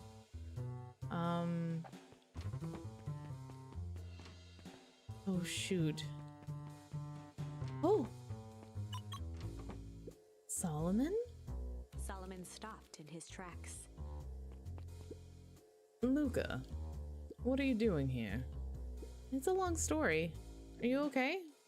A veneer of confusion flashed across Solomon's face. His words rushed out dramatically. No, I am most certainly not okay. Some strange people grabbed me and... Were they in hazmat suits? Yes, how did you know? They brought me here and locked me up, and when they were distracted, I ran. Dang, okay, you should stick with me. We've got a plan. Solomon's facade briefly faltered. We? Yeah, Rolo and Beck are headed to Deep Engineering. Thank heavens you found me. We've got to get out of here. We can't leave just yet. But they'll catch us again. I've got to do something first. When you were running, did you happen to see a door marked Founder? Founder? Why are you looking for him? I'm not. I just need to get into that office. Now that you mention it, I do think I saw a door that said Founder.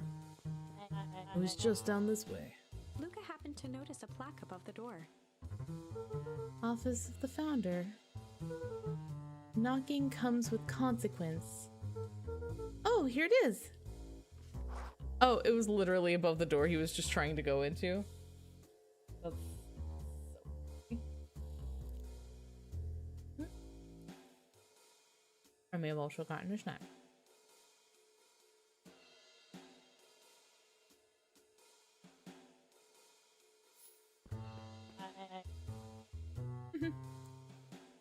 So it is.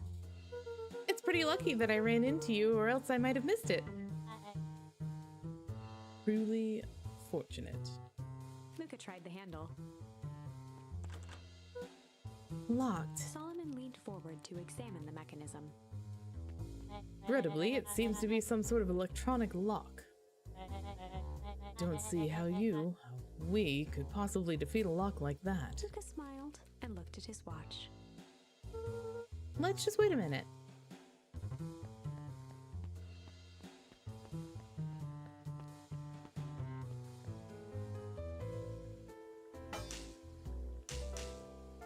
Girl. I don't know what sort of funny business you're up to, but I like it. Snore. She mimed a quick hat tip and ambled off with a whistle. I love her. Howdy. Good afternoon. The light on the keypad changed from red to green. How did you do that? It's good to have friends. Quick, let's get inside before someone spots us. I love knowing the truth. Luca switched on his walkie-talkie. Rolo, I'm in. As expected, there's a control panel. Great timing. We're stuck at a locked door marked number 24601. Need you to get us through. What if someone catches us? We should get out of here.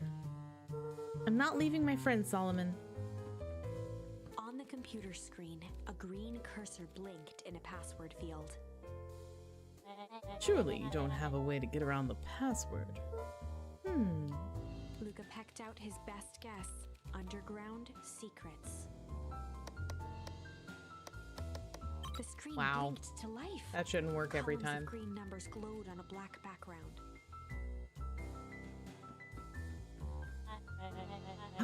How did you just guess that? Oh, it's this absurd password Roller heard when he was down here before. It's funny how someone arrogant enough to call themselves the founder uses such a basic password. Or they were thinking several moves ahead, not expecting anyone to guess something so simple. These villain types always end up outsmarting themselves. Solomon's jaw clenched into a half smile. Oh shit. Your powers of deduction are as impressive as your luck. Luca quickly scanned the columns for number 24601. Rolo, I think this should do it. Beep. Bingo, bango, doors open. Luca, you never fail to impress. I don't think that's the right voice.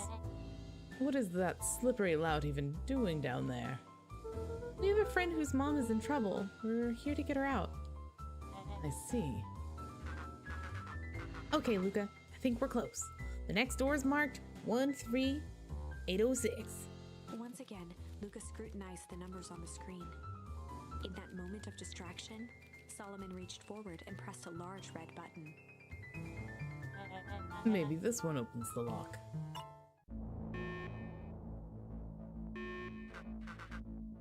Crap!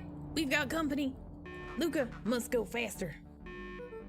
One sec, I can't think with all this noise. He quickly skimmed the screen with his finger. Here it is. 13806. Go, go, go! Curse these fumbling hands. My apologies, Luca. Don't beat yourself up. I know you were just trying to help. Oh, buddy. Clipboards.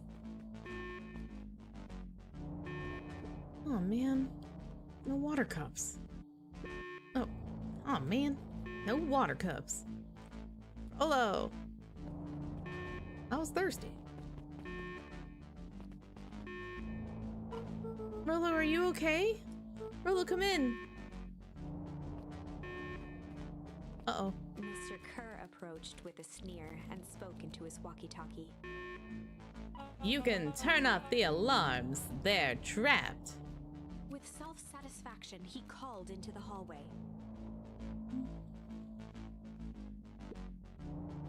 That, my dears, is a dead end. Nowhere to run.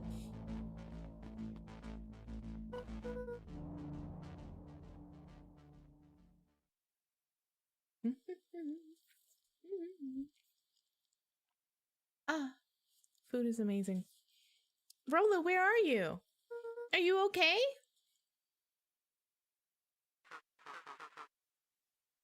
Yeah. Yeah, I think we lost him. Making our way back to Nellie's office. Oh. Okay, you two rabble-rousers are coming with us. Nope. Oh, shit. Make a break for it. Nice. Did that little shit just kick me? Don't just stand there after them. That's amazing.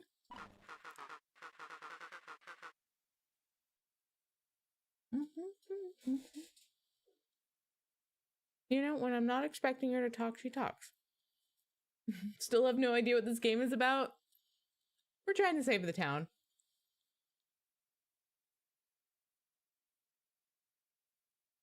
We are at the beginning of the story, presumably a little orphan boy who finds out over time that his family was lost to him throughout a whole conspiracy involving this one guy who somehow, he's standing next to me, by the way. He's right next to me, isn't he? This one guy just kind of screwed up in his selfish attempt to defeat time.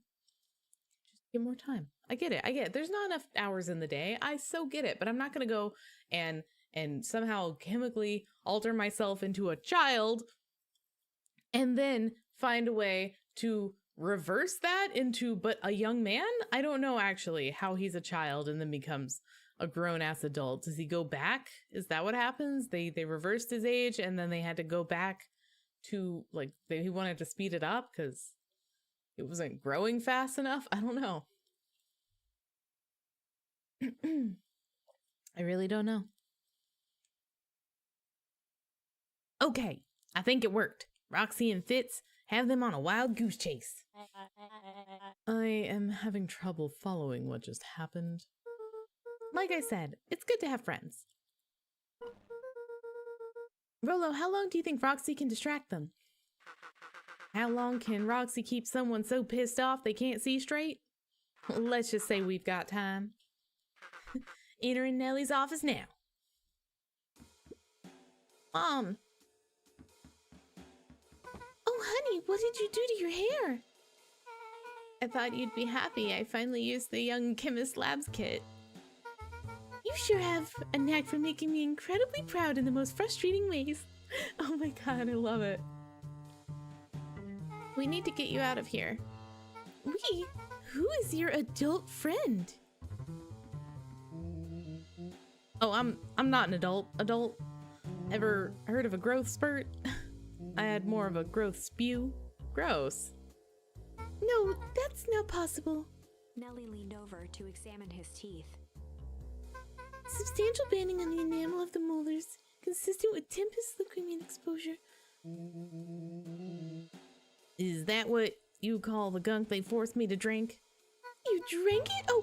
Oh no! They told me it was only being tested on plants. Oh, Beck, sweetie, I promise I didn't know. Mom, what the hell is going on in this place? I was brought here to work on the discovery of a lifetime. A novel chemical compound was discovered under Beacon Pines in a wellspring they called the Source. They named it Tempest Liquamine. It pulls energy from the surroundings in order to fundamentally alter matter's relationship to time. It was the secret to Valentine's fertilizer. They harvested the source, infusing small amounts of the Tempest Liquamine into the product. It worked wonders, drastically accelerating plant growth. Crops would be ready to harvest in a fraction of the time, but it led to complications. The foul harvest. Perennial Harvest came to clean up the mess, to succeed where Valentine failed. But Tempest Liquamine is rebellious. Rebellious? Rebellious. You can think of it as manifestation of change itself. It's volatile by its very nature. So, the more you try to force it to do a specific thing, the more it resists, yes. It's kind of like, I don't know, derived completely out of chaos. I don't know. A lot of discord and harmony and stuff. I have some crystals if you need it. I can relate to that. The crystals? No. My role is to finish the work of my predecessor, Dr. Prescott. Oh, he did. Harnessing Tempest Liquamine to reliably manipulate an organism's age. Just imagine how many people we could feed. Mr. Crow was very insistent that we achieve a successful result before today's festival. But you didn't, right? Nellie sighed. You know how much I love a good puzzle. I poured myself into this problem. It wasn't long until I discovered oddities in Dr. Prescott's notes. Oddities? They contained obvious errors, mistakes that someone of his reputation would never make. So I fixed them And now I get to replace my entire wardrobe. I really am truly sorry. Meh. These clothes were all hand-me-downs anyway. It sounds like Dr. Prescott figured it out, got cold feet, and intentionally sabotaged his own work. I had considered that possibility. I've sent a letter asking him to clarify his thinking. Mom, Dr. Prescott is dead. Her had him killed. What? I overheard them talking about it on the radio. It's why we gotta get you out of here. Like, now. Wait, the vial! I finally solved the chemical equation allowing direct control of aging. Mr. Crow picked it up before you came. All the more reason we gotta hightail it. Luca, we got Dr. Moodwell. Heading your way. Roger that. Be careful. Everything's all right. Everything's on track. And what is your plan for escape? Well, we'll go over everything when we get there. Get there? In the meantime, maybe we can dig up some more info. Oh, they're coming here. Gotcha. Malice 80 proof whiskey. Hard drink for a hard man. Wow, even his alcohol is arrogant. Solomon muttered inaudibly. I should just smother you right now. What was that? I said I shouldn't bother you right now. Don't be silly, you're no bother at all. This is amazing. Luca tugged on each of the cabinets. Dang, this must be good stuff. They're all locked. Perhaps he's not as careless as you suspected. Oh, there's books in the chair. Books in the chair, Luca. It looks like the founder was helping her plan the festival. Why would such a secretive leader be obsessed with a party? Only time will tell. Luca held his hand up to the ashtray. Still warm. He must have been in here recently. Look at the books in the chair, Luca! I can talk to him. Anything else I can do? Let's see what else this bad boy has on it. Security system, time card logs, payroll. You know, for being so evil, this guy sure is boring. Solomon once again muttered under his breath. Just you wait. Huh? Oh, nothing. Anything else? Anything else? I'm really just getting a kick out of this. Walking around in front of the bad guy, looking at all his stuff and making smarmy remarks. Alright, what's up? I'm really sorry you got dragged into this mess, Solomon. You needn't worry about me. Well, I feel bad either way. We're gonna get you out of this, I promise. With a subtle, quivering lip, a smile crawled across Solomon's face. They heard the trampling of frantic footsteps from the hallway. Lock it, lock it, lock it! Boink. Locked.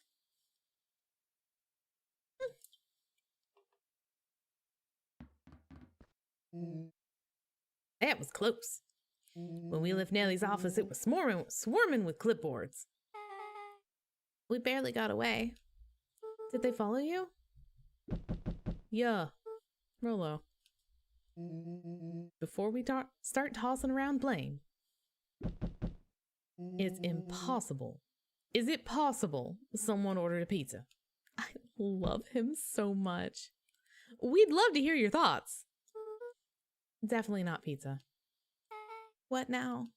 Don't look at me. I'm officially retiring from the heisting business. We're so sorry for the inconvenience. We just have a few quick questions. Let me think. Can someone watch the door? Of course. Everyone else, huddle up. This is a terrible idea. Oops. I think this little caper has gone on long enough. Has no one realized he also has a green vest on? Like, just nobody thought he might be connected as... Oh, whatever. It's not the same, I know, but close enough. Solomon, no! Hush now, child. The adults are speaking. Dr. Moodwell, a brief reintroduction is in order. We've never met in person, but we have corresponded. You see, it was I who hired you. Solomon, the pathetic orphan child, the powerful and enigmatic founder. Sharper, the fallen progenitor who created this town. Perennial harvest, Valentine fertilizer, all connected by a single thread. Yours truly. But that's... Her eyes searched the floor in thought. Solomon watched eagerly, waiting for the flicker of epiphany. With a sickened look, she peered into his soul. Ah, yes, now you've got it. Tempest Liquimine, you discovered how to reverse the process. Solomon clapped with genuine delight. Very good, Dr. Moodwell, very good. Though the discovery wasn't intentional. Solomon glanced down, examining his youthful form. And the effects went a little too far for my tastes. That's why you needed me to finish Dr. Prescott's work. which you did admirably. Mr. Kerr the Vile, please. Kerr presented it with a theatrical twirl. Oh, he's not getting to do it. He's not getting to do it during the festival. Ooh. May I present to you the eighth wonder of the... Before he could finish, Rollo snatched the vial from Kerr's palm. Oh. Wow, this stuff sounds pretty valuable. Be careful, you fool. You have no idea what you have in your hand. Actually, we do. You just did a whole evil villain monologue thingy about it. Rollo casually tossed the vial to Luca. Gosh, maybe I'll have a taste. Luca jiggled the vial mockingly. Seize him! Luca, over here! Boink! Move another inch and I'll smash it. She held it tightly behind her back. Solomon sighed, speaking in crisp, measured syllables. You have no plan. I'll smash it, I swear! Fine, risk killing us all. Or if you're lucky, nothing happens, then what? We capture you and grant you much less leniency. He pursed his lips with feigned sincerity. But I'll give you my word, if you hand it over now, none of you will be harmed. A deep uncertainty washed over Beck. You're a smart girl, Beck. But there's no shame in being outwitted by someone smarter than you. We both know there's only one way to end this. This ends. She looked to Nellie Yeah. shakily. With a dispirited nod, Nellie sighed in defeat. Beck slowly approached Solomon. That's a good girl. Beck, don't do it. We can't trust that jerk. I'm sorry. He's right. With apprehension, Beck conceded. Solomon pocketed the vial and brushed off his shoulder with a sharp flick. Oof. Mr. Kerr, you've allowed yourself to be humiliated by a group of children. Report to my office tomorrow for a performance review. Wow. The blood drained from Kerr's face. Oops. Of course, sir. But first, you have a speech to make. Trot out there and give me an introduction I deserve. Oh, he's doing it in front of the festival. Okay. And don't forget to smile. Yes, sir. And to think all of this was thanks to the efforts of Mr. Van Horn. I don't understand. How is this all because of me? Ha! I said Mr. Van Horn, silly child. Dr. Walt Van Horn. Your father was always a thorn in my side. I offered him an opportunity to be part of something great, but the fool was blinded by righteousness. He even broke into my laboratory in an attempt to sabotage my work. Solomon shook his head with gratification. But the universe has a funny way of correcting course. By meddling with a force he didn't understand, Walt showed me its true potential.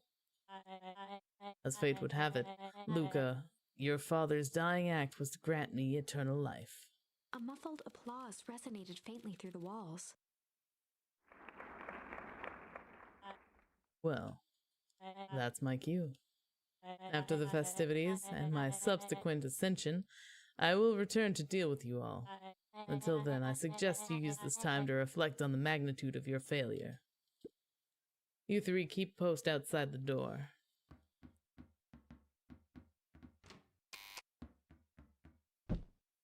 Well, crap. Phew. Wowzers, this game.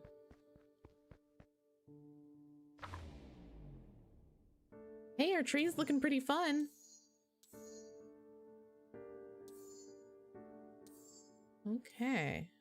I think we're on the right path. I think this way is the right path. Wow.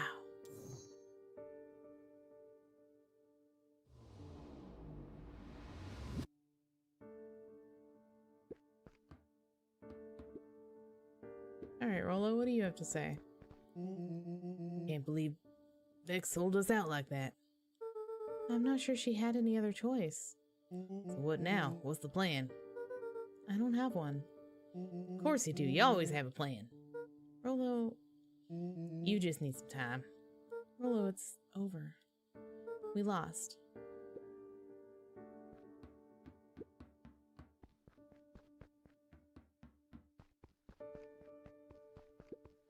Nellie was staring at the floor, deep in thought. Sorry, Luca. Give me a minute to calm my mind. Hey. I'm sorry, Luca. I did what I had to do. I know. It's just, we were so close. Got a feeling that eventually Solomon will get what's coming to him. Time wounds all heals. Okay. Well, time seems like less of an issue for him now. Luca, there's something you should know. After Mr. Kerr locked me in that office, I had nothing but time and curiosity. I poked around a bit, hoping to find a means of escape, but I found something else. A note, hidden in a false drawer. What sort of note? Dr. Prescott must have sensed his time at Perennial Harvest was growing short, so he left behind a letter with the hope it would be found by his successor.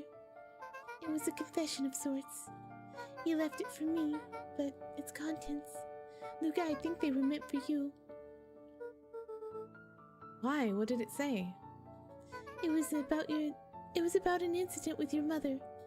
Dr. Prescott found her in his lab with the stolen keycard. There was an accident. She had been exposed to extreme amounts of Tempest liquamine. The color dropped. That's from why Luca's my face. mom's an old lady. Oh. Oh, Unimo. Thank you. Oh my gosh, thank you so much.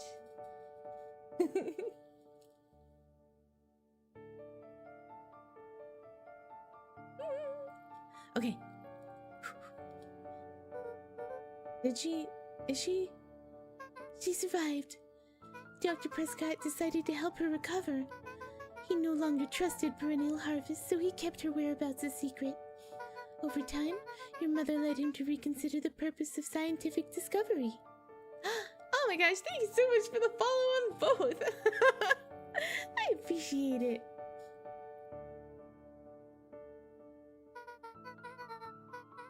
Science is often changed. Science is often at the vanguard of change, but the... Whoa! What? Another sub! Thank you so much for that sub, Prime. I don't know what that alert was, but thank you so much. Golly. Science is often at the vanguard of change, but that doesn't mean it's always right. He realized that no one should have control over something as powerful as time itself. I now believe that's why he began to intentionally sabotage his own work. And it cost him his life. That's a reasonable conclusion. Luca was overwhelmed with emotion. But if she's alive, where has she been? Where is she now? A sudden explosion sounded from the hull. Ah, snap. Is that it? Is it over? Are we frozen? Chapter 8. Oh, jeez. We're almost there, Comeuppance. guys. I'm gonna eat some of my food while she reads a little bit. Sure, that's what's coming. Ears still ringing, Gran picked herself up off the ground. Through the dust and smoke, she looked over to see Mrs. Fratelli helping Hiram Tolliver to his feet. Hmm? She'd had to beg, borrow, and steal to acquire those explosives. How many nights had she spent visualizing how she'd use them to make things right? And now, her one shot at destroying the source, that damned hole that swallowed so much of her life, was gone. Traded for this jagged hole in a wall and a foolhardy shot at rescuing Rollo. With Fratelli and Tolliver at her side, she stepped through. It was a strange feeling. The last time she'd stalked this maze of hallways, it was in a different body. They quickly rounded a corner to find a group of clipboards guarding a door. Something worth guarding is probably something worth seeing. She leapt forward, brandishing her cane. If her last chance at vengeance for things lost was truly gone, she would just have to fight to keep what she still had. Okay, I can't believe it. I'm sorry, it still blows me away. That our missing mother was in fact actually our grandmother, who was not our grandmother, but in fact our missing mother. There we go, I turned it around. She just got super aged. How? That sucks. Also, Slime getting heckin' called out by Bird Force. Woo! Almost 9 hours late, I see.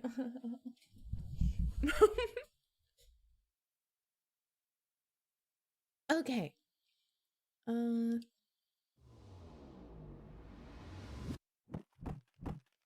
heck is all that? Oh, is this my grandma coming to save me? It is! Right. Gran, what are you doing here? Luca, what are you doing here? I will use the old lady voice for her.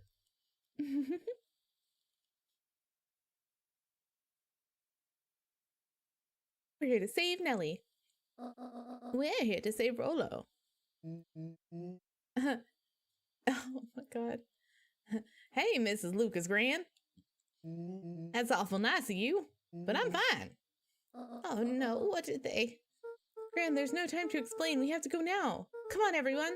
We've got a party to crash.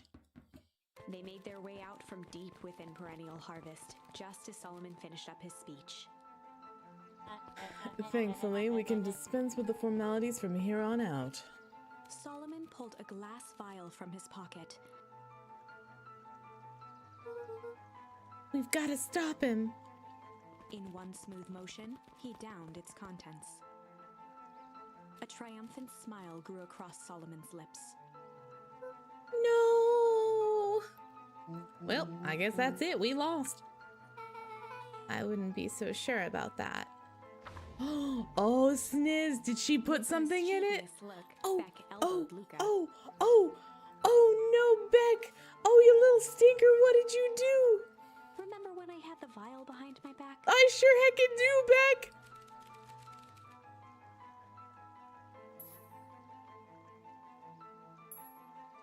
I think this is the right word. I think change is here. I might have tweaked his wonder potion with a little change. Like pocket change? Your unlucky penny. Oh no, it's gonna do the opposite. It's gonna do the opposite because that's how her penny works. Gosh dang it, guys. Will you please stop switching sides? I'm trying to move out of your way. Ugh.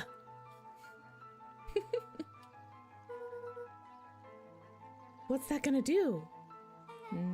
No idea. That's the beauty of science. Now we observe. Okay, I'll come back while he talks. You can call me Sharper Valentine. His body and face began to contort and expand as he disappeared into a belching green mist. If it was right. Oh, he's getting weird. Oops. It did the opposite like I said it would. Holy crap. He's a baby? Yeah, but he's still sharper, right? What he was no longer matters. He's your baby. This is an innocent child. I apologize for all the harm my father has caused you. Eris awkwardly cradled the squirming child. I'm so mad. She looked to her brother, her voice shaking with uncertainty. Augustus, what do we... You do what Valentines always do. What must be done. I'll hurry home and prepare a crib for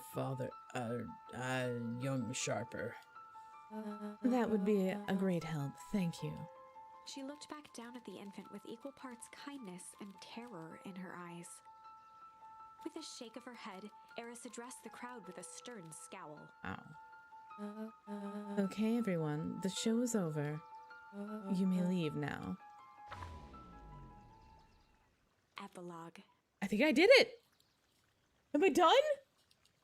Beacon Pines' coldest summer on record came and went without much fanfare. Folks shared what they had, and none were left wanting. The new school year was ushered in by the falling leaves of autumn.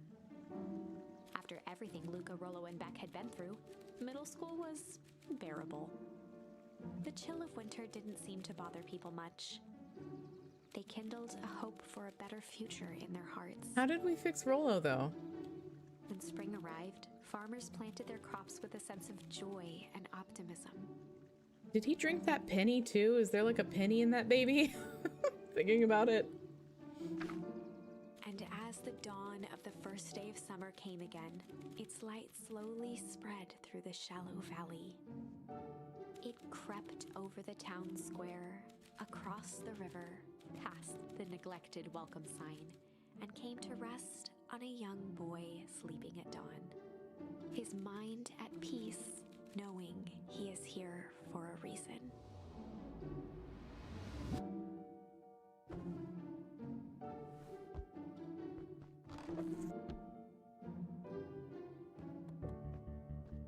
Rollo, are you up yet?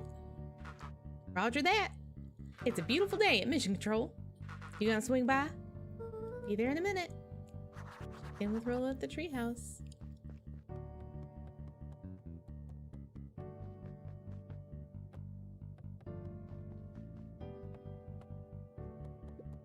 Over time, Eleanor began moving Walt's old things out of the closet and into storage. That's what it was. Eleanor had moved back into her bedroom, and now that she wasn't sneaking out late, she even slept there most nights. Okay, we're getting to...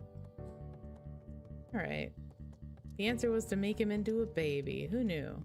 Wonder what would happen if we put the other stuff in. Alright, one more cool guy lounge. Yeah, kicking it. We got a mom. She's an old mom, but we love all moms. Old moms, young moms, regular aged moms. We love our moms. Alright. Sliding out. There we go. Dun, dun, dun, dun, dun, dun, dun, dun. Grandmom! Hello. Mom, I'm ready to go now. You go on without me. I'll meet you there. I've got a batch of jam to finish jarring. It's funny.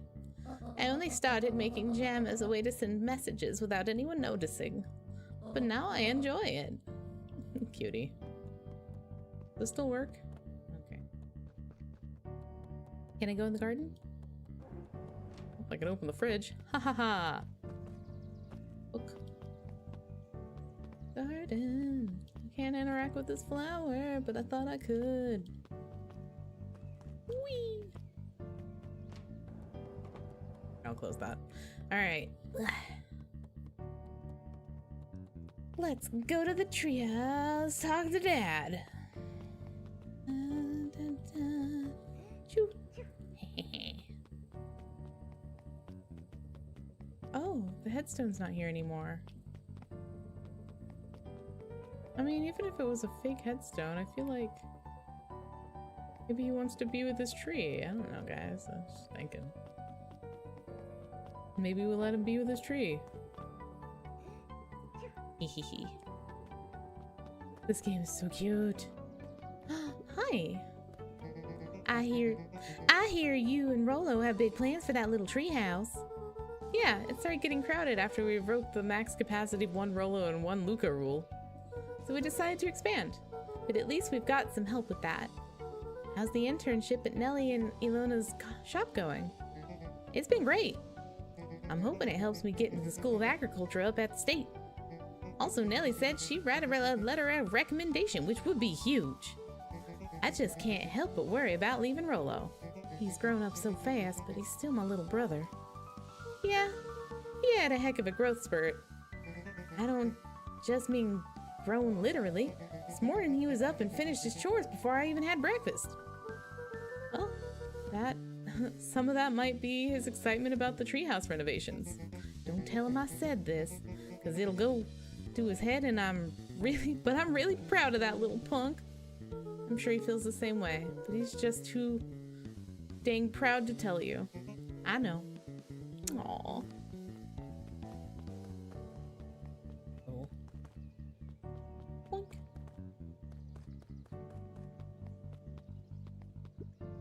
Hello, Mare Dog. Oh, he looks happy. He's a happy boy. Look at that shiny eyes. Them shiny peepers. Hey, Gus. How's the tree planting going? Couldn't be better. I'm so grateful to Ilona and Nelly for letting me help. Just wasn't built to be a mayor. Too much bureaucracy. Gus, we finished cleaning up the sidewalks. What's next? When Perennial Harvest collapsed, most of the clipboards skipped town. But some stuck around and dedicated themselves to making things right. Aw. Anyone with a knack for art can help paint the new offices. You can count on us. Well, it looks like you really found your calling. Never really felt comfortable telling people what to do. Now this right here. This is something I could be proud of. Aw, yay! Newtown New Gus! Okay, I'm gonna talk to this pig. How goes the napping this morning? Most underrated part of a good nap is the view. And the view's getting greener every day. Nice. Snore. I love him. I see you decided on a name. Yep. We had to clear out all the old stuff before putting on the final touch. Slow and Dirty Harvest is now official. I like it. Slow and dirty. Oh, you guys. It was actually Nellie's idea. There's still a lot of work to do, and the name serves as a reminder. Just because progress is important doesn't mean change should happen fast. In fact, I've learned that the more you care about something, the more important it is to take things slow. Our motto is go slow and fix things. Amen to that. That's wonderful, guys. Slow and Dirty Harvest. Oh yeah. I better not dilly-dally. Gotta get to the treehouse. Oh, fine. I want to go look around town. Slow and dirty. Dog! Luca, get this. I managed to reel in an actual fish this morning. Seriously? Yeah, and honest to goodness, flip-flopping, swim-swamming fish. I don't think I've ever caught an actual fish here. Been at least 7 years since I caught one. Say it's a good omen.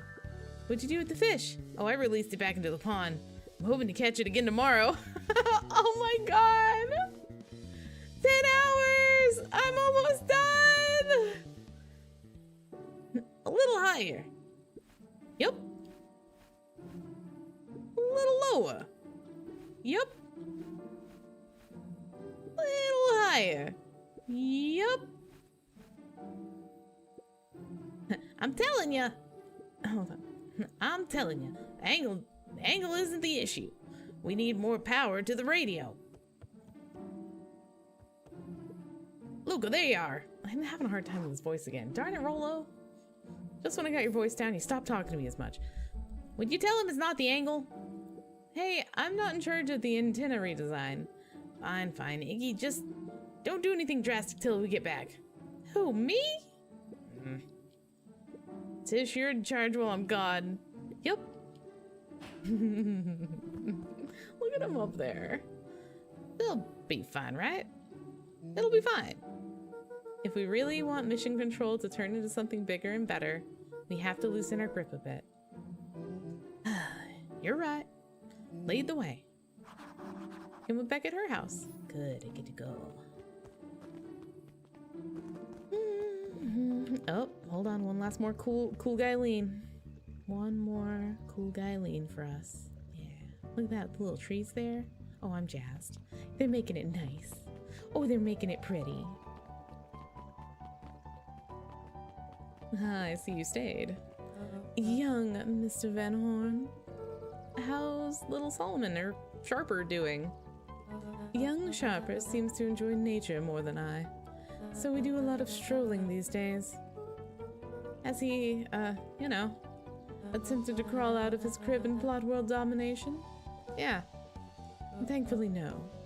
I spoke at length with Dr. Moodell, and she feels that Sharper's infant mind was not developed enough to retain his previous memories. For all intents and purposes, the child is unmolded clay. But he looks so pouty. Let's hope he's a little nicer the second time around. That is the objective, yes. But really, all I can do is try and hope. Two activities I am endeavoring to find less distasteful. Well, I think you're doing a great job. And the whole town is ready to help out however we can. I can't wait to teach him how to throw a baseball. Eris did her best to ignore the tears welling in her eyes. Aww, that would be acceptable.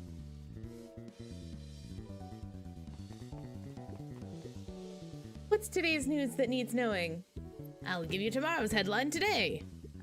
Our old friend Patrick C. Montesquieu, aka William Kerr, just performed a stirring rendition of The Iceman Cometh at the State Correctional Facility. Haha, I hear there wasn't a dry eye in the house. Well, I guess he has plenty of time to work on his craft. That's wonderful to hear. What's your book like? He looked to his friends with a thankful smile. After everything that could have gone wrong, everything that did go wrong, we made it. The end. Closing her eyes, Miss Hatch took a deep, relaxing breath.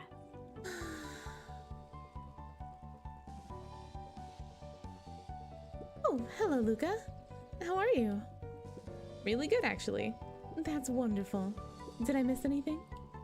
I think you're pretty much up to speed. Oh my gosh. Can we go back here, or are we gonna dilly-dally again? Oh, good. Yeah. Luca, do you want a biscotti? On the house. I don't really have the time. Ariel, you gotta come see this. I finally did it. I pulled the perfect espresso. Aw, Looney. If I didn't know better, I would think you're proud of something. As if no. It's too late. You are officially a person that cares.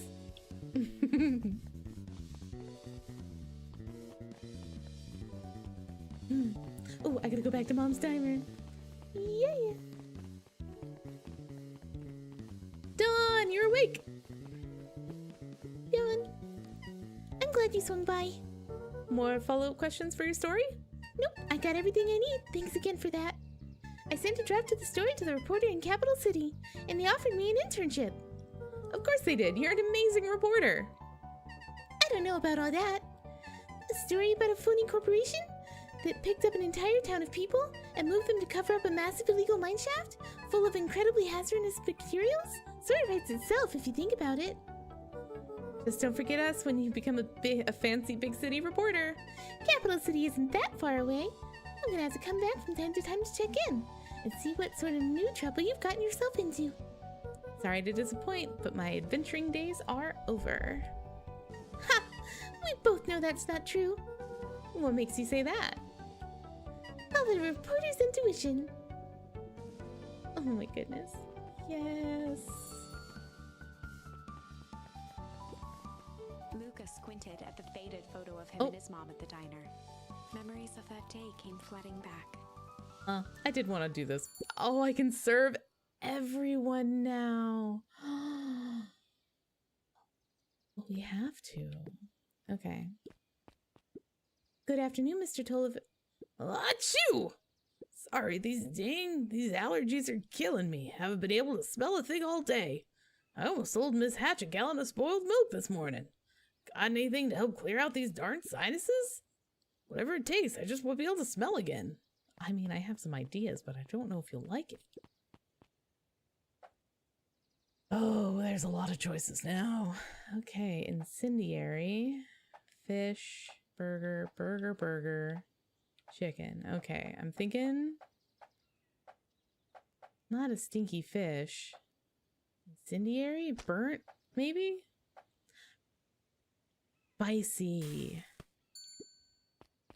That'll clear out his sinuses. Achoo! What's wrong? Well, I like spicy peppers. Put him on something that really wakes up the senses. Okay. Wakes up the senses, huh? You got it, buddy. This is awful. I hate it. I call this one a cod for the common cold. Oh my, that's spicy and stinky. I'm sorry, I'll try again. No, don't you see what this means? I can smell again. Looks like your father isn't the only doctor in this family. Oh my gosh. This whole family. This whole bunch of dogs. What do you want? If it isn't little Luca. Hey, Uncle Duncreed. How come you haven't been coming around the house lately? Well, your dad and I had a little disagreement is all. How's he doing? Has he mentioned me? Not really. He's been really busy lately. Sometimes he doesn't come home from work before bedtime. Is that so? Well, tell him I'm thinking of him. You seem sad. Nonsense. What can I get for you for lunch? Fact of the matter is, I don't have much of an appetite right now. But Uncle Nuncreed, you gotta eat. I'll make you something special. That'll cheer you up. Alright. I wonder what he likes. Candy burger with what is this? Fish? Fish eggs?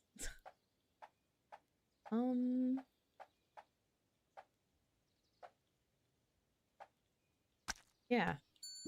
Candy and fish egg sandwich. You'll love it. I'm sorry, Luca. I see it seems I can't muster much of an appetite. Hang on. I'll make something to cheer you up. Okay. Cheering him up.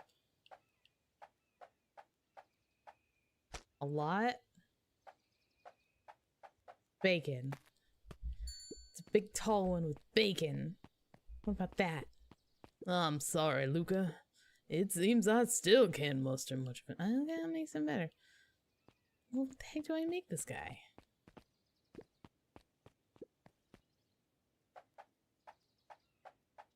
Maybe it's a little one? Maybe he needs like just a little bit of food? Don't. I call it the cheers looking at you, kid. One burger with a side of good vibes. Oh, Luca, you sweet boy. Mr. Nuncreed reached down and patted Luca's shoulder with an enormous hand. Got a lot of your daddy in you, don't you? I guess so. Run along, I'll do my best to clean my plate. Yay! I have a coupon here for a free burger. What'll it be? Well, I have a lot of mouths to feed, so give me the biggest burger you have. They must eat a lot, huh? You have no idea. Oh, and throw some lettuce on top. You got it. I know exactly what to make. I'm glad people are specific. Yeah.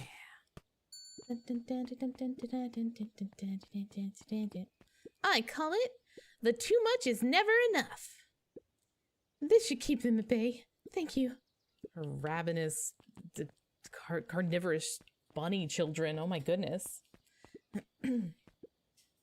That's just in. Last chance diner overrun by gremlins. I'm not a gremlin, I'm Luca. Mr. Wilder adjusted his monocle jokingly. I stand corrected. In that case, would you believe I have a craving for a burger? You've come to the right place. Indeed, I'll have a nice juicy burger topped with an onion.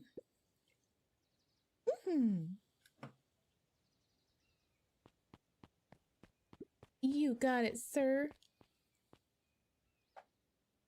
Nice juicy burger. I guess it's this one. Topped with an onion. Here you go. I got your burgle. Here you go.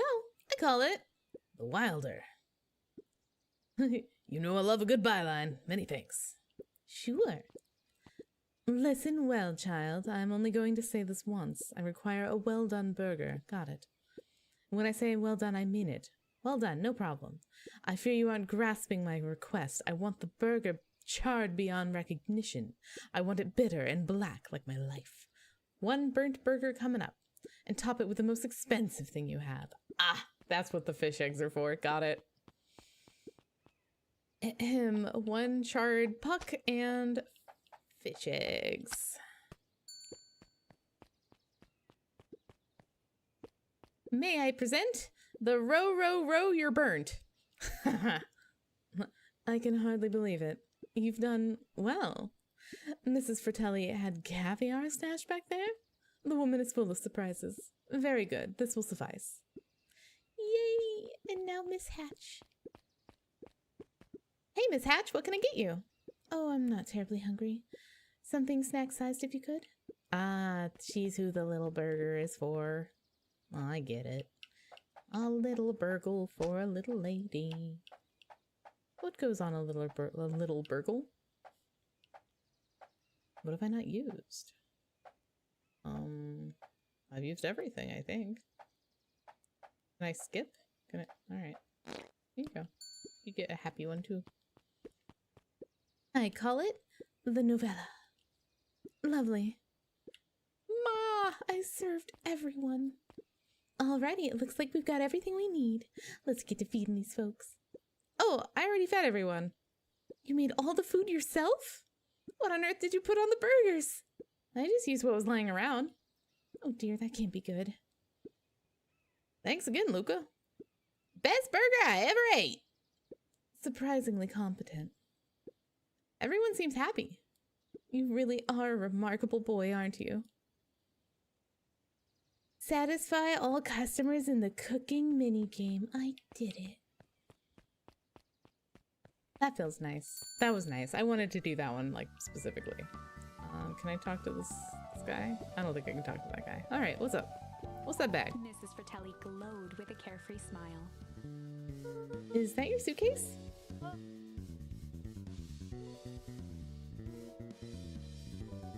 That is 2 weeks of unencumbered tranquility. Excuse me? Would you be so kind as to take my order? 2 weeks of sand margaritas and forgotten obligations. Excuse me? I'd love to place an order. Mrs. Fratelli sighed with a zen-like calm. Just as soon as the rush ends, I'll be a feather on the wind. You're going on vacation? For the first time in years. I've got you and your mom to thank. Why's that? She didn't tell you yet? You two are gonna fill in for me at the diner while I'm gone. Just like old times. It's fine, I'll wait. Cute. Oh, I love it. I'm sad that my mom is elderly, though. Could we not mix up another batch of whatever Sharper drank? Oh, look, the tent is gone. Now we can't watch their dumb movie anymore. Wow, back for seconds? If it's not too much trouble. For the longest time, I didn't understand the appeal of ice cream. It serves no purpose, other than to be briefly enjoyed and then it's gone. But it's pretty tasty while it lasts. I'm inclined to agree. Hey Luca, can you tell Roxy I'll be free in an hour? Sure thing. My dad's making me stock the shelves for the summer. But he said it builds character. And I think he meant to said it builds calluses. Builds character. Yeah, it builds something alright. Fits. Luca, can I interest you in a delicious He apple? playfully waggled an apple. No thanks, just saying hello. Well, hello then. Mind telling your mom we need a new crate of jam? Already? It's funny, I used to hide this stuff in the back. Terrified someone would find out about our secret messages. Now everyone wants to get their hands on Eleanor Van Horn's famous spy jam. Oh my gosh, does she still put... I'll smack it. Oh, I smacked it. Slap that melon. Alright, onward. Really combing over the whole town. Into the library. Over the school year, Kato and Bert had become close friends. Oh. But did you know that when they cover up the source, they found a new species of fungus? Yep, they are studying it in the new labs. Did you know that? Beacon Pines is now the smallest town in the county? Yep, close to the population before perennial harvest moved in. It typically went on like this for quite some time. They're both a couple of little nerds. I love them. Ahem. Can't believe it's over. Yeah, the town's really starting to turn a new leaf. The town, I was talking about Hank Atomic. I just finished the last issue. How was it? As great as always. Hank finally returned to Earth, but I just feel weird now. Weird can be cool. It just means you're ready for something new. Any suggestions? You could ask Miss Hatch about what she's always reading. She seems to really enjoy it. Don't do it! It's dangerous to ask a lady what she's been reading. Huh, maybe I'll do that. You never know what she's gonna say. Hi, Piper. Luca peeked over Piper's shoulder. He's peeking over Piper's shoulder. Laid stealthily inside a large volume of mathematics Oh. was the first issue of Hank Atomic. Oh, sneaky beaky.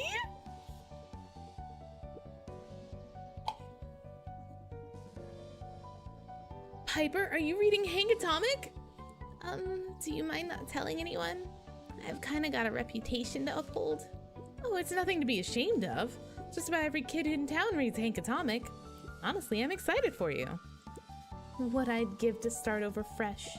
To experience it again for the first time. I guess that's the downside of finishing something nice. At least now I can enjoy it again. Oh, wait. At least now I can enjoy it again through you. Promise to tell me about it as you go? Sure thing. Yay! All friendship! It is magic! That's true, dude. I felt the same, even though slow down any further aging. Yeah, right? In regards to Sweetle Mom, how is this guy not in jail? He has definitely murdered a person. Whoa, that's a lot of Jeff's Wild Ride. Oh my gosh, that's so fun. They repurposed the secret tunnel thing. Okay, we'll talk to that in a minute, but hey, Mr. Nuncreed. I'm gonna go see my dad in a bit. Did you want to come with? Even after everything I did, you'd still... Mr. Nuncreed shook his head. You really are your father's son, aren't you? I don't think I'm ready for that yet. Well, you're always invited. I bet he'd love to hear from you. I'll visit Walt in my own time. You run along now. Bye, Mr. Nuncreed. All these bunnies. With perennial harvest gone, the transportation tubes were left unused. Come one, come all. No one is too big, no one is too small. For Jeff's Wild Ride. Well, maybe not completely unused. Just one piece of candy. Oh my goodness. For the ride of your life. Who's next? Me. Cuties. Are the bugs back? Guess what? Yesterday I saw a Dynastus Titius. And that's good? It's great! I haven't spotted one of those in years. At this rate, Beacon Pines is gonna become the bug capital of the county. Well, that's great. Lots of bugs. Yay, bugs. Woo, bugs. Is the beehive all back up and running? Oh, I can't investigate it anymore? That's lame. What's back here? Oh, there's no more...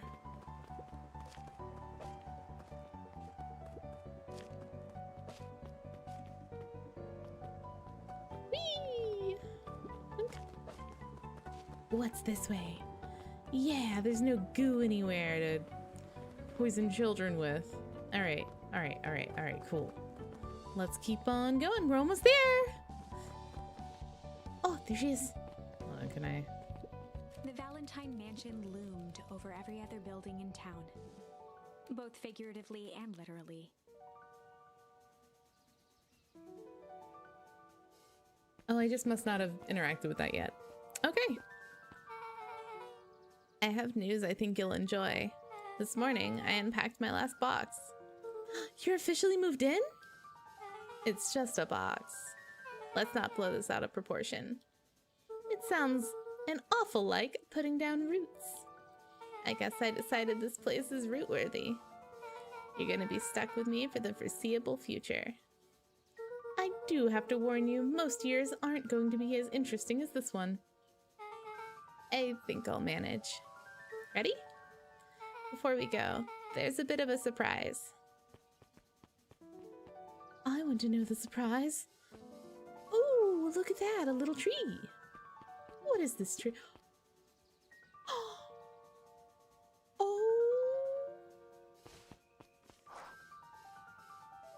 Is it a tree to replace the one my dad?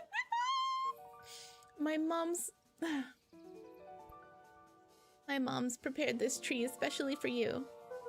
They didn't have to do that. It wasn't just them. Just about the whole town pitched in. We all owe you. It should do okay in the cold of old Beacon Pines and thrive as things warm up. That's perfect. When you're ready, take Jeff's wild ride to old Beacon Pines. This is it, guys. We're gonna go plant my tree at my dad's grave. One of my best friends, one of which had a birth spew. I hate that. Oh, you got it. Now that's a good looking tree. Being a special occasion and whatnot, right on the house. You're gonna want to hang on tight to that little tree. Here we go. Oh, just okay, cool, good. Oh, don't you start, I'll start. This is it. Yeah, this is it? Did we do it, narrator? Are you finally gonna free me? The end I've been waiting for. Oh, you're gonna make me cry, stop. Honestly, I began to lose hope of ever finding it. I couldn't give up on you. But then you came along. Oh, stop. You're getting all sappy on I me. don't know exactly how to thank you. Credits. It's hard to explain how much this means to me. It's funny, now that our time together is finally ending, I'm at a loss for words. Let's just watch the end together. Okay. Done. A good little tree. The best little tree. Thank you, children. This means a lot. Yeah, thanks for everything. Ducks, I only did what any super awesome best buddy would have done. We should probably give you some time alone now. You good? Yeah, I am. It's been a wild year. How are you feeling? Everyone keeps asking me that. I'm fine, really. I always said the only thing fitter than a fiddle is a cello. I feel like a dang cello. I am obsessed with Rolo. He's so cute. Well, if you ever stop feeling like a cello, I'm here for you. I know. You don't even have to say it. You two make an awesome pair. Excuse me? We're a trio now. Yep. Thanks. There's just one thing missing that now you're part of our group. Missing? Missing? Let me tell you a little story about a man named Hank Atomic. Oh, God. I won't be long. We'll be waiting for you back at the phone booth. I've found the perfect way to start our summer. You've got some good friends. I'm so proud of you. Your father would be so proud. I know. Mom, can I ask you a question? Do you ever dream about Dad? Not a night goes by that I don't. Are you ever afraid that you're going to forget it? Forget what he looks like? Forget his voice? No, because so much of him lives on in you. He loved that old tree, but I know he would have loved this one more. Because his two favorite people planted it. Give you 2 moments.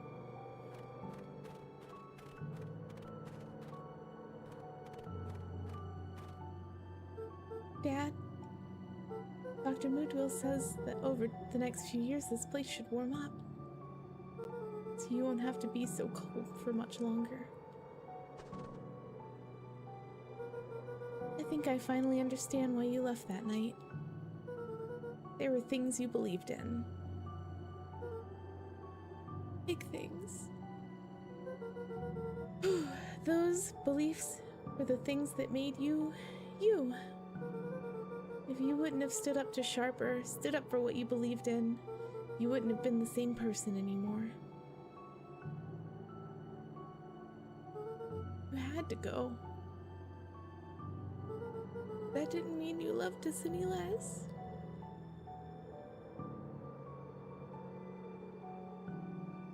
I might not visit you as much as I used to. I know you understand.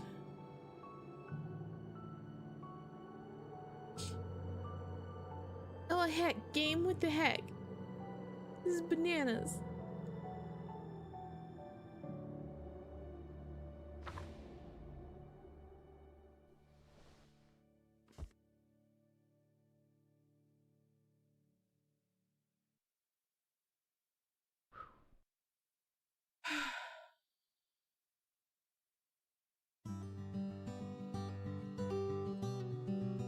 Heckin' good job!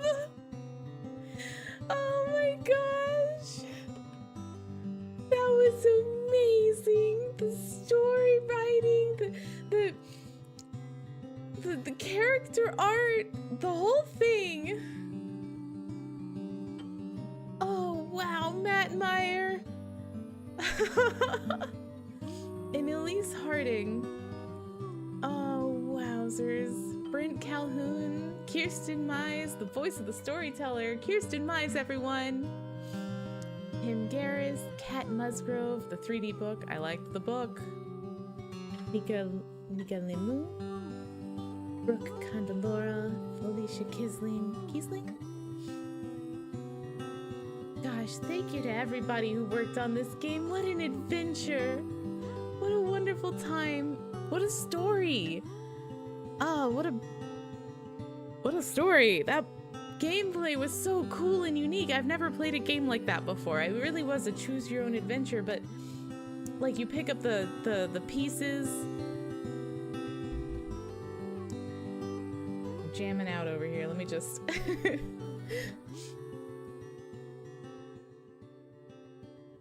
Okay.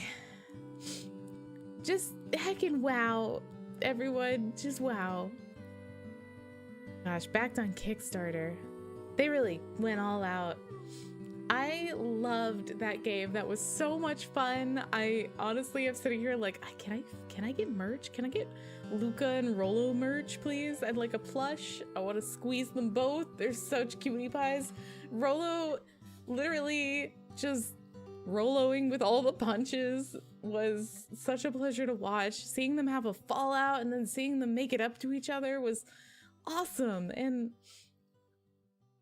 man, this game was so dang pretty to look at. Look at all these backers. You guys chose right. This was a good thing to back. Almost done the 24-hour stream.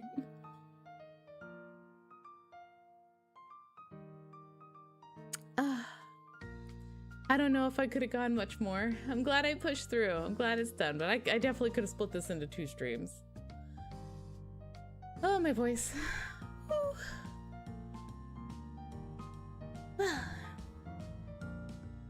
I just... That was great. It wasn't as spooky as I thought it would be. There were certainly some spooky parts, for sure. There were parts where I was all...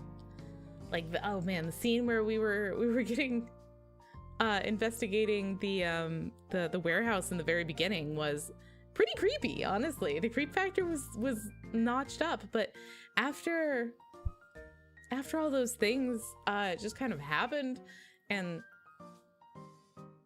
it's hard to explain.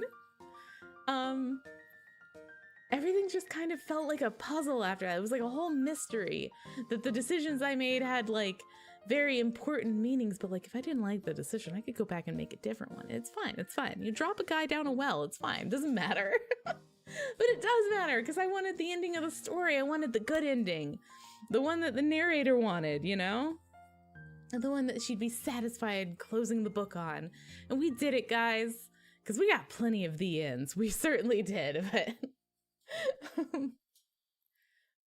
they weren't the one. They weren't the ones. We did it, right? Nobody died, I think. And our boy Luca got closure.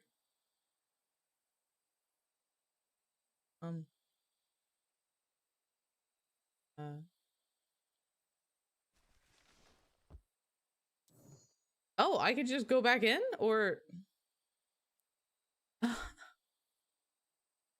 look at our tree. Oh, it's beautiful. Oh, there's more I could have done. Oh.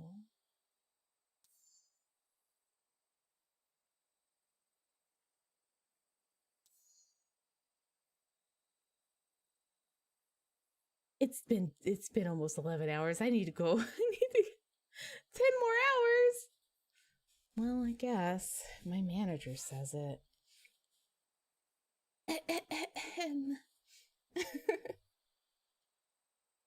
What do you think? Should I check out these last two avenues? They might take a while, but they're pretty close to the top, so maybe they won't. Let's just poke. Let's just poke. We got the story. We got it's fine. It's fine. Let's poke. Let's say we go with this is the one where we're talking to Mr. Nuncreed, and I chose shame initially, but it misread it, so I chickened out. Lurking behind those eyes. I just, you know, it'd be neat if I got 100%, A right? deep sadness. If Mr. Nuncreed was that worried about Rollo, maybe he could help.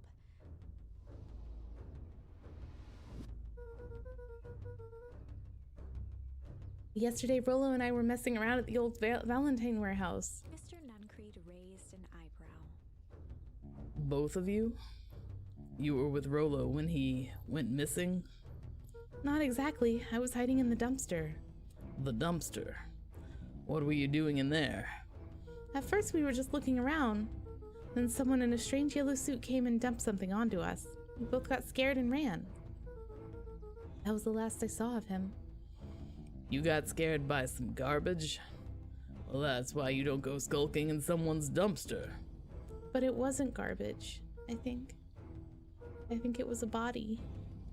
I'm sure it was just some trash. No, there was a name tag. It said Deep Engineering. Mr. Nuncreed's shoulders slumped. I wish you wouldn't have said that. A deep sigh bellowed from his chest. Oh no, why did you have to? I tried, Luca. God knows I tried to keep you safe. Attempted to take a step back, but Nuncreed's hand clamped down on his shoulder. But you Van Horns just can't help yourselves, can you? We were all so close to being done with this. With a firm shove, Nuncreed manhandled Luca into the phone booth. What are you doing? It's out of my hands now. The door latched shut with a mechanical hiss. Shit. As Luca pounded the glass, the floor dropped from under his feet. The inside of the phone booth was now a loose capsule plummeting at gravity's whim. Luca winced and pressed his hands to the walls. As he braced for impact, the capsule hurried to a surprisingly smooth stop. He felt a cold rush of air and opened his eyes with hesitance. Two large figures in hazmat suits occluded his view. Luca heard the deep, resigned voice of Mr. Nuncreed over an intercom. He knows too much. The end. Wait. No. isn't the end. Yeah, we already finished it. It's okay. I know there's still much more. Somehow this went wrong. Okay, let's try something else. Yep. Okay, cool. Got that one. Well, let's just see what happens if we put a little bit of malice in the Wonder Potion. Just a little bit of malice. I might have tweaked his Wonder Potion with a little malice.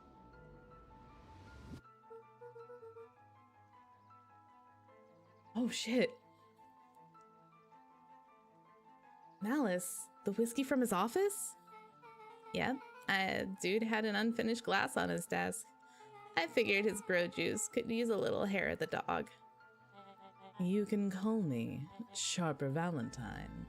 His body and face began to contort and expand. Interested in as seeing he where this goes. disappeared into a belching green mist.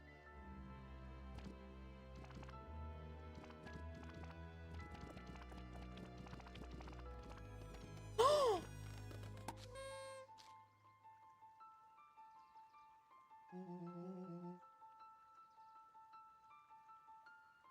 my god! He explodes into confetti! Now that's what I call 80 proof whiskey. Damn, dude. Oh my gosh! Crowd gazed in stunned I can't believe that. He just explodes. 80 proof is right. The quiet was broken when William Kerr sprinted off stage and into the distance. He was never seen around Beacon Pines, or anywhere else for that matter, again. Watching the silhouette of Kerr disappear over the horizon, Luca began to laugh. 80 poof. Nice. First, a low chuckle that became uncontrolled, heaving laughter. Oh my goodness. Through his tears, he was vaguely aware that the crowd had begun to laugh with him. The end. I mean, that's one way to end it. That was unexpected. Perhaps a bit of an absurd ending for my taste, but who am I to say? I'm only writing the damn thing. All right, well, you asked for my help. Fine. Let's put junk in there. A little bit of junk. Could have tweaked his Wonder Potion with a little junk. Can't wait to see the look on his face when he realizes he drank his own cigar ash. How did you get ashes into the vial? It was pretty easy to mess with the vial when it was behind my back. Oh, that's sneaky. Well, it's a bad habit anyways. I always said bad habits are like 50-yard field goals. Huh? Hard to kick. Not bad, bud. And you can call me Sharper Valentine. His body and face began to contort and expand as he disappeared into a belching green mist. All right, let's see what happens this time.